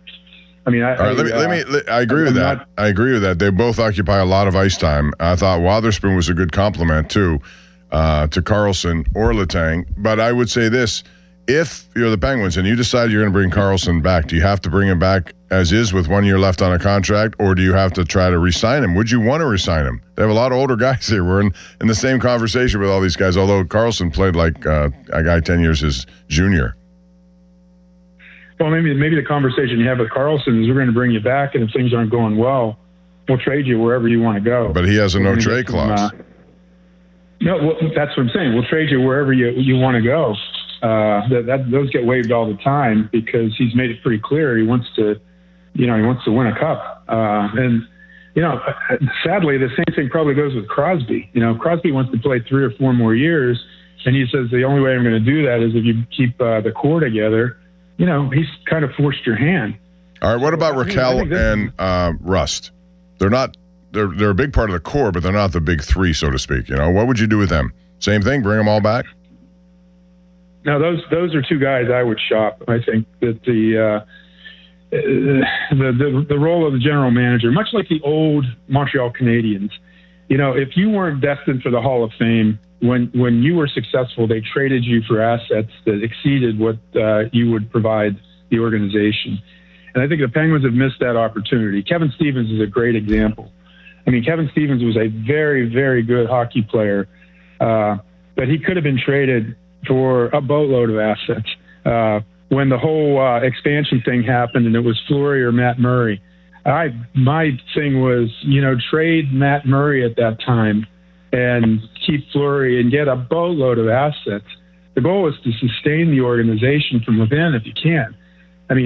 They're even, looking back in the last 10 years, the trades that they've made, the free agent signings that they've had, excluding this past year, they're underwhelming. The success of building a team in that way is limited. I think the only way you do it is you get young guys into your organization, you build them, you put them together at the minor league level, and you harvest from within. And I think I'm hoping that that's what Dubas's plan is moving forward. You can't say that that's exclusively his plan because of what he did last year. Last year's an outlier as far as I'm concerned. If he does it again this year, then that's a trend. Yeah, I hear you, Rich. Thanks for the call. I'm up against a break here. I appreciate that. That's could be a very good plan. Quite frankly, back when Malkin, before he signed his extension, which is now run out, I thought he was the perfect guy, and maybe even earlier than that, to trade him. I know that didn't go over well with what they were trying to do, They had just won back-to-back cups in 16 and 17. Keep it together, make it go as long. Yeah, at some point, it does run out, and you have to be proactive with that. So, but now that the difference this time is that if he signs, to me, it'll be a 1-year deal. He could have a big impact on Chinakhov, and I don't know that it's going to break any banks. You know what I mean? So that's one guy that I may be interested in bringing back and he's been very receptive to moving around into different positions on the forward line. So, but they do have a tough. And look at Chicago. They've tried. They got Bedard. They haven't been able to build around him. They're still struggling. Detroit once had a run of 25 straight years in the playoffs, I think it was, and now here they are. I don't know how many years without. And it's really difficult to rebuild it strictly as a rebuild. You got to do some different things along the way. The Canadians have done it, but it's taken them a long time to do it. And they had a number 1 pick overall, and they turned that into Slavkowski. Caulfield's turned out to be a great player. There's some good young defensemen, but it takes years and years of doing the right thing and hitting on the draft. Ryan in New Jersey and Tony in Greensburg. Hang on, we're going to get to your calls in a minute. Got to take a break here. Want to remind you again, the Fan Text Line is brought to you by Edgar Snyder and Associates, a personal injury law firm. When they always say there's never a fee unless they get money for you.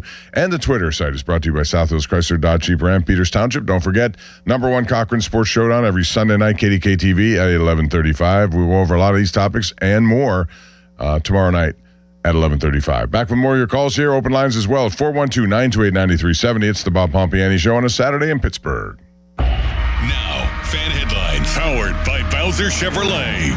Pirates last night were 9-1 winners over Cincinnati. They've got Game 2 this afternoon at 4:05 from PNC Park, where it is Carmen Majinski getting the ball up against Rhett Lauder of Cincinnati. Coverage on the Fan, 3 o'clock, presented by Keystone Custom Apparel. Pirates making a roster move earlier today. They are bringing back Jared Triolo off the injured list and optioning Nick York to AAA Indianapolis. Fan Headlines are powered by Bowser Chevrolet. For more, go to 937thefan.com. The Fan 5 Alarm, presented by Allegiant Community Federal Credit Union, is back June 17th and 18th. You can nominate a deserving volunteer fire department at 937thefan.com. The Fan 5 Alarm is brought to you by Southside Plumbing, Kirkin Roofing, and CentiMark on Sports Radio 93.7 The Fan.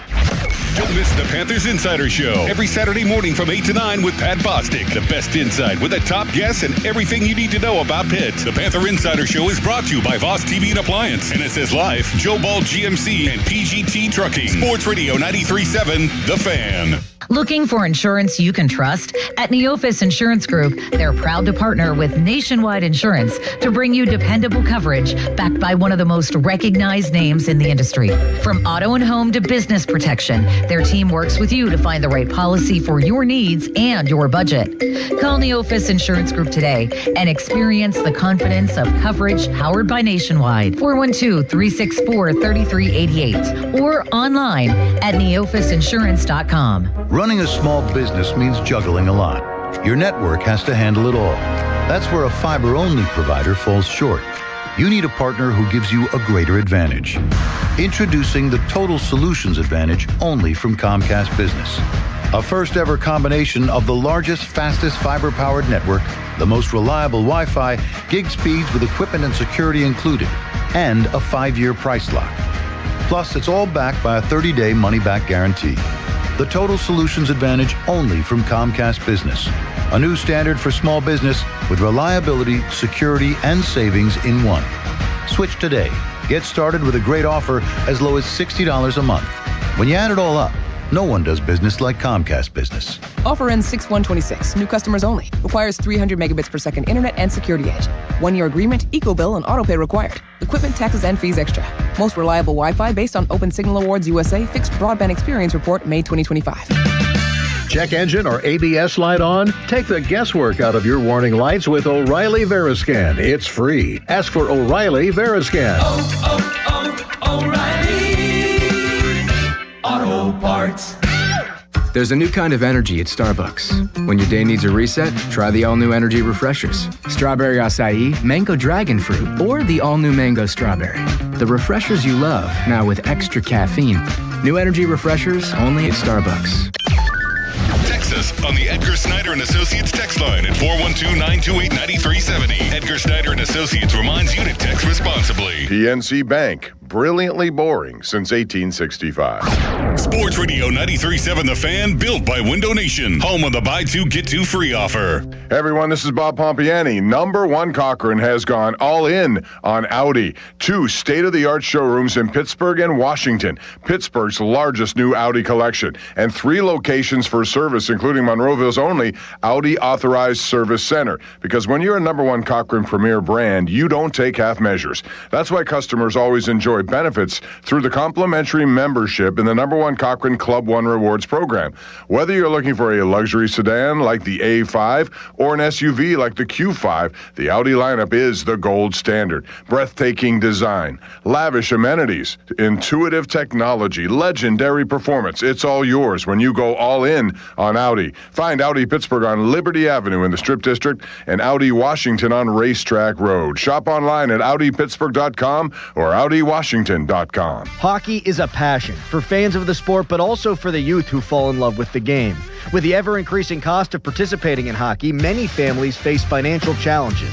The Assisted Goals Foundation was founded to remove financial barriers and to create lasting growth in the sport for current and future players of all backgrounds and communities. Help the Assisted Goals Foundation make the game of hockey available and accessible to anyone, anywhere, at any time. You too can provide an assist. Donate today at assistedgoals.org. 93.7 The Fan is cleared by aquickdrain.com. Now back to more. Please, Seth. This is the Bob Pompiani Show. Let's go. On Sports Radio 93.7 The Fan, Pittsburgh's hometown sports station.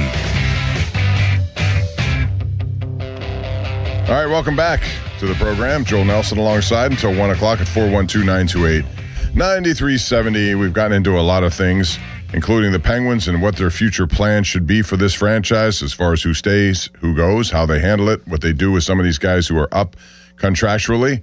We'll get into that. And if you'd like to talk NBA playoffs or NHL playoffs, some great games. Joe, I said at the beginning of this whole process, I enjoy the NHL postseason as much as I do March Madness in basketball. I just do. I just think it's a sustained 2 months of really good, every night, almost overtime game potential, It's always so fun. And I don't know about you, I'd like to participate in the John Buccigross overtime challenge where people pick someone and hope that he retweets you. That's another fun element to playoff hockey. But yeah, it's hard to explain. It's just playoff hockey is playoff hockey. And when a game goes to overtime, and hey, if it goes to a second overtime, just like the Penguins did, you never know, man. I bet you didn't have Cam York as your Bucci Challenge overtime winner. No, I did not. I would have had like Crosby and Konechny for Philadelphia. Yeah, Cam York of all things. But that goes to show you when you put traffic in front of a goaltender and take away a goaltender's eyes, what you can do. I don't think the Penguins did enough of that in that series, in my opinion. Back to the lines, we got Tony in Greensburg. Tony, welcome in. How are you? Hey, Bob. Always enjoy the show. Thank you. We don't have a team here in Pittsburgh. I got some family in Boston, so I've always been a diehard Boston Celtics fan. I want to talk about them a little bit. Obviously, can't ignore that I'm a little concerned with what's happened in this series. I think if I watch Celtics, they live and die off the three. It's what they've been since Mazzulla's came to Boston. But my things is 2 adjustments I would make is, Tyrese Maxey to me is, because of how many injuries Embiid's had and the star he is, I think he's what makes them go. He's killed us on the offensive end in this series. And, for me, it's Derek White's been a disappointment. So I would double Maxey off of screens. Derek White's got to lock in on defense and just follow him the whole time because he's an elite defender. You got to make somebody else beat you. I could care less if Embiid goes for 30-40 as long as, Edgecombe I'm making Edgecombe beat you. He's a rookie. I know he had one good game in the series, but I am not letting Maxey beat this team. And then offensively, I think we need to just it's win or go home. You got to do whatever you got to do to win. You got to make adjustments.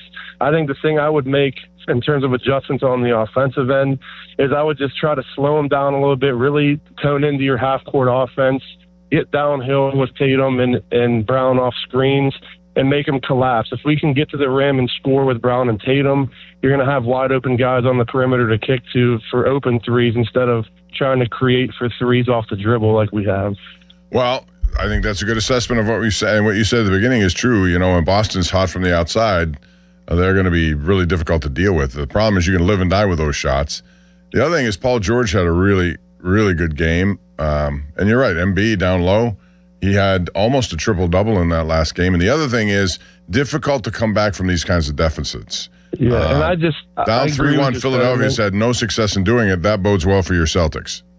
Yeah, and I just think I agree with your sentiment completely. But to me, it's just, I know Paul George is a great player, but at this point in his career, I just haven't seen enough the last few years. I'm going to make him and Edgecombe beat me. This is Edgecombe's first playoffs. I think he's an incredible player, but, make the rookie and an older Paul George beat you. And I just think, the defense hasn't been what it's been all year, too. We got to lock in on the defensive end. Hey, that's a good call. And I will tell you this, too. In this series, when they've won the games, Boston has hit a large percentage of their three-point shots. I believe. Yeah. I got to check, but I think they've made at least 20 in each of their games that they've won. And when they don't win, that's when things fall apart. And that's the whole key now.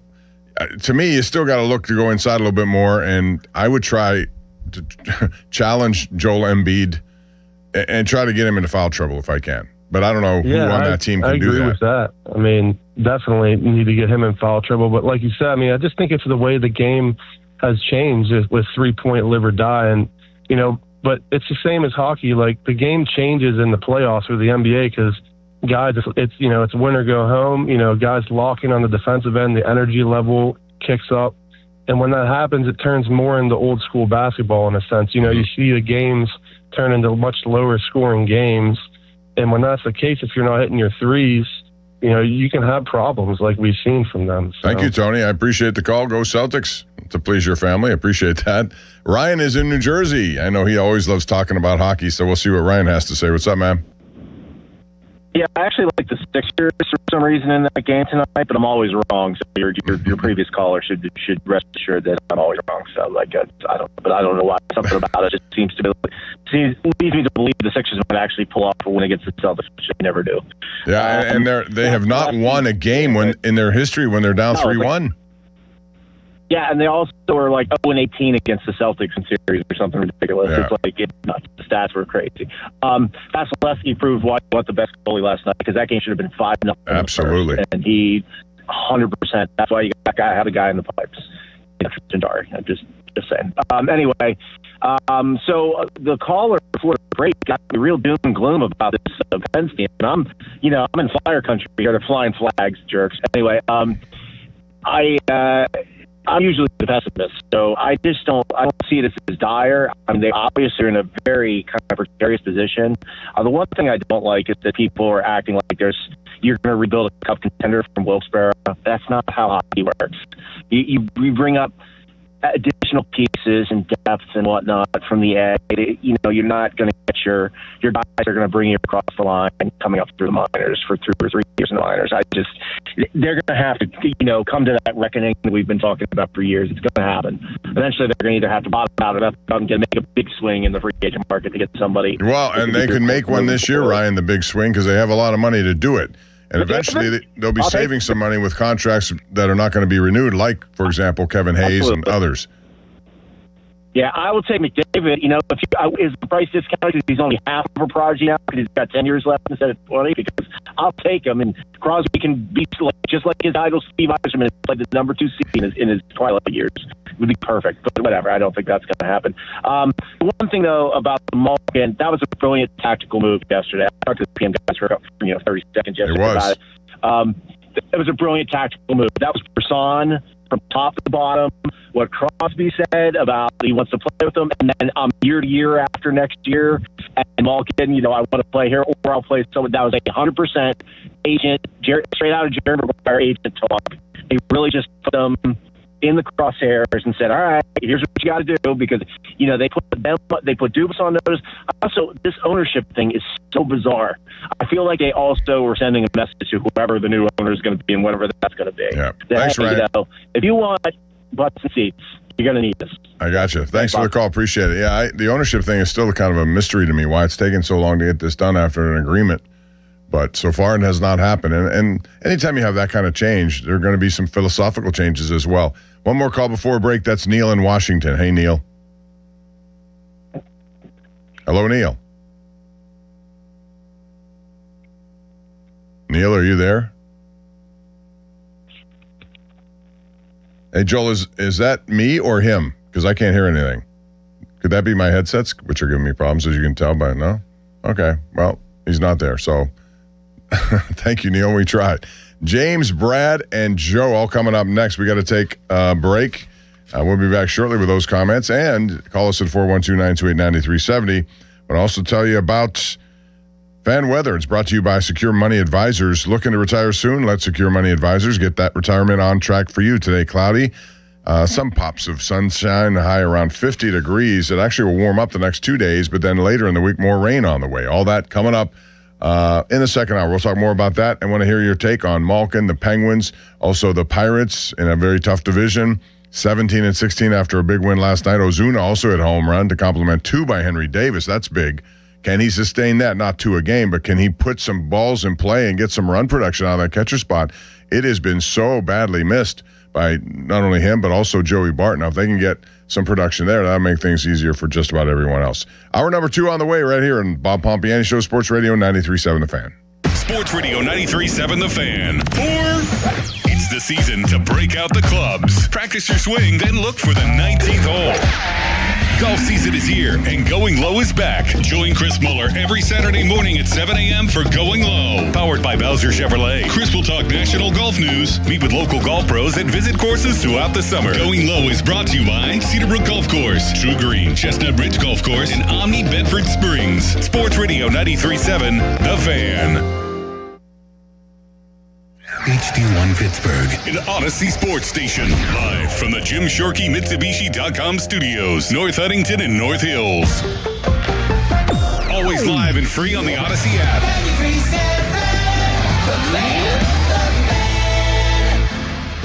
Shopping for replacement windows? Metropolitan Window Company elevates your shopping experience. John, Maggie, and Justin Schmutzer here from Metropolitan Window Company, Pittsburgh's locally owned and family-operated window and door company for over 47 years. When you choose Metropolitan Window Company, you'll experience personalized knowledge, expertise, and professionalism from our first visit to your home until our craftsmen complete your installation. We're the window company that people want in their homes, and our exclusive Infinity by Marvin 100% fiberglass windows are the windows people love. They're built for life. They are the strongest, longest lasting windows you can buy. And we have a great selection of colors and finishes. Experience Metropolitan Window Company. Stop by our showrooms, visit us at metropolitanwindows.com, or give us a call at 412-655-8411. PA 1565. Your hometown building partner since 1956. 84 Lumber. Visit 84lumber.com. Hey, it's Crowley here for Window Nation. May's weather's pretty nice, but those hot summer days will be here soon. Don't wait until the heat hits to try to avoid high energy bills.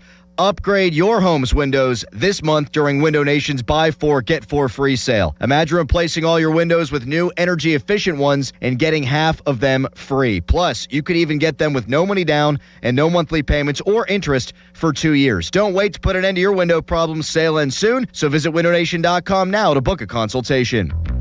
This is the story of the one. As a procurement manager for a hospital system, she keeps every facility in her network stocked and ready. That's why she counts on Grainger to be her single source for thousands of products, from disinfectants to lighting, air filters, and more. And with fast, dependable delivery, Grainger helps her keep every facility stocked, safe, and running smoothly. Call 1-800-GRAINGER, click Grainger.com, or just stop by. Grainger, for the ones who get it done. My name is Whitney Allen, and I'm a widow. My husband, Ryan, died. We never thought we'd ever have to use life insurance, but the unexpected happened. With Ethos, signing up was fast and 100% online. You can get a quote in seconds, apply in minutes, and get same-day coverage. No medical exams, and you can get up to $3 million worth of coverage. I'm grateful we were prepared. Get your free quote at ethos.com/radio. That's ethos.com/radio. Paid spokesperson. Time spent on application may vary. Online health questions required. Now, fan headlines powered by Bowser Chevrolet. All right, Joel Nelson for Fan Headlines. The Pirates last night were 9-1 winners over the Cincinnati Reds. Game 2 of the series is this afternoon at 4:05. Our coverage on 93.7 The Fan begins at 3 o'clock, presented by Keystone Custom Apparel. Carmen Majinski gets the ball today for the Pirates up against Brett Lauder of Cincinnati. Pirates making a roster move earlier today. Jared Triolo has been reinstated from the injured list, and Nick York is being sent back down to AAA Indianapolis. More headlines, 93.7thefan.com. Right now, it's hour number 2 of the Bob Pompiani Show. Sports Radio 93.7 The Fan. It's time for the Bob Pompiani Show, an in-depth look at local sports with KDKA TV's own Bob Pompiani. Presented by Number One Cochrane, Shenderovich and Fishman, PNC Bank. See how PNC Bank can make a difference for you. The Bob Pompiani Show on Sports Radio 93.7 The Fan. All right, welcome back. Hour number 2 of the program with Joel Nelson alongside. Thank you to our show sponsors, PNC Bank, Shenderovich and Fishman, Number One Cochrane, and tune in tomorrow night, 11:35 for the Number One Cochrane Sports Showdown. Fan Text Line is brought to you by Edgar Snyder and Associates, a personal injury law firm where they always say there's never a fee unless they get money for you. And the Twitter site here at The Fan is brought to you by South Hills Chrysler Dodge Jeep Ram in Peters Township. Joel, it was interesting. We completed an entire hour and didn't talk about quarterback stuff in the first hour. So we're probably going to get some of that in the second hour, and that's fine. But nothing much has changed here. It's the same in limbo kind of situation with regard to that. So if you have a comment about what, or maybe you look into your crystal ball, what do you think might happen? Is there a chance that Aaron Rodgers decides he's not going to play? Could be. We haven't heard any confirmation one way or the other, so although there is some communication going back and forth. In the meantime, we're talking about the Pirates, their win last night. Henry Davis hitting 2 home runs. Ozuna got 1. We also had the Penguins and Flyers, and the Flyers eliminate them in 6. When you do the autopsy on that series, how do you think it fell apart for the Pittsburgh Penguins? Because I thought the killer was the first 2 games at home. They looked completely out of sync. They got better. Their play resembled more of what we saw in the regular season in games 4, 5, 6. And if there was a 7, I think the Penguins would have won that one as well. Although you'd never know about one shot in these games, as we saw from Cam York in Game 6 of overtime. 412-928-9370. Joe is in Point Breeze, and now he's here on the show. Hey, Joe, go ahead. Hey, Bob. How are you today? Good. What's up? Good. Hey, my Derby picks. First of all, Derby is my bucket list. I've been a horse player and a lover of game for 30 years, but I can't imagine dragging my woman to the track for 3 days because anytime we've gone before the Gulf Stream and great places like that, she was a gamer, but I could see her fizzling like in the 50s. Yeah, but there's all those parties at the Kentucky Derby. You can get it. You get the big hats going. You get the mint juleps going. You take her to where that has to be. I know that costs a lot of money, though. I got you. I'm considering it for next year. I'm probably going to do it. But do not throw the 18 in a race, Bob. Like, people are calling the 18 on paper is by far the best horse in this race. The only horse that's run at 3 turns, that's won at 3 turns. The only horse that has one of 2 horses that has 3 graded stakes wins. Has Johnny Velasquez on him. He's a pretty good number. I think it's about 6 or 7. I made my bets yesterday. I think it's about 6 or 7 to 1. An absolute monster, but here's what the people are saying, right? Every year, everybody has their angle. The angle this year is that he's a horse for the course. He's not a Churchill. Well, none of them are Churchill horses. He won at Keeneland and dominated at Keeneland. So, but, I mean, for value, 18 is the best horse in the race. I mean, the 1 and 6 cannot be denied either. Like, those 3 to me are ahead above the rest of the horses in the field, but I'm using 18 really heavy. All right. Thank you, Joe. That's a good advice for anyone who wants to do it. Appreciate that. Got to move along here. We got a lot of calls. We'll do some rapid fire here if I can. Brad in Punxsutawney is on the line. What's up, Brad in Punxsy? Hey, Bob, how are you? I got 2 quick points to make. Number 1, from a hockey purist standpoint, that Game 6 of the Penguins-Flyers series was unbelievable. If you didn't have a team to root for, you had to just sit back and love the saves, the big plays, both teams missing opportunities, and it from a purist standpoint, I thought it was a phenomenal hockey game. And I agree with you that as the series went on, the Penguins were getting stronger. But like you said, in a game like that, one shot can end it all, and that's what happened.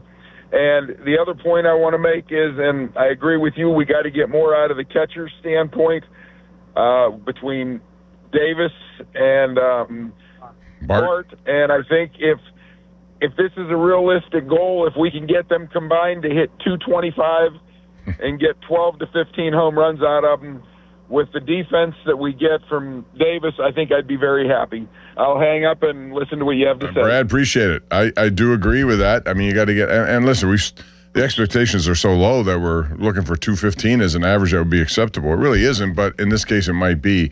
I'm not even looking at that so much as I am just power numbers. Just come up with some doubles, drive-in runs when you have an opportunity, and that's been missing. So maybe it's good for Henry Davis. I'll tell you what, though, if he ever should realize his potential offensively, because that's why he was really drafted 1-1, is for that. Now, he's improved that defense tremendously. If he could somehow do the same on offense, boy, they'd have something there that you won't find in many baseball teams. So we'll see how it goes. It's only one game. He's done this before. We had 2 of Shohei Ohtani, but can he consistently just put the ball in play and get some run production? That's what I would be looking at. Let's go out to James in South Hills. Hey, James, how are you? Hey, good morning, Bob. How you doing, buddy? I'm well. How are you doing? Good, man. You're the gold standard, just want to tell you. No, you're very kind. Thanks. Hey, this might be the gentleman that called before about the Celtics. It jogged my memory because I'm 59, and I used to follow the NBA fairly closely back in the day, in the glory days, we would say. And I work with some younger guys. We got into a discussion at work the other day.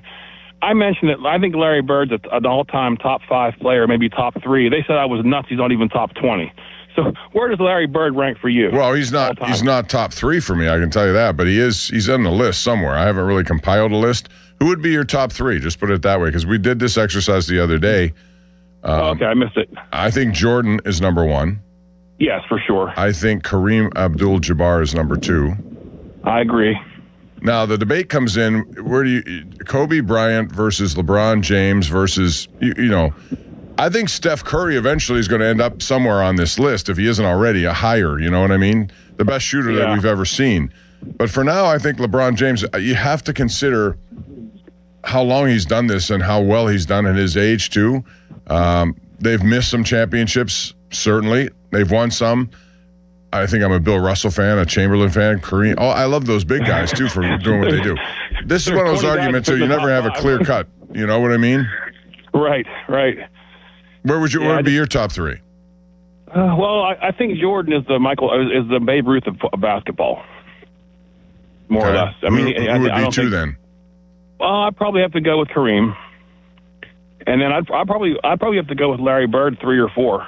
I would say, because I mean, as great as Bill Russell was and stuff. I mean, to win 10 championships. I mean, how do you keep him out of the top 5? You know what I mean? So I agree. I think it's one of those things. It's one of those debates you can have forever. Larry Bird is an all-time great. I think we're going to agree on that. Where he fits on a list like this, I have no idea. Yeah, one of the greatest shooters of all time for sure. No doubt. All right, man. And Thank you. The defense wasn't too shabby. Okay, thanks, Bob. Appreciate it, James. Buddy. Yep. Let's go out to Neil in Washington. Neil, welcome in. What's up? Hello, Neil. Neil, I don't hear you. I don't know what's going on with that. We'll try to get you back, Neil, if we can. Let's. Do you want to try Dave on the North Shore? Dave, maybe we have a better connection with you. What's up, Dave?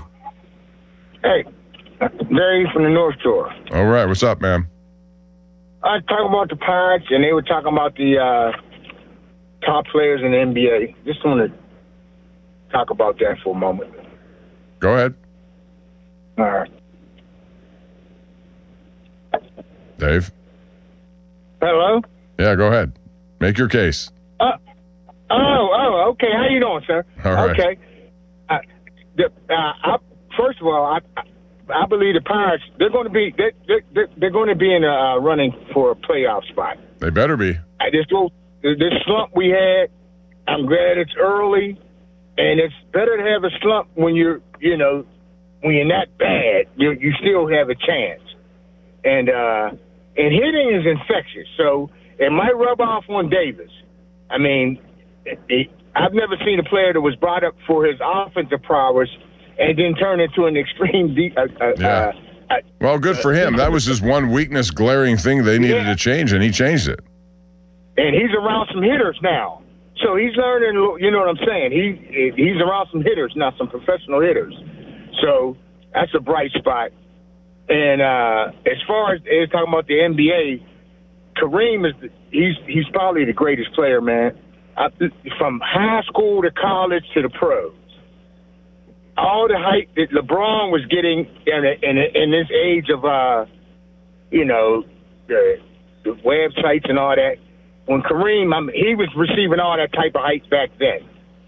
And there was a guy told me, he said, when Kareem was younger, he could shoot jumpers. They talking about Wemby and things of that sort.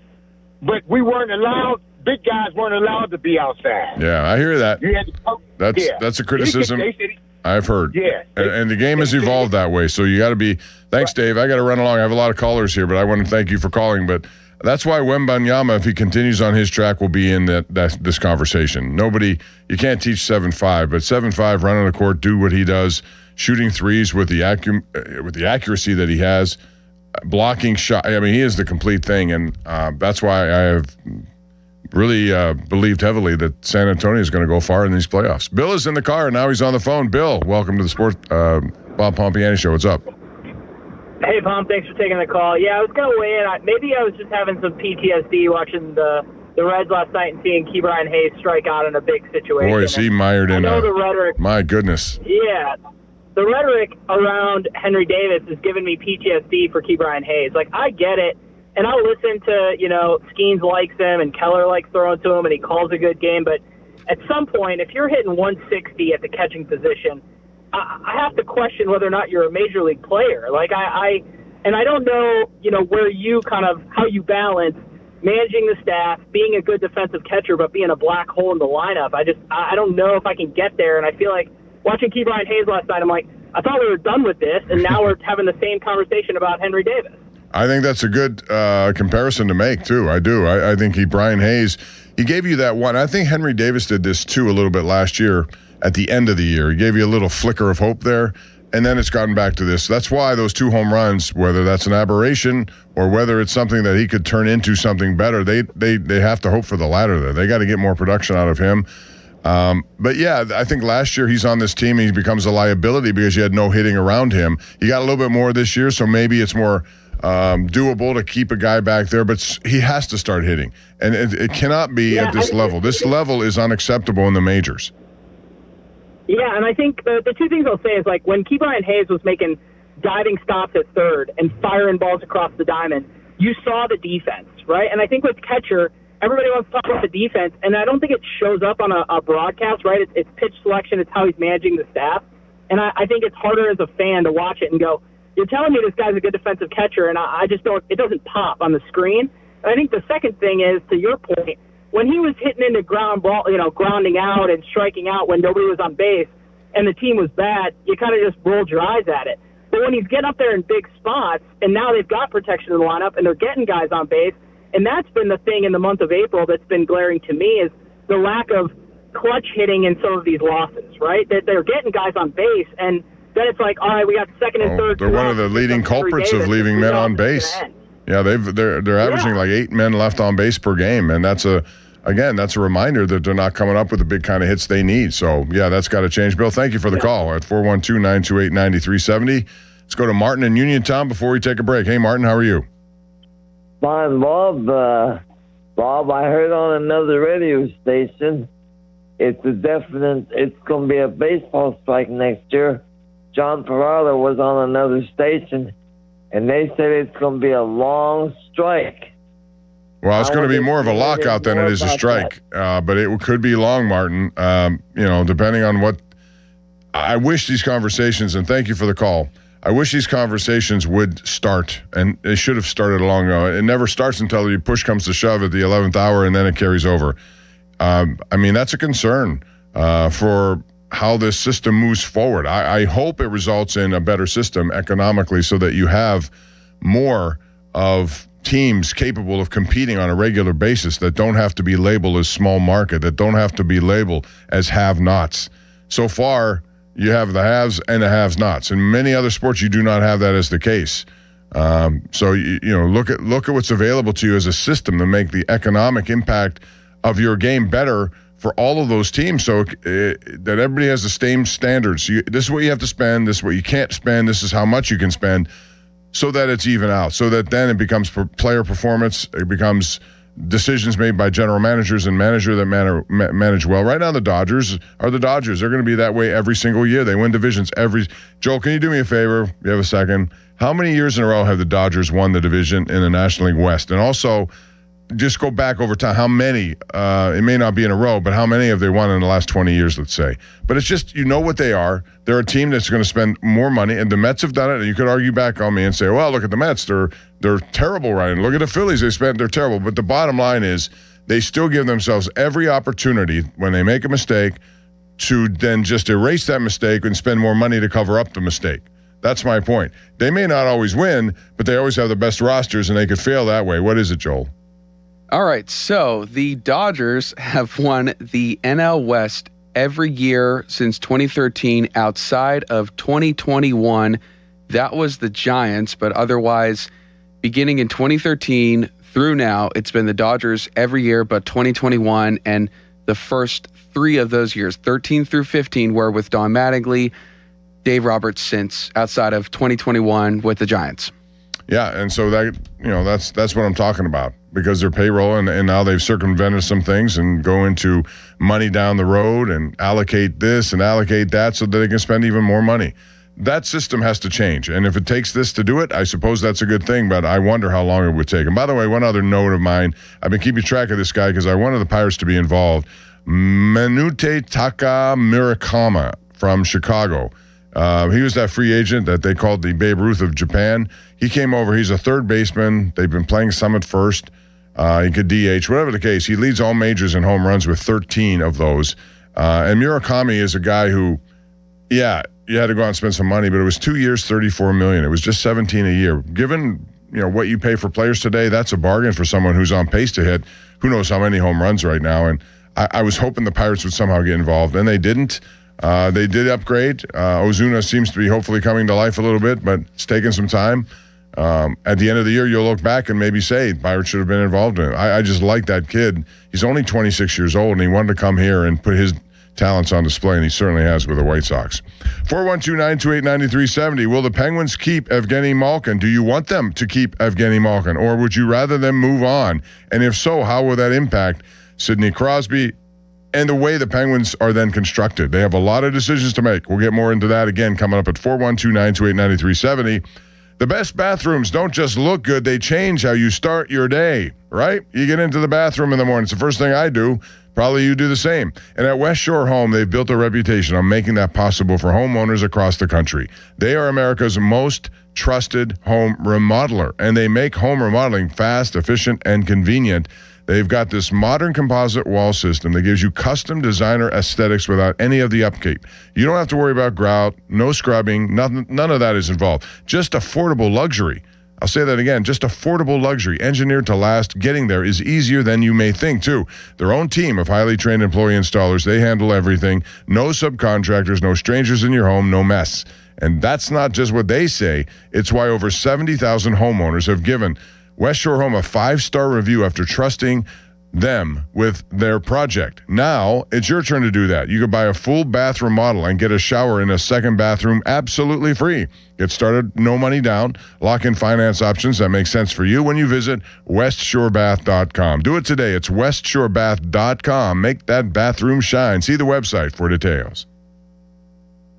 Now, fan headlines powered by Bowser Chevrolet. Pirates last night were 9-1 winners over the Cincinnati Reds. Game 2 is this afternoon at 4:05. Carmen Majinski will take on Rhett Lauder in the pitching matchup. Coverage on the Fan, 3 o'clock with the North Shore Tavern leadoff show. Fan headlines are powered by Bowser Chevrolet. For more, go to 937thefan.com. Sports Radio 93.7 The Fan. Get the latest on Pittsburgh sports from anywhere with the Odyssey app. Listen to shows and Pirate games live. Check out our exclusive interviews and content anytime. Download the Odyssey app now and never miss a minute. Sports Radio 93.7 The Fan.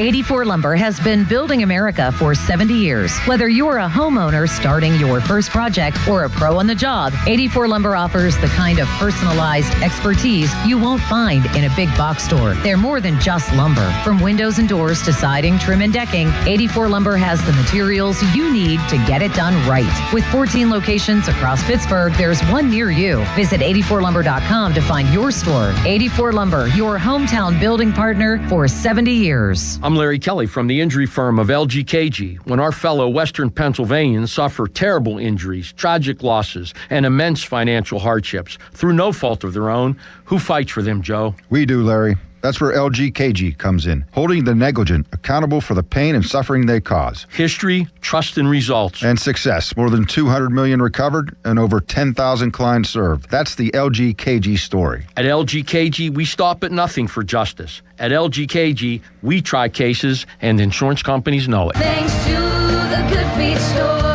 Are your bad feet making you grumpy all day like Dan was? I was born with a sunny disposition, but I had so much knee pain and foot pain. I wasn't that way anymore. I didn't know what to do. But then I'm driving down the street one day and my knee's hurting, and I see a Good Feet store. I thought, what do I have to lose? Good Feet arch supports aren't just a cushion or a flimsy shoe insert. We have a system of arch supports designed to create better alignment for all 4 of your foot's arches. And the only place to get the Good Feet system is at the Good Feet store. Once I got my arch supports from Good Feet, I just went back to being my happy self again. My wife noticed it, my friends noticed it, even my dog noticed it. I just wish that I'd found Good Feet 20 or 30 years ago. I've got my Sunny back. Visit us in Cranberry Township, in Robinson Town Center, in the waterfront, in Morgantown at Suncrest Town Center, and at goodfeet.com. Thanks to the Good Feet store. I need a little range. Step to the range. Come on, meet me at the range. Introducing the new Chick-fil-A Jalapeno Ranch Club Sandwich. With that juicy Chick-fil-A chicken on a buttermilk ranch bun, jalapeno ranch sauce, and pickled jalapenos, it's a little ranch with a lot of kick. The new Chick-fil-A Jalapeno Ranch Club with original spicy or grilled filet. Available for a limited time only. Order ahead on the Chick-fil-A app. In a world in need of a hero, one man rises to the challenge in style. He is... just driving the kids to soccer practice. Make every day feel epic in the all-new Hyundai Palisade Hybrid with up to an EPA estimated 619 miles of range on select trims, advanced tech, and class-leading interior space. Visit HyundaiUSA.com or call 562-314-4603 for more details. And hey, come on, no cleats on the seats. SchultzFord.com. SchultzFord.com. SchultzFord.com. SchultzFord.com. For over 60 years, Neophis Insurance Group has proudly partnered with Nationwide Insurance to help protect what matters most. From the car you drive every day, to the home where your family lives, to the business you've worked so hard to build. Neophis Insurance Group offers reliable coverage backed by the strength and stability of Nationwide. With local service and trusted protection, they're here when you need them most. Contact Neophis Insurance Group today and see how their experience can help protect your future. 412-364-3388 or neophisinsurance.com. Shop the Sherwin-Williams sale and get 30% off duration, woodscapes, and super deck products May 1st through the 11th. Whether you're refreshing your interior or exterior, we've got the colors to bring your vision to life. And with delivery, getting everything to your door is easier than ever. Shop online to have it delivered or visit your neighborhood Sherwin-Williams store. Retail sales only. Some exclusions apply. See store for details. Delivery available on qualifying orders. Wait, everything on this IHOP value menu is just $6? I told you it was amazing. A huge plate of pancakes, bacon, and eggs is just $6. Wow. There's also French toast, a ham and cheese omelet, and oh, they got a BLT and fries now. Okay, we're coming here every day. You don't have to tell me twice. Feast for just $6 with the IHOP value menu. $7 in some locations, available every day for a limited time at participating restaurants in the U.S. Hours may vary. No substitutions. Not valid with other discounts or promotions. Prices may vary. Live from the Shorky Mitsubishi.com studios, North Huntington and North Hills. It's KDK TV's own Bob Pompiani with the Bob Pompiani Show. Ready here. Ready to rock. On Sports Radio 93.7, The Fan. Welcome back. We have this news, and it's interesting because it's about Super Bowls.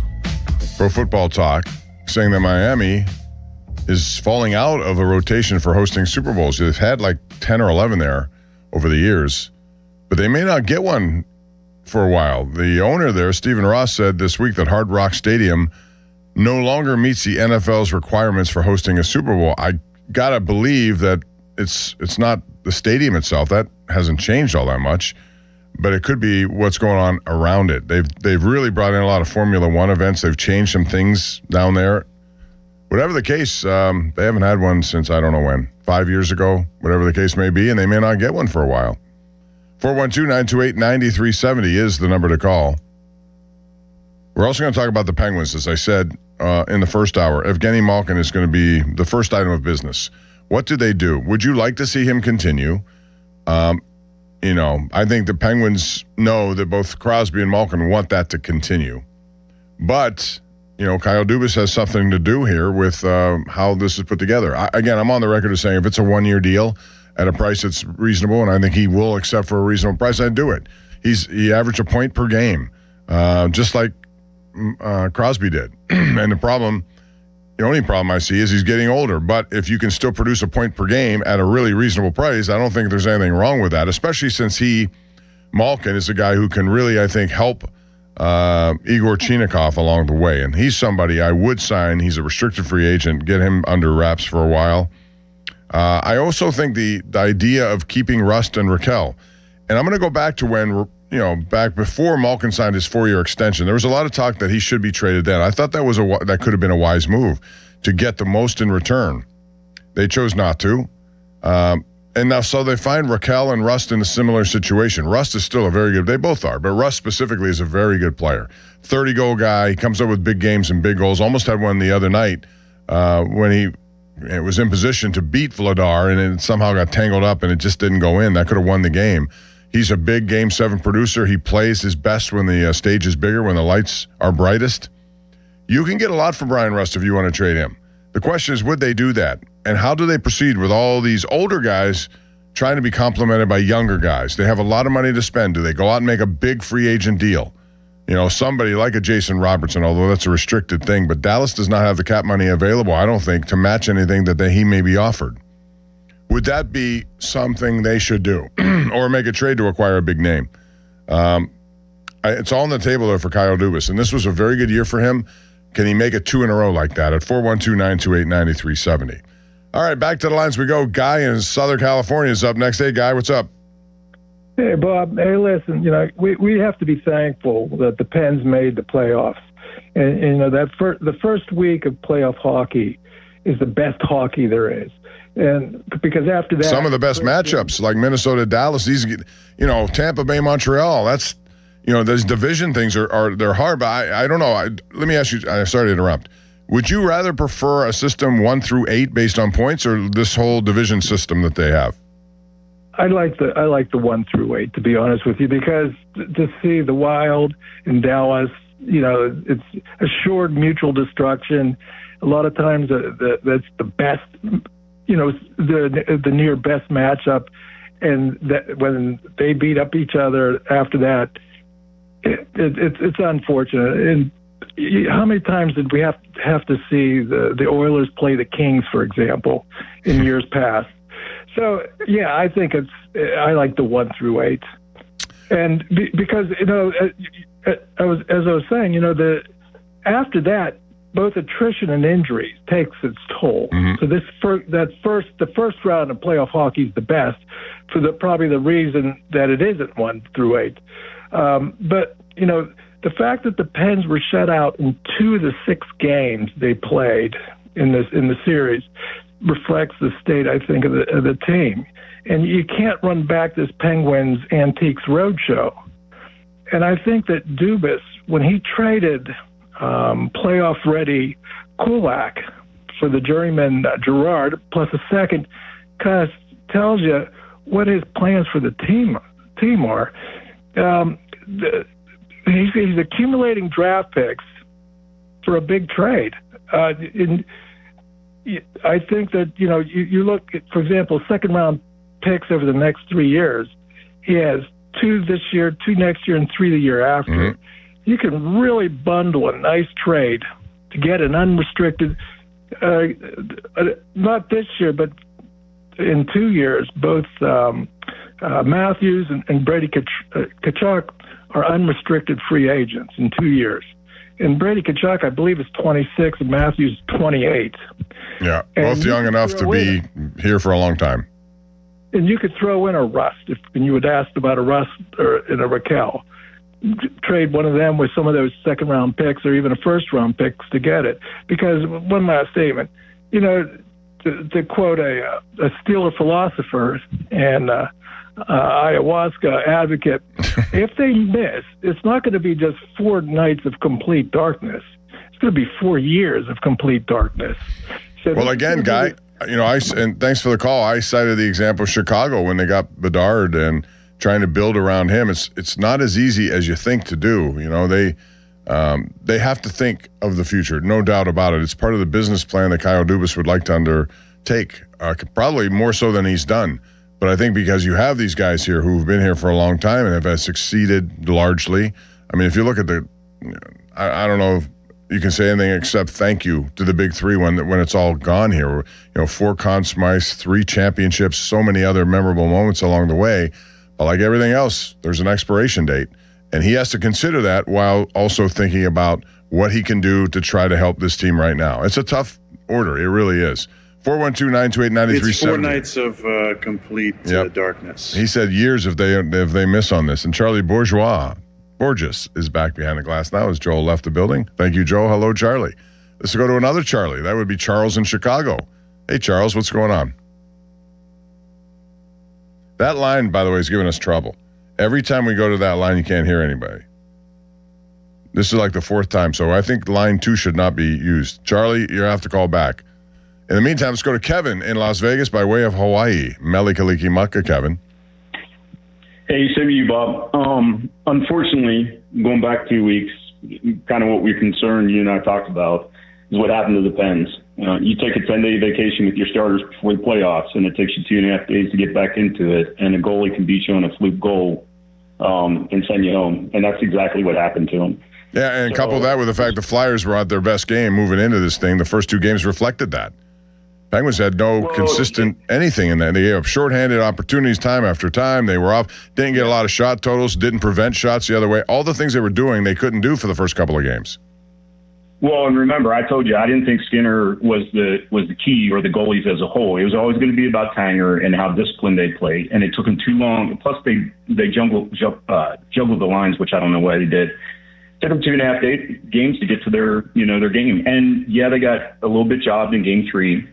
And we probably could have won that one if not by the refs. But the truth is, we did it to ourselves, and it's that simple. The better team went home. Canes in 5. Hey, for what the Penguins need to do in the offseason, I target Robertson, Austin, which I know is a stretch. I talked to you guys in the middle of the season, but you might as well give it a chance. And then you go after Brady Tkachuk. And you force Tanger out, whether that's waiving his no trade to go home to Montreal or it's cutting him outright, which I know is going to irritate the you-know-what out of the Sid. But Tanger remains the biggest gap on this team because when you have a Hall of Famer like Tanger is, and there's no doubt he is, his lack of discipline in the way he approaches the game at times leaks to the rest of the team and the roster, and it reflects the way they play at times. And I love Tanger. He deserves a parade and to be brought back if he decides to go to Montreal, but he's been our biggest weakness for the last 4 or 5 years. But I also thought during that series, he was their best player maybe in the last 2 games of that series. He scored 2 goals. I know one was a fortunate bounce, but I thought overall he played pretty well. He still has a lot of gas in the tank. I don't think there's any disputing that. He'll log big minutes, but the discipline, and we saw it with the penalty he took that could have been dramatically to the Penguins when it was a Konechny. Was it Konechny? I can't remember. Yeah. Konechny, I think, got under his nerves, and he just, right hand hook to the face. And in Tanger's defense, he took an late elbow, and then he took another shot, and then he responded, and of course Konechny, did an embellishment that should have been called. But still, it's Tanger. Hey, real quick. I think you keep Achari, Chinikov, Gino, Raquel, Dewar, Lizotte, Novak, and Wotherspoon. You extend Carlson to reduce his cap hit for a year or 2 to match how long Sid's going to be here. And then you fill out the rest of the roster, however you fill out the rest of the roster. You have to keep Gino. You're not going to get a second or third line player like Gino at that price. Right. Averaging a point per game. Sid happy because and it also makes Sid happy because he's still in the room. Yep. Hey, no place to. Still, nothing compares to the Masters. You and I have talked about that before. Although I will say this, I saw both Game 7s in 16 and 17. Actually, I saw all 8 games because I was stationed in D.C. at the time. Caps versus Pens. It is very hard to beat Game 7 in the opponent's building when you win. It's one thing to win at home. When you win in the opponent's building, I lost my mind 2 years in a row, and it was so. I had so much joy walking the streets of DC on the way back to the subway. It wasn't even funny. Back then, you could. It was still safe enough, but just. I got you, Kevin. I know that's unreal. Man, those last forever. Those kind of memories. Thank you, Kevin, for the call. 412-928-9370. Yeah, I would keep Gino also. Gino Malkin. I would keep him here. 1-year deal. I think there's no harm in that whatsoever. If he wants 2, I may have a problem with it, but I think then I'd lower the rate on him, whatever the case may be.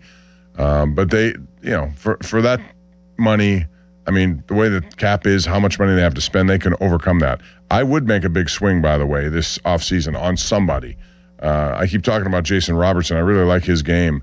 Wyatt Johnston and him together are really good for Dallas. Now, they got eliminated, I know, by Minnesota, but I think Johnston has scored a goal in every one of those games except the last one, so he was a big-time producer as well. 412-928-9370. Let's go out to Charles in Chicago. And do we have this line fixed now, do you think, Charlie? Charles? I tried something, so we'll see if it works. Okay. Hello, Charles.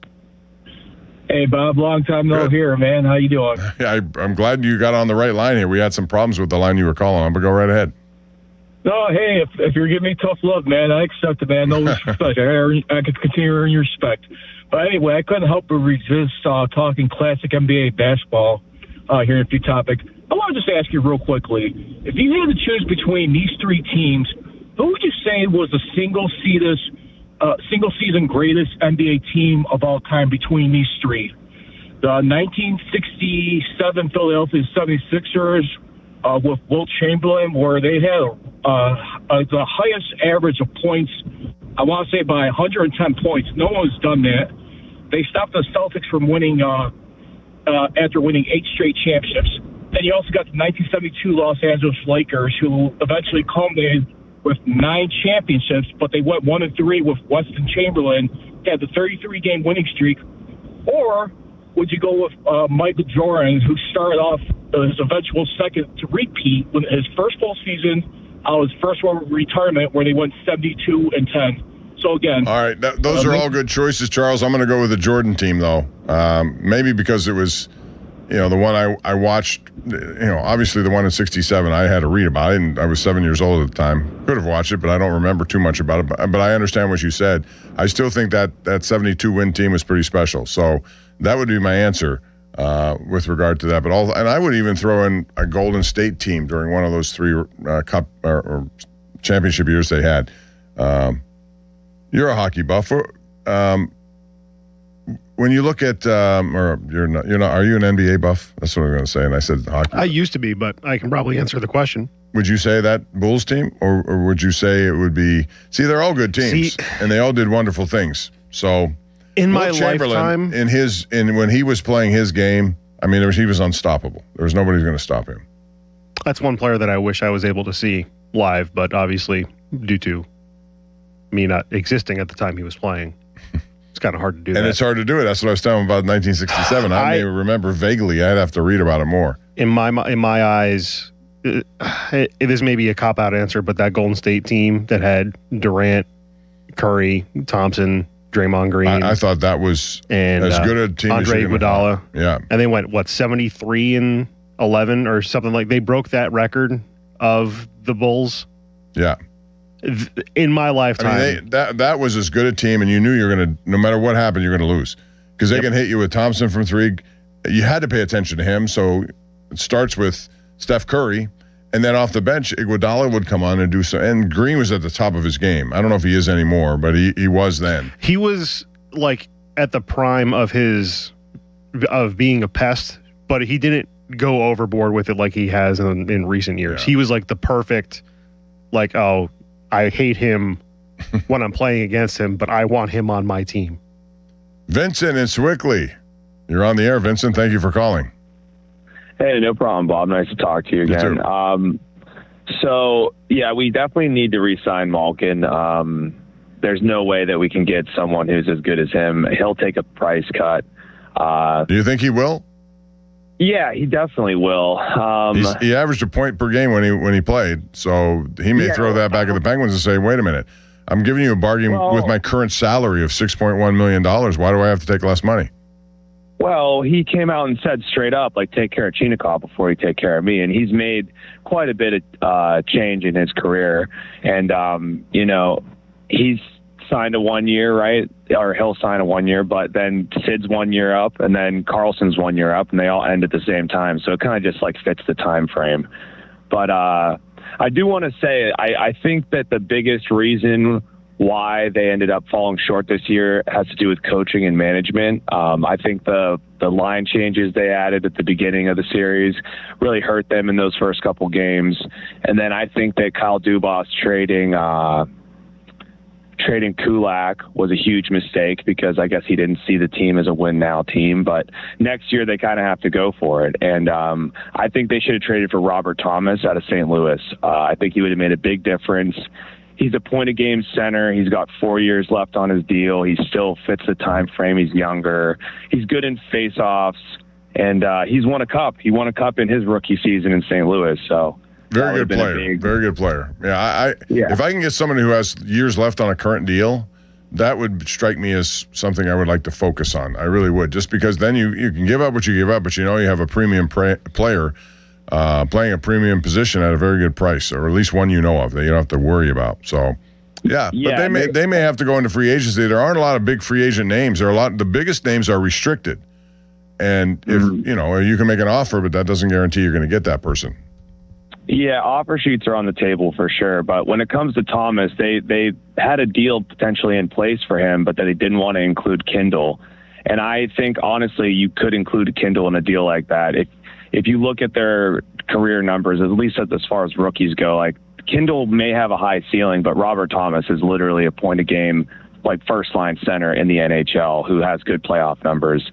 And Kindle, to his credit, he had a good season, but he was definitely not a point-a-game player. Neither was Thomas's rookie year, but Kindle's playoffs left a lot to be desired. But I also think it was an 18-year-old going through this gauntlet of games like this, and he has a very good defensive awareness. I like how he plays hockey. I think he's a very intelligent guy, and he may not become a point-per-game every year player, but I don't know if I'd give up on him or trade him right now to get Thomas. I like Thomas. I'm not going to necessarily. Kindle's one of them. The big steps to me that they have in this hybrid rebuild. They need more people like him to come in and play, and maybe they have some guys in their system who can do that. I keep mentioning Will Horkoff. I think he's a guy who can do that next year. I hope he can. Yeah, I mean, there's definitely the prospect pool is not bad. There's Horkoff. There's also that Tristan Brose. He's not bad. Mm-hmm. There's a couple defensemen that could be okay, like Pickering and that other guy they got with Brunig with the Gensel pick. Like, he might be good. Also, we have Tanner Howe, too. He was actually Kindle's teammate in junior. But the thing is with Kindle is, like, he may have, like, a high ceiling or, like, a high floor, I guess. But we don't know how high his ceiling could be. Thomas's ceiling is pretty well defined, and it's very high. And it's probably higher than Kindle's could be. We could hope that Kindle could become, like, an 80-point-a-game player, but we just don't know if that's possible. And St. Louis needs a rebuild. They're, like, in dire need of it, and they're willing to trade people. Like, we've made some deals with them in the past, and they've made some offer sheets, actually. They re-signed their offer sheet guys that they sniped from Edmonton. And, gotcha, Vincent. I think that's, believe me, I like Rob Thomas a lot. I do. I don't know if I'd give Kindle up in that deal, however. So at some point you have to part with somebody. I keep thinking Rust and Raquel are probably two guys who could be moved, and you should get a lot for them, Charlie. What would you get if you were a team that needed a guy like Rust? Still 30 goals a game. He can do so many good things, a real smart player. What would you give up to get him? Well, if I'm the Penguins, for a guy who has 2 years left on his deal and he's scoring 30 goals a year at $5 million a year. That's what I mean. It's a 2 years left. The starting price will probably be a first-round pick and a prospect, not like a prospect, like a grade A prospect as a starting point, and then you can add, mix and match whatever you want from there. I wonder what kind of no trade clause he has too, and all these no trade clauses. He has nothing. Are you sure? Brian Rust has no trade protection at all. Okay. Well, Ricard Raquel has an 8-team no trade list, but Rust has nothing. Rust would be one of those guys who could be very, very attractive in the trade market. So. And he has no leverage, so... Well, the only leverage he has is Sidney Crosby likes to play with him, and that is some leverage. All right, 412-928-9370. Got to take a break here. Want to remind you about the Fan text line, Edgar Snyder and Associates. The Fan Twitter brought to you by South Hills Chrysler Dodge Jeep Ram. Also, the Fan and the Pittsburgh Pirates want to visit your teams in action for the Youth Baseball and Softball Showcase. Parents and coaches send an email to youthsports@937thefan.com. Register your 12 and under team. 93.7 The Fan may make a stop to your field. It's brought to you by Keystone Custom Apparel. Details at 937thefan.com. We're back in a flash right here on Sports Radio 93.7 The Fan. Now, Fan Headlines, powered by Bowser Chevrolet. The Pittsburgh Pirates in action tonight. First pitch scheduled for 4:05. Carmen Majinski on the mound for the Pirates after a 9-1 victory over the Cincinnati Reds yesterday. They play the Reds again today. For more, go to 937thefan.com. Fan Headlines are powered by Bowser Chevrolet. Pony and Muller here. Mike and Mike's Beer Bar is a big fan of us. In fact, he gave us our own beer. Okay, well, kind of. Each month, Mike picks a local beer that we call the Fan Beer of the Month. The Fan Beer of the Month for April is Cinderland Beer Company's Raise It, their PNC Park exclusive West Coast style IPA.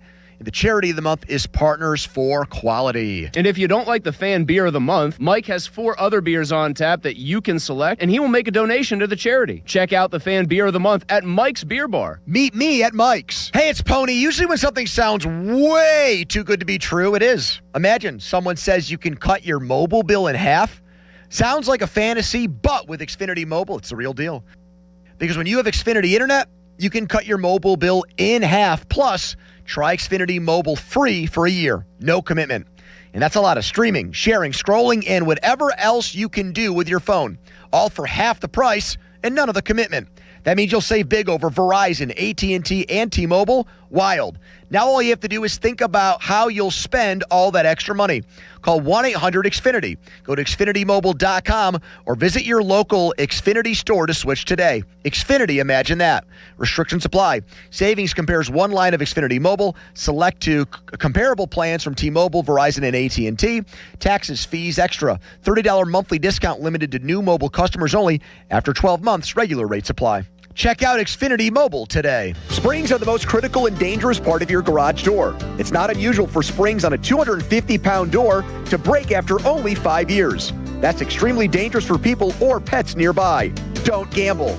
Call 1-844-345-4737. That's locally owned Precision Garage Door Service, the only area company with springs engineered to last up to 10 times longer.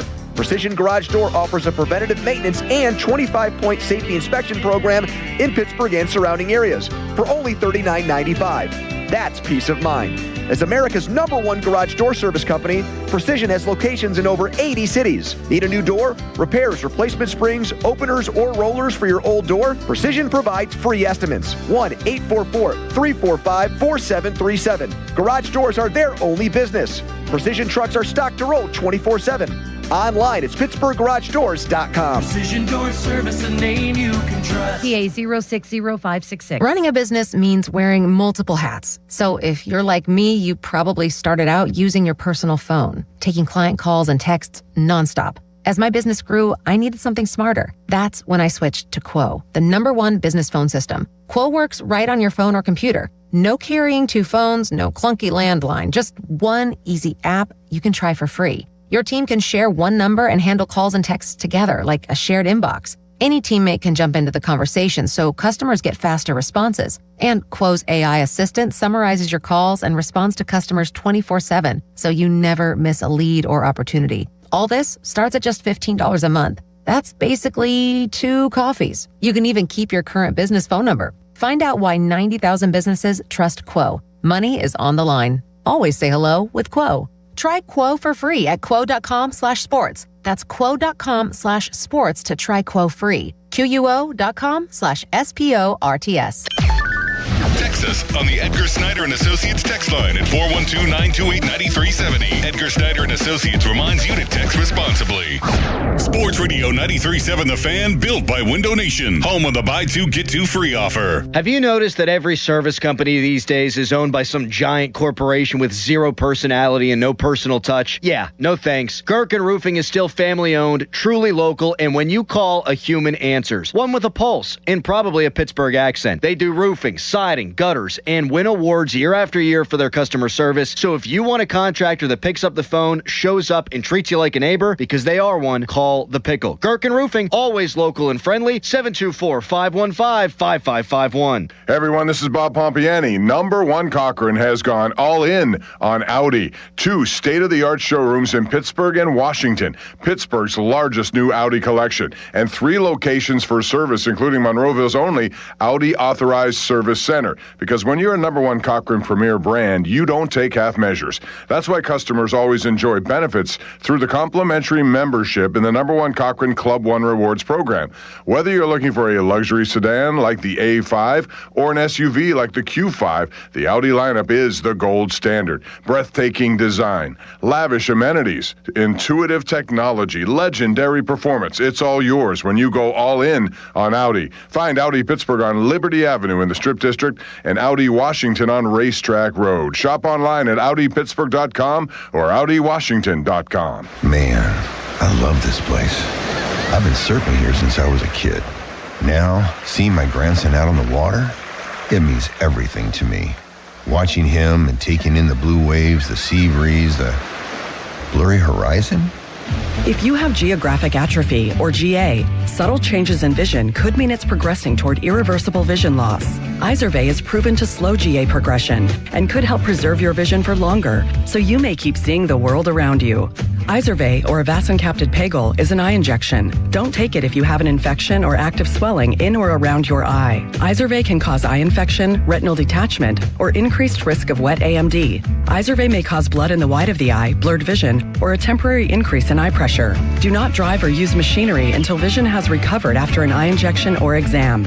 Ask your retina specialist how you can slow your GA with Izervay. To learn more, call 1-855-IZERVAY or go to izervay.com. Paid for by Astellas Pharma.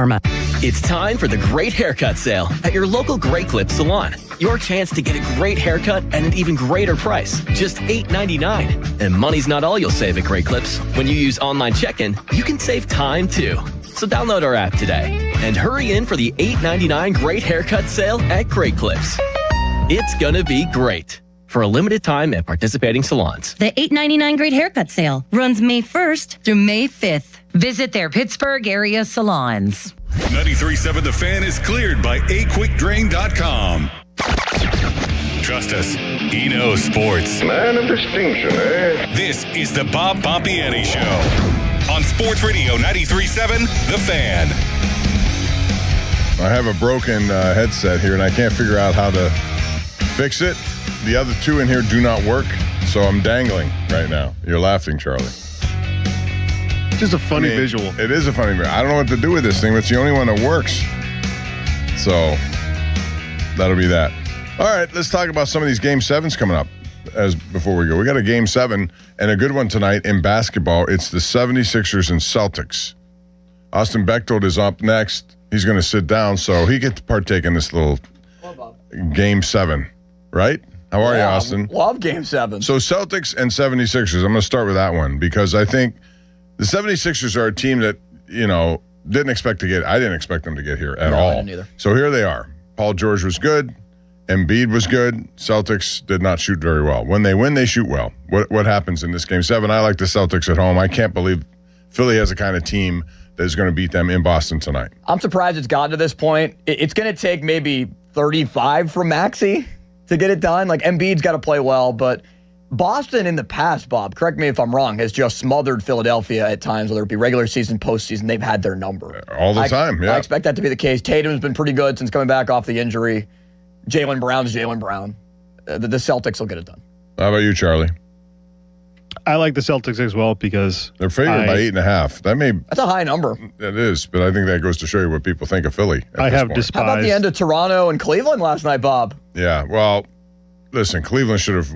That's dangerous if you're Cleveland going back to a Game 7 at home. Toronto, that was a 4-5 matchup, I believe. They got lucky. Barrett hit that 3. Okay, they won it.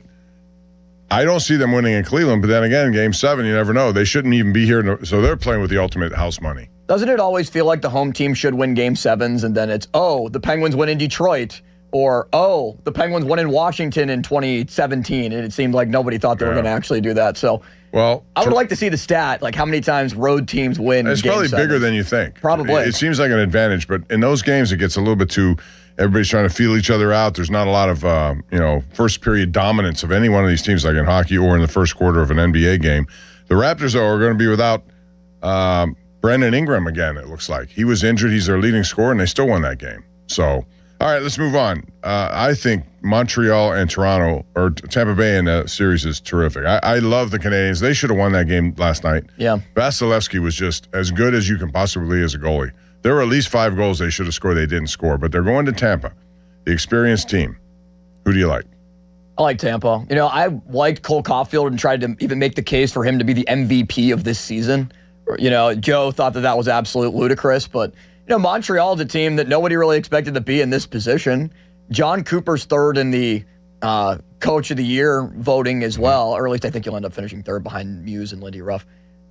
I like Tampa Bay, Bob. That was my long. I like Montreal. I've liked Montreal from the beginning. I thought they'd win this series. I'm not going to change on them now just because I thought that was a good effort last night, but man, you got good goaltending. Canadians, the road to the Eastern Conference Finals. They're good. It took them a while to be good. How about you, Charlie? Give me the Lightning. I had them in the Stanley Cup final in my preseason predictions, and I'm sticking with them. All right. Beyond that, if whoever wins has to take on Buffalo, can Buffalo be beaten, or is Buffalo going to win that series? Buffalo can definitely be beaten. They're just too fun to pick against. Joe Starkey, he thought they were going to lose the whole rest of the series and lose in Game 7. He was pessimistic the whole time. Well, look what they did last night. So I like picking experienced teams once you get further into the playoffs. Like a younger team, like the Flyers over the Penguins can win a series and just kind of take it to an older club.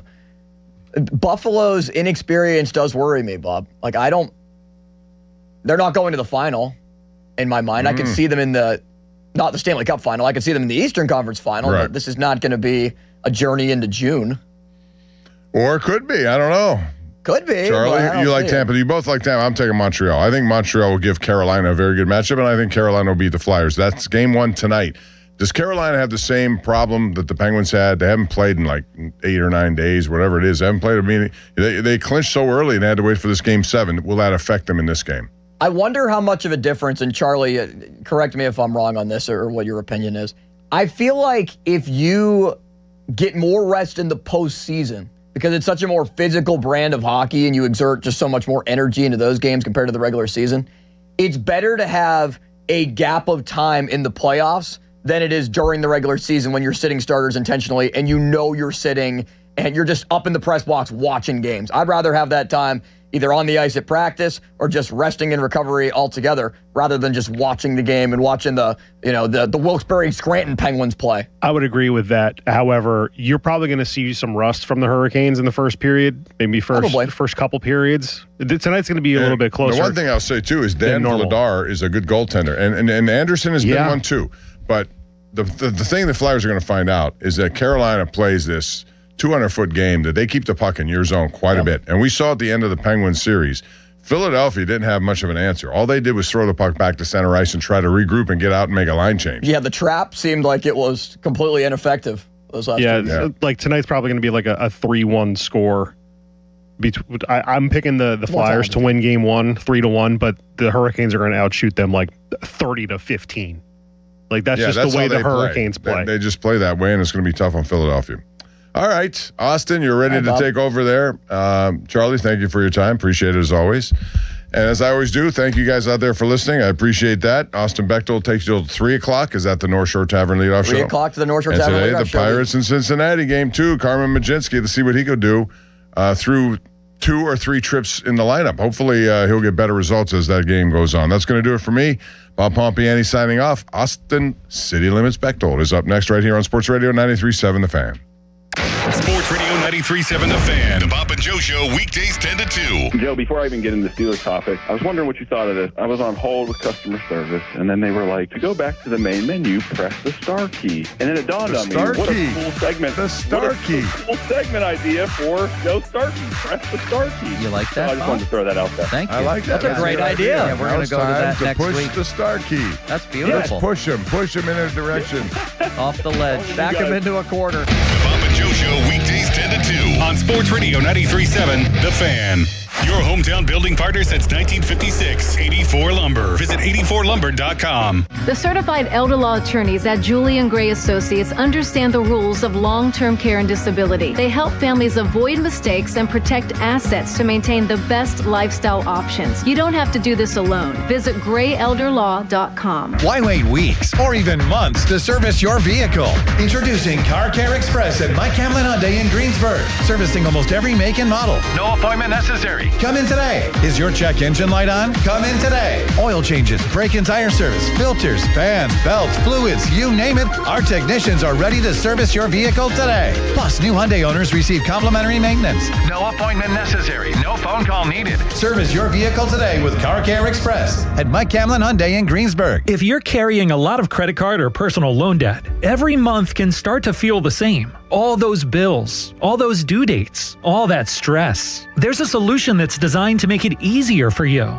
National Debt Relief could put you on the fast track to paying off your credit card debt, personal loans, and even medical debt for less than you owe, with just one low monthly payment you can afford. And no, it's not bankruptcy or a debt consolidation loan. It's a real, affordable debt relief program that could save you lots of money. National Debt Relief has already helped over 1 million people with their debt and has thousands of 5-star reviews and an A+ rating from the Better Business Bureau. So if you owe $10,000 or more, don't wait. Call 800-300-4411 now to see if you qualify. That's 800-300-4411. One call could help reduce what you owe and simplify your monthly payments. Call 800-300-4411 now to find out how much you could save.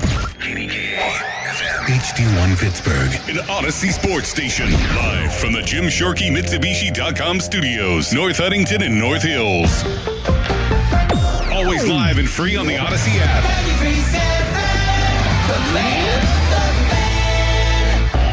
Now, fan headlines powered by Bowser Chevrolet. Game 1 between the Flyers and Hurricanes tonight at 8 o'clock. So if you want to hate watch that game, you're more than welcome to. For more, go to 937thefan.com. Fan headlines are powered by Bowser Chevrolet. Sports don't stop for the weekend, and neither do we. We are going to have so much fun this weekend. Sports Radio 93.7 The Fan, Pittsburgh's hometown sports station.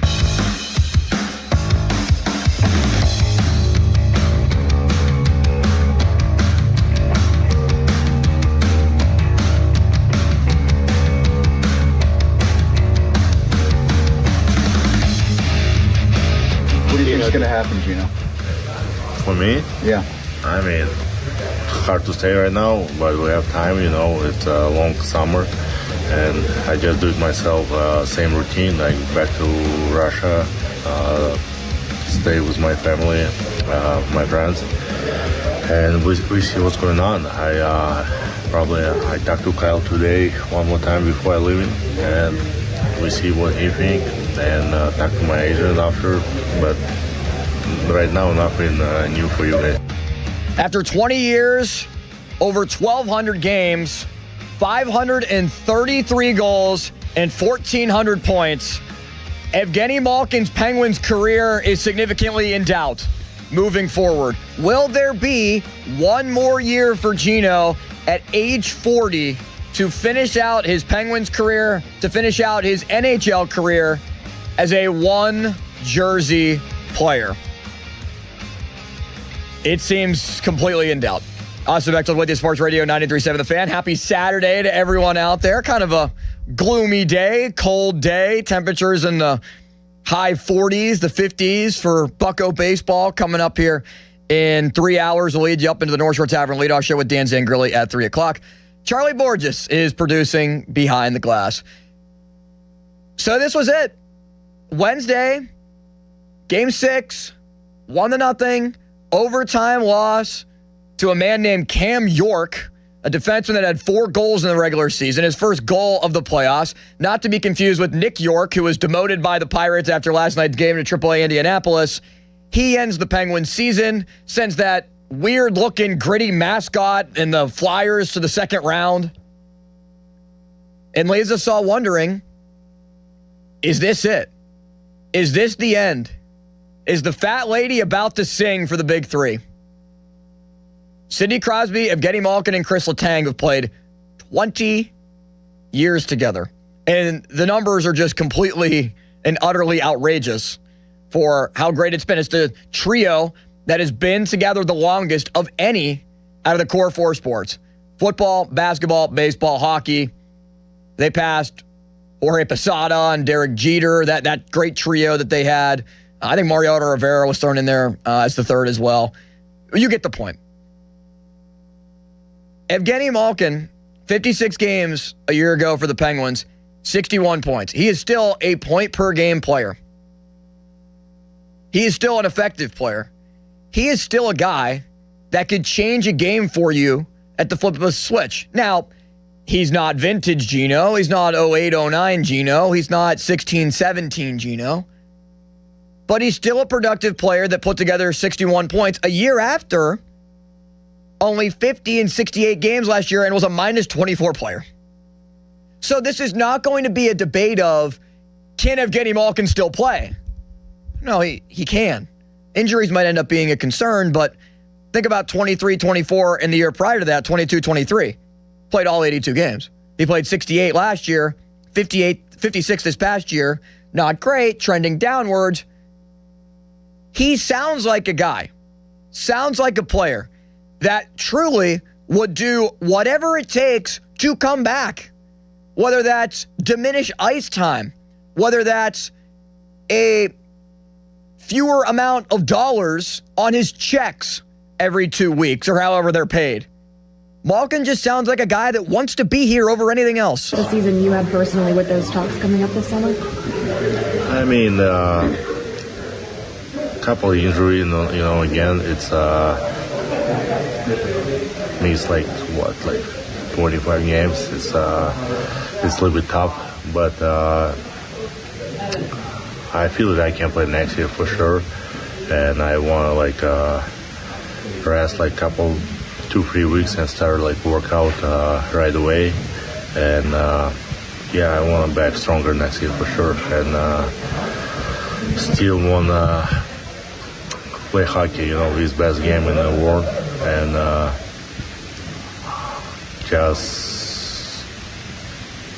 just have fun, enjoy the game, and again, with playoffs, give me so much, crazy emotion, and I won't play one more year for sure. We live in a pretty negative world. I'm not breaking any news to you on that. And in the state of our teams right now, Penguins bowing out in the first round, haven't won a playoff series since 2018. Steelers, 9 years, going on 10 next year. If they don't win a playoff game, it'll be a decade. Pirates haven't won a playoff series since 1979. They won the wild card game in 2013. Technicalities and everything. They haven't won a playoff game since 2013. 14-15 lost in the first round, lost in the wild card round. Only one game. Glad it's now just 3. Glad it is 3 and not just one game. But the bright light was the Penguins this year. And what the Pirates could be this year with a good bounce back last night. But Evgeny Malkin was a part of that. He was a big positive. I don't think that anybody should come on here on our airwaves at all, or anywhere at any point on the dial in Pittsburgh and say, nah, Evgeny Malkin shouldn't come back. What are the Penguins striving for? At 412-928-9370. If Kyle Dubas wants this to be a team that still tries to compete with Sidney Crosby, where Sid's agent isn't going to create another firestorm this summer, where Sid has to go on season ticket holder delivery dates to people's house and have to answer questions about what his agent is saying in the media about potentially playing in Canada or being moved, or, hey, how about those Montreal Canadiens for Sid? One more run. One more ride at it with Malkin. And then I'm not going to, go out there and predict now they're going to make the playoffs. There's a lot of changes that are going to happen to this roster. Mantha's going to be gone. What happens to the whole fourth line? What happens with some of the defense pair? What do they do with Sam Girard? Do they trade Carlson? There's a lot of unanswered questions, but one should be simple. Bring back Evgeny Malkin. 1 year, $4 million. 1 year, $4.5 million, maybe $5 million. He's still a very effective point-per-game player. I don't think it's a negative to run it back with the big three. I would have bigger questions about what you do with Chris Letang than anyone. Letang was awful the first 3 games. Better, played pretty well the last 3. But it makes me think of this, and I posed this question to Starkey yesterday. Kyle Dubas and his assessment of Malkin throughout the entirety of the season, he has been very non-committal. Very non-committal. And at least the way that I've heard it, it doesn't sound like Kyle Dubas, at least to me, wants to bring Evgeny Malkin back. At least in the way that he speaks. And when I heard Malkin say this yesterday, it kind of made me think that. It's not easy for Kyle, it's maybe he wants like new blood here, I understand it's like business, and I understand like he wants maybe new team, like see new faces here, but it's for me like it's just like again I want to play 1 more year in the NHL. I'm not looking back to KHL, play in Russia, but it's again, if not Pittsburgh, I hope like something here. So my theory, and I'm going to pose this to Charlie. Charlie, this is my theory on what's going on with Kyle Dubas. I think that in the moves that Kyle Dubas made this offseason, bringing in Anthony Mantha, who sure had past success, but it was not a 30-goal scorer. Bringing in Justin Brazeau, bringing in guys, I'm not talking about in the middle of the year Chinakhov when they were good, but bringing in Parker Wotherspoon to be on the top defense pairing. Ryan Shea, like a lot of these moves that they made was with the intention of having a top 5, top 10 pick be in the lottery and try to win the lottery. Like Kyle Dubas, I think, was stunned, like the rest of us were, that this was the Penguins season, which was a lot of fun. It was great to watch. But I wonder, if you asked Kyle Dubas, if you gave Kyle Dubas some truth serum, and you said, Kyle, if you would have taken, and I asked Jay Caulfield this question too during the week, what would you have rather have had? The Penguins have a top 5 pick and a chance in the lottery at Gavin McKenna, or to get back to the playoffs for the first time in 4 years, but bow out in the first round. I think Kyle Dubas, who needs to balance winning with rebuilding, would have taken rebuilding. Because there was, and there will be, a generational talent at the top of this draft. Sure, he didn't have that great of a season in college this past year, but he's going to be the undisputed number 1 overall pick. Like, there's no questioning that. Would Kyle Dubas have preferred that compared to this season? I think it's possible. I think it's more likely than not. And it makes me wonder, is Kyle Dubas not going to bring Evgeny Malkin back? Because he gives the Penguins a better chance to win and make the playoffs. This is just my theory. And he wants to go in a different direction where they're tearing it down, not completely to the studs, but it's a complete remodel. The house is going to look completely different next year and the year after. And they think it's time to move on from Malkin and maybe even Chris Letang. Am I out of my mind with that, Charlie? I don't think you're out of your mind. Going into the season, every NHL insider, especially Elliot Friedman, who's the Adam Schefter of the NHL, said that every team knows that the only team that will be selling for a fact is the Pittsburgh Penguins, right? Because internally they say themselves, we are going to suck this year. We're going to be bad. So there were a few people on this station that came on as guests and said it is a foregone conclusion that Brian Rust and or Rickard Rakell will be gone by opening night. Now, that didn't happen, and the season unfolded as it should have. I don't think that your theory is far off in any way, shape, or form. I think maybe they just couldn't find the right deal for Rust and Rakell. Yeah.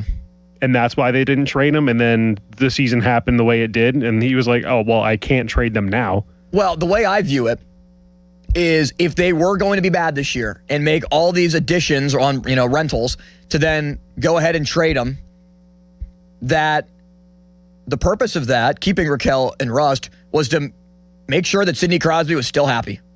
And this was the final year of Evgeny Malkin. where I don't know if anything was said before the season, but Kyle Dubas maybe thought, okay, this is his send-off, same year as Ovechkin.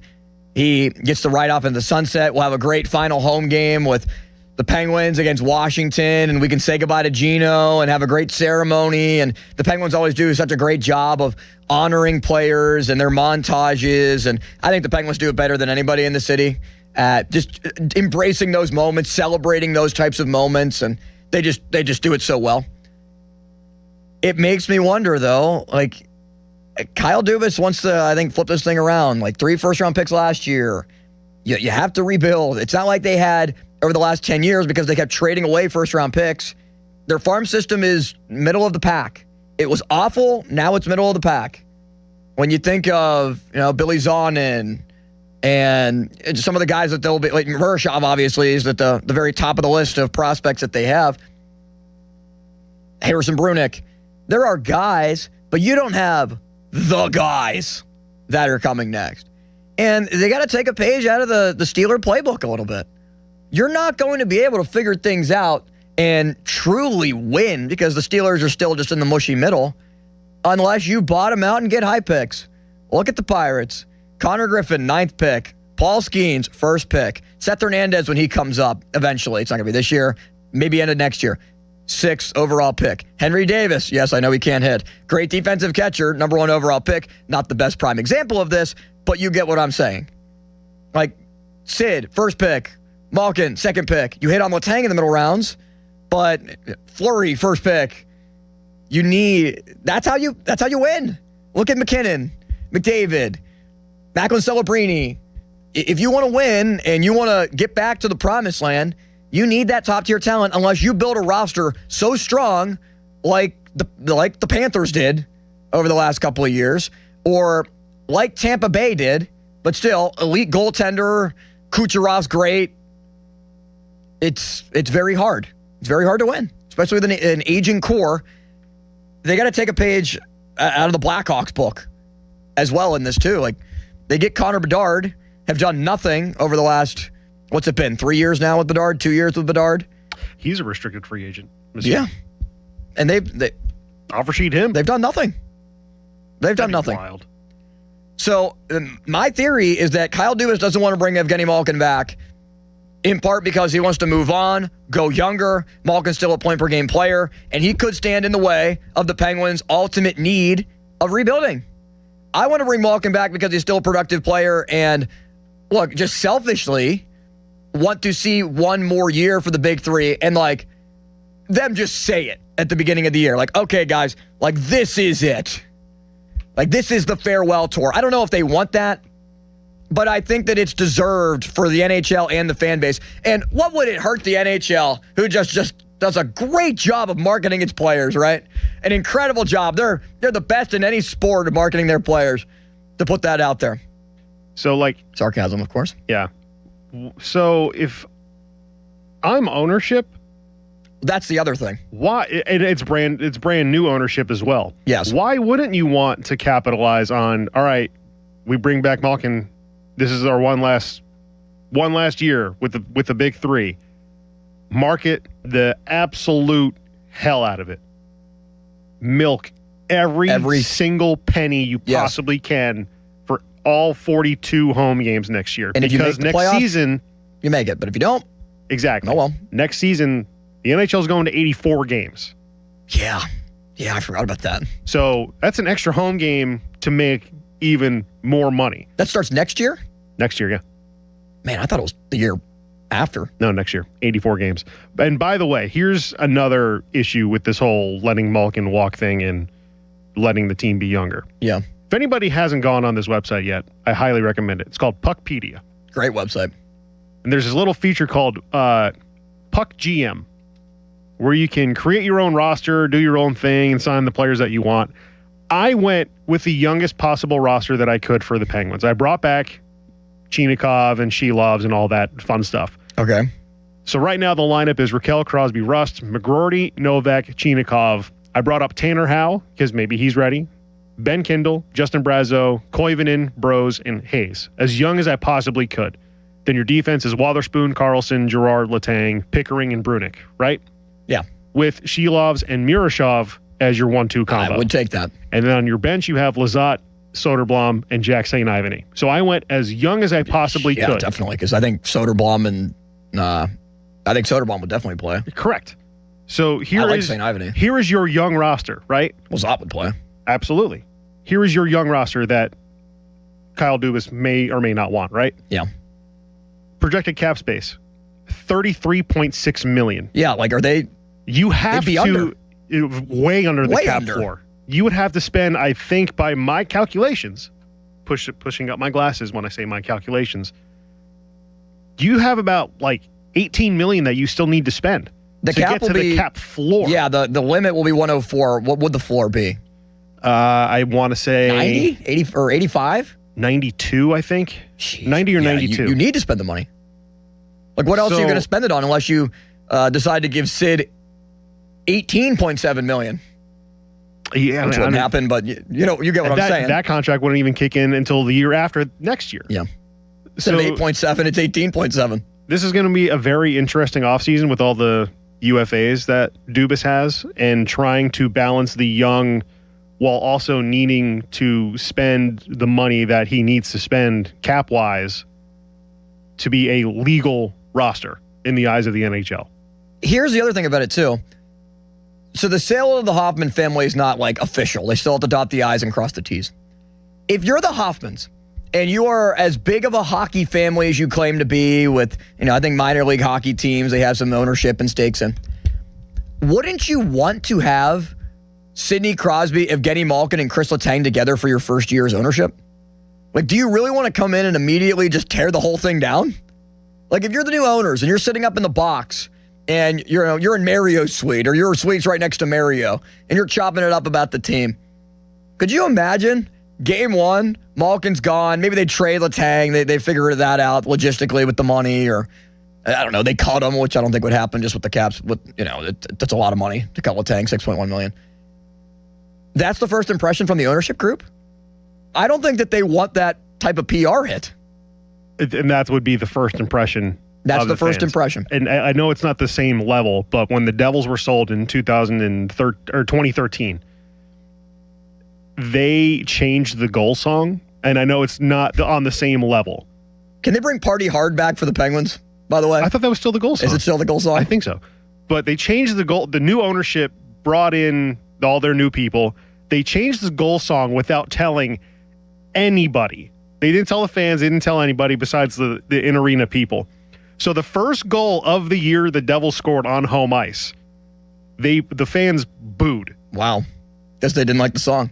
And since then, it's been like, hey, you changed the goal song. Like, that was the first impression. And even I know it's not 20 years of service between three franchise legends, but the first impression has stayed with fans for 13 years, and it was a simple goal They're song. still thinking about that? Oh, yeah.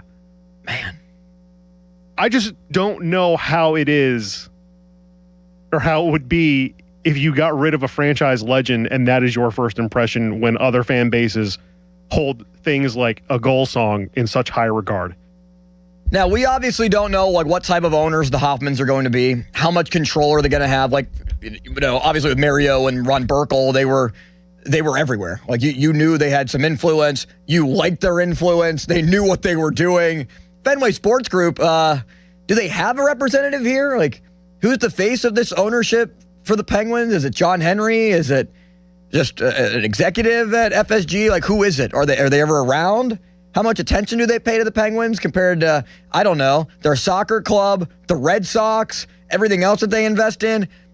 This just seemed like let's say what it was. It was an investment for Fenway Sports Group. They bought the team and doubled their investment 4 years later and were able to sell it off. And also, by the way, as of March, the sale to the Hoffman Sports Group, or I don't know what their actual, the Hoffman family. Yeah, I think it's the Hoffman family. It hasn't been approved yet as of March. As of April 2nd, May 2nd, it hasn't been approved. And Gary Bettman did his normal, everything is status quo. We're going to do what we normally do and not actually say what's going on. And we're going to be very vague about things. But everything is going to be fine. And we expected everything to go through. Like, I don't remember. So why hasn't it gone through yet? I don't remember, like, a sale of a franchise taking this long to be able to, fully develop and happen. I remember one. His name was John Spano, and he bought the New York Islanders in the late 90s with fake money. Not saying that the Hoffmans are not using fake money. We don't They believe. are using real money, and they are real people and not con artists. But, like, why has it taken 5 months for things to it still hasn't been settled in 5 months? So there are a lot of ways to look at this. There are a lot of elements to talk about with this, and we touched on a lot. Your thoughts at 412-928-9370. You can hit us up the fan text line, brought to you by Edgar Snyder and Associates, personal injury law firm. They always say there's never a fee unless we get money for you. Can also watch the show. Fan Twitter. It's brought to you by Southwest Chrysler Dodge Jeep Ram, Route 19 in Peters Township. Watch the show on YouTube. Watch the show on Twitter. Interact with us right there on Twitter and on the text line. And in the YouTube chat, we have people who love to factor into the YouTube chat. Fan Weather is brought to you by Secure Money Advisors. Looking to retire soon? Let Secure Money Advisors get your retirement on track.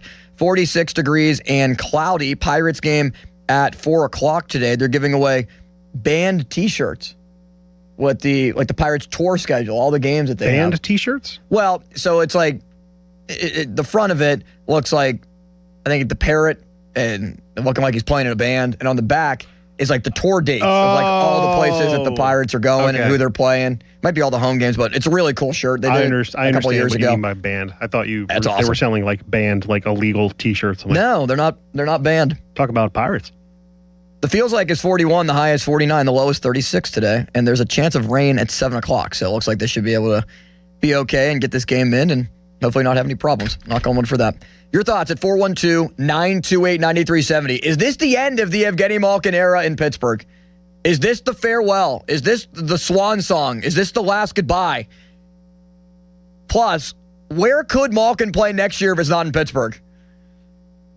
To what Tyler Kennedy said freaks me out. We'll discuss it next. Austin Beckler with you. It's a Saturday afternoon on the Fan. Now, Fan Headlines, powered by Bowser Chevrolet. Pirates and Reds tonight at not PPG Paints Arena. Wow, we've been talking about Penguins for the last half hour. At PNC Park, first pitch scheduled for 4:05. Carmen Majinski on the mound for the Reds. The Pirates won last night by a final score of 9-1. Mitch Keller got his third victory of the season. The Pirates are one game above 500. For more, go to 93.7thefan.com. Fan Headlines are powered by Bowser Chevrolet. Sports Radio 93.7 The Fan. Get the latest on Pittsburgh sports from anywhere with the Odyssey app. Listen to shows and Pirate games live. Check out our exclusive interviews and content anytime. Download the Odyssey app now and never miss a minute. Sports Radio 93.7 The Fan. 84 Lumber has partnered with Anderson Windows and Doors to bring a brand new showroom to Mount Lebanon. From homeowners to industry pros, everyone can see, touch, and interact with various series of Anderson windows and a wide variety of doors to make the most informed decision for their build.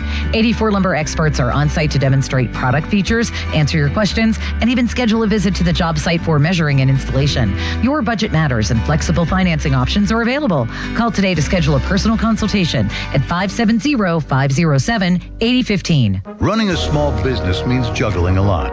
Your network has to handle it all. That's where a fiber-only provider falls short. You need a partner who gives you a greater advantage. Introducing the Total Solutions Advantage only from Comcast Business. A first-ever combination of the largest, fastest fiber-powered network, the most reliable Wi-Fi, gig speeds with equipment and security included, and a 5-year price lock. Plus, it's all backed by a 30-day money-back guarantee. The Total Solutions Advantage only from Comcast Business. A new standard for small business with reliability, security, and savings in one. Switch today. Get started with a great offer as low as $60 a month. When you add it all up, no one does business like Comcast Business. Offer ends 6/1/26. New customers only. Requires 300 megabits per second internet and security edge. 1-year agreement, eco-bill, and autopay required. Equipment, taxes, and fees extra. Most reliable Wi-Fi based on Open Signal Awards USA Fixed Broadband Experience Report, May 2025. A trial is 99% preparation, and nobody prepares better than us. Get the good guys, Goodrich & Geist.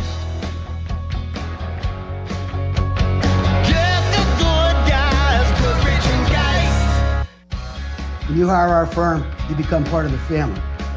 Nobody messes with family. Get the good guys, Goodrich and Geist.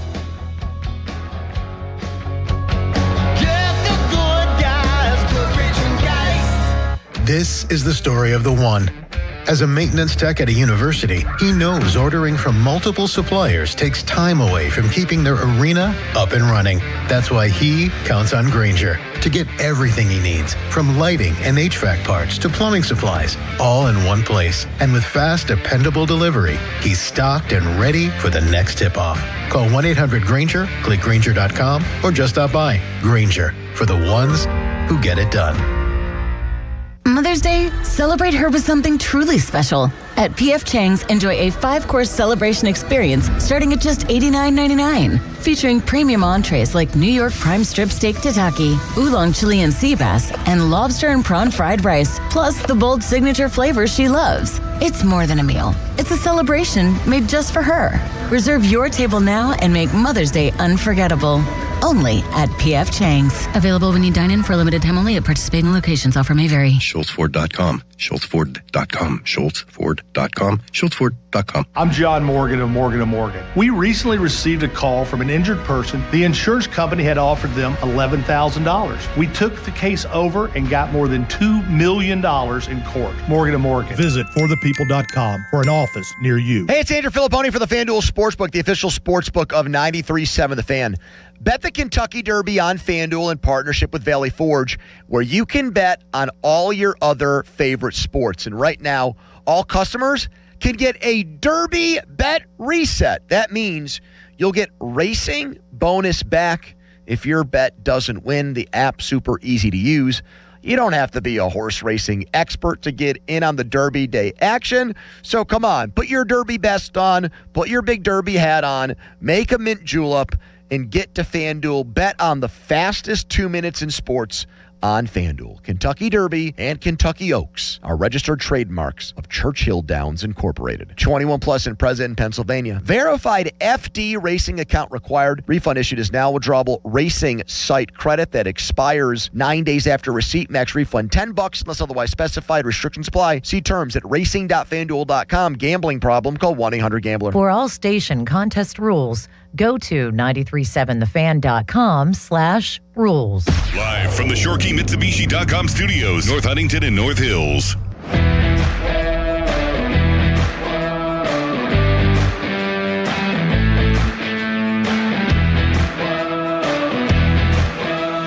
It's fine if I start like winning next year, you know. It's coach wants me like and I help to like second line play wing.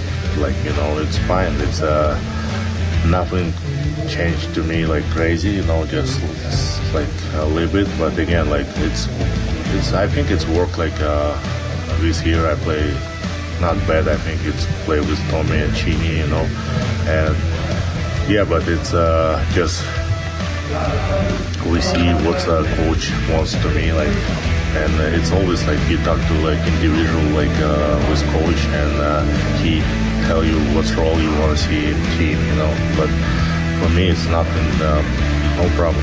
The third annual Fan 5-Alarm event is presented by Allegiant Community Federal Credit Union. It'll take place on June 17th and the 18th. We are currently looking for 25 fire departments that'll benefit from this year's fundraising. Register your fire department now at 937thefan.com. Austin Bechtold with you. It's a Saturday afternoon. Taking your calls at 412-928-9370. Evgeny Malkin, was Wednesday the final game that he will play in a Penguins uniform? And the other thing, too, is it's not like Malkin is blocking anyone. Like, this would be a different story if the Penguins had a hot-shot young prospect on the wing or at center that needed to play that Malkin was blocking. Like a similar conversation with Stuart Skinner and Archer Shilovs. We got to see Sergei Murashov next year. Like, it's time to play. He's proved everything that he needs to prove in Wilkes-Barre. There's not much more seasoning that he needs. It's time to play for the big club. It's time to give him the opportunity, roll the puck out there and see how he does. That's not the case with what's going on with Malkin. There's no big prospect that he's blocking. There's no And even if you want to say, oh, well, they need to free up spots. They need to play some younger guys. Okay, Anthony Mantha's likely not coming back. You could trade Brazeau. You can move off pieces on your fourth line, even though I'd like for that fourth line to come back. They were the best line in the series at times for the Penguins. That and the Crosby line when it was all reunited again with Raquel and Rust. But it's not like there's, it's not like when in 16 and 17, Jake Gensel came up in 17, or Connor Sheary turned Connor Sherry, or Brian Rust, when it was Sid and the kids, and they were playing the young guys, and they had to clear room for these players who played under Mike Sullivan and Wilkes-Barre. No, that's not what they have. So Malkin is still a point-per-game player. Yeah, it feels good from the nostalgia tour. That's not ultimately why you do it. But he's still productive. It keeps the core intact, and you still might not be a good enough roster. They're another year older to be able to win that much. He's not blocking anyone. You have all this cap space. It's not like money is going to be an issue with Gino. I think he just wants to play, and whatever price tag the Penguins put on it, Malkin will be okay with it. 412-928-9370. Is this the end of the Evgeny Malkin era? I would bring him back for one more year. Sid, Gino, Letang, one more year. Sid has one more year on his contract. That will be a big storyline. Letang has 2. I would bring him back, would you? Our friend Rob in O'Hara joins us. Hi, Rob. Thanks for taking my call, Austin. You got it, man. There should be no question in anybody's mind that Malkin should be back. He's productive. And in fact, I'll go one step further and say they should start building a statue of Malkin, Crosby, Letang, and put it up on the lookout on Mount Washington, because the Big Three has carried this town the last 20 years without question. This guy brings the fire to this team every night, and to let go of him, it's just silliness. That's a great place to put it, Rob, up on Mount Washington. You wouldn't want it outside of PPG Paints Arena, like a different spot for the statue? Well, I mean, it would stand above the rest is the point I'm making. I think it's a phenomenal record, the three of these guys playing together all this time at a high quality of play. And I think that would be the perfect spot to put it. I mean, you already got the Lemieux statue down there. So, and full disclosure, I actually like Malkin better than Crosby. Wow.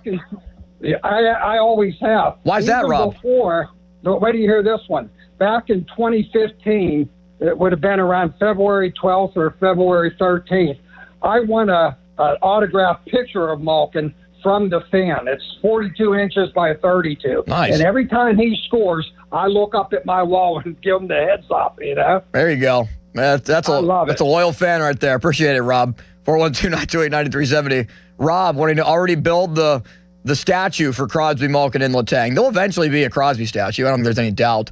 Malkin, there'll eventually be a statue. Charlie, I would imagine that all three players will have their jerseys retired. If they're going to do a statue, it should be Crosby should have a standalone statue, Malkin should have a standalone statue, and they should do a statue of all three players together. Like, I don't think Letang had a good enough career to, like, it was great. It's a Hall of Fame worthy career, but not a statue career for Letang by himself.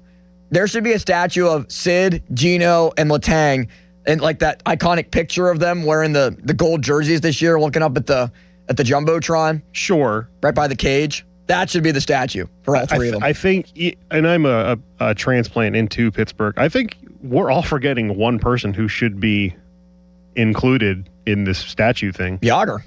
No. Marc-Andre Fleury. Yeah. I know he wasn't a career Penguin. You know what the statue has to be. Save in Game 7. Oh. Against Detroit. You find a way to carve out a net and just have Fleury, on his side, shifting over, making the stop. All four of those jerseys should be retired whenever they're all done. Yeah, I would agree with that. I wouldn't do it on the same night. No, that would just take too long. You got to spread it out. You got to do it like one by one. Like the year after Sid retires, you automatically retire the jersey. You should just raise Sid's jersey into the rafters the night that he's done playing. Like the final game of Sid's career, if it's not like in the playoffs. Just that night. Okay, Sidney Crosby jersey retirement night, everyone. Final game he'll ever play. As soon as the game ends, we're raising his jersey to the rafters. That specific one. We're not doing like a banner. We're literally taking the jersey off of your back and going raising into into the rafters. Yeah, a jersey retirement ceremony done right. Yeah, that's going to be a lot less numbers in Pittsburgh are going to be able to be worn. 29, 58, 71, and 87. Well, it's not like there's a lot of retired numbers in the city anyway. Like the Pirates have a decent amount, but the Steelers have only retired 3. They don't retire numbers, do they? Ernie Stautner, Franco Harris, and Joe Green are the only ones that are actually retired. But no one's worn 58 after Jack Lambert. No one's worn 59 after Jack Ham. No one's worn 43 after Troy. No one's going to wear 7 again. No one's worn 12 after Bradshaw. Why they don't just retire the numbers, I don't understand. Like, Terry Bradshaw's number should be retired by now. Like, what are we waiting for with Lambert? What are we waiting for with Ham? Excuse me. My favorite person is calling me. I see that. Like, what are we waiting for? Like, this is a whole other conversation, but, like, Terry's getting older. You know, Jack's still in really good shape. Jack Ham doing the Penn State football broadcast, but he's getting older. Same thing with Lambert. Like, why are those numbers not retired? But back to the Penguins. Sam is in Wexford. What's going on, Sam?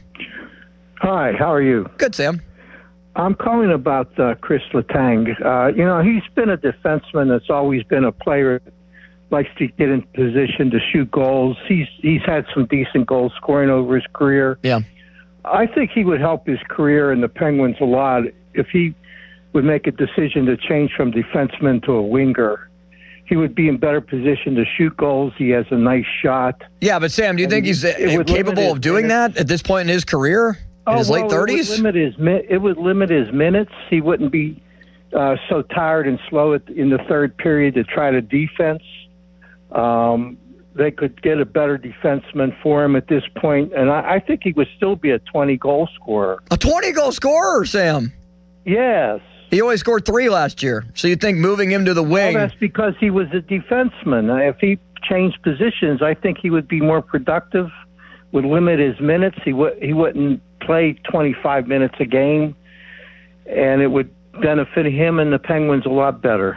Well, Sam, I appreciate the call. I don't think that'll ever happen or, be something that's realistic for them. Like, Chris Letang, if anything, is going to move to the third pairing of the defense if he goes anywhere.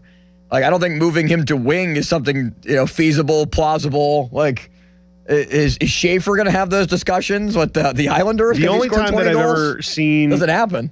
It happened one time where it actually, worked, but it was the opposite.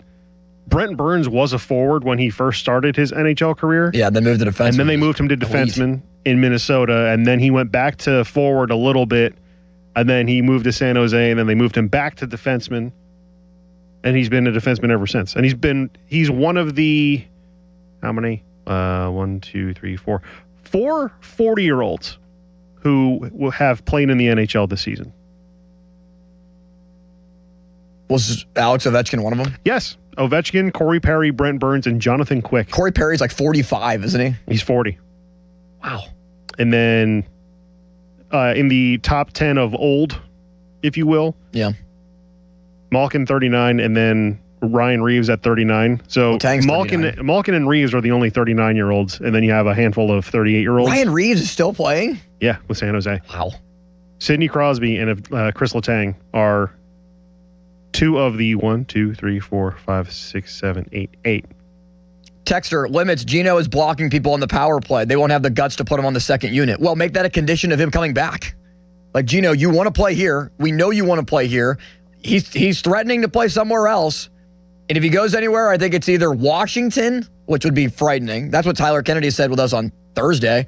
Said, hey, Evgeny Malkin and Alex Ovechkin are buddies. They're good friends. After they played in Washington, this final home game for Ovechkin against the Penguins, they went to Ovechkin's house, and they were chopping it up with Ovi. And if Ovi does come back, maybe they'll want Malkin to play with Ovi. And that could be a line for the Capitals. So make that a condition then. You don't want him on the first power play? Gino, you have to be on the second power play. You want to come back? You're signing for this amount of money, and these are the stipulations. If you don't like it, go play somewhere else. And I think Malkin would accept it. I think he would be fine with that. There might be a little pushback, but ultimately to stay here, I think you'd agree. Shriver in Newcastle. What up? Hey, Limits. Hey, well, I would talk hockey, but is Jack Ham on the broadcast this year? Because Matt Mellon was telling me that he was going to be on the broadcast, and he was with Matt Campbell on Saturday morning, so I wasn't sure. Oh, really? If Ham's back or not. Yeah. Oh, I mean, I thought Matt told me he was retiring, and then he told me that he's come back for like a year or two to work to do Penn State games. So I wasn't sure if you probably know more. Well, I guess we might both know the same amount of things on that one. Well, I did not hear anything that Jack Ham is retiring from the booth. That would be news to me. Yeah, that's why I said to him. Anyways, we'll look into it. I guess I'll look into it as well. As far as the Penguins, if they do a statue of Malkin, they should put him in a penalty box. It seems like he's always in the penalty box in the third period. And throw the tang in there, too, while you're at it. Party in the penalty box. Yesterday I called and I was saying you re-sign Malkin if you get some Russian players alongside him. I definitely could see him playing with Washington because of Ovechkin, but also the Protas brothers. I think he likes those guys as well. And is it not good enough, Shriver, having Chinikov with him on the line? Like, I don't think it's that big of a deal to Malkin. Like, it would be to, like, if he's not with the Penguins, but I don't think they have to bring in Russian players just to play with Malkin. This is not like his rookie year where you're trying to make him feel comfortable. Yeah, and I think so too. I mean, maybe if Miroshov's up too, you get another Russian player behind the net for the goal means. But then the other thing I was going to mention is look at Steven Stamkos. I mean, Tampa Bay let him go, and he's played great for Nashville, and then obviously Tampa's is moving along. We'll see if they win against Montreal. And I do like Montreal. I think they can battle back. You know, if they're down 3-1, they can come back and tie it up quickly. So, yeah, it's a talented team. Talking goals. Hey, last thing I'll say is I listen to all the different shows on The Fan. You know that. And I think you have the best radio voice. You and Papiani. Wow. I appreciate that, Shriver. Yeah, Mahler's there because of his knowledge. I think that's about it. But and Tony's Tony's Tony. But yeah, I think you got the best radio voice on there. And you obviously you know your sports too, but you got to have a good radio voice to be on air. So. Thank you, Shriver. I appreciate that. Can I break in here with some not breaking news, but an interesting thought that Pierre LeBrun just tweeted? Sure. I'll pull it up too.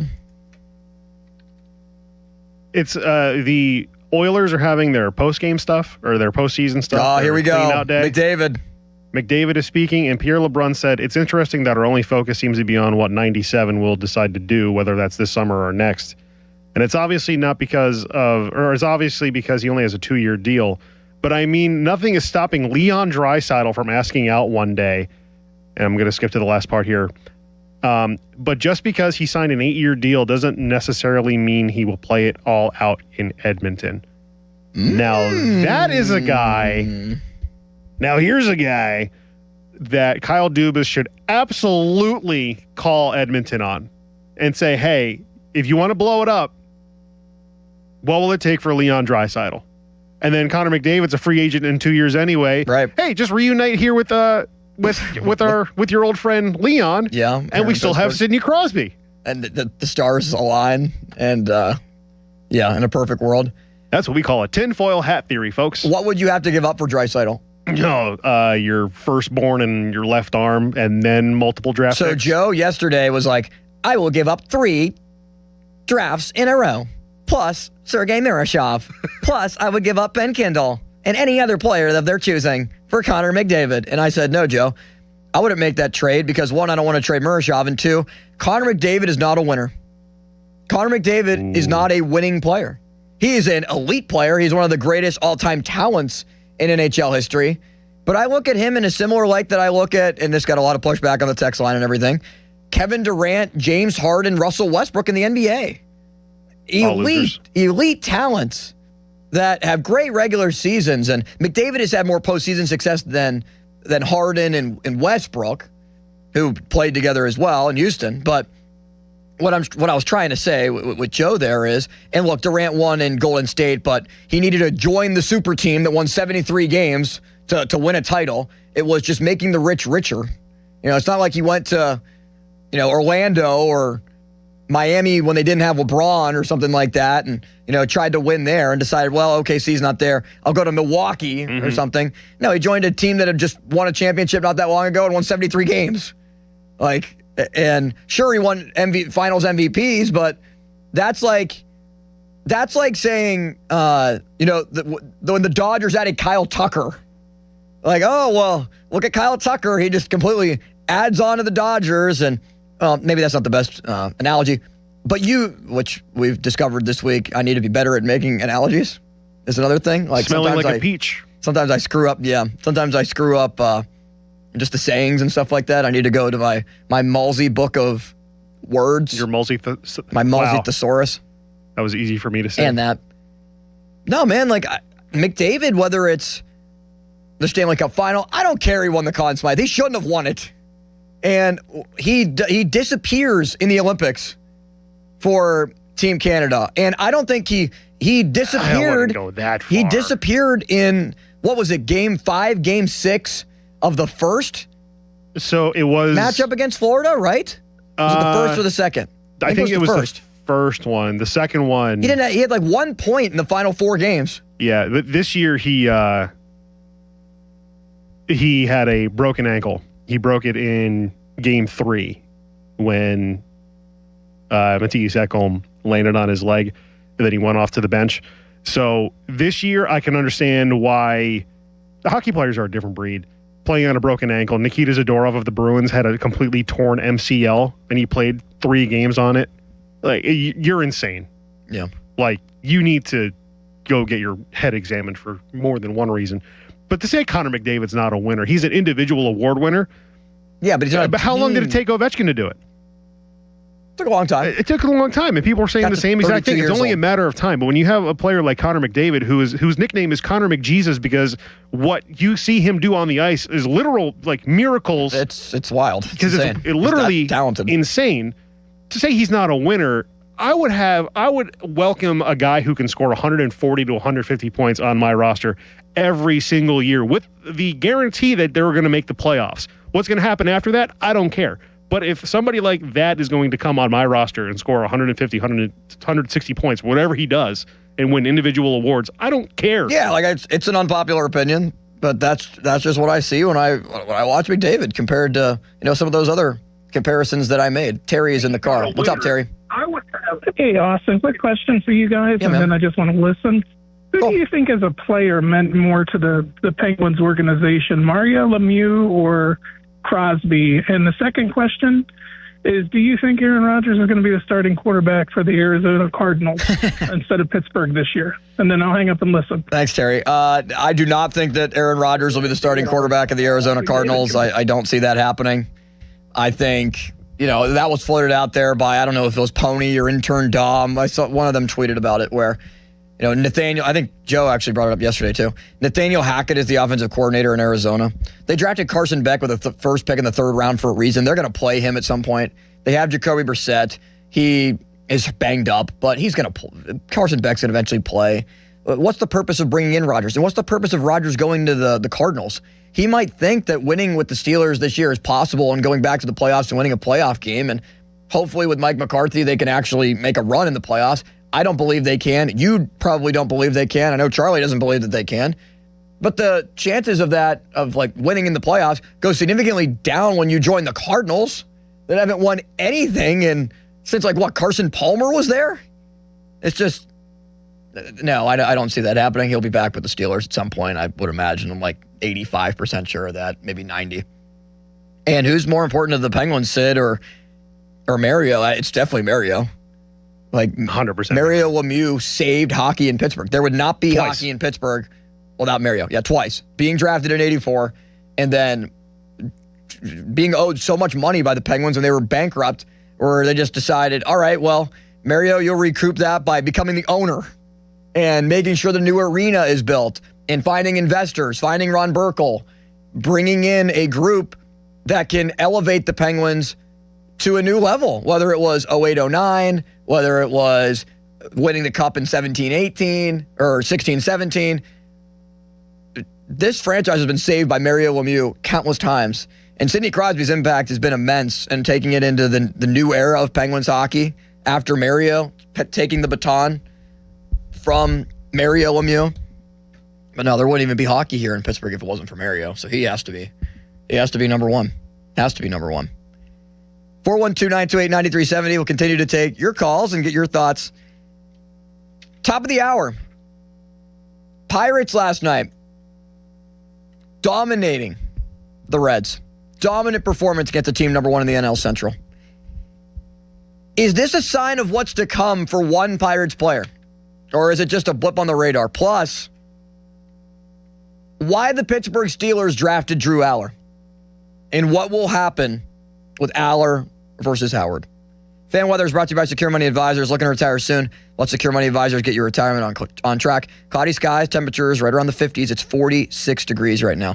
And it's Pittsburgh. Austin Bechtel with you this Saturday afternoon, 93.7 The Fan. Now, Fan Headlines, powered by Bowser Chevrolet. Pirates and Reds from PNC Park later tonight. First pitch scheduled for 4:05. North Shore Tavern leadoff show with Dan Zangrilli begins at 3 o'clock. For more, go to 937thefan.com. Fan Headlines are powered by Bowser Chevrolet. The Fan 5 Alarm, presented by Allegiant Community Federal Credit Union, is back June 17th and 18th. You can nominate a deserving volunteer fire department at 937thefan.com. The Fan 5 Alarm is brought to you by Southside Plumbing, Kirkin Roofing, and CentiMart on Sports Radio 93.7 The Fan. I'm Larry Kelly from the injury firm of LGKG. When our fellow Western Pennsylvanians suffer terrible injuries, tragic losses, and immense financial hardships through no fault of their own, who fights for them, Joe? We do, Larry. That's where LGKG comes in, holding the negligent accountable for the pain and suffering they cause. History, trust, and results. And success. More than 200 million recovered and over 10,000 clients served. That's the LGKG story. At LGKG, we stop at nothing for justice. At LGKG, we try cases, and insurance companies know it. Here's Sports Radio 93.7 The Fan's Fan About Town. You push your body. Now it's time to recover. At Body by Design, they can help you perform at your best. From deep muscle massage to their Oasis Wellness experience, accelerate recovery with infrared heat and targeted therapies. Train harder, recover smarter. Book at bodybydesignpgh.com. Family-owned D'Amelio Heating and Cooling. D'Amelio's services heating, cooling, commercial refrigeration, and tap beer systems. They service all brands and provide 24-hour service. D'Amelio's is a Carrier Factory certified dealer. Food for thought, where homemade corned beef is made fresh every single day and piled high just the way you like it. They don't cut corners. They slice perfection. From the best Reubens in town to deli sandwiches that keep you coming back. This isn't just lunch, it's tradition. Food for Thought Deli, Craig Street, North Oakland, the Deli King. For more information, visit 937thefan.com. HD1 Pittsburgh, an Odyssey Sports station. Live from the Jim Shorky Mitsubishi.com studios, North Huntington and North Hills. Always live and free on the Odyssey app. The biggest reason Metropolitan Window Company has been in business since 1978 is our huge list of satisfied customers. John, Maggie, and Justin Schmutzer here from Metropolitan Window Company, Pittsburgh's locally owned and family-operated window and door company for over 47 years. When you choose Metropolitan Window Company, you're getting expertise and attention to detail from a trusted business that puts your needs first. You're also getting our exclusive Infinity from Marvin 100% fiberglass windows that are built for life. The most important part of a window is the framing. Fiberglass frames won't lose their dimensional integrity. They're the strongest, longest-lasting window you can buy. And right now, you can save 20% and get financing on every window and door product we offer. Stop by one of our showrooms, visit us at metropolitanwindows.com, or give us a call at 412-655-8411. PA 1565. Hey, Donnie Football here. Maybe you heard 40 by the 4th last year and you thought, yeah, I should probably do that. 40 pounds gone by July 4th. That would be huge. And then you didn't.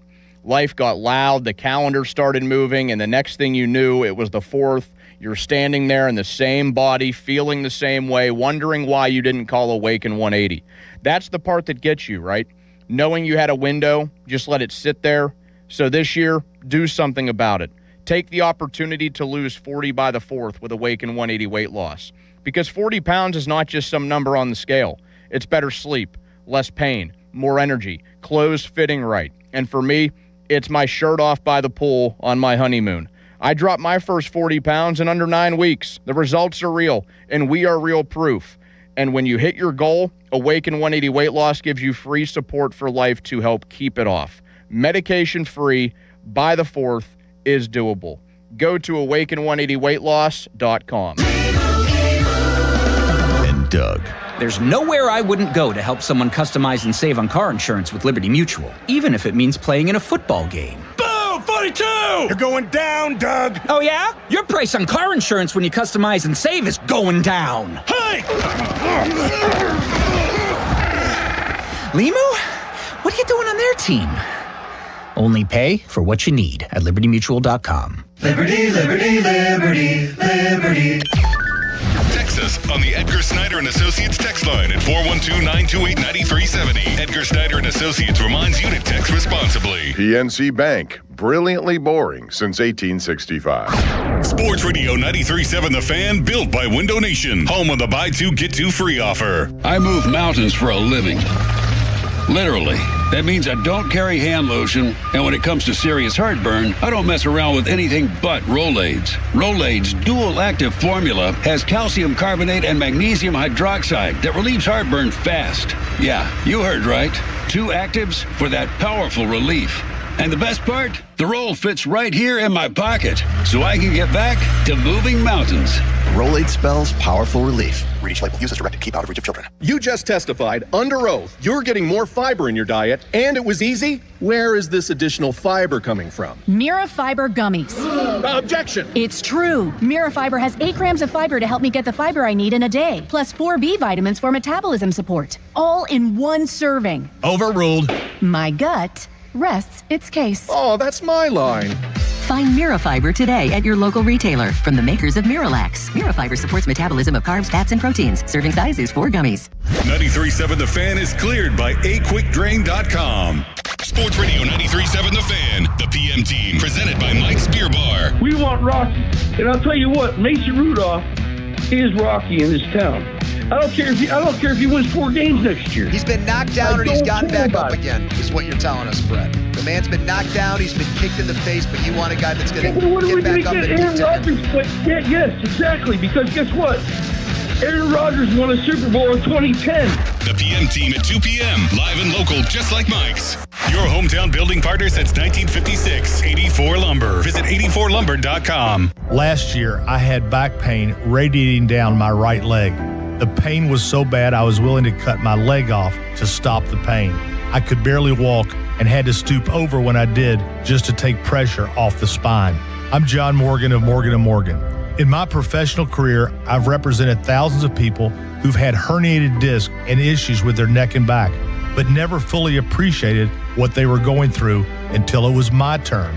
It's like trying to describe colors to a blind person who's never had sight. All I can tell you is it hurt like hell, but worse.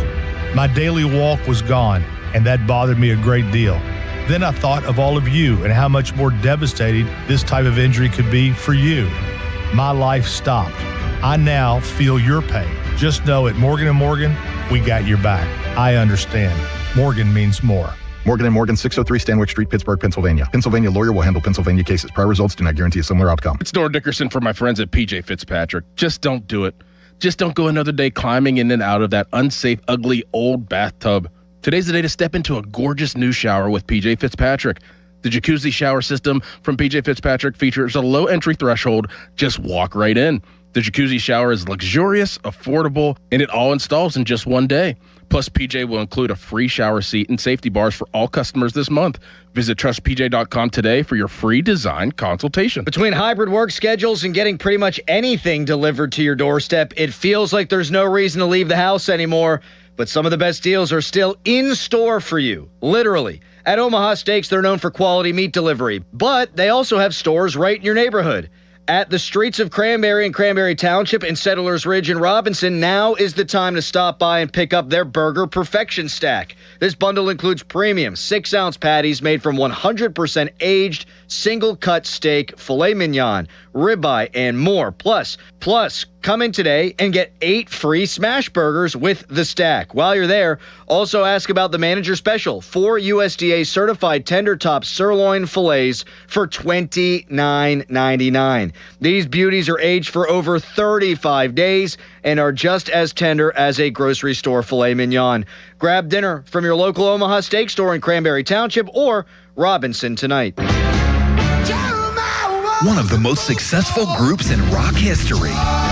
3 Dog Night in concert with all their hits. August 13th at Timber Rock Amphitheater. 3 Dog Night.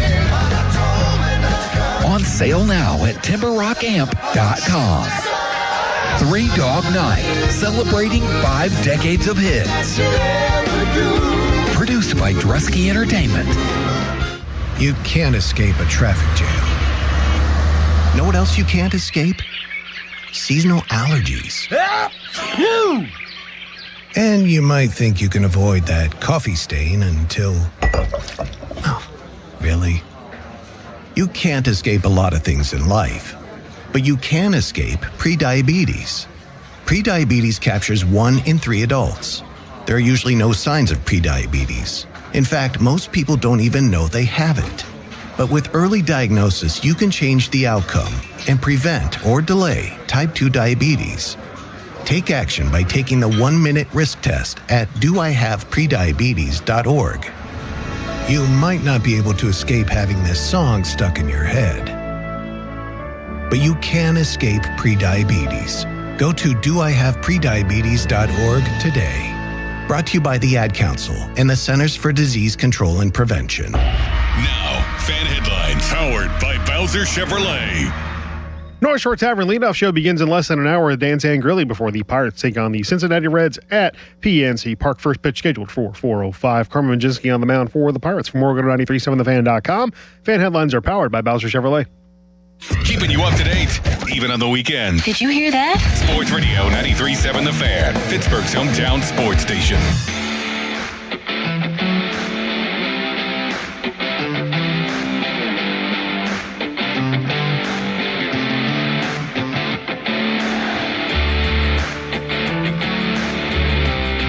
And ready to go is Singer. 0-2 pitch.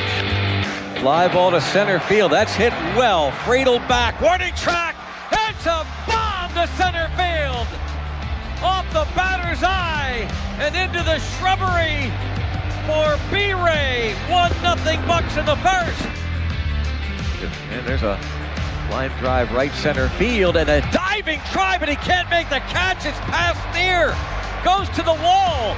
Reynolds going to third. He's there with a stand-up RBI triple in the third inning. It's 2-0 Pittsburgh. And now the 1-0 is a rip to right field by Ryan O'Hearn. Scores Reynolds. It's 3-0 Buccos. 3-2 pitch. Swing and a miss. Struck him out. Raise the Jolly Roger and end that 5-game losing streak. The Pirates defeat the first place Redlegs here at PNC Park by a 9-1 final score. Buccos beat up on the Reds at PNC Park. 5-game losing streak over. The 4-game home losing streak, or at least to begin the home stretch, over as Cincinnati, the first place team in the National League Central, 20-11 coming into yesterday, just gets beat up by the Bucko Bats. And, you know, I think the Pirates offense, I mean, it's definitely way better than it was last year. It's pretty good overall. Like, it's you know, not an elite offense, but they're 9th in baseball in runs. They're tied for 5th in hits. They're 11th in average. They're tied for 7th in on base. They're 14th in slugging. That's average. Top 10 in OPS, and they're tied for 11th in home runs. They've also stolen 29 bags. That's tied for 6th in baseball. So, obviously, the series that they had against the Cardinals was awful. It sucked, and you need to at least take one game, ideally a split in the 4-game series. That series was poor. That series exposed a lot of weaknesses. The bullpen goes perfect game into the 7th inning. Dennis Santana comes in and blows it. And I have my question marks about Dennis Santana. I think he's more of an 8th inning guy. I would go out and try to get a closer soon. Now, you're likely not going to be able to get one until around the deadline because, unless the Mets are ready to sell or the Giants at 13-19 or the Red Sox at 13-19, maybe the Royals, maybe the Angels. The Astros, surprisingly, are 12-21 this year. The Angels have lost 7 in a row. It's the beginning of May. Like, teams are not going to trade off their players. There's not going to be these moves to completely, you see it rarely, is the best way to put it, where maybe a closer gets traded or a middle-of-the-order bat or even a bat that could bat in your 6th or 7th spot, your 8th hole. So what took me the most aback by what happened was the guy we talked about pretty much for half the show on Friday. The guy that came out and did not just this. Here's Brady Singer's 0-1. And a high fly ball to deep center field. Friedel back. Warning track. Approaching the wall. Clear the deck. Cannonball coming. It's a topiary tater for Henry Davis and his first of the year. 4-0 Bucks in the 4th. And 2 innings later, this. Pitch. Line drive left field. Hit deep toward the wall. And clear the deck. Henry Davis has hit another homer. A 2-run line drive homer to left. Oh, Henry. He's hit 2 in a row. Bucks busting it out here. Leading the Reds by an 8-0 score. So Henry Davis's 151 average is now up to 176. Was on base 3 times. 2 hits, both homers, 3 RBIs, and a walk in 4 total plate appearances, 3 at-bats. It makes me wonder, like, can Henry Davis just find something, man? Because his defense is elite. Like, he probably will be a Gold Glove finalist this year by the number of games that he's going to catch. He's the primary guy for Keller and for Skeens. And the numbers between when Bubba Chandler throws to Joey Bart compared to Henry Davis, the difference in ERA is right around 7. Yes, 7. With Henry Davis when Henry Davis catches Bubba Chandler, Chandler's ERA is under 3. It's around 9 with Joey Bart. Not good. Like, Henry Davis has blossomed into a great defensive catcher. A guy that was drafted for his bat, that was quickly elevated through the minor leagues for his bat, is now a glove-first catcher who you need to get 220, 225. Can we ask for 230 out of him? He drives in 45, 50 runs, and he hits 10 home runs. Is that too much to ask for Henry Davis? 2 home runs this year, 6 RBIs. Of course, the 2 home runs coming yesterday for a 180 career hitter. His WAR now even after it was -3 going into yesterday. For a 1-1 pick that just seems like he's gripping the bat so hard where he I don't even know the best analogy to use. We've learned this week that I suck at analogies. But the fact that he had this night, that performance against the Reds, a good pitching staff. Brady Singer is a pretty decent pitcher. He's not having a good year, but he's a pretty decent pitcher. For Davis to smoke the ball he did to dead center, and he did pull the second one down the line, was wondering if it was going to stay fair, went down to a knee, line drive. That's been a problem for him, is can he keep the ball fair down the left field line? The first home run was into the shrubbery. It was crushed to dead center field, just like Marcell Ozuna's home run. If Henry Davis and Marcell Ozuna can give them something, just something, it would significantly change the complexity of, I think, the team. Because the lineup, they've been producing. Top 10 in baseball in runs. On base. They're hitting home runs after last year being dead last in baseball with 117 on the year. Just 117. St. Louis was second to last. The Pirates trailed them by like 15 home runs. So far, they're already at 38. That's tied for 11th in baseball. O'Neill Cruz with a hit. Brian Reynolds, who, I've always thought is better than people give him credit for. Home run that almost went off the batter's eye in dead center field. They need Brian Reynolds, who's not a great defender, but slot into the 3-hole. He talked about it at Pirate Fest a couple of years ago, needing a consistent lineup.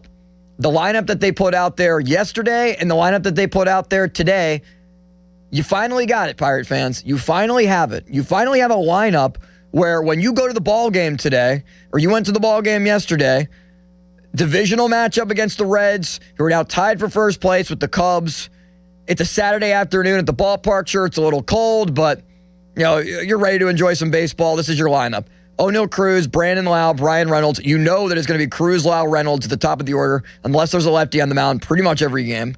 O'Hearn in the fourth spot. He's bounced around between 4 and 5. Gonzalez has been moved up to third base, or is playing third base. Has moved up to 5th. They've moved Ozuna down to 6 after his performance last night, 1 for 4 with a walk and also a 2-run home run. Spencer Horwitz will play at first base and bat 7th with Griffin at short and Henry Davis catching. Carmen Majinski's numbers with Henry Davis also much better compared to Joey Bart, which begs the question, why is Joey Bart even on this team? That's a whole other separate conversation. Is this the start of the turn for Brian Reynolds? I think so. And it's not to say that he's been bad, but he's been in a little bit of a slump. He did have 2 hits against the Cardinals on Tuesday and 2 hits against the Cardinals on Thursday. Prior to that, it was a little bit of a struggle for Reynolds. He goes through it at times, but he's probably their second best hitter, third best hitter in the lineup, depending on any given day, with Lau, O'Hearn, and Cruz. O'Hearn still batting .310. 2 more hits for him last night, including an RBI.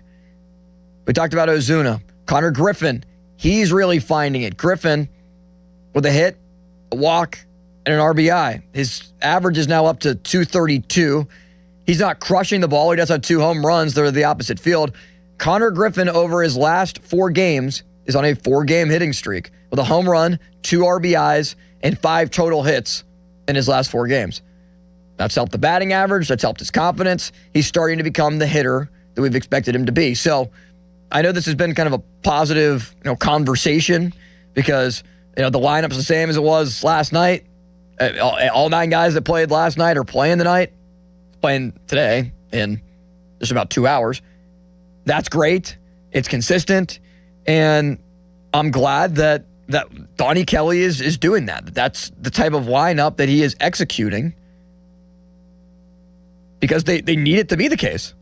Like, they need solid, consistent lineups, know where you're hitting every single time out. So I'm curious your thoughts on Henry Davis at 412-928-9370. Was yesterday the start of something for Henry? I'd like to think that it is. Now, I'm not saying that he's going to have a 10-game hitting streak and hit .310, but that he can see the ball go over the fence a little bit. It's like in basketball, a shooter in basketball. See the ball go through the hoop a little bit.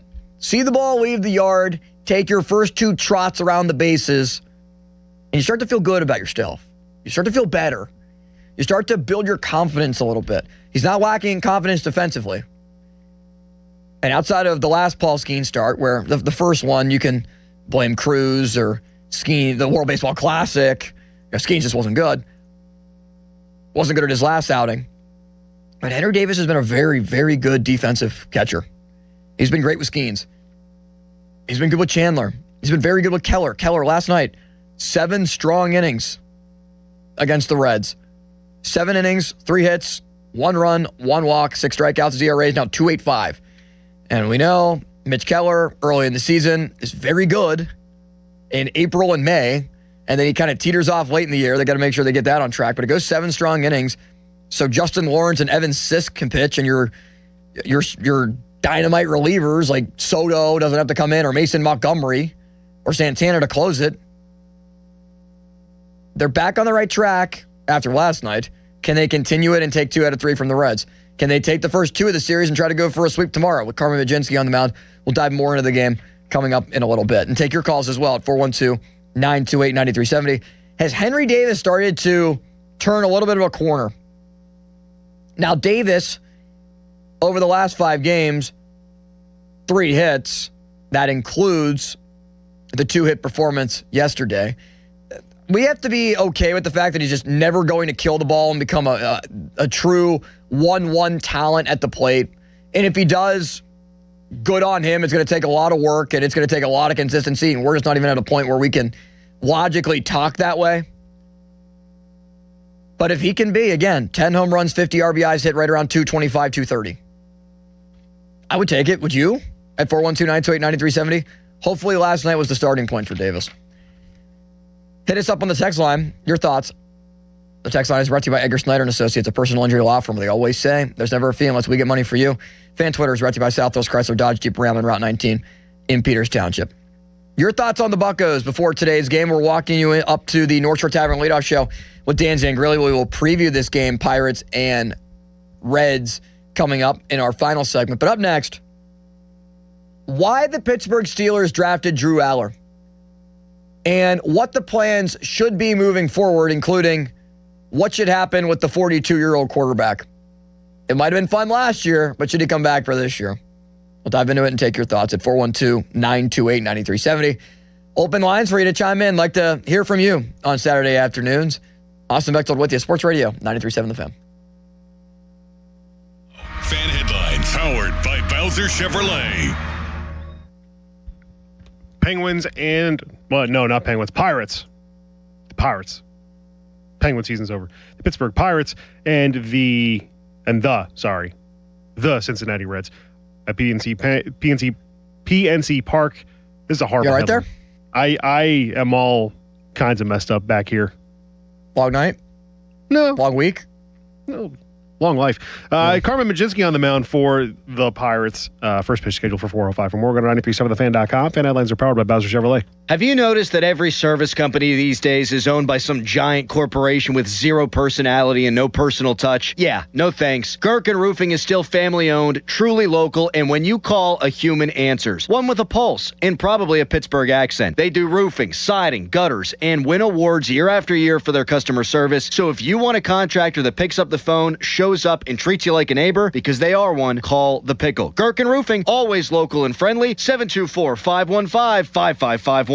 Catastrophic injuries bring emotional strain, physical pain, and financial stress. You don't have to face it alone. Ogg, Murphy, and Perkoski will fight to get you the compensation you deserve. Call 412-391-FIRM today. Ogg, Murphy, Perkoski, the firm. We're all in. Baseball is back, and BetMGM, official partner of Major League Baseball, is bringing the high heat all season long. All season long, you can log into the BetMGM app and receive top-tier promos that put you in the batter's box and up the excitement for America's pastime. Step up to the plate all season with Swing for the Fences, the free-to-play game where every swing could score you rewards. We're talking parlay boost tokens, odds boost tokens, same-game parlay boost, and even bonus spins all season long. And the action doesn't stop there. Get more out of every at-bat and every inning with MLB same-game parlay boosts. Stack your picks and boost your potential payout. Plus, lock in bigger value with MLB odds boost tokens and MLB parlay boost tokens all season long. More boosts, more swings, more chances to win. Download the BetMGM app and step up to the plate today. If you or someone you know has a gambling problem, help is available. Call 1-800-GAMBLER. BetMGM.com for T's and C's. 21 plus to wager. PA only.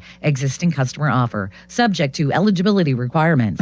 Carpal tunnel syndrome. Heart failure that doesn't improve with common medicines.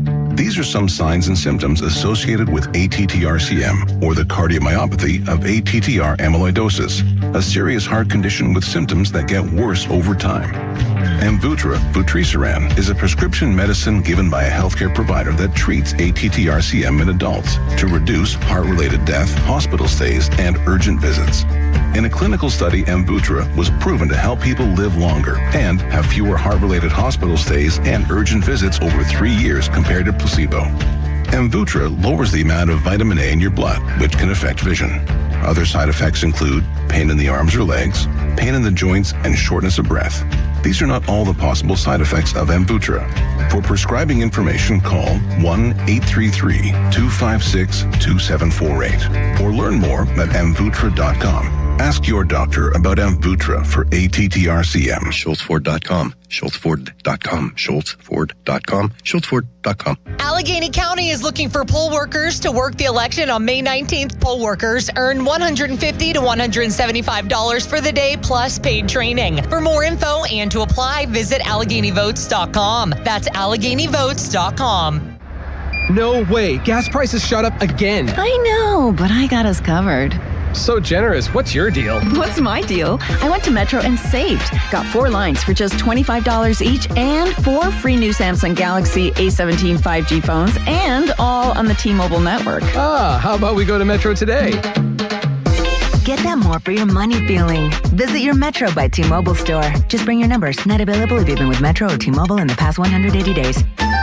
I'm John Morgan of Morgan & Morgan. If you've been diagnosed with mesothelioma, call us now. $30 billion was set aside for meso victims. And in most cases, your claim is settled out of court without a jury trial. Visit forthepeople.com for an office near you. Wesley Financial Group is not a law firm. Ask yourself this question. Is it really worth holding on to that timeshare that you know you need to get rid of? Here's the truth. The average maintenance fee just went up over 17%. That could have been 117%, and there's nothing you can do about it. When you buy a timeshare, you give them a blank check for annual maintenance and assessment fees. I'm Chuck McDowell, founder of Wesley Financial Group. For 15 years, I've helped over 50,000 families cancel their timeshare. Not sell it, not transfer it, cancel it. Did you buy a timeshare because they told you it was a great investment and your maintenance fees would never go up? That's a lie. Are you ready to get rid of your timeshare once and for all? Simply call us and I'll send you our timeshare exit kit that explains all your options for cancellation. Call Wesley now for your timeshare exit kit. 800-581-1414. That's 800-581-1414. 800-581-1414. Pony and Muller here. Mike and Mike's Beer Bar is a big fan of us. In fact, he gave us our own beer. Okay, well, kind of. Each month, Mike picks a local beer that we call the Fan Beer of the Month. The Fan Beer of the Month for April is Cinderland Beer Company's Raise It, their PNC Park exclusive West Coast style IPA. The charity of the month is Partners for Quality. And if you don't like the Fan Beer of the Month, Mike has 4 other beers on tap that you can select, and he will make a donation to the charity. Check out the Fan Beer of the Month at Mike's Beer Bar. Meet me at Mike's. Live from the Shorky Mitsubishi.com studios, North Huntington and North Hills.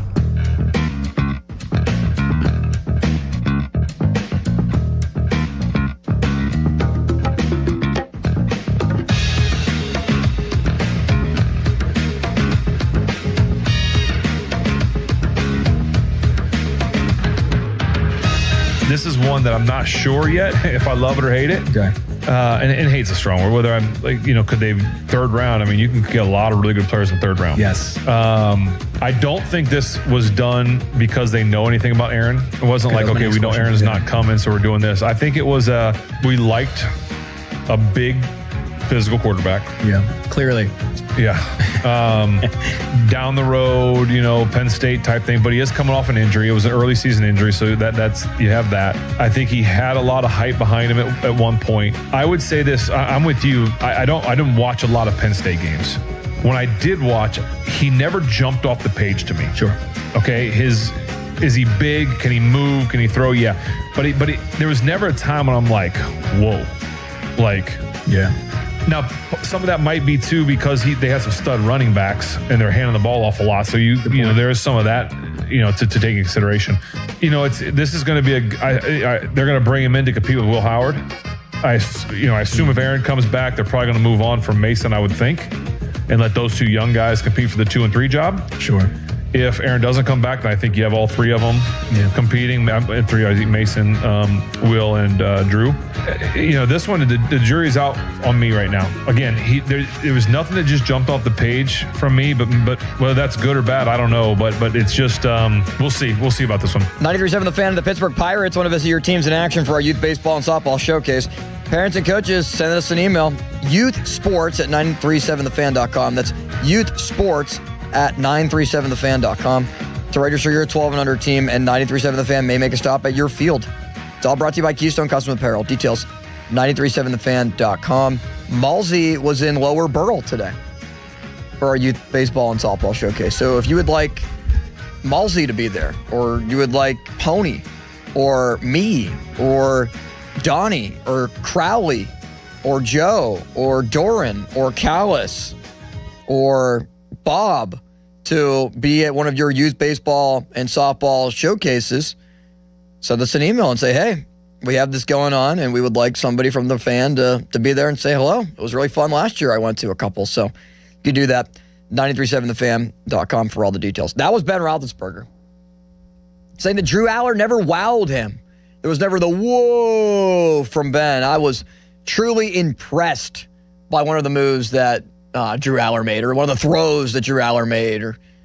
And Ben did admit, and we love Ben, we love Big Ben, that he didn't watch a lot of Penn State games, but he said that, Aller never jumped off the page, which is understandable because in the big moments, in the big games, Drew Aller shrunk. And I'm saying this as probably the biggest Drew Aller backer the city has, outside of, I don't know, maybe Omar Khan, Mike McCarthy, and the people that drafted Drew Aller. Like, I see something that makes me believe that he can be a franchise quarterback in the NFL, even though, yes, he was a third-round pick. If he came out the year prior or didn't get hurt, I think he more than likely would have been a first-round pick, right in the range of where Jackson Dart was picked. Don't think he would have went as high as Ty Simpson, but that the Steelers might have used the 21st pick on Aller instead of the 76th pick. But they got him at 76. He was available. And from my understanding, they did not want to wait until 85 or risk that he would be there at 99 or 96 when they eventually traded up for Jennings Dunker. They liked Drew Aller enough where 76 was the appropriate spot, and they did not want another team to either jump up in the third round or wait around until 85 for Aller to potentially not be there. So they really like him. And whether that's Mike McCarthy, whether that's Omar Khan, I think it's Mike McCarthy and Tom Arth. Tom Arth is a huge Drew Aller fan, supporter. He said it during the draft. Rare size. He's 6'5", 235 pounds. He has big hands, and I think what's most exciting, certainly when you're talking about the quarterback position, is can this guy throw the football? And I think he throws it as well as any quarterback, in this draft class. He has an effortless arm. He can make every single throw on the field, and he's a better athlete than I think given credit for. Tom Arth describes Drew Aller as if he was a first-round pick, as if he has a first-round talent. Now, I hope that we don't have the conversation around Aller that's been had with Rudolph in the past, where it was, hey, the Steelers had a first-round grade on Mason Rudolph. They got him in the third round, and that just continued to be brought up and brought up and brought up again, and I'm sure that will happen. And, I think, unfortunately, this is a battle of the fan bases. This is Ohio State fans that are Steeler fans rooting for Will Howard and against Drew Aller. This is Pitt fans rooting against Drew Aller. Not all, but I'm saying some. Like, you see it on social media. We've had people that have called in and said this because of how Kenny Pickett didn't work out. And some Penn State fans didn't want Kenny Pickett to work out. I wish we could separate, hey, this is what they did in college. Let's all root for Kenny Pickett to succeed. Let's all root for Drew Aller to succeed, because what matters most is that the Steelers win. Like, sure, Aller came from Penn State and Pickett came from Pitt. Like, I want the Steelers to win. And I like the Drew Aller pick because I think Drew Aller can help the Steelers in the future to win. Due to the traits, due to the size, due to the athleticism, Tom Arth said that he doesn't get enough credit for. He's a pocket passer that played in an RPO offense at Penn State. They put a square peg into a round hole and tried to make him something that he just was not. They treated Aller like he was a convertible, but yet it was raining. Like they were driving a convertible in the rain. They asked Aller to design runs, designated runs all the time. That's not his strengths. The system was not built for him, right, Terry Smith? Yeah, I've been known as like the truth teller here at Penn State. And, I think unfairly to Drew, our system wasn't built for him. It wasn't made for him. Some of the decisions were taken out of his control. He's a guy that can make every throw. He's super smart. He's a fast learner. He picks things up really quickly. I just think with the right coaching, the right direction, obviously in the best scenario, you want a guy like Aaron Rodgers to come back and really teach a guy like this how to be a pro and be a pro's pro, much like Aaron Rodgers learned from Brett Favre. So that's an ideal situation. Whether that happens or not, remains to be seen. But I think Drew, has all the physical attributes and mental makeup to really be a good pro. And that's not just me saying it during the course of the regular season, which I did with Starkey and on my own solo time as well, all the time, where they didn't predicate, they didn't play to his strengths. They didn't do what was necessary with the offense to cater to him. It was, well, Drew, you don't really fit this system, but we're going to try to make it work. And it didn't. That would work for Lamar. That would work for Jaden Daniels. Drew Aller's not that type of, he's 6'5", 230, not a runner. That's just not it. Bo Prabula would have worked. Kenny Pickett might have been able to thrive better in that system. And that's just not me coming out and saying it. That's one of the coaches. That was the interim head coach, someone who was on the staff with James Franklin his entire tenure. Somebody who was lauded and praised by the Penn State community and the national media as well, saying, well, maybe Terry Smith should get the head coaching job. Look at how great of a job he did. He understands the pulse of what's going on, and he's honest with the media, as he was with us on Monday. Just like when he was asked why he didn't throw in big games, why Aller wasn't allowed to throw in big games. But it always felt like he was playing in a straitjacket or with handcuffs, and one mistake and everything would turn. Am I on to something there? Is there any truth to that? Yeah, I think you're very accurate with it. Good thing, bad thing, the Oregon game. We struggled offensively for the first half of the game. And then I think later in the third quarter, fourth quarter, the offense got going. They started to move the ball. They started executing. I think we went into like a 2-minute type of pass offense, and we started moving the ball right down the field. And it just shows what he was capable of if you just unleashed him, right? In 2-minute situations, you can't be conservative. You got to move the ball. So he moved the ball. I think we scored, tied the game. We were down two touchdowns in that game, and he led us back, when they opened up the offense and gave them a chance to make plays. And, obviously at the end of the game, we threw an interception to end the game. But that's a part of the game. That's a part of learning as well. But, that right there shows what he's capable of. When they unleashed him, he delivered when we needed him most to get that game to go into overtime and give us a chance on that night.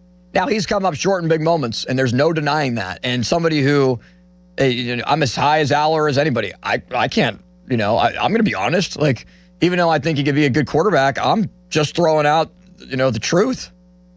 Like, we have texters right now that are saying, that are texting in saying, oh, stop whining about people wanting Aller to fail. He's a bum. And I said, sounds like you want him to fail. And they said, of course, he went to Penn State. I just don't know how as a Steeler fan you can do that. And you could be that way. Like, when Kenny Pickett was drafted, I was excited. I thought that the Steelers found an answer in Kenny Pickett. I was critical late in his second year when it just wasn't working. You can tell that it was, it was over, that it wasn't going to happen. But, come on now. Like, can't you separate it? I know people can't. But can you try? Like, I wanted Kenny Pickett to succeed. You shouldn't care about that. You should want to get out of this barrage of just losing football, this nothingness of the last 10 years. When you go 10-7 or you go 9-8 and you lose in the first round of the playoffs, or you don't even make the playoffs, and just the BS that has come from it.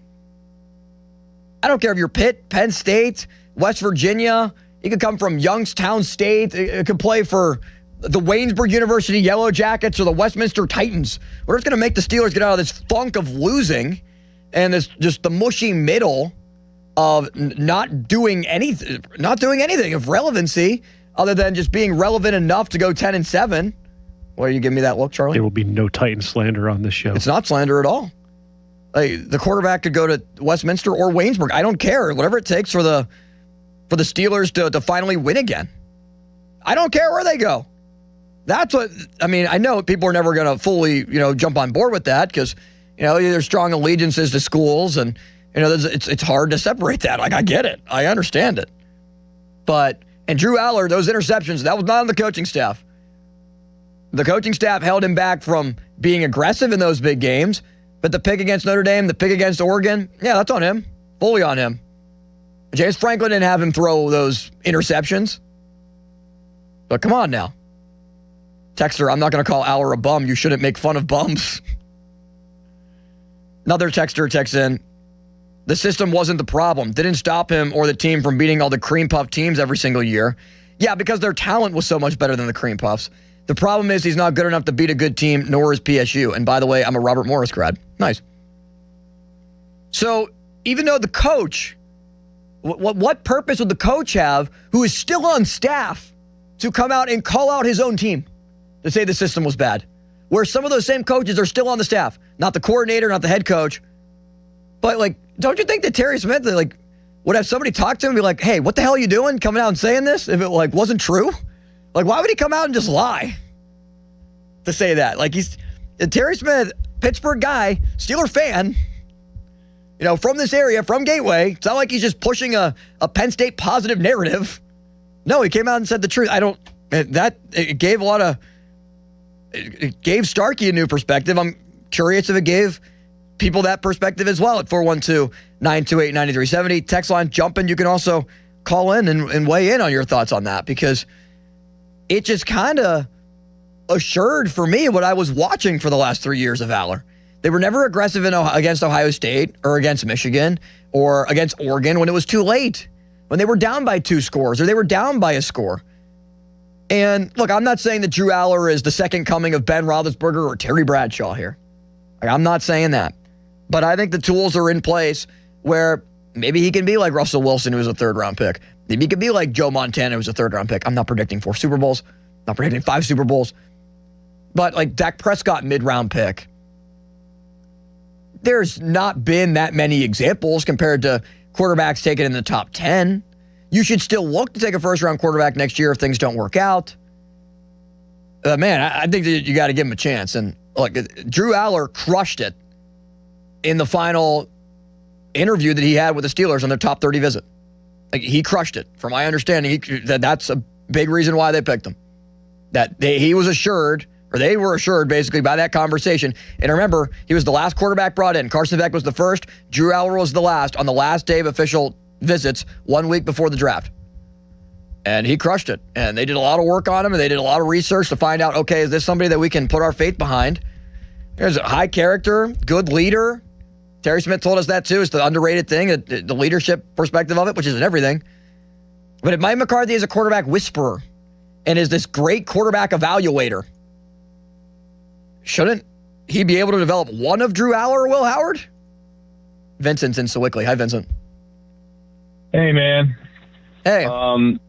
So, yeah, I don't know. I looked into this a little bit. Like, I'm not the biggest college watcher, but, I mean, Will Howard's senior season was much better than any season Drew Aller had. I won't disagree. And he also won the championship game. Like, he had a really good game. He went 17-21, 2 TDs, no picks. I mean, he kind of almost won them that game. So I don't understand why Will Howard just gets overlooked so much. I mean, realistically, well, why was he a 6th-round pick then, Vincent, if he had that much success? And that's the thing. I don't understand why he was a 6th-round pick. I'd like someone to tell me why he fell I will that try far. to explain it to you, because at least from my understanding, or at least my perspective on this, is that there's a clear difference between success in the pros compared to success in college. Like, Stetson Bennett won 2 national championships at Georgia. It was like a 4th-round pick with the Rams. I don't even know if I think he's like the backup there. He might not even still be in the NFL. Cardell Jones won a national championship. Josh Heupel won a national championship. You can throw multiple guys out there that have won national titles. For every Joe Burrow that wins a national championship, there's like 5 Cardell Joneses or 5 Stetson Bennett's. Like, just because you win the national title doesn't mean it's automatically going to translate, because a lot of it is defined by, okay, what are your traits? How well is your accuracy? What's your footwork like? A lot of, like, J.J. McCarthy won a national championship. Like, I said going into the draft, J.J. McCarthy's not going to be any good. He was still a 1st-round pick in a very heavy quarterback class. I think like the 5th or 6th quarterback taken when the Vikings picked him. But you knew that wasn't going to ultimately work out. If you watched a lot of his games at Michigan, just because, that's the long-winded answer is, just because you win a national title and have success in college. Patrick Mahomes was under 500, 5 games under 500 at Texas Tech. What did Josh Allen ever win at Wyoming? Like, it's a lot about traits, projectability, and coaching when you get to the NFL. Well, yeah, I mean, I understand all that, but he had a really good senior season regardless. Like, he still had a, like, 70%. He did. I won't deny that. He did. 70% completion percentage, 30-plus touchdowns. I mean, those are better stats than Aller had in any season. And, like, I'm not even saying he's necessarily better, but I think he should at least get some looks here and get some credit for what he actually did do, because he did more than Aller did. You know, he might be the more recent pick, but right. Thanks, Vincent. Like giving Drew Aller and Will Howard, like giving them credit for what they did in college is a different conversation compared to what they're going to do at the NFL level. Like Josh Allen had a completion percentage like under 60 at Wyoming. He was missing layups. He was missing easy throws that he should make. The interceptions were a problem. And I think if Drew Aller wasn't hurt, he would have been in the first round conversation, likely would have gone in the first round. The back half of it, not the top 10, but he would have gone in the first round. Doug is in Morgantown. Hi, Doug. Hey, thanks for taking my call. Sure, Doug. Being a Mountaineers fan, you think I'd have some discontent toward Aller being in Penn State. But look, I blame a lot of the frustrations that maybe Aller had in big games. I blame a lot of that on James Franklin. I just think Franklin couldn't handle the stress. I think he played too conservative there for most of the half and then tried to throw it all on Aller at the end. I'm just not a big Franklin fan. But what the previous caller said about Will Howard, you got to give him the chance too. I think this is going to be a great training camp with these two guys going at it, because this is the future of the Steelers, and I think that it's going to work. One of them is going to step forward. One of them is going to become the quarterback, and I could care less if Rodgers comes back or not. Yeah, I could too. I'm willing to take 6 or 7 wins to get these guys built up to get them ready for the future. So yeah, I'm on board with Aller, and I'm on board with Howard. So it's going to be a great training camp. I hope it works out. Yeah, thanks, Doug. Your phone was clicking a little bit there. I think. Look, I'm not against giving Will Howard a chance. Again, it speaks to, I think Aller has a better chance to be a franchise quarterback. Now, if they had Arch Manning or Dante Moore, I would feel a little bit differently here. Or maybe Sam Leavitt 1 year at LSU after playing at Arizona State. Like, if they're in a position where Aaron Rodgers doesn't come back or Aaron Rodgers gets hurt early in the season, we see 8 games of Drew Aller, maybe like 3 games of Will Howard, something like that. Or we see what they do in preseason, which we know you can't take everything that happens in preseason as if it's going to happen fully at the NFL level against the true talent and true stars. That's been proven over the last couple of years. You got to give looks. You got to give opportunities, and that's why I wouldn't bring Aaron back. But when you project the players that can be better in the NFL compared to in college, like we've heard Terry Smith say it, he's going to be a better college or a better NFL quarterback than a college quarterback. Joel Klatt of Fox Sports said the exact same thing, and I like Joel Klatt. He's really good. He's on their Big Noon. He's their color analyst on Big Noon. You might not like that the biggest games are at noon, but Joel Klatt does a really good job. He said the same thing. Aller in a better system, which Mike McCarthy's system caters to Drew Aller's strengths. I think that's why McCarthy picked him. Drew Aller is Mike McCarthy's guy. He picked Aller. He didn't pick Will Howard. He's been very complimentary of Will Howard. But he picked Drew Aller with the first pick of their 3 spots in the 3rd round. So it clearly means that they think enough of him where he's going to eventually see some playing time. Joe is in Pittsburgh. Hi, Joe. Hey, Austin. Good to talk to you, buddy. Nice show. Thanks, man. I want to talk about Aller. First of all, I have to dispute something that you said. You claimed you were Drew Aller's biggest fan. That's me. I'm Drew Aller's biggest fan. I'll pass the baton to you. Yeah, thank you. I've been following him since he came into Penn State as a freshman. I saw clips of him from high school, and he had what they like to call the it factor back then, and I still think that's there. A couple things I want to say. Okay, Will Howard. Okay, I think Will Howard's going to be the guy that's going to be out. Okay, eventually in Pittsburgh. I think if Rodgers signs, you're going to need a vet behind him. You're going to keep Rudolph. And then you're going to have Drew Aller to train under that tutelage of McCarthy and Aaron Rodgers and the quarterback coach. So that's my take on that. And Will Howard, all the arguments for him, there are none. He won a championship. If he was so good in college, why didn't he get any Heisman votes? Okay? Or why wasn't he a first-round pick? Right, exactly. So, I mean, he was just a throwaway pick. I thought they wasted the 6th round. They could have brought another body and maybe a special team. Yeah, I wouldn't call it a waste, Joe. Yeah. Like, Will Howard does have some talent. He might end up being like a future backup in the NFL. But his ceiling is QB too. Okay, in my mind, just my opinion. To the argument that he had a great senior year, so did Kenny Pickett, and look at him. the Big Ben analysis, okay? Big Ben's ego won't allow him to tout anybody he thinks might supplant him in the Steelers fans' eyes, okay? And he was like that with Rudolph when he got drafted. Now he's like that with Aller. Of course, he's a Howard guy because he doesn't see Howard as a threat to that ego, okay, and that legacy. That's my take on that. Yeah, I get what you're saying, Joe, and we got to run here up against it. I appreciate it. I think that, you give Aller the ball, you give Howard the ball, and let the best man win. Like, look, I'm a huge Drew Aller guy, but if Will Howard ends up beating him out and becomes the franchise answer for the Steelers, I'm not going to be mad. I'll be upset for Drew Aller and the potential of that. Like, I'd rather see it be Aller. But if Will Howard becomes the answer, the Steelers finally have a quarterback. We're out of this misery. Like, I can put that aside.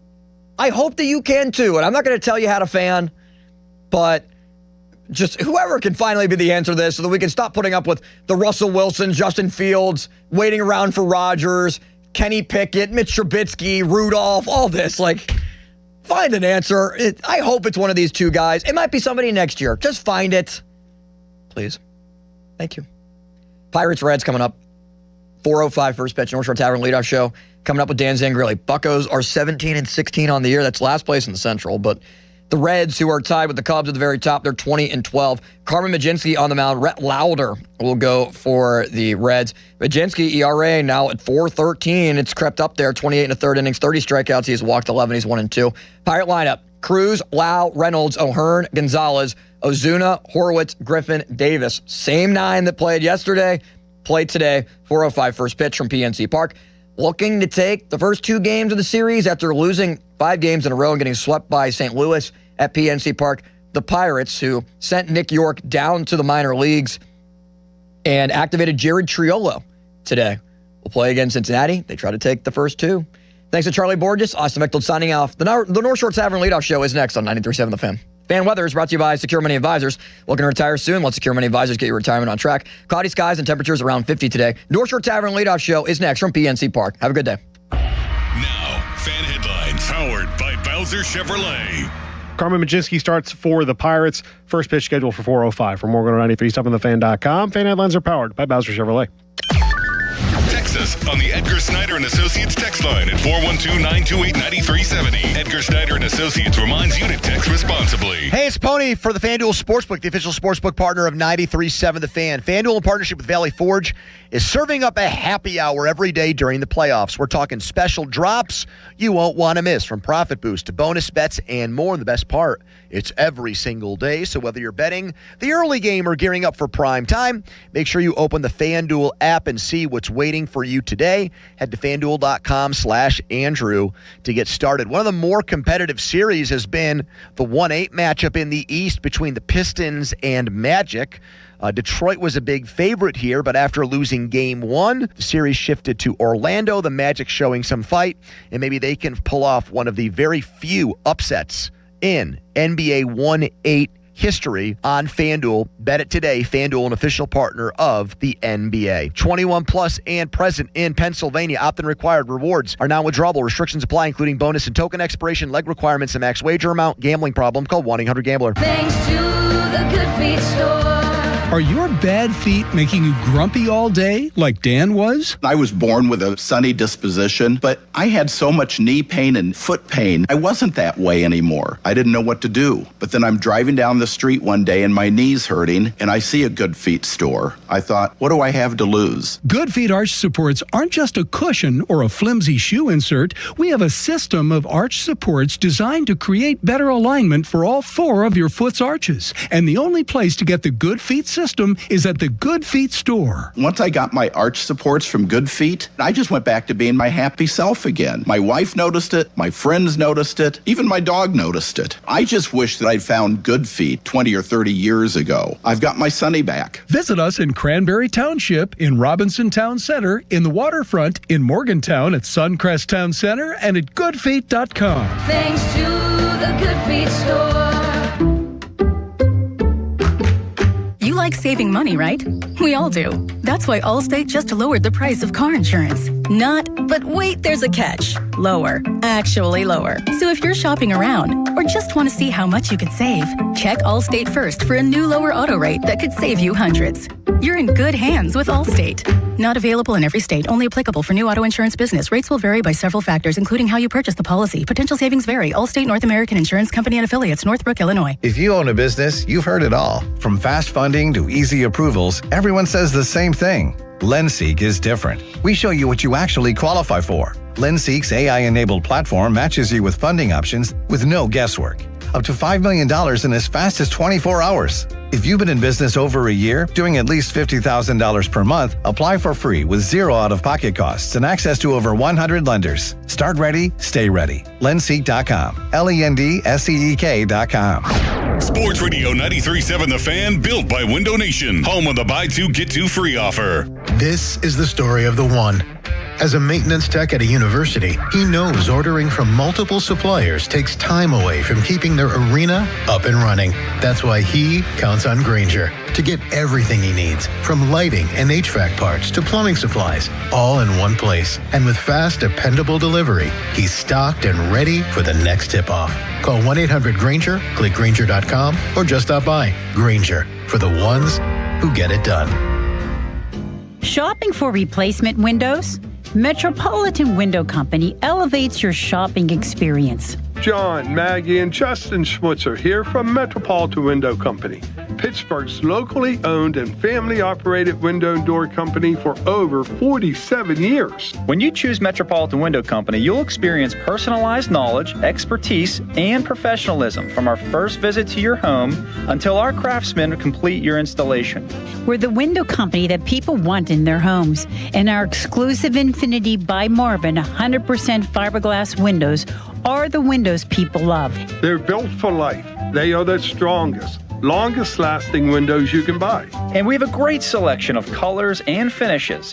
Experience Metropolitan Window Company. Stop by our showrooms, visit us at metropolitanwindows.com, or give us a call at 412-655-8411. PA 1565. I'm John Morgan of Morgan & Morgan. My best advice to you when hiring a lawyer for your injury case is simple. If you know court personnel, ask them who they'd hire. They know. If you know an insurance adjuster, ask them. They know. And then ask them about us. Ask them about Morgan & Morgan. They know. I look forward to talking to you soon. There's only one Morgan & Morgan, America's largest injury law firm for the people. Injured? Visit forthepeople.com for an office near you. 93.7 The Fan is cleared by aquickdrain.com. Your hometown building partner since 1956. 84 Lumber. Visit 84lumber.com. Why wait weeks or even months to service your vehicle? Introducing Car Care Express at Mike Hamlin Hyundai in Greensburg. Servicing almost every make and model. No appointment necessary. Come in today. Is your check engine light on? Come in today. Oil changes, brake and tire service, filters, fans, belts, fluids, you name it. Our technicians are ready to service your vehicle today. Plus, new Hyundai owners receive complimentary maintenance. No appointment necessary. No phone call needed. Service your vehicle today with Car Care Express at Mike Hamlin Hyundai in Greensburg. Baseball is back, and BetMGM, official partner of Major League Baseball, is bringing the high heat all season long. All season long, you can log into the BetMGM app and receive top-tier promos that put you in the batter's box and up the excitement for America's pastime. Step up to the plate all season with Swing for the Fences, the free-to-play game where every swing could score you rewards. We're talking parlay boost tokens, odds boost tokens, same-game parlay boost, and even bonus spins all season long. And the action doesn't stop there. Get more out of every at-bat and every inning with MLB same-game parlay boosts. Stack your picks and boost your potential payout. Plus, lock in bigger value with MLB odds boost tokens and MLB parlay boost tokens all season long. More boosts, more swings, more chances to win. Download the BetMGM app and step up to the plate today. If you or someone you know has a gambling problem, help is available. Call 1-800-GAMBLER. BetMGM.com for T's and C's. 21 plus to wager. PA only. Existing customer offer. Subject to eligibility requirements. My dad passed away unexpectedly. Of course, it was awful in every way, but we are very grateful that he had life insurance. So even after he was gone, he was still able to provide for us. And that's why I have life insurance for my family. Ethos.com. They make it fast and easy to get covered. It's 100% online. You get a quote in seconds, and you can apply in minutes. You get covered the same day. Get your free quote at ethos.com/protect. That's ethos.com/protect. Paid spokesperson. Time spent on application may vary. Online health questions required. Rates may vary. I built this business the old-fashioned way. Hard work and a whole lot of spreadsheets. Yeah, about that, I upgraded us to Odoo. Odoo puts everything we need, sales, inventory, accounting, on one connected platform. No more juggling systems, no more headaches. So it all works together? Exactly. Odoo is the all-in-one business software that makes running and passing on a business easier than ever. Take your business into the next generation. Try Odoo free at odoo.com. That's ODOO.com. HD1 Pittsburgh, an Odyssey Sports station. Live from the Jim Shorky Mitsubishi.com studios, North Huntington and North Hills. Always live and free on the Odyssey app. It's time for the North Shore Tavern Leadoff Show. The North Shore Tavern Leadoff Show is presented by Keystone Custom Apparel and is brought to you by Panhandle Cleaning and Restoration, Spitzer Toyota, 2 Men in a Junk Truck, Saloni's Italian Bread, Joe Ball GMC, Hampton Beer Outlet, Pella Windows, Og Murphy and Perkoski, Pennsylvania One Call System, Zero Res Commercial Cleaning, Central Outreach, and the North Shore Tavern. The North Shore Tavern Leadoff Show is on Sports Radio 93.7, The Fan. This afternoon from PNC Park, the Pirates go for a series win against the first place Cincinnati Reds.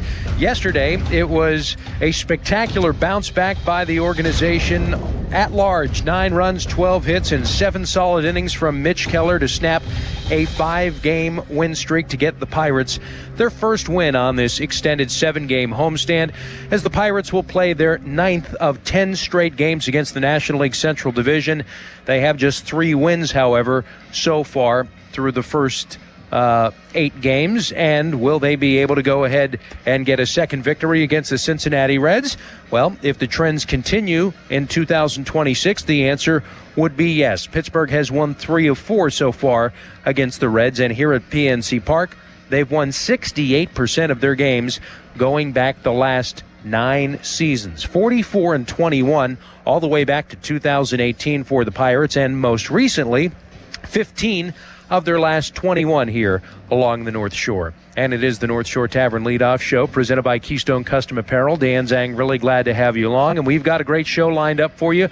Before Greg Brown and Bob Walker by to describe the sights and bring you the sounds of Pirates and Reds. Pittsburgh at 17-16, 3.5 back in the National League Central Division, 5th place, but they've closed the margin because Cincinnati and Chicago are now tied atop the division, 20-12, while the St. Louis Cardinals break them up. They've won 5 straight, sitting at 19-13. They're just 1 back in the very tight NL Central. And then Milwaukee, who's also won their last couple of evenings at 17-14, 2.5 back in the race. As we give you that fast look at the standings, brought to you by Pella Windows and Doors. Visit PellaPittsburgh.com.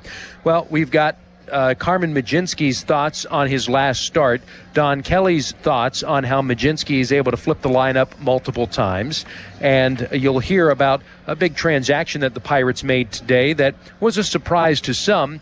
Jared Triolo has been reinstated from the injured list and his rehab assignment at AAA Indianapolis, and Nick York was optioned down, and you'll hear from the manager momentarily on that. Also on tap, brought to you by Hampton Beer Outlet, Route 8 in Hampton. You could drive a little, save a lot, and check out all of their Sam Adams specials that they have going on through the next few days. You'll hear from Matthew Hargrove, the play-by-play man of the Bradenton Marauders. We were, during the rain delay yesterday, diving in and out of Seth Hernandez's 5th professional start, and it was another good one. He struck out 9, but I want to get into the particulars on what Hernandez did really well. He did give up a couple of home runs for the first time in his pro career, 2 runs allowed over his 5 innings of work, but we're going to get down into the weeds here on what Hernandez has done so far and maybe how much longer he is in low A Bradenton, and at what point does he make that next step up to high A Greensboro. And I wonder if he does have a shot at AA Altoona. Matthew Hargrove has his finger on that pulse. We'll get you the starting lineups, some keys to victory, tell you what else is happening in the Pirates farm system as the Buccos look to, again, get to 2 games over 500 and win their second consecutive ball game. They haven't won back-to-back games in a little while. It's been over a week since the Pirates have done that, the Friday and Saturday on the last road trip in Milwaukee. So it's been good stuff so far for the Pirates at 44-21 against the Reds over their last 9 seasons here at the ballpark, and yesterday was absolutely indicative of that. The 9-1 Bucko victory out hitting Cincinnati 12-3. 4 homers hit in the game. Pittsburgh is on pace, actually, for a franchise record 187 home runs. They hit just 117 last year. And Henry Davis went deep twice, highlighting the offense for the Pirates. 2-run home run from Marcell Ozuna. And Brian Reynolds also went deep. He was 2 for 5 with a solo shot and then an RBI triple, all in support of Mitch Keller, who threw his fastball, 2 different variations of it, the 4-seamer and the sinker, over 60% of the time, really attacking the Reds. 71 of his 104 pitches for strikes in a 1-run, 3-hit, 7-inning outings, just what the Pirates needed, considering how much workload the bullpen had been carrying over especially the last week. Plus, Keller putting the team on his back, lowering his earned run average to 285 and improving his record to 3-1. So the Pirates will send Carmen Majinski to the mound, 1-2 with a 4.13 ERA, and he'll oppose Brett Lauder, who has been very, very good, young up-and-coming right-hander, along with Chase Burns, who the Pirates will see tomorrow, kind of anchoring this pitching staff for manager Terry Francona. Lauder has done a terrific job keeping the ball in the ballpark. So if you're coming to the park today expecting 4 home runs, might be a bit of a tall task here and a big ask when you're talking about the 3-1 Lauder, who's off to a 3.18 ERA start to the season for Cincinnati. It's another cold one here at the ballpark today, 49 degrees, a little bit of a breeze out towards center field, though we don't have a big threat of rain as we did last night. We were delayed 91 minutes yesterday before we eventually got underway around 8:15. But folks still filing through the turnstiles, hoodie and hot chocolate weather as the Pirates going for the series win. But the big news out of Don Kelly's office today was the transaction of Jared Triolo being added back onto the roster, and Nick York, to the surprise of some, was sent out to AAA Indianapolis. And Don Kelly spoke at length about the move with reporters, and here's what the Bucko skipper had to say. Pumped to have Tree back. That was a tough decision with Nick York. I think that really he did a really good job while he was up. We talked about it in spring training that we're going to have some tough decisions to make when it comes to the roster. And we think Nick York is going to be an everyday player in the big leagues, and Nick Gonzalez is swinging it right now. Tree provides a lot of versatility, Gold Glove defense, and feel like it's beneficial for Nick York to be down in AAA playing every day, ready for the next opportunity, because there inevitably will be one, and for him to be ready to step into that. How responsive was York to that? Because obviously he had really confident thoughts going into his exit meetings and everything about the player he wanted to be, and has shown some of that. So what is his response to going back down to prove himself again? Yeah, it's I obviously disappoint. Anytime you get sent down, it's disappointing for any player, and I'm sure it was the same for him. Just looking for him to capitalize on the opportunity down there to play every day and be ready when the next call comes. You mentioned it a little bit, but how do you find that balance going forward of Triolo and all his defensive versatility, and how important he is there with Nick, and how hot of a bat he's swinging? Yeah, we're going to have to figure that out as we go. Gonzo's been doing a great job offensively, and he's gotten better defensively, and just finding ways to get them both in. And I think that was a challenge with Nick York too. If Nick's here, how do we find time for all three of them was going to be really challenging. Do you think it's going to be more 50-50 split there, or is it fair to say that you have a third base starter? No. I think, I don't know if it's going to be 50-50. I think as we go, we'll figure out what that rhythm looks like. Seems like it gives you guys, somebody can spell Connor and Short as well. Connor and Short, they could both be in the lineup against the lefty, third and second. Tree can play first base too. We have a lot of different options and versatility there. It's just figuring out, and hopefully Tree swings it like he was at the end of last year and makes it even more difficult to figure out. Is he an outfield option at all, or do you pretty much must keep him in the dirt? I would say that, he can play there, but I would say mostly having Billy and Mangum, most likely they would fill the outfield stuff, and then Gonzo and Tree would do the infield. And not saying that, what was it, 2 years ago, extra innings in Arizona, Triolo ended up making a heck of a play in right field to help us win a game. So you never know, but most likely they'll be in the infield. All right, so there's Don Kelly on the Robert Pearson Associates injury update list. Pittsburgh's premier injury attorneys reinstated today from the 10-day injured list. He had the right patellar tendon injury, hit .278, 3 RBIs, walked 3 times, scored 4 runs in a combined 5 rehab games between Low A Bradenton, Double A Altoona. So I did get the question here as to why not Billy Cook. Well, Cook, of course, an outfielder, plays a little bit of first base. And he's been very important, believe it or not, even though the starts have been sparingly. The outfield defensive replacement has been, I think, very valuable for Don Kelly to have in his toolbox. We see in many close late-game situations, Cook will come in to play left. Reynolds will shift from left to right. That puts O'Hearn from right to first base. Spencer Horwitz comes out of the game as the Pirates sort of shuffle the deck chairs to try to put their best defensive unit maybe for the last 6 outs or so in a ball game. So that's, I think, one of the reasons. And while Triolo also runs well, York not exactly slow-footed, but Cook runs very well, and he's been brought in for, tying run, winning run situations, especially trying to score from a ball, a ball in the gap from first base. So Cook has his role. York with really Gonzalez taking the third base job, and I was surprised that Don Kelly wouldn't give Gonzalez the endorsement and declare him the starting third baseman. I'm not necessarily sure what harm would be done by doing just that. Essentially, Gonzalez the last 2 weeks has played every game down there at third base, or at least it seems so, or he's in the lineup every day if he bounces over to second base with a left-hander on the mound. But he's hitting .457, 12 games. He's one of the top hitters in baseball at the moment. I really don't see the harm in giving him that kind of vote of confidence, but even though the words aren't necessarily backing that up from manager Don Kelly, the action and his lineup card says otherwise. So there you have it. Nick Gonzalez at third base again today in the 5 spot of the batting order. Jared Triolo is on the bench, activated for Pittsburgh, as Nick York is optioned down to AAA Indianapolis. Big roster move. Toughest decision I think they've had to make with their 26-man roster to date. Pirates getting ready for Game 34 on a cool afternoon here. Feels like 42 degrees, and it'll get down probably with a real feel of around 35 to 36 by the time the 7th inning rolls around. Your weather forecast from Panhandle Cleaning and Restoration.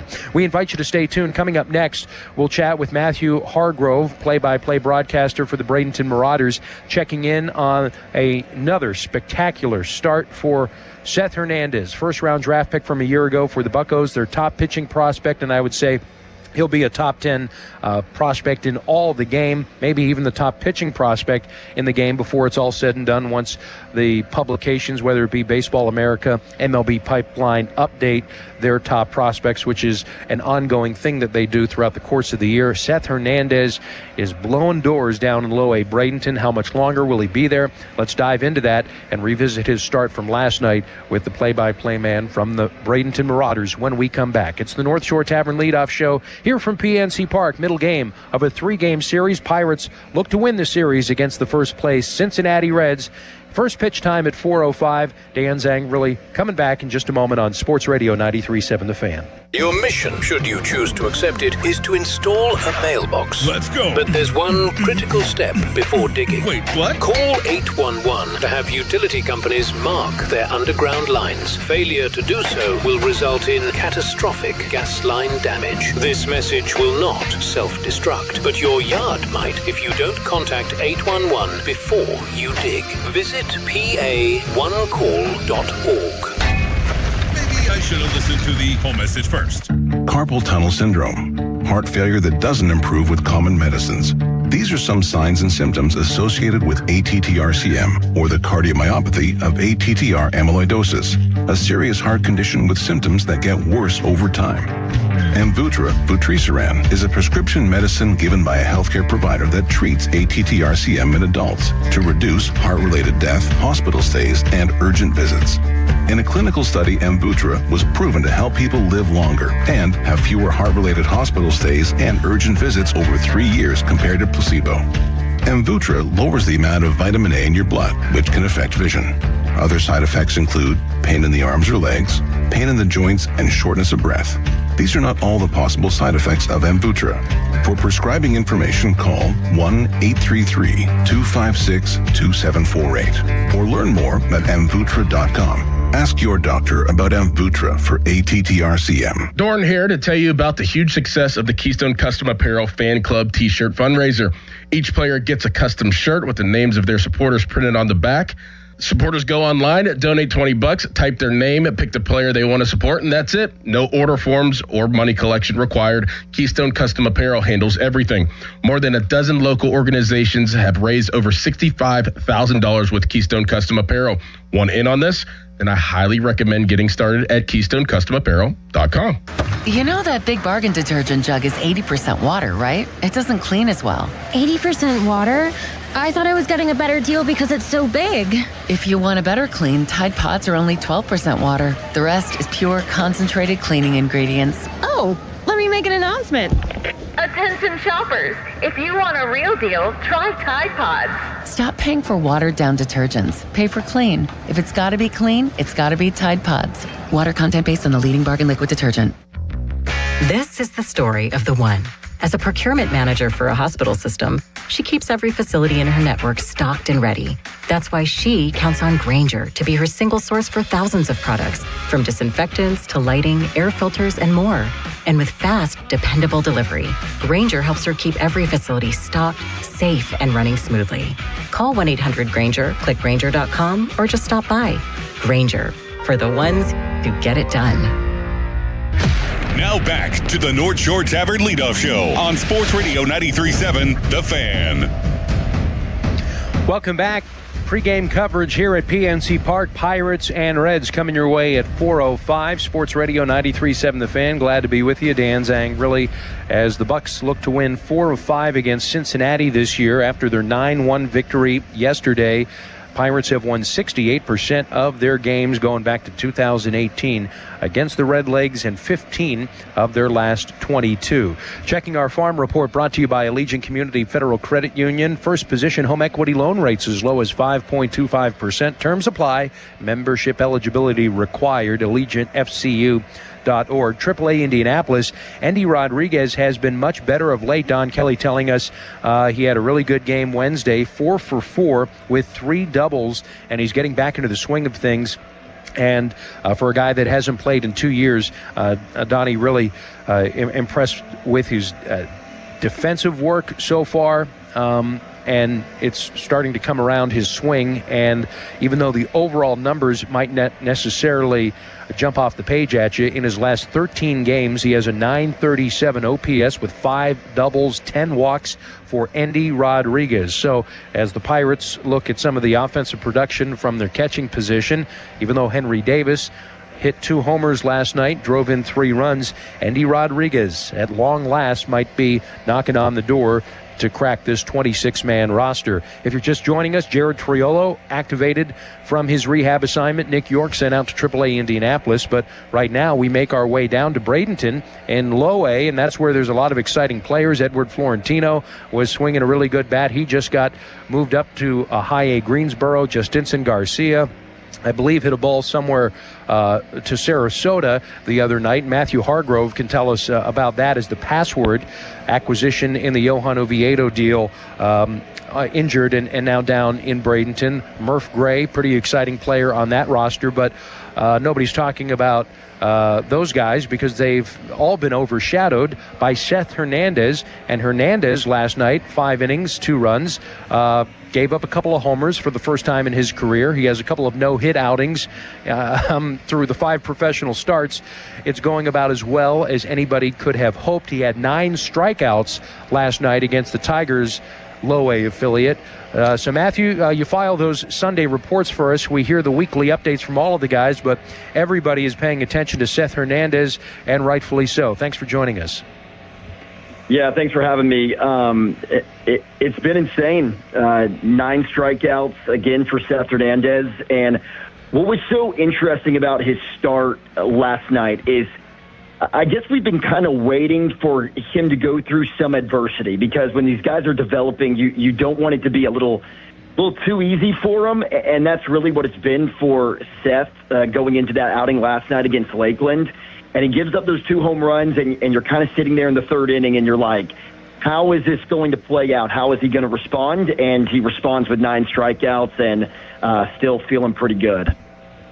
So the fastball, of course, has, gotten everybody excited, but it sounds like, and we were eavesdropping on your broadcast a little bit last night, and you made reference to, and we've heard about, the changeup, which is a rare thing for a pitcher of that age, especially a high school guy. It may be a little more prevalent when you have a college guy that's taken highly in the first round, as Hernandez was. But to have a prep guy come out with a refined changeup as he does, that really jumps off the page at you. And as we understand, it was really on display and an extraordinarily effective pitch last night. So can you speak to what he did with that pitch last night, number one? And secondly, as you have, watching it for the last 5 starts, speak of the importance that it is in his arsenal and how that may put him on a fast track here to Pittsburgh.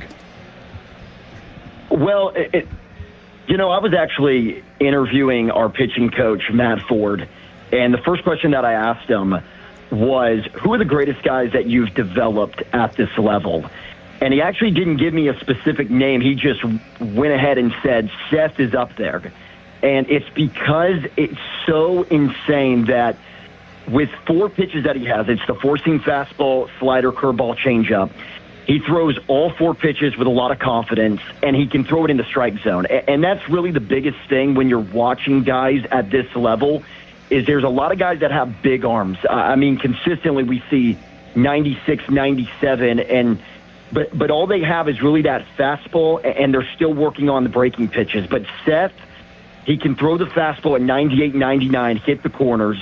And I would say that his best pitch so far has been that changeup. Over his last 2 outings, he has been getting a ton of strikeouts, and he loves to throw it on that low and inside corner, especially to righties. But, man, when he gets that changeup working on the inside corner, and then he goes to the slider and the breaking ball on the outside part of the plate, it's pretty much just unhittable. But maybe the most fun thing about watching Seth is he has this fastball that he can hit triple digits with, and he can go out there in a start maybe right now, and he doesn't even have to use it. That's how good his breaking stuff has been with the Marauders this season.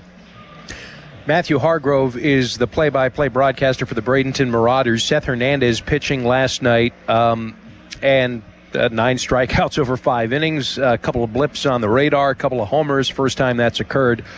You mentioned the changeup, low and inside to right-handed hitters. So for those at home, that's an arm side changeup right on right, which essentially big league players with 3, 4, 5 years service time, that's a pitch that they really have to work on, to be able to go right on right, arm side changeup.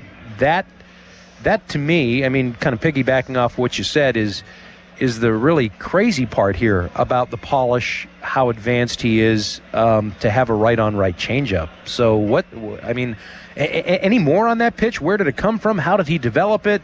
It's been in the arsenal because, again, I mean, you've got guys at this level up here, Matthew, that just don't have that.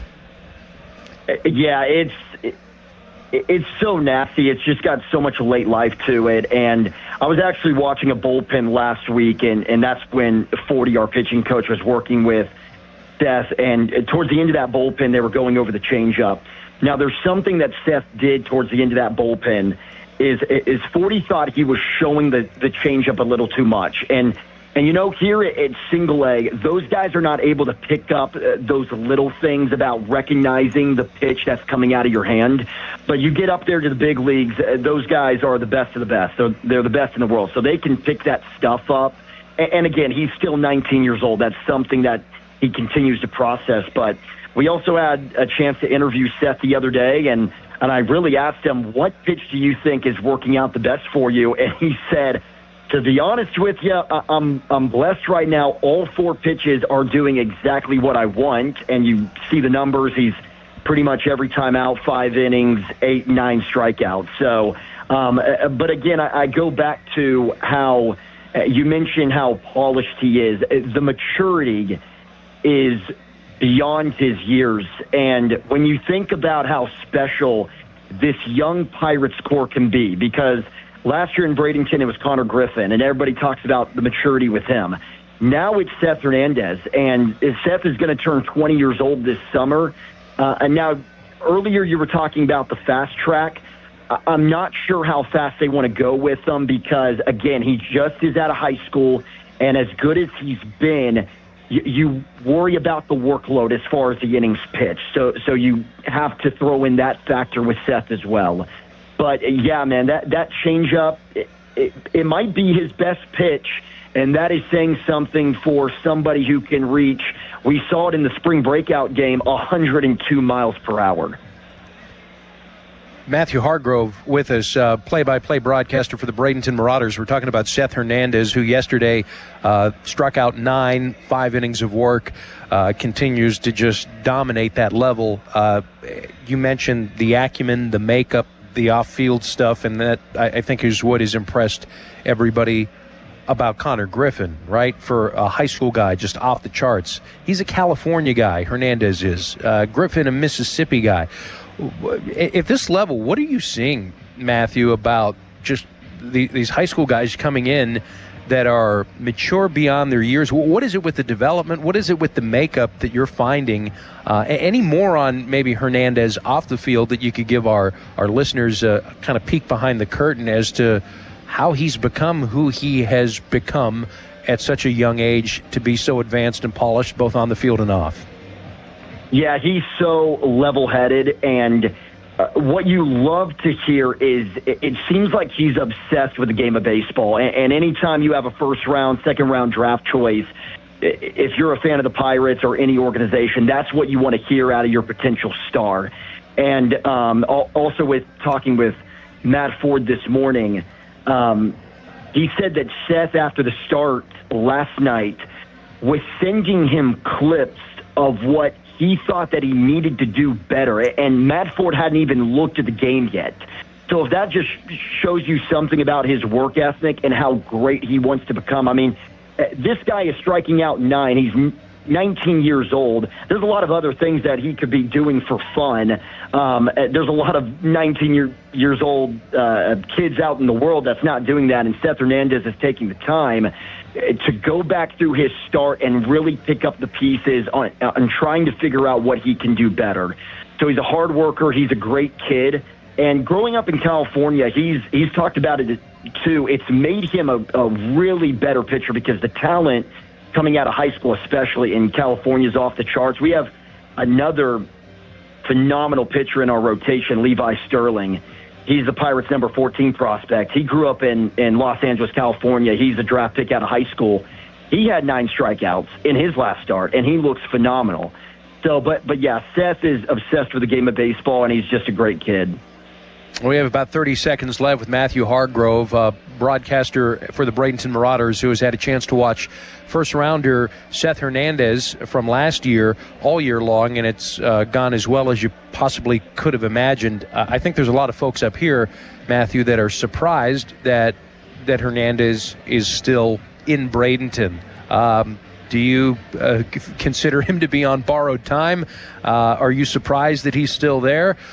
My guess is he's not going to be there for long. Do you share that, or are there still some rough edges that need sanded out that before they move him to be at Greensboro, Altoona, whatever it may be, that he still has those boxes to check?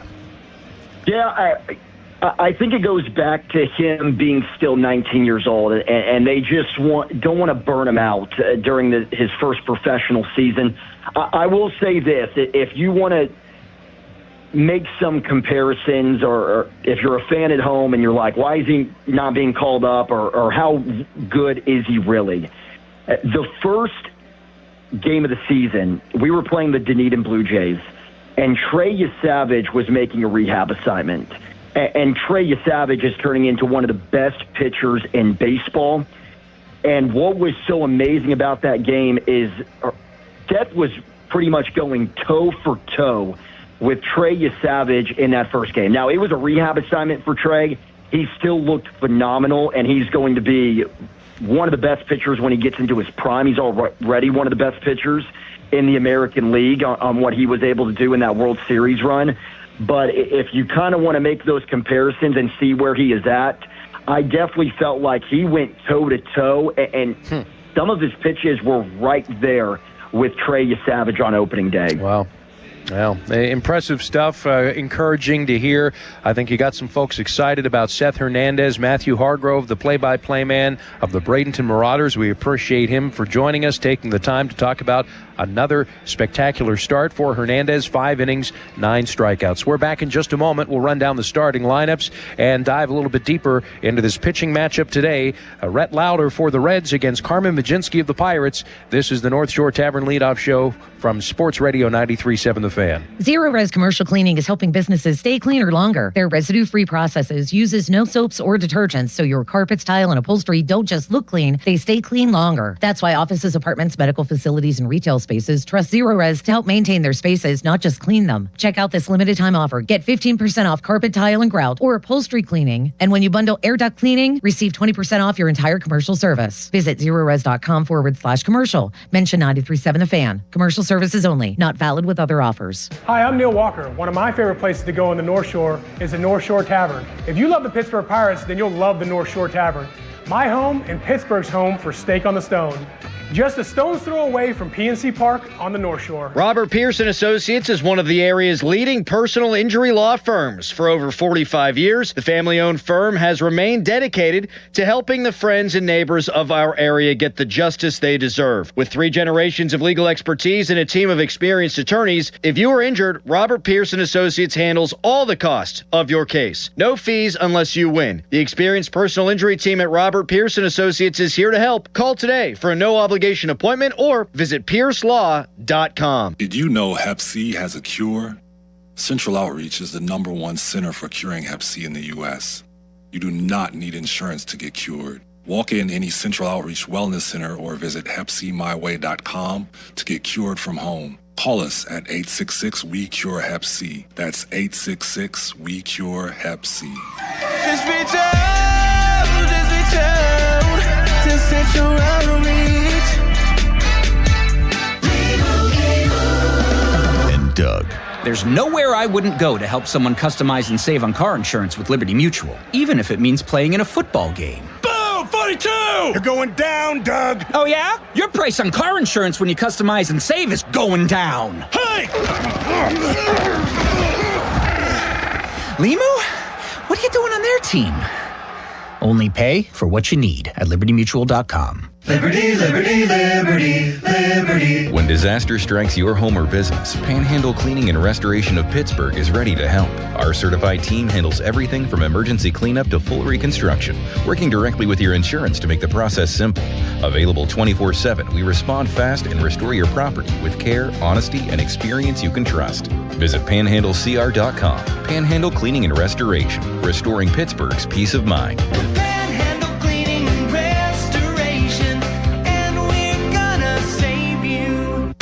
Now back to the North Shore Tavern Leadoff Show on Sports Radio 93.7 The Fan. Thanks for being with us. Carmen Majinski has to get through the lineup for, a second time. That's been something that has plagued him. It was perfect for Majinski. really last start against the Milwaukee Brewers, 3 no-hit innings, shutout baseball, just 1 over the minimum, and then a 5-run, 5-hit attack against the Brewers in the third and final game of that series Sunday afternoon at American Family Field. So Mlodzinski has scuffled here in his last couple of starts. The 3 2/3 against Milwaukee, against Texas earlier on that road trip, 5 runs on 6 hits. So you can do the algebra here. It's pretty substantial here. 8 innings, last 2 starts, 10 runs, 9 earned. He has been unable to get through the 5th inning. Go back to the 6-inning outing that he had out of the bullpen against the Washington Nationals. That was by far and away his best start this year. Here's Don Kelly on Carmen Mlodzinski trying to get back on track. Yeah, and that was against 2 tough teams, and I think that for Carmen to get back in the zone with the fastball, and that last inning in Milwaukee, he got up to almost 40 pitches in that one. Just being able to get ahead and then put the guys away. I think it's imperative that he holds the velo and stays in the strike zone. What did you notice about his work in between starts? Because after the last one, he sounded pretty exacerbated and really wants to shed this second time through the lineup thing that's kind of been following him around for a while. Yeah, I think that just getting back to being in the zone and utilizing his stuff, and also talking about last night, right? We didn't try to go up and hit 4 home runs. Guys were in a good spot, good approach, put good swings on it. With Carmen, I want him to understand, go out and do what you do. Don't get into this second time through, third time through. We start putting so much pressure on ourselves to get through that. No, he's a good pitcher. Go out and allow your stuff to play in the zone, which is what he's been working on, is holding that fastball, getting in the zone, utilizing that split. We've talked about the split has been really, really good. It's tougher to be really good if you're not getting ahead. And I think that that's a big thing for him, is getting ahead in the strike zone. Yep, so there's the batting average against for Mlodzinski. First inning, 0.71. Second inning, 2.73. Third inning, 0.53. So those first 3 innings really not a big issue. But fourth inning, 4.33. Fifth inning, 3.75. Sixth inning, 429. So he's sick and tired of having to answer the questions about second time through the batting order. It's Carmen Mlodzinski. He has the ball. Brought to you by Joe Ball GMC. You can have it all at Joe Ball. The lineup that he'll face, a lot of left-handers. There are 4 of the first 5 that he'll hit against: Friedel, Blade, Cruz, De La Cruz, all from the left side. Sal Stewart, followed by Nathaniel Lau, Spencer Steer, Will Benson, Tyler Stevenson, Ke'Bryan Hayes. Pirates, Oneil Cruz leads off with Brandon Lau at second base. Brian Reynolds in left field. Ryan O'Hearn, the right fielder. Nick Gonzalez hitting .457, 12 games for Gonzalez on base at third base, with Marcell Ozuna, the DH. Spencer Horwitz at first base. Connor Griffin swinging it better of late at shortstop. Henry Davis is the Pirates catcher. That's your starting lineup from Central Outreach Wellness Center. Walk in for service. There's no insurance necessary. Rhett Lauder, 3-1 with a .318 earned run average, has allowed just 1 homer all year long. He is just 23 years old and has been really, really good. 2.23 ERA through his first career start. 12 career starts for Rhett Lauder. Enters as one of the Reds' top prospects in baseball. Baseball America has him at number 3. All right, key to the game is going to be how Mlodzinski fares against left-handed hitters, in addition to that second time through. Keys to victory from Spitzer Toyota in Monroeville. Visit spitzertoyota.com. All right, that'll do it for us. Coming up next in just a moment, you'll hear from Greg Brown alongside Bob Walk. The call of the game brought to you by the Pennsylvania One Call System. Know what's below and contact 811 before you dig. You've been listening to the North Shore Tavern Leadoff Show. Your home for Steak on a Stone. Join us after the game for the Og Murphy and Perkoski post-game show. Pirates and Reds, game 2 of 3. Pirates going for back-to-back victories. They've won 15 of their last 22 against the Cincinnati Reds, 3 of 4 this year. Dan Zangrelli signing off, Sports Radio 93.7 The Fan. It's a great day for a ball game and to enjoy a ball game with an ice-cold beer. And there's one place to go for all your beer needs. That's Hampton Beer Outlet, where they've got the best prices, the best customer service, the best variety. And right now, Sam Adams Summer Beers, your favorites: Porch Rocker, Summer Ale, and a great new Star Spangled Variety Pack. 12-pack cans for the great low price of just $19.99. That's right, $19.99. So get to Hampton Beer Outlet, drive a little, save a lot. Route 8 in Hampton.